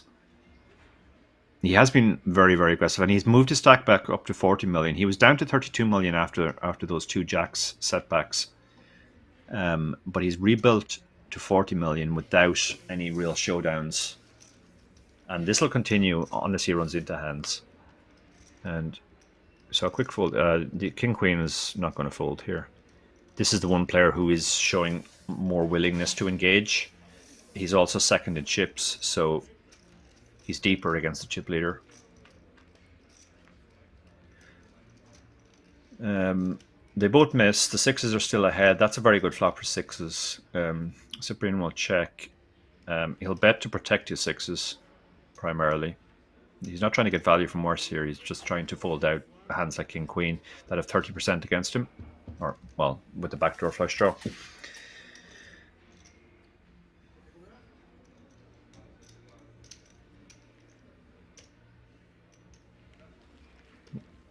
And there you can see he's pulled well clear again now with 43 million. Cyprian is in second with 32 million. Thomas is just drifting back because he's basically not playing hands. And Dane is kind of treading water. He doesn't want to get into any big confrontations. Dane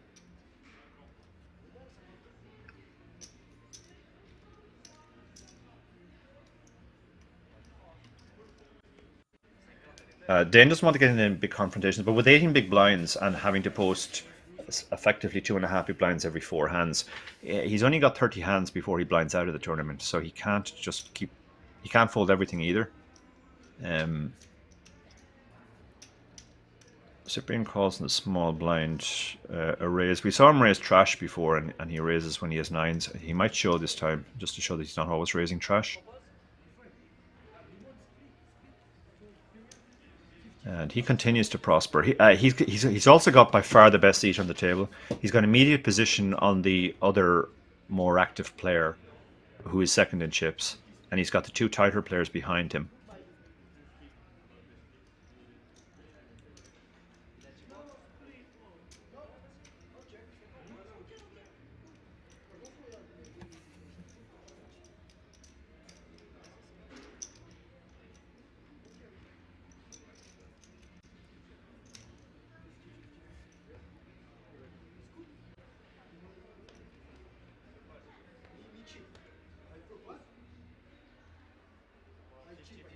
Ace-6 under the gun 4-handed. Pretty strong hand, but he has 20 big blinds. But he's going to open this, which is perfectly standard. He's just hoping for the fold here. Thomas is going to fold most of the time on the button, so it's almost like he's the button. Sorry, Cyprian is on the button. It's Thomas's big blind. Interesting call from the 10-6. He obviously has some mischief in mind. Try to apply some ICM pressure post flop. And Dane and Cyprian both hit top pair. Chip leader has absolutely nothing, so he's probably done with the hand. And Dane is going to bet his top pair. A lot of weaker hands that can give you value here. A queen, some pocket pairs, flush draws. Cyprian has, I think the caption's wrong there. It's Cyprian who called, not the chip leader. Yeah. So the ace-9 called. It probably goes check, check now. He's not going to feel as good about his ace anymore. And yet the ace-9 doesn't really feel strong enough to bet. I mean, I guess you can get value from a queen maybe, although I'm not sure a queen bets the flop. You can certainly get value from worse aces, but there shouldn't be too many of those. He's going to call 1 here, and he's going to be in a world of pain if Cyprian decides to bet the river as well. So 7.3 million behind, 18 million in the pot. He's found himself in these situations before. Is he really going to fold an ace getting this good a price? But the flush card getting in there, that that put the brakes on for Cyprian. So Dane manages to keep half of his stack, but he is now back into shove or fold mode.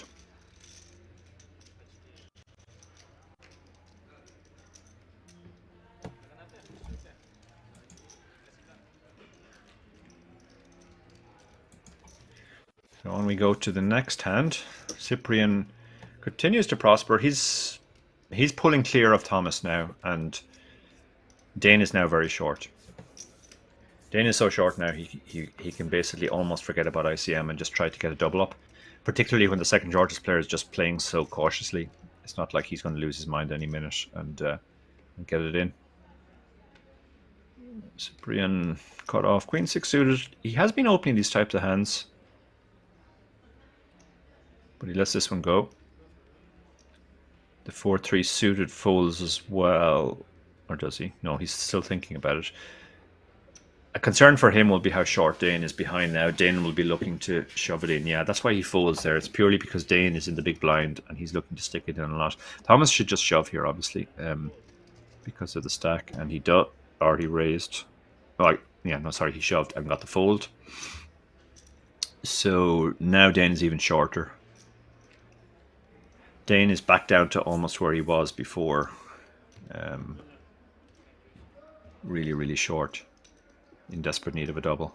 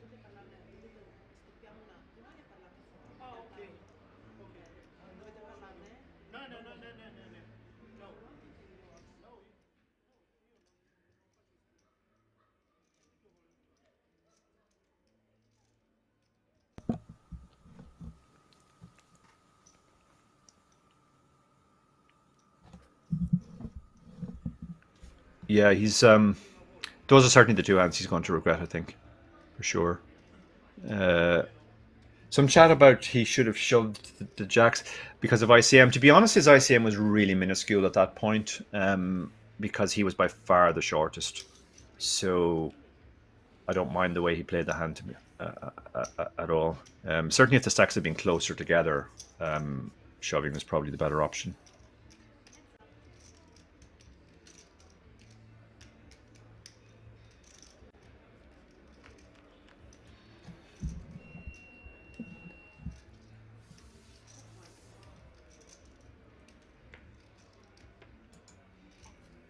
So Thomas is almost certainly going to continue to drift backwards unless these two guys get into a big confrontation, which is really not in their interests. Cyprian has outflopped Quok here. Quok doesn't have really that strong a hand, so he might call one bet here and then give up. Or he might just fold.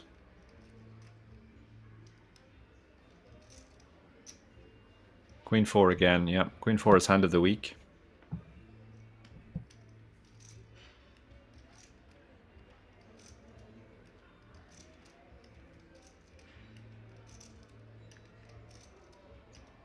Yeah, good comment. Good point by Juice Wilder. Regard as 26k plus the 10k ticket for 300 quid. It's a great result, obviously, for Dane. The Queen 10 does fold. Quok's made some impressive folds today. He's kind of recognized that these are spots where you're not going to be getting bluffed very often, and your opponent is representing a very strong range because of the ICM. And he makes the fold.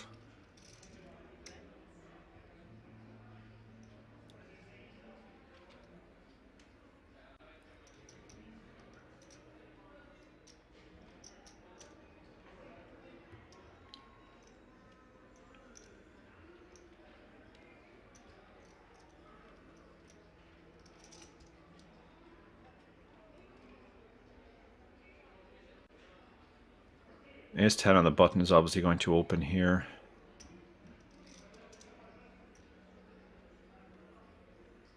We have the really tight player in the small blind who's going to fold. Like, he snap folded King Queen in a spot similar to this earlier. So he's almost not in the hand. He's going to fold the Queen 9 suited, which again, you know, a lot of players would peel that hand. Cyprian, even though he's under huge ICM pressure, he is actually the chip leader now. So he's actually not under huge ICM pressure. I should rephrase that. He gets to put a bit of ICM pressure on Quok. But at the same time, he doesn't really want to play a massive pot either. The 2-2-2 is interesting because whoever was ahead pre-flop is still ahead pretty much always. And the button should have the stronger range. So he's going to bet here just in recognition of the fact that he has a stronger range. He has all the strong hands, whereas Cyprian would have 3-bet a lot of stronger hands. 2 overs and a backdoor flush draw. The backdoor flush draw isn't much value on a trips board, where any pair would make a house. So he does give it up.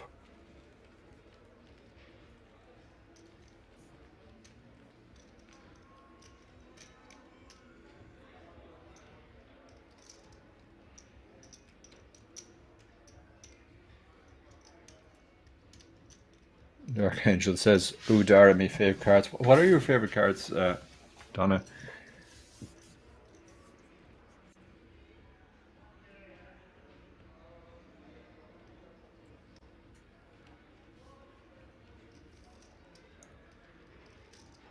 Oh, ducks, of course.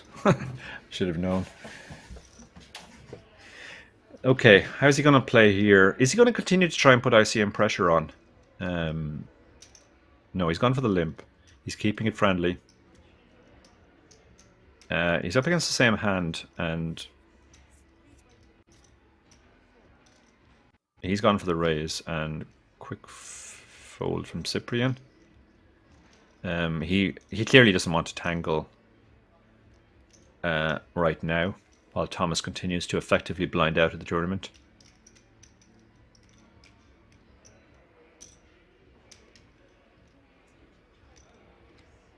Mikey asked what ICM is. ICM refers to how chips in different stacks are worth different values because you end the tournament with all the chips, but you don't get all the money. You just get first prize.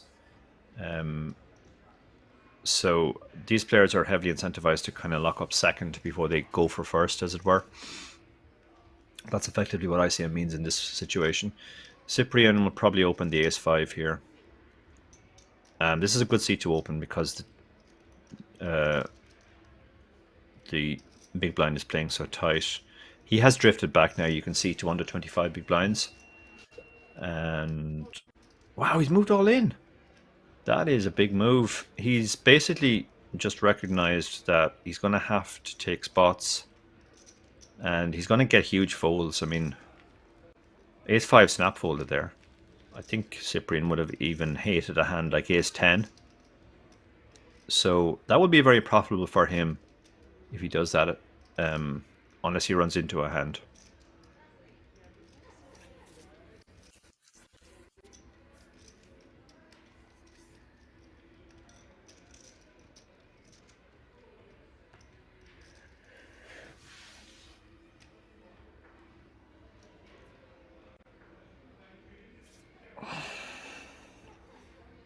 So button, is he going to open the 10-8? He is. It looks like. It's a good spot for him to open because even if Thomas is going to do the occasional big shove from the big blind, he doesn't seem as eager to get involved in the small blind. Like, he has a better hand here. What's he going to do? This is going to be interesting. Okay, this time he's gone for the call.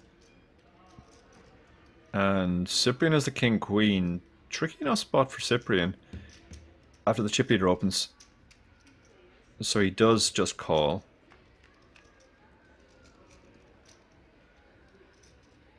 He's hit top pair and middle pair for Quack.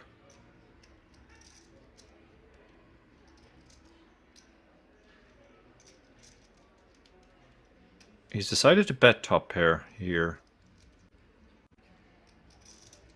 Quack is middle pair. I mean, the standard here is to call at least one bet, but he has shown a willingness to fold in these spots as well. So I think that's what he's thinking about. Might even be thinking about a raise to apply pressure. But it is... Stacks are very close. So he does just call. King 10 folds.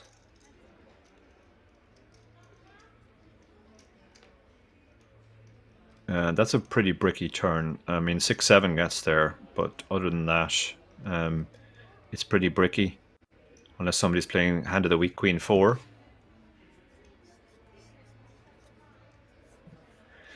And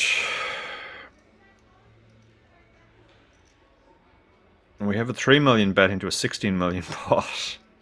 This is what I call a let's keep it friendly bet. He doesn't want to play a big pot, so he throws out a small bet. He does get value from a worse hand, but he does also give a chance for the worse hand to hit the river, which he doesn't. Might go check check now with the flush coming in. No, I'm wrong. Quack has decided to turn his hand into a bluff. This is interesting for sure, but it's not going to work. He's up against top pair. And that's a big hit to Quack now. He's been pulled right back, and Cyprian moves into a very big chip lead. It was a very scary river, obviously. Jack 10 gets there, and he has a 10, and the clubs get there. So he decided to turn his hand into a bluff, thinking he didn't have the best hand now, but he could get some better hands to fold. But that moves Cyprian into a massive chip lead. He started the final table as chip leader. He did drift right back into the pack, but now he's massive chip leader again.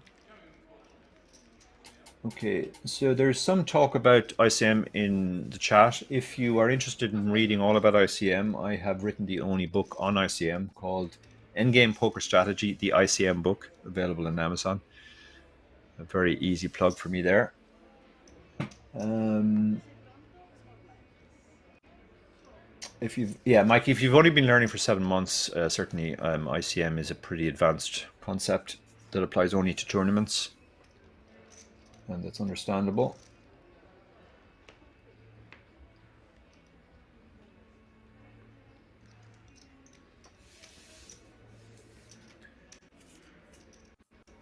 I'm just reading some of the French comments in the chat. Check Mall says, I think I'm translating this correctly.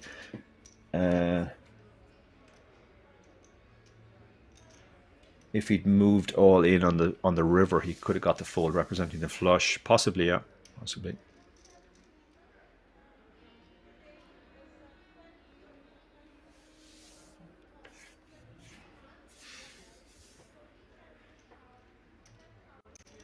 Yeah, it's going to be interesting to see how Kwok adjusts to this, because he has Thomas, who's almost blinding out of the tournament, apart from the occasional shove with hands like King 7.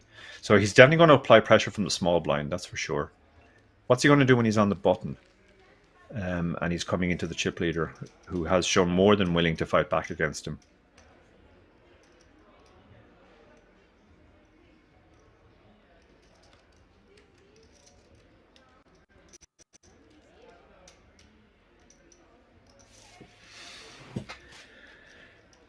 And some of our French viewers are saying they like the river bet. Yeah, I like the river bet too. I mean, you will get better hands to fold for sure. You're repping the club. He's unlucky to run into sort of top of the range queen and get a snap call from the queen. It was like his opponent didn't really think about what he was representing. He just thought, well, I have a queen, so I'm not going to fold.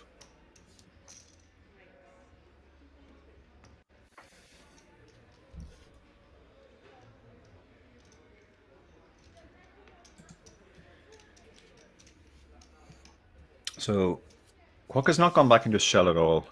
You can see there he opened the queen 8 on the button and got the 8 deuce to fold in the big blind. So he's going to go on playing the way he has been playing, aggressively.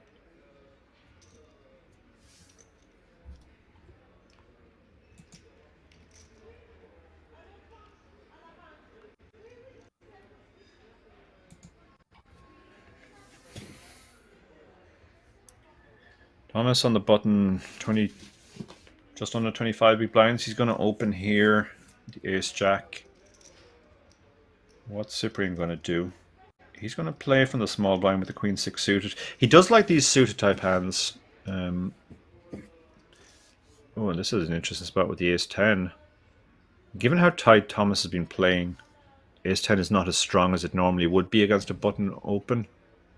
We might just see a call here.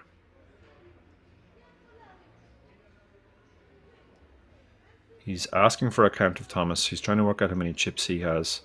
He might also be considering a big raise to try and get it, pick up what's out there. 6.2 million out there, and he has 29 million behind, so more than 20% of his stack.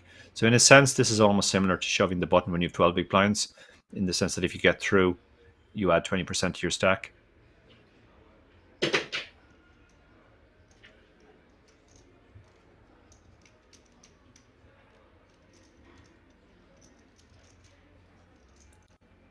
So in the end, he does just call. It looks like, yeah, he's called.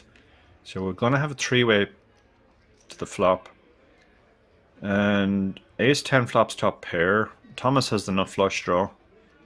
And Cyprian has bottom pair.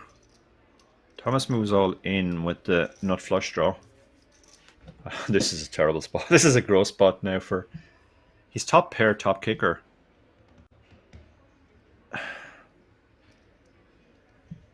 He folded top pair earlier to a Thomas large bet, correctly putting him on an overpair. He might be afraid he has an overpair here again.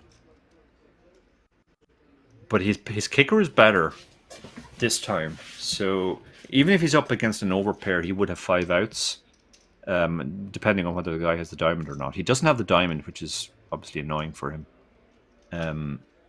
So this is a very, very tricky spot. The ICM is extreme because these guys have... They're second and third in chips.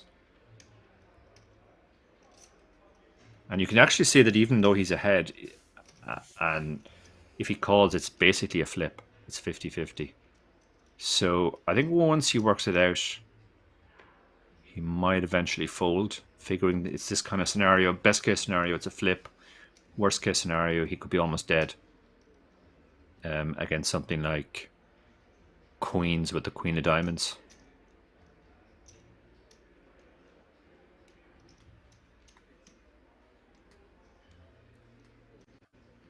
This is a very, very hard call to make because Thomas has all the overpairs here. He's been playing so tight. He would possibly even play a set this way as well. But yet you have top pair, top kicker.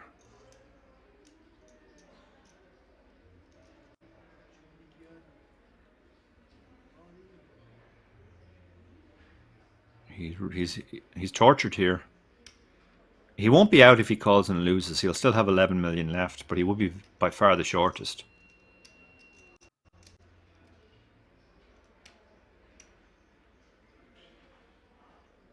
It's just a very big pot for a very big shove for what was a pretty small pot. So he does find the fold in the end. And I don't think we're going to see a show here, or are we? No. Thomas is very relieved with the fold as well. Yeah, he shoved 4 times pot there.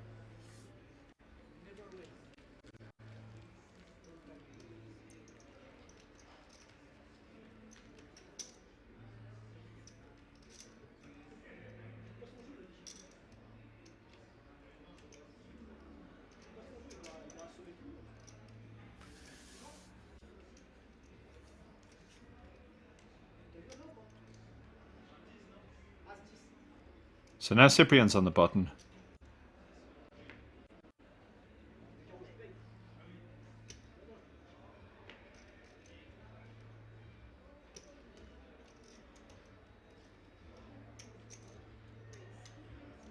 And he's going to keep the pressure up from the small blind. Because while Thomas tends to play the hands he does play very, very aggressively, he's folding a lot pre-flop. So he'll be looking to exploit that by just raising a lot from the small blind.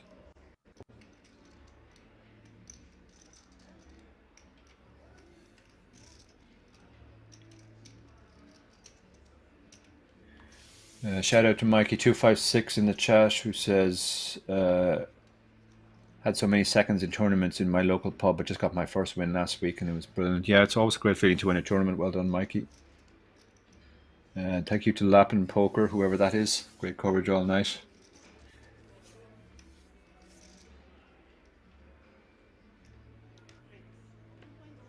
And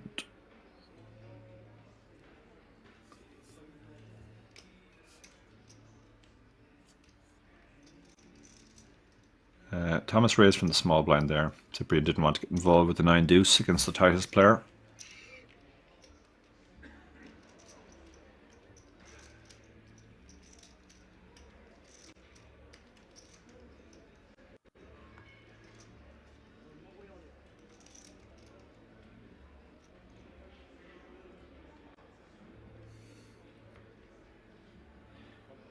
Most players would open the ace deuce here. Thomas might not. And what's happened here? He's just moved up. Did he move all in there? The caption said he moved all in. Whatever happened, he did win the pot with the button raise.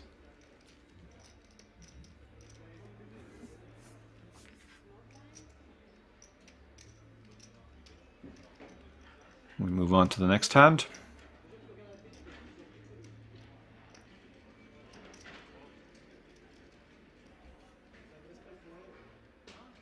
These players are probably quite tired now. They've had it's a 3-day tournament, and they've had pretty long days. They had a late finish last night, and they've been playing for almost 9 hours today.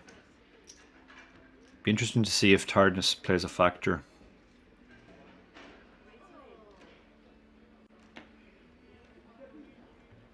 Thomas is just moving all in a lot now with hands like 9-8 off. He is really changing his game now.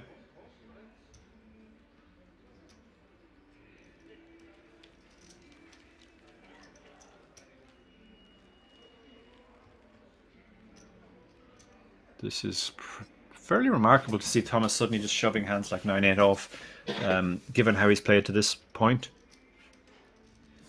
If the players have people watching the stream informing them what's happening, and these guys find out in half an hour that he's shoving these types of hands, it could certainly change the dynamic of the of the game. But for now, they just really won't know what these shoves mean. They're kind of coming out of the blue.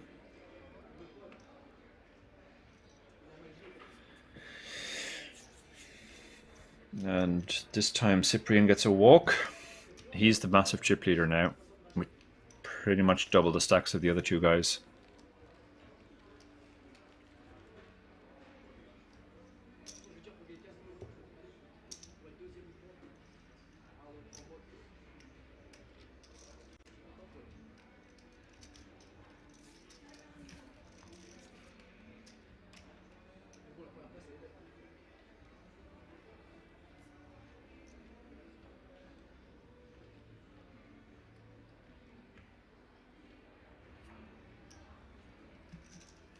Thomas on the button. What's he going to do here with the ace-8? He has just been shoving. And again, he's shoved 37 big blinds.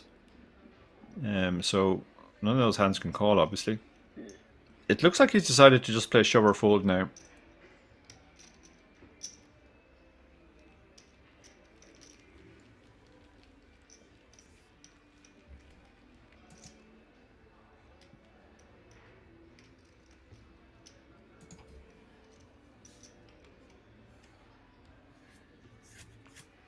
The other players will certainly be starting to suspect that he's not just shoving premiums because of the frequency. Cyprian on the button will almost certainly open the king-9 suited.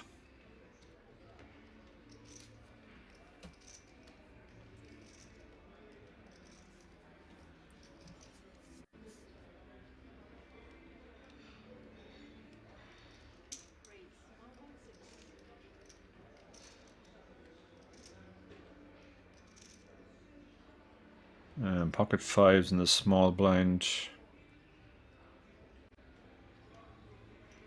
Probably going to just call. Maybe not. It looks like he might be counting out enough for a raise here. Saw this earlier, the small pair turned into a 3-bet bluff.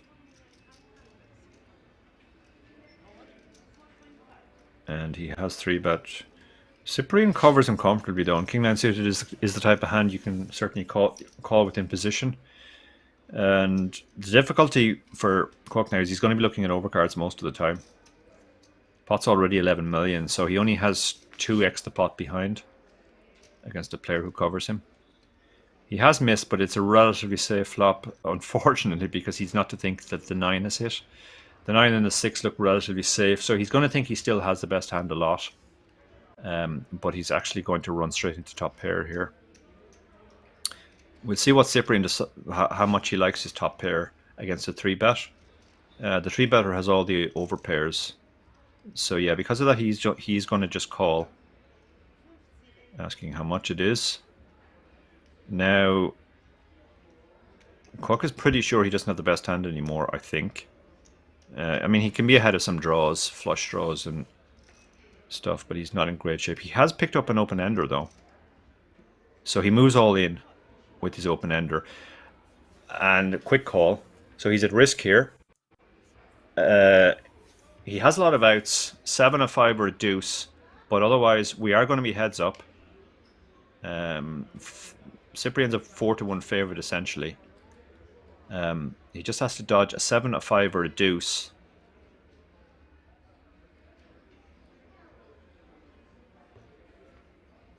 And Kwok had all the chips 5-handed, and he hits the 5, and that is a game changer. A game changer again. Otherwise, we were heads up with Cyprian with a massive chip lead against Thomas, and you would expect Cyprian to win that almost every day of the week. But now Kwok doubles up, Cyprian effectively doubles down, and that completely changes the flow of the game. He's now chip leader again, and you could see he almost jumped out of his skin there when he hit the river. Such a big spot it was. His shove on the turn was basically, he could be ahead sometimes against draws, but even if he wasn't, he had the open ender as backup, and that's what saved him in the end.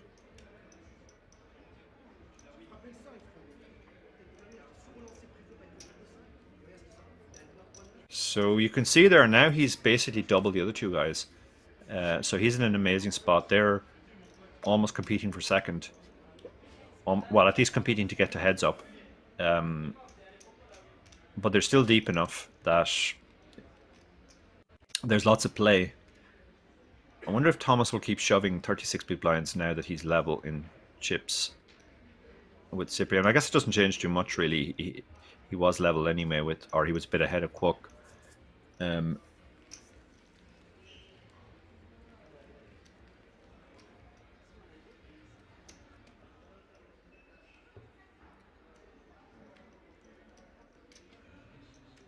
So on we go. That was a big game changer, and the most aggressive player at the table is now the chip leader again, which is obviously bad news for the other two players.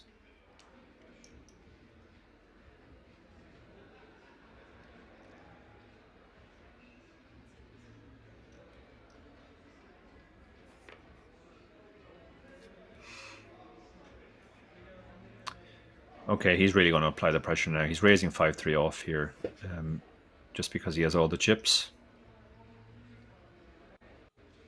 What's Thomas going to do? He's not going to shove. He's going to just call. And Cyprian's going to call as well. Chip leader now gets to play in position against two players who are eyeing each other for second and third.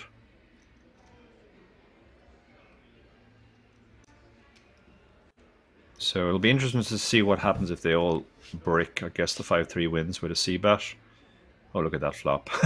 Cyprian has hit top pair again with his 9. And Kwok has hit a miracle unlikely 2 pair. He splashes out an ostentatious C-bet. Thomas has backdoors, but otherwise nothing. But he's going to hang on, it looks like. No, sorry, it's Cyprian who's called. So Cyprian calls with top pair. He also has some backdoors. And 3 on the turn, and now it kills Kwok. He might check behind here, and he does. And Cyprian was desperate to get to showdown here. Now the question is, how big do you go? Do you go really big and make it look like a bluff? He's gone all in, wow. Yeah, he went all in hoping that his opponent basically had a strong enough hand to call. Maybe another 3, maybe an ace-9 that doesn't believe him.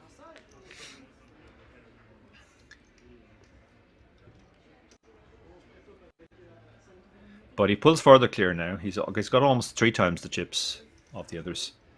When you have a very aggressive chip leader who's also running as well as he's running right now, it's a pretty deadly cocktail for the others.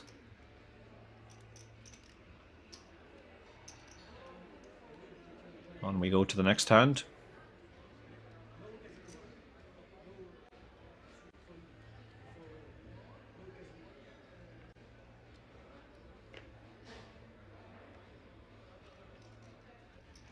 Thomas folds the button. Queen 4. And Cyprian limps.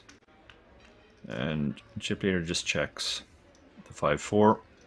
He's open-ended, so he'll probably apply some pressure at some point in the hand. I'm surprised he didn't bet. He's basically trying to see if he needs to bluff the river. And he checked it all the way down. That's interesting. I would have assumed he would have bluffed at some point, but he doesn't.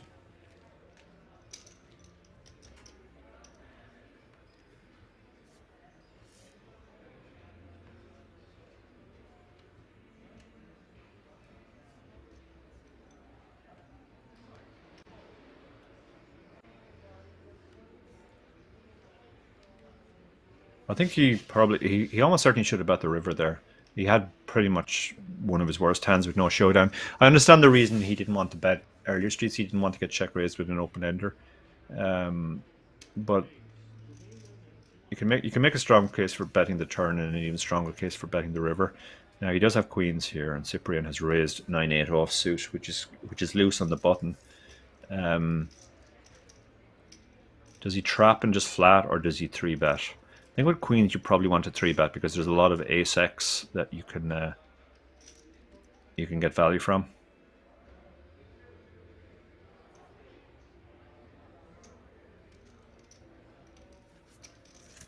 Yeah, having just shown down 5-3, this is a good time to 3-bet. Your opponent might just decide you're full of it. And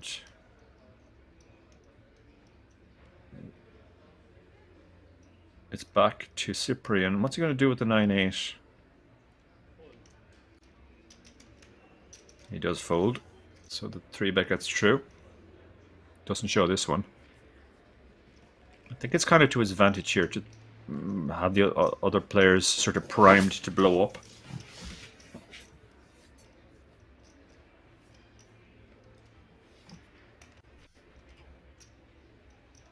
It's hard to see him not pulling further away now, as the others two essentially compete to get heads up.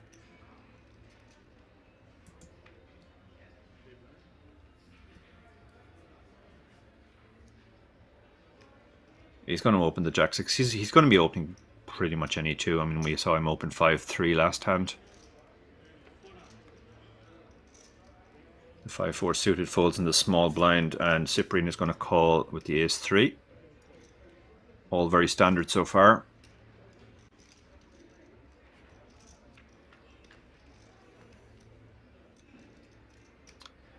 Okay, so the Jack-6 flops middle pair and a and a flush draw. He's really running very well at the moment.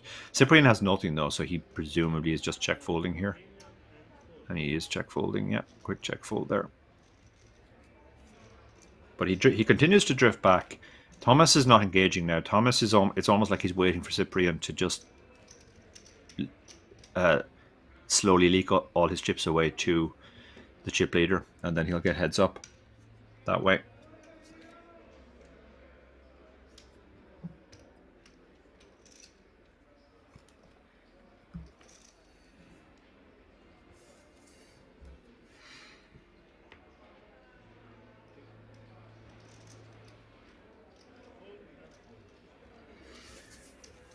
Just if I'm understanding the French chat correctly, Checkmal says that the French player, in other words the chip leader, has only 2 caches above 1500 or for 1500 on the Hendon Mob, and Zali Baba said he normally plays cash games, so it may be the case that he's a cash game pro.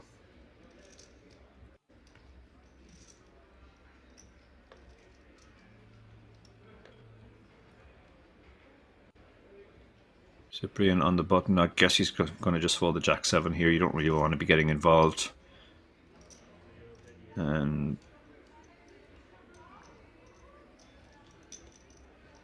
what's Cook going to do here with the 10-7 suited against the really tight big blind? Probably going to raise. That's what he's been doing so far. Just kind of raising any 2 cards. Is he going to start shoving again? Oh, well, he has a hand he can shove. Ace-10 suited. 4.4 million out there. He does move all in, gets the quick fold. So Thomas seems to be playing push or fold, while the other 2 players are going on trying to play post flop.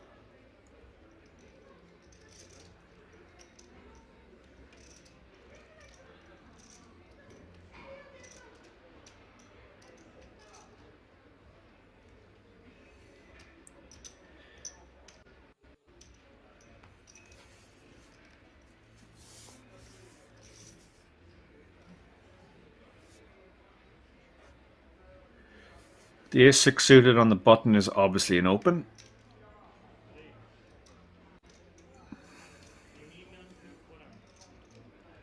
He's not going to be put off at all when he gets shoved on. He's just going to fold when he doesn't have it and wait until he does have it. Cyprian is willing to call out of position, and he has called.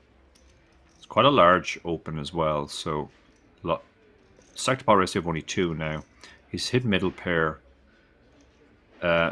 Clever check behind there by Buck, recognizing that this is a board big blind could have hit quite a lot.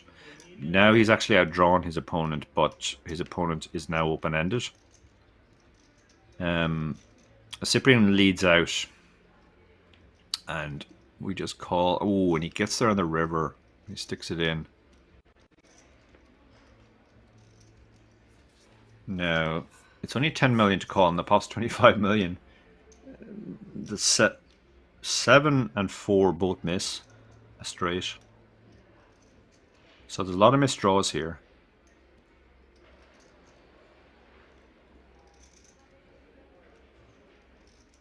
This wouldn't be the most outrageous call ever because he's beating all the missed draws.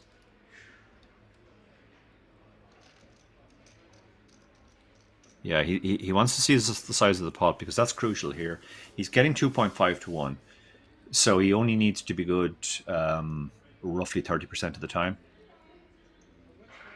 And he's just trying to think, okay, has he just gone for it with a missed flush or a missed straight draw with a 7 or a 4?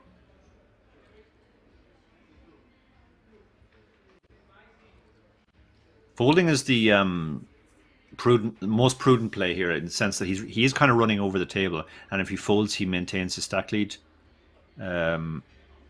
Very comfortable chip lead, in fact.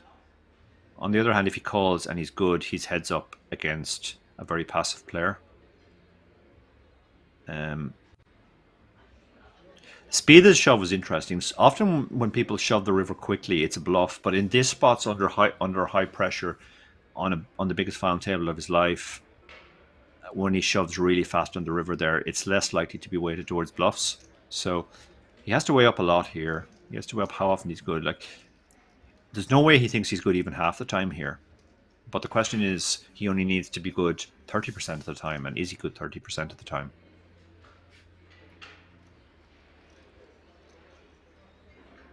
He's just trying to think, will he play a 5 this way? A 5 does make sense to play this way. Although the bet on the turn would be interesting. Again, he's counting out the pot.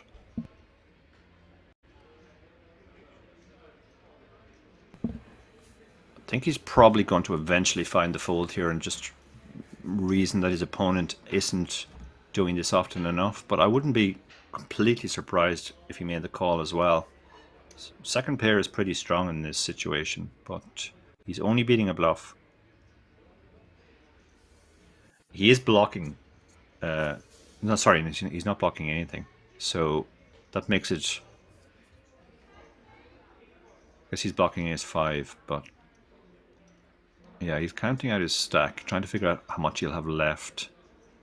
He calls and loses, and what the new stack situation will be. So he's considering all the factors here. Other players would have just flicked it in here going, well, I'm getting an amazing price and I'm beating a bluff and it's a chance to get up. He has made the call, so can't blame him for that call. But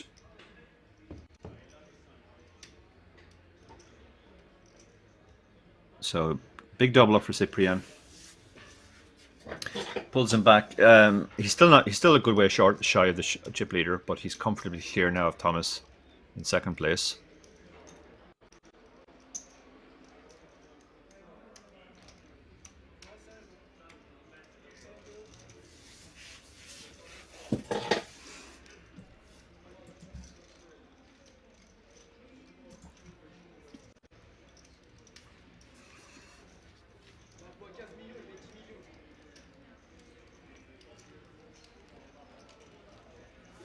So that's a bit of a dynamic changer. Cyprian now comfortably into second place.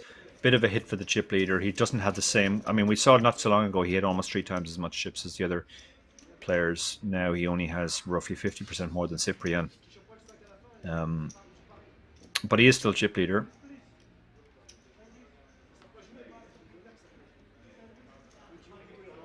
Let's see how Thomas reacts to that now. He's now the shortest stack by a long way. He has just been shoving in these spots. Is he going to just shove the 8s again for 30-something big blinds? 34 big blinds? Yeah, he does. It's shove or fold for Thomas. And he gets the 2 quick folds.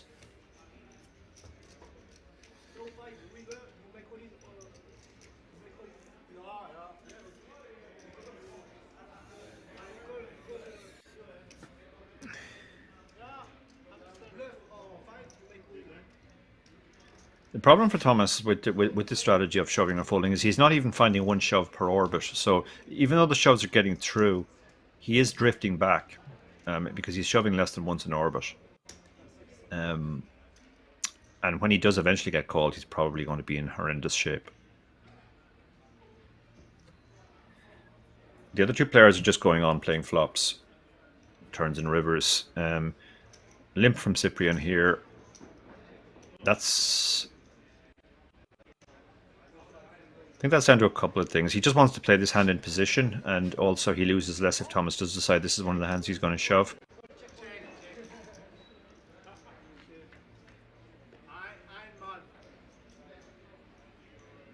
So let's see what they all have here. Cyprian has a flush draw and 2 overs. Thomas is top pair.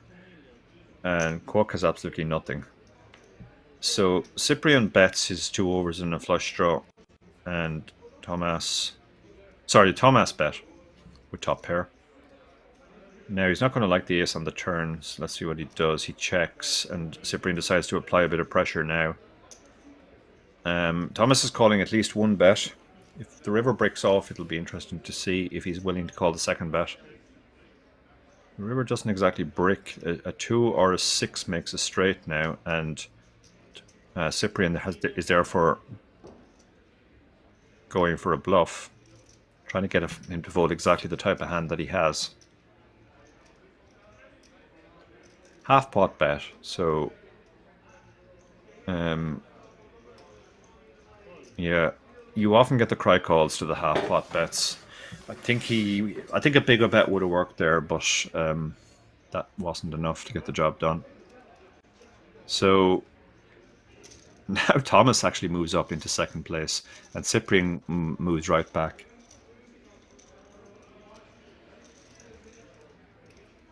Yeah, some comments in the chat that they're playing very fast now. They are. It's like there's almost no thought going into this. They're just firing out quick bets and calls. It's a very different pace from what you see on a lot of final tables for sure.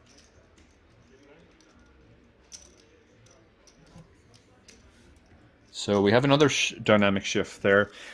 Thomas is, for want of a better word, quite a stationary player. He doesn't really fold when he has something very much on post flop, even if he's very tight pre-flop. So I think if Cyprian wanted to get him to fold that type of hand on the river, he had to go big or maybe even all in.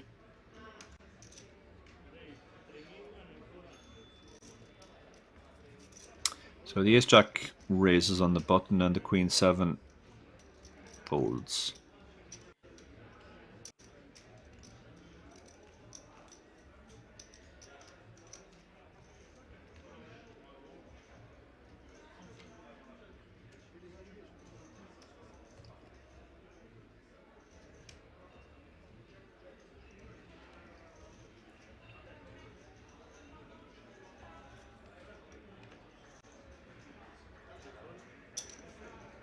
And Cyprian folds, so walk for the chip leader, who doesn't appear to be at the table.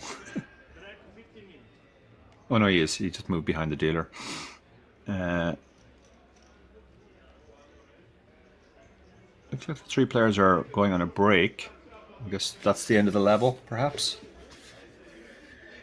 We have been playing that level for quite a while. So when we come back, that will be the situations. Kwok is chip leader, 62 big blinds. Thomas in second with 51, and Cyprian now by far the shortest. Although the 3 players one of the players is still hanging around. So yeah, we're going on a break, guys and girls. We'll be back in 14 minutes.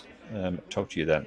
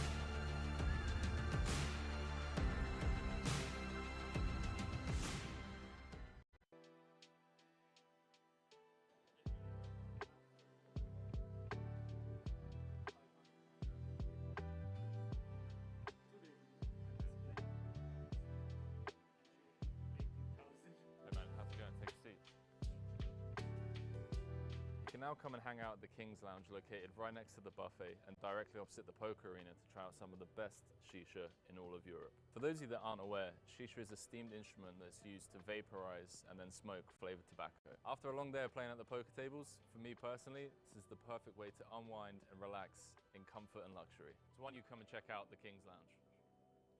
Cut.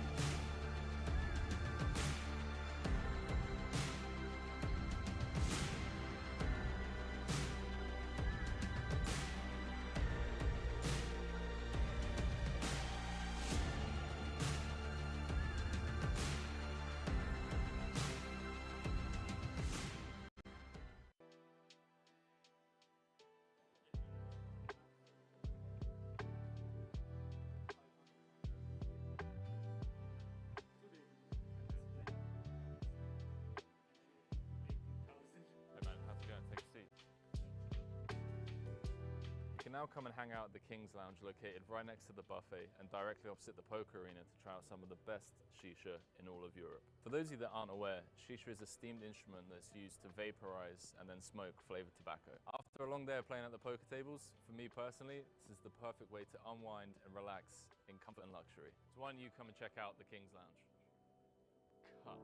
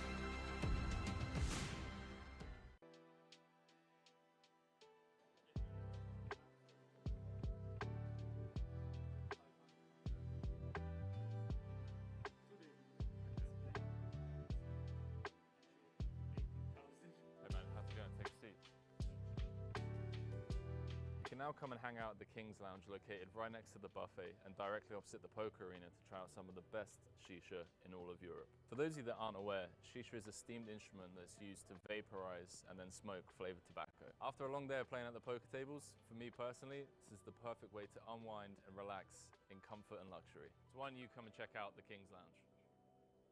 Cut.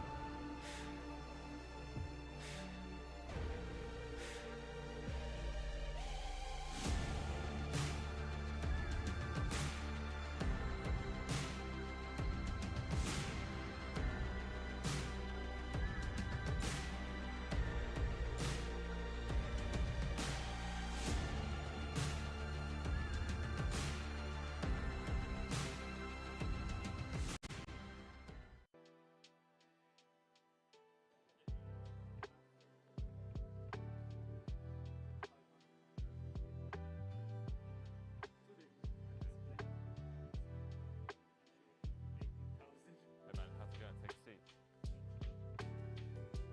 You can now come and hang out at the King's Lounge located right next to the buffet and directly opposite the poker arena to try out some of the best shisha in all of Europe. For those of you that aren't aware, shisha is a steamed instrument that's used to vaporize and then smoke flavored tobacco. After a long day of playing at the poker tables, for me personally, this is the perfect way to unwind and relax in comfort and luxury. So why don't you come and check out the King's Lounge? Cut.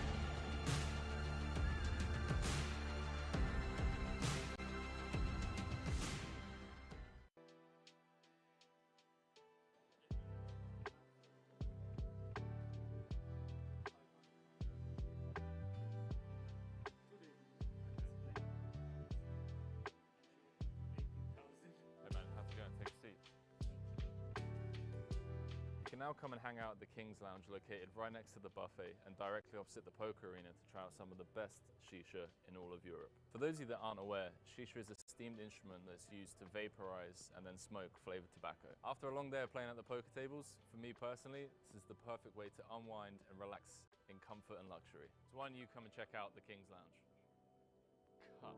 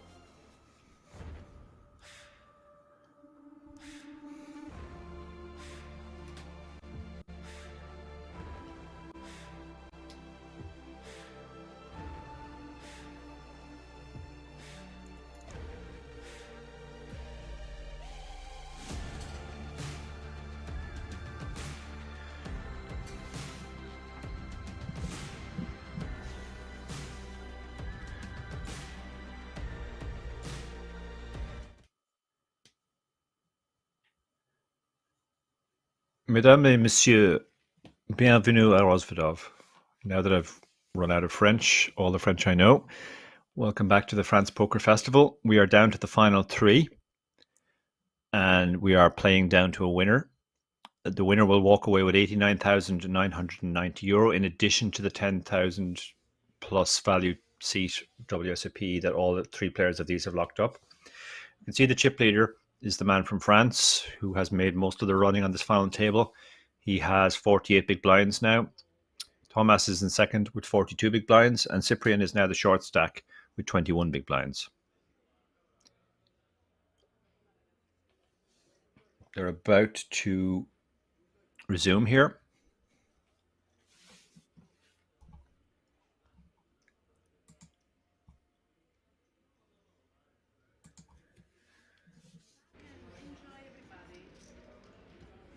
And Cyprian folds with the king 3 on the button.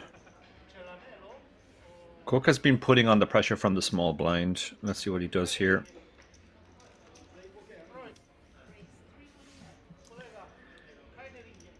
And he does raise, and he gets the 4-2 to fold. So I think he'll probably stick to the strategy of just continuing to raise from the small blind. Welcome back to everybody watching us on Twitch and on YouTube.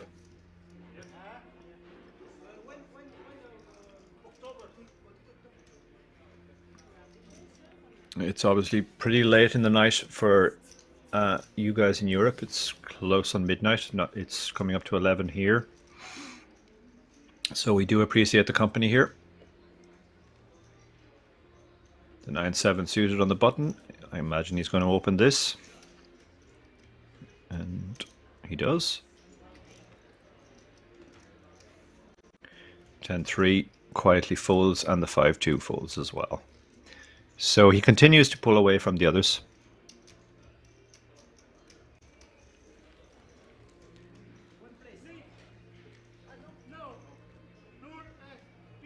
On we go.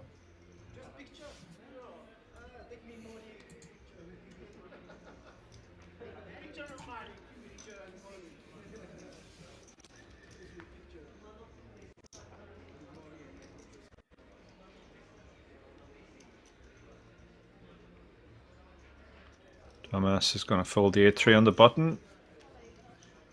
And Cyprian limps the Jack-6 suited, and chip leader checks the king 2. They both got gut shots here. The king high is good. Cyprian decides to bet his gut shot. He also has backdoor flush draw. He bets 1 million, which I think he might have tried to bet less. No, he bet 10 million. Is that right? If you bet 10 million, that's... Yeah, he misclicked there. He meant to just drop 2 chips and he accidentally put his entire stack down. So he ended up over betting by mistake.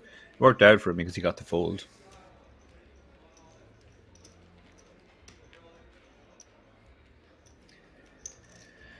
Hi to George in Edinburgh. Thank you for keeping me company late in the night and for your kind comment in chat and your kind comments about my books throughout.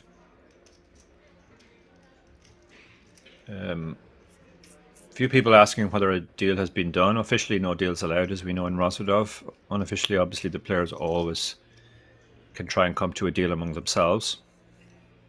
But we don't know what's happened here, if that has happened. When you do an unofficial deal, you do have to trust the other players to honor it. So that often stops unofficial deals from happening if you don't know the other guys.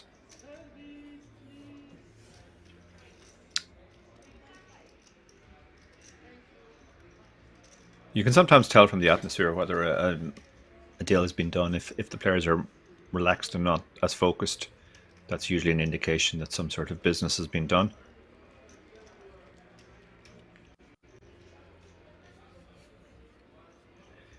But as I said, we have no indication what's happened here. They seem to be playing relatively normally.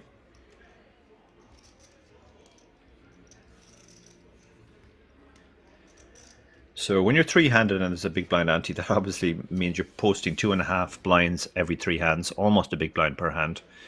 So it does really force the action around. And players like this gentleman in screen who play aggressively and are opening a lot of pots are going to prosper.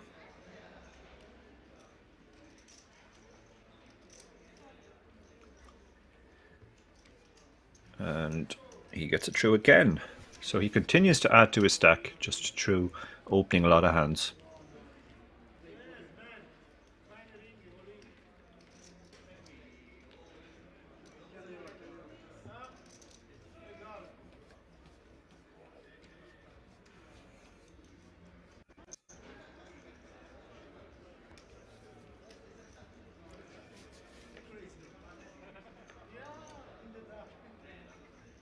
Thomas on the button with the 9-6 suited. He does open. He has played very, very tight, but he does open the 9-6, and that's going to get more respect than most button opens will get. But the chip, having said that, they both called the Queen 5 and the 8-3 suited.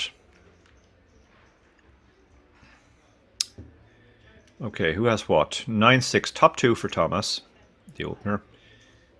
Backdoors for the chip leader and nothing for Cyprian. So Thomas bet large. He bet pot actually, bet more than pot, and gets the folds. I'd like to see him go smaller there and try and get some action, but this style has been very effective for him, playing tight but making big bets post flop when he has it, or when he doesn't. When he has a very strong draw, for example, the nut flush draw, which he shoved for 4 times the pot.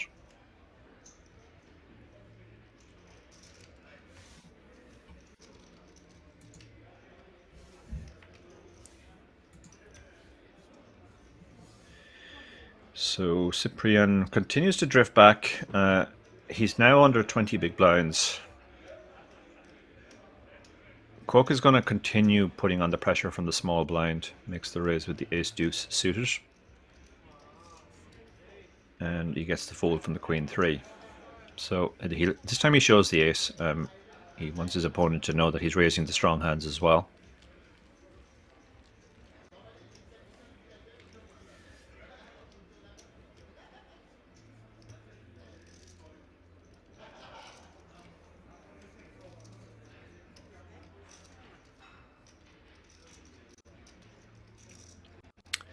Big blind ante. So there's a lot out there every pot now.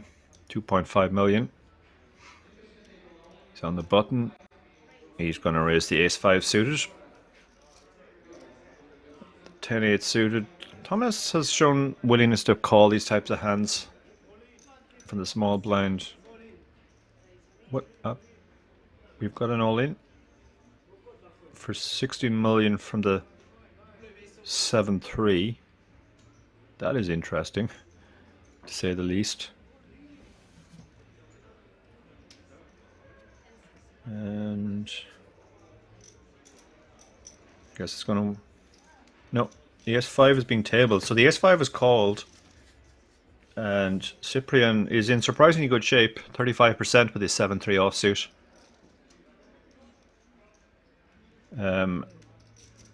But he's going to have to hit, or we are going to be heads up.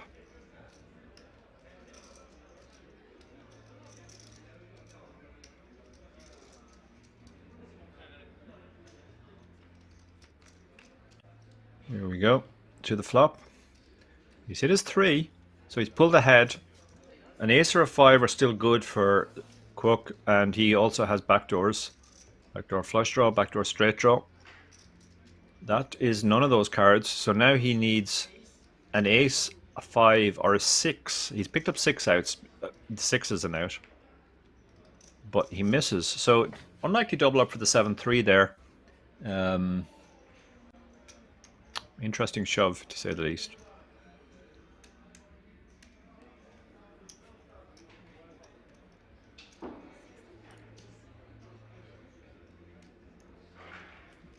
George says, some games I've played when 5-handed or less, it's half a big blind ante. Yeah, I've seen that as well, George. And Alan Kessler, for one, very strongly agitates for that.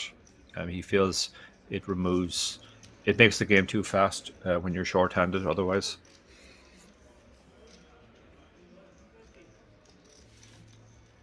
So double up there for Cyprian. Unlucky, obviously, for the chip leader, but he's still in good shape.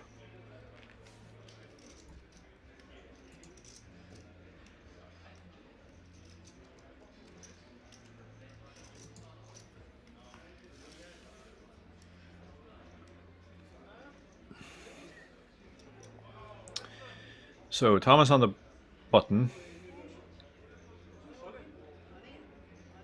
He's moved all in with 9-8 offsuit. Okay, I don't understand what's happening here. I have to say, King 7 has snap reshoved, it looks like. Okay, this is interesting, to say the least. And somehow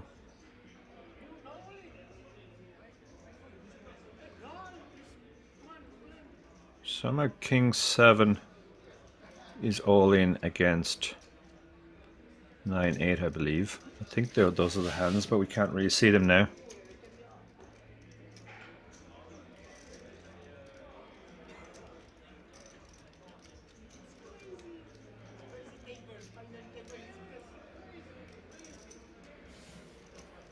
Okay, so graphics are telling us the small blind. Okay, Thomas has pocket 2s, which makes more sense.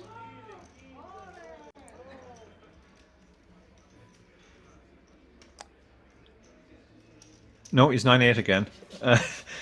I'm not sure what's going on with the graphics. But we do have an all-in and a call, it looks like. And it is 9-8 against King 7. You can see the cards tabled. We're waiting for the flop.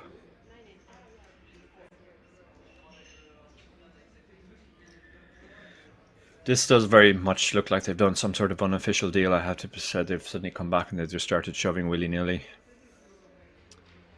So the King 7 is still ahead. The 9-8 still has the 9 and an 8 as outs and some backdoors as well.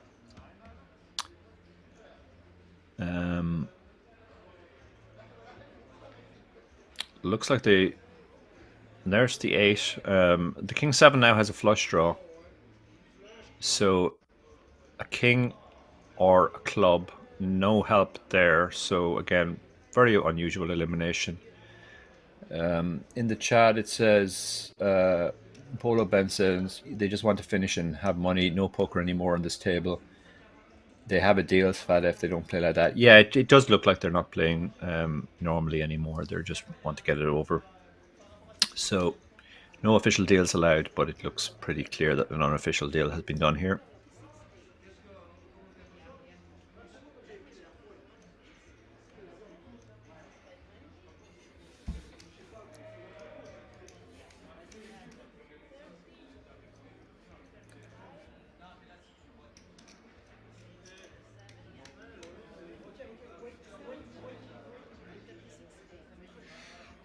Presumably there is a trophy, so at the very least they're playing on for a trophy.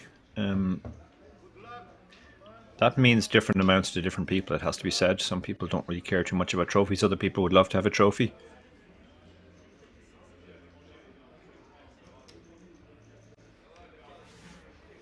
Jan in the chat makes a very good point. He said, Jan Sukanek, they are probably exhausted, which I'm sure is motivation for the deal. Also, it's just a lot of money for these guys to be playing for.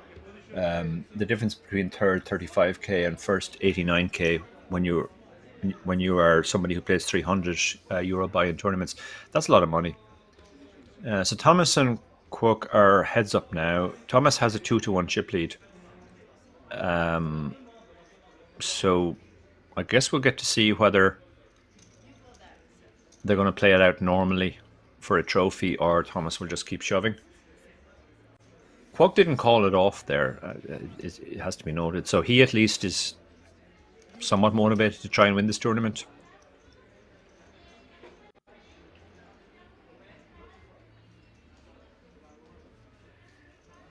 Now you said, it says William Kasu famously did a deal, so he got the trophy. Yeah, that's right. Will, I think Will was actually second in chips, but he got the trophy despite not being the chip leader.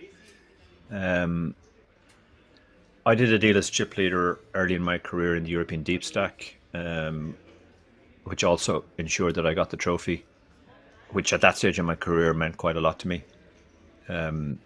So yeah, some players place a high premium on winning a trophy.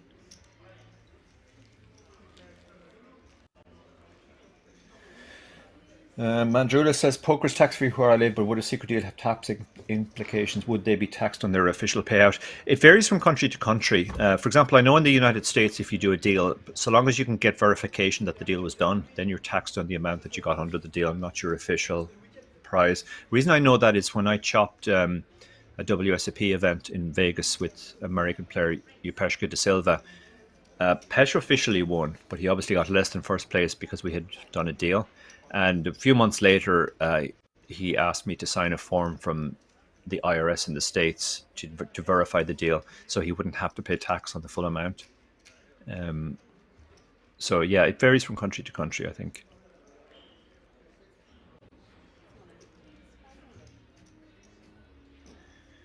RSC is asking in French, did they deal at 3? It's looking like they did for sure. Again, deals not officially allowed, remember, in Rozvadov, but players can always come to unofficial deals.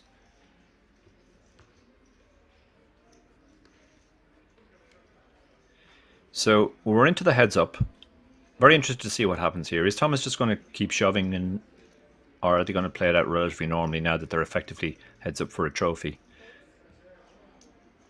He's gone for, it looks like a raise, big raise.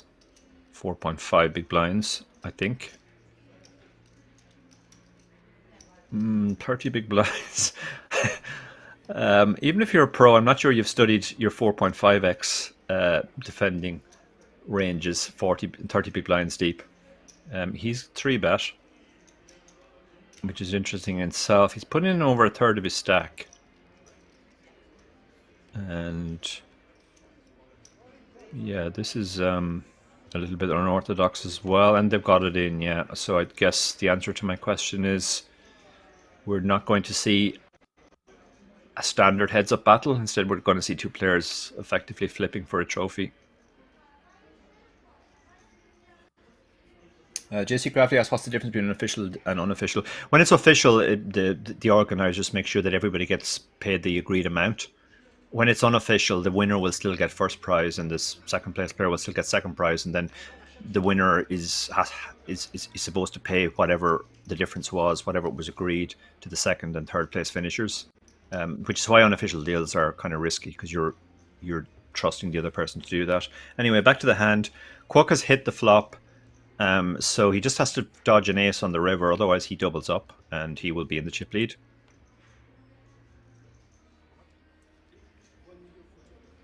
And he does double up, so he's the new chip leader. And I'll be interested to see if they're just going to go all in every hand now until one of them wins.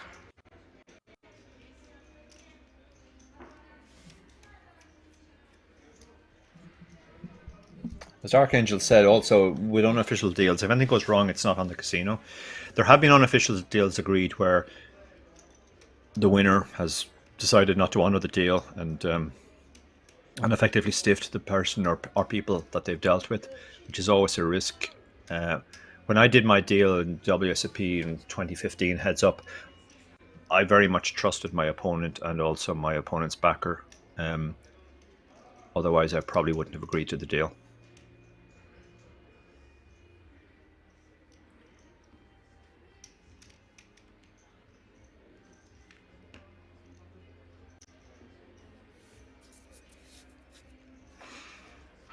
Yeah, if a deal has been done here, it is an unofficial deal for sure, because the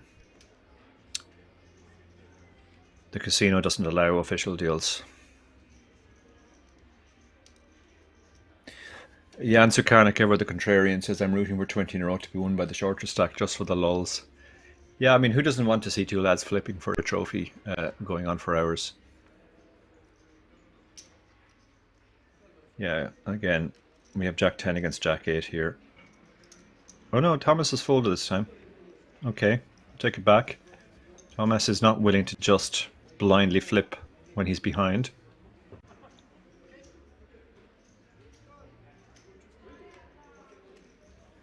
And Julia says, in today's internet world, who wouldn't honor it? I mean, you'd be surprised. There have been some cases of it, and you know, it's easy enough to track people down and out people, but it still happens, unfortunately.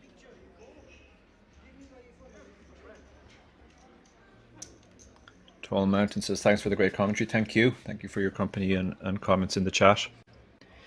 So yeah, Quirk looks like he's standing up like a man who has a plane to catch. Thomas is more chill, sitting there. But I don't expect this to go on too long, I have to say. Both players, at the very least, have shown they're willing to get in fairly marginal hands.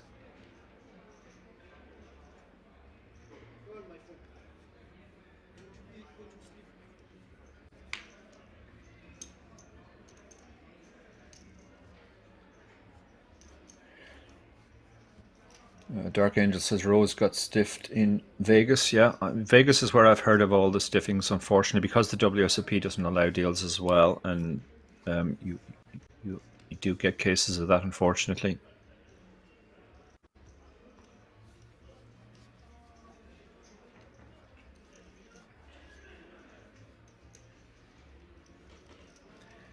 And pocket fives, he's probably going to just shove here the way he's been playing.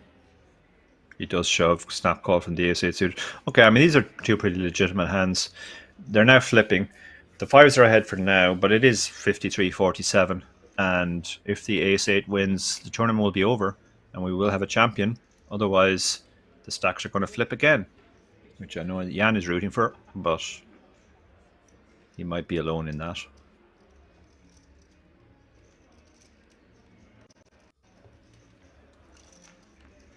So on they go.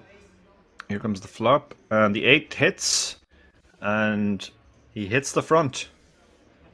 He's also got the back door, so a club on the turn would kill.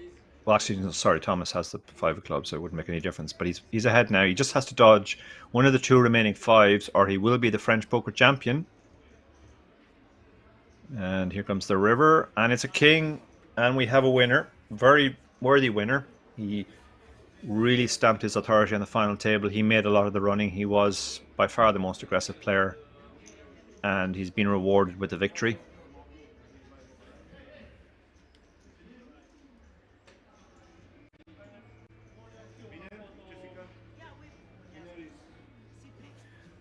And we're waiting perhaps for a presentation now, I'm not sure. So for his troubles coming second, Thomas gets at least 50,700. We're kind of speculating that maybe some sort of unofficial deal was done. If that's the case, he got more than that. Officially, the winner gets 89,900 plus the 10k ticket. You can see Andy Tillman directing them off to the side. Oh no, that isn't Andy Tillman. Sorry, I thought it was Andy Tillman. So we've come to the end here. Worthy victor for the Frenchman in the French Poker Championships.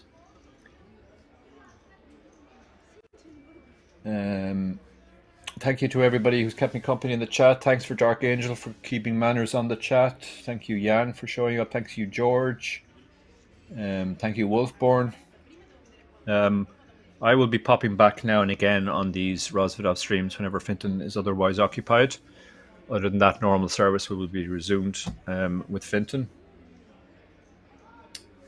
Thank you, Maureen, as well, as they arrange the stack into something more photogenic.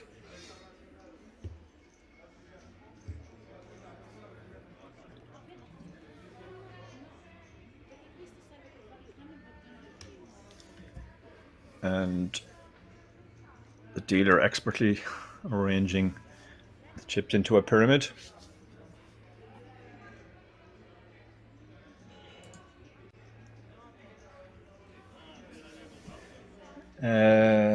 Thomas on YouTube asks, "Is there no phones allowed at the table as a player? I wouldn't be like, but I definitely play better, and for the TV viewership, it's way better." Yeah, it's generally the case that phones aren't allowed at the table. If you want to use your phone, you can obviously step away from the table, but we didn't see anybody doing that, and we also didn't see anybody on their phone. So I don't know what the exact rules are in Rozvadov, but it looks like nobody was on their phone. It can obviously be an advantage to have somebody watching for you and relaying the information to you in real time as to how your opponents are playing, but that's going to happen whether you allow phones or not. You can just have somebody on the rail telling you that stuff.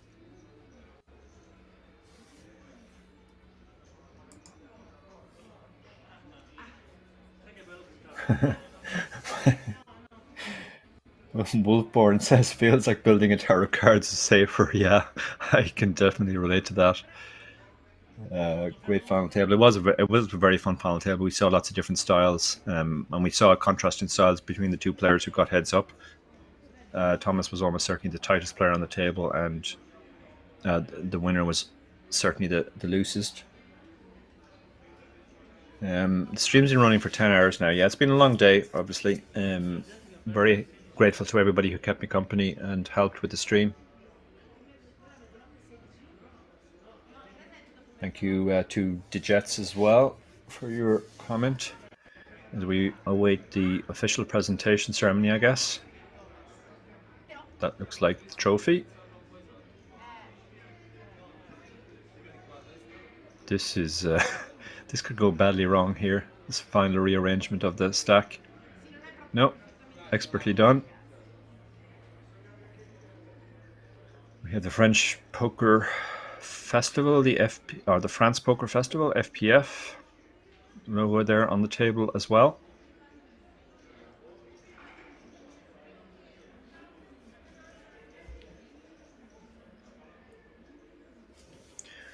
Thanks to Donna for the final plug of my 3 strategy books. And Hugo Boss says she's the best dealer there. Amazing work by her. Yeah, she's dealt most of the final table. I commented earlier, her pitch is incredible. She just fires the cards out. Accuracy. So thank you to everybody. That's the end. That's a wrap.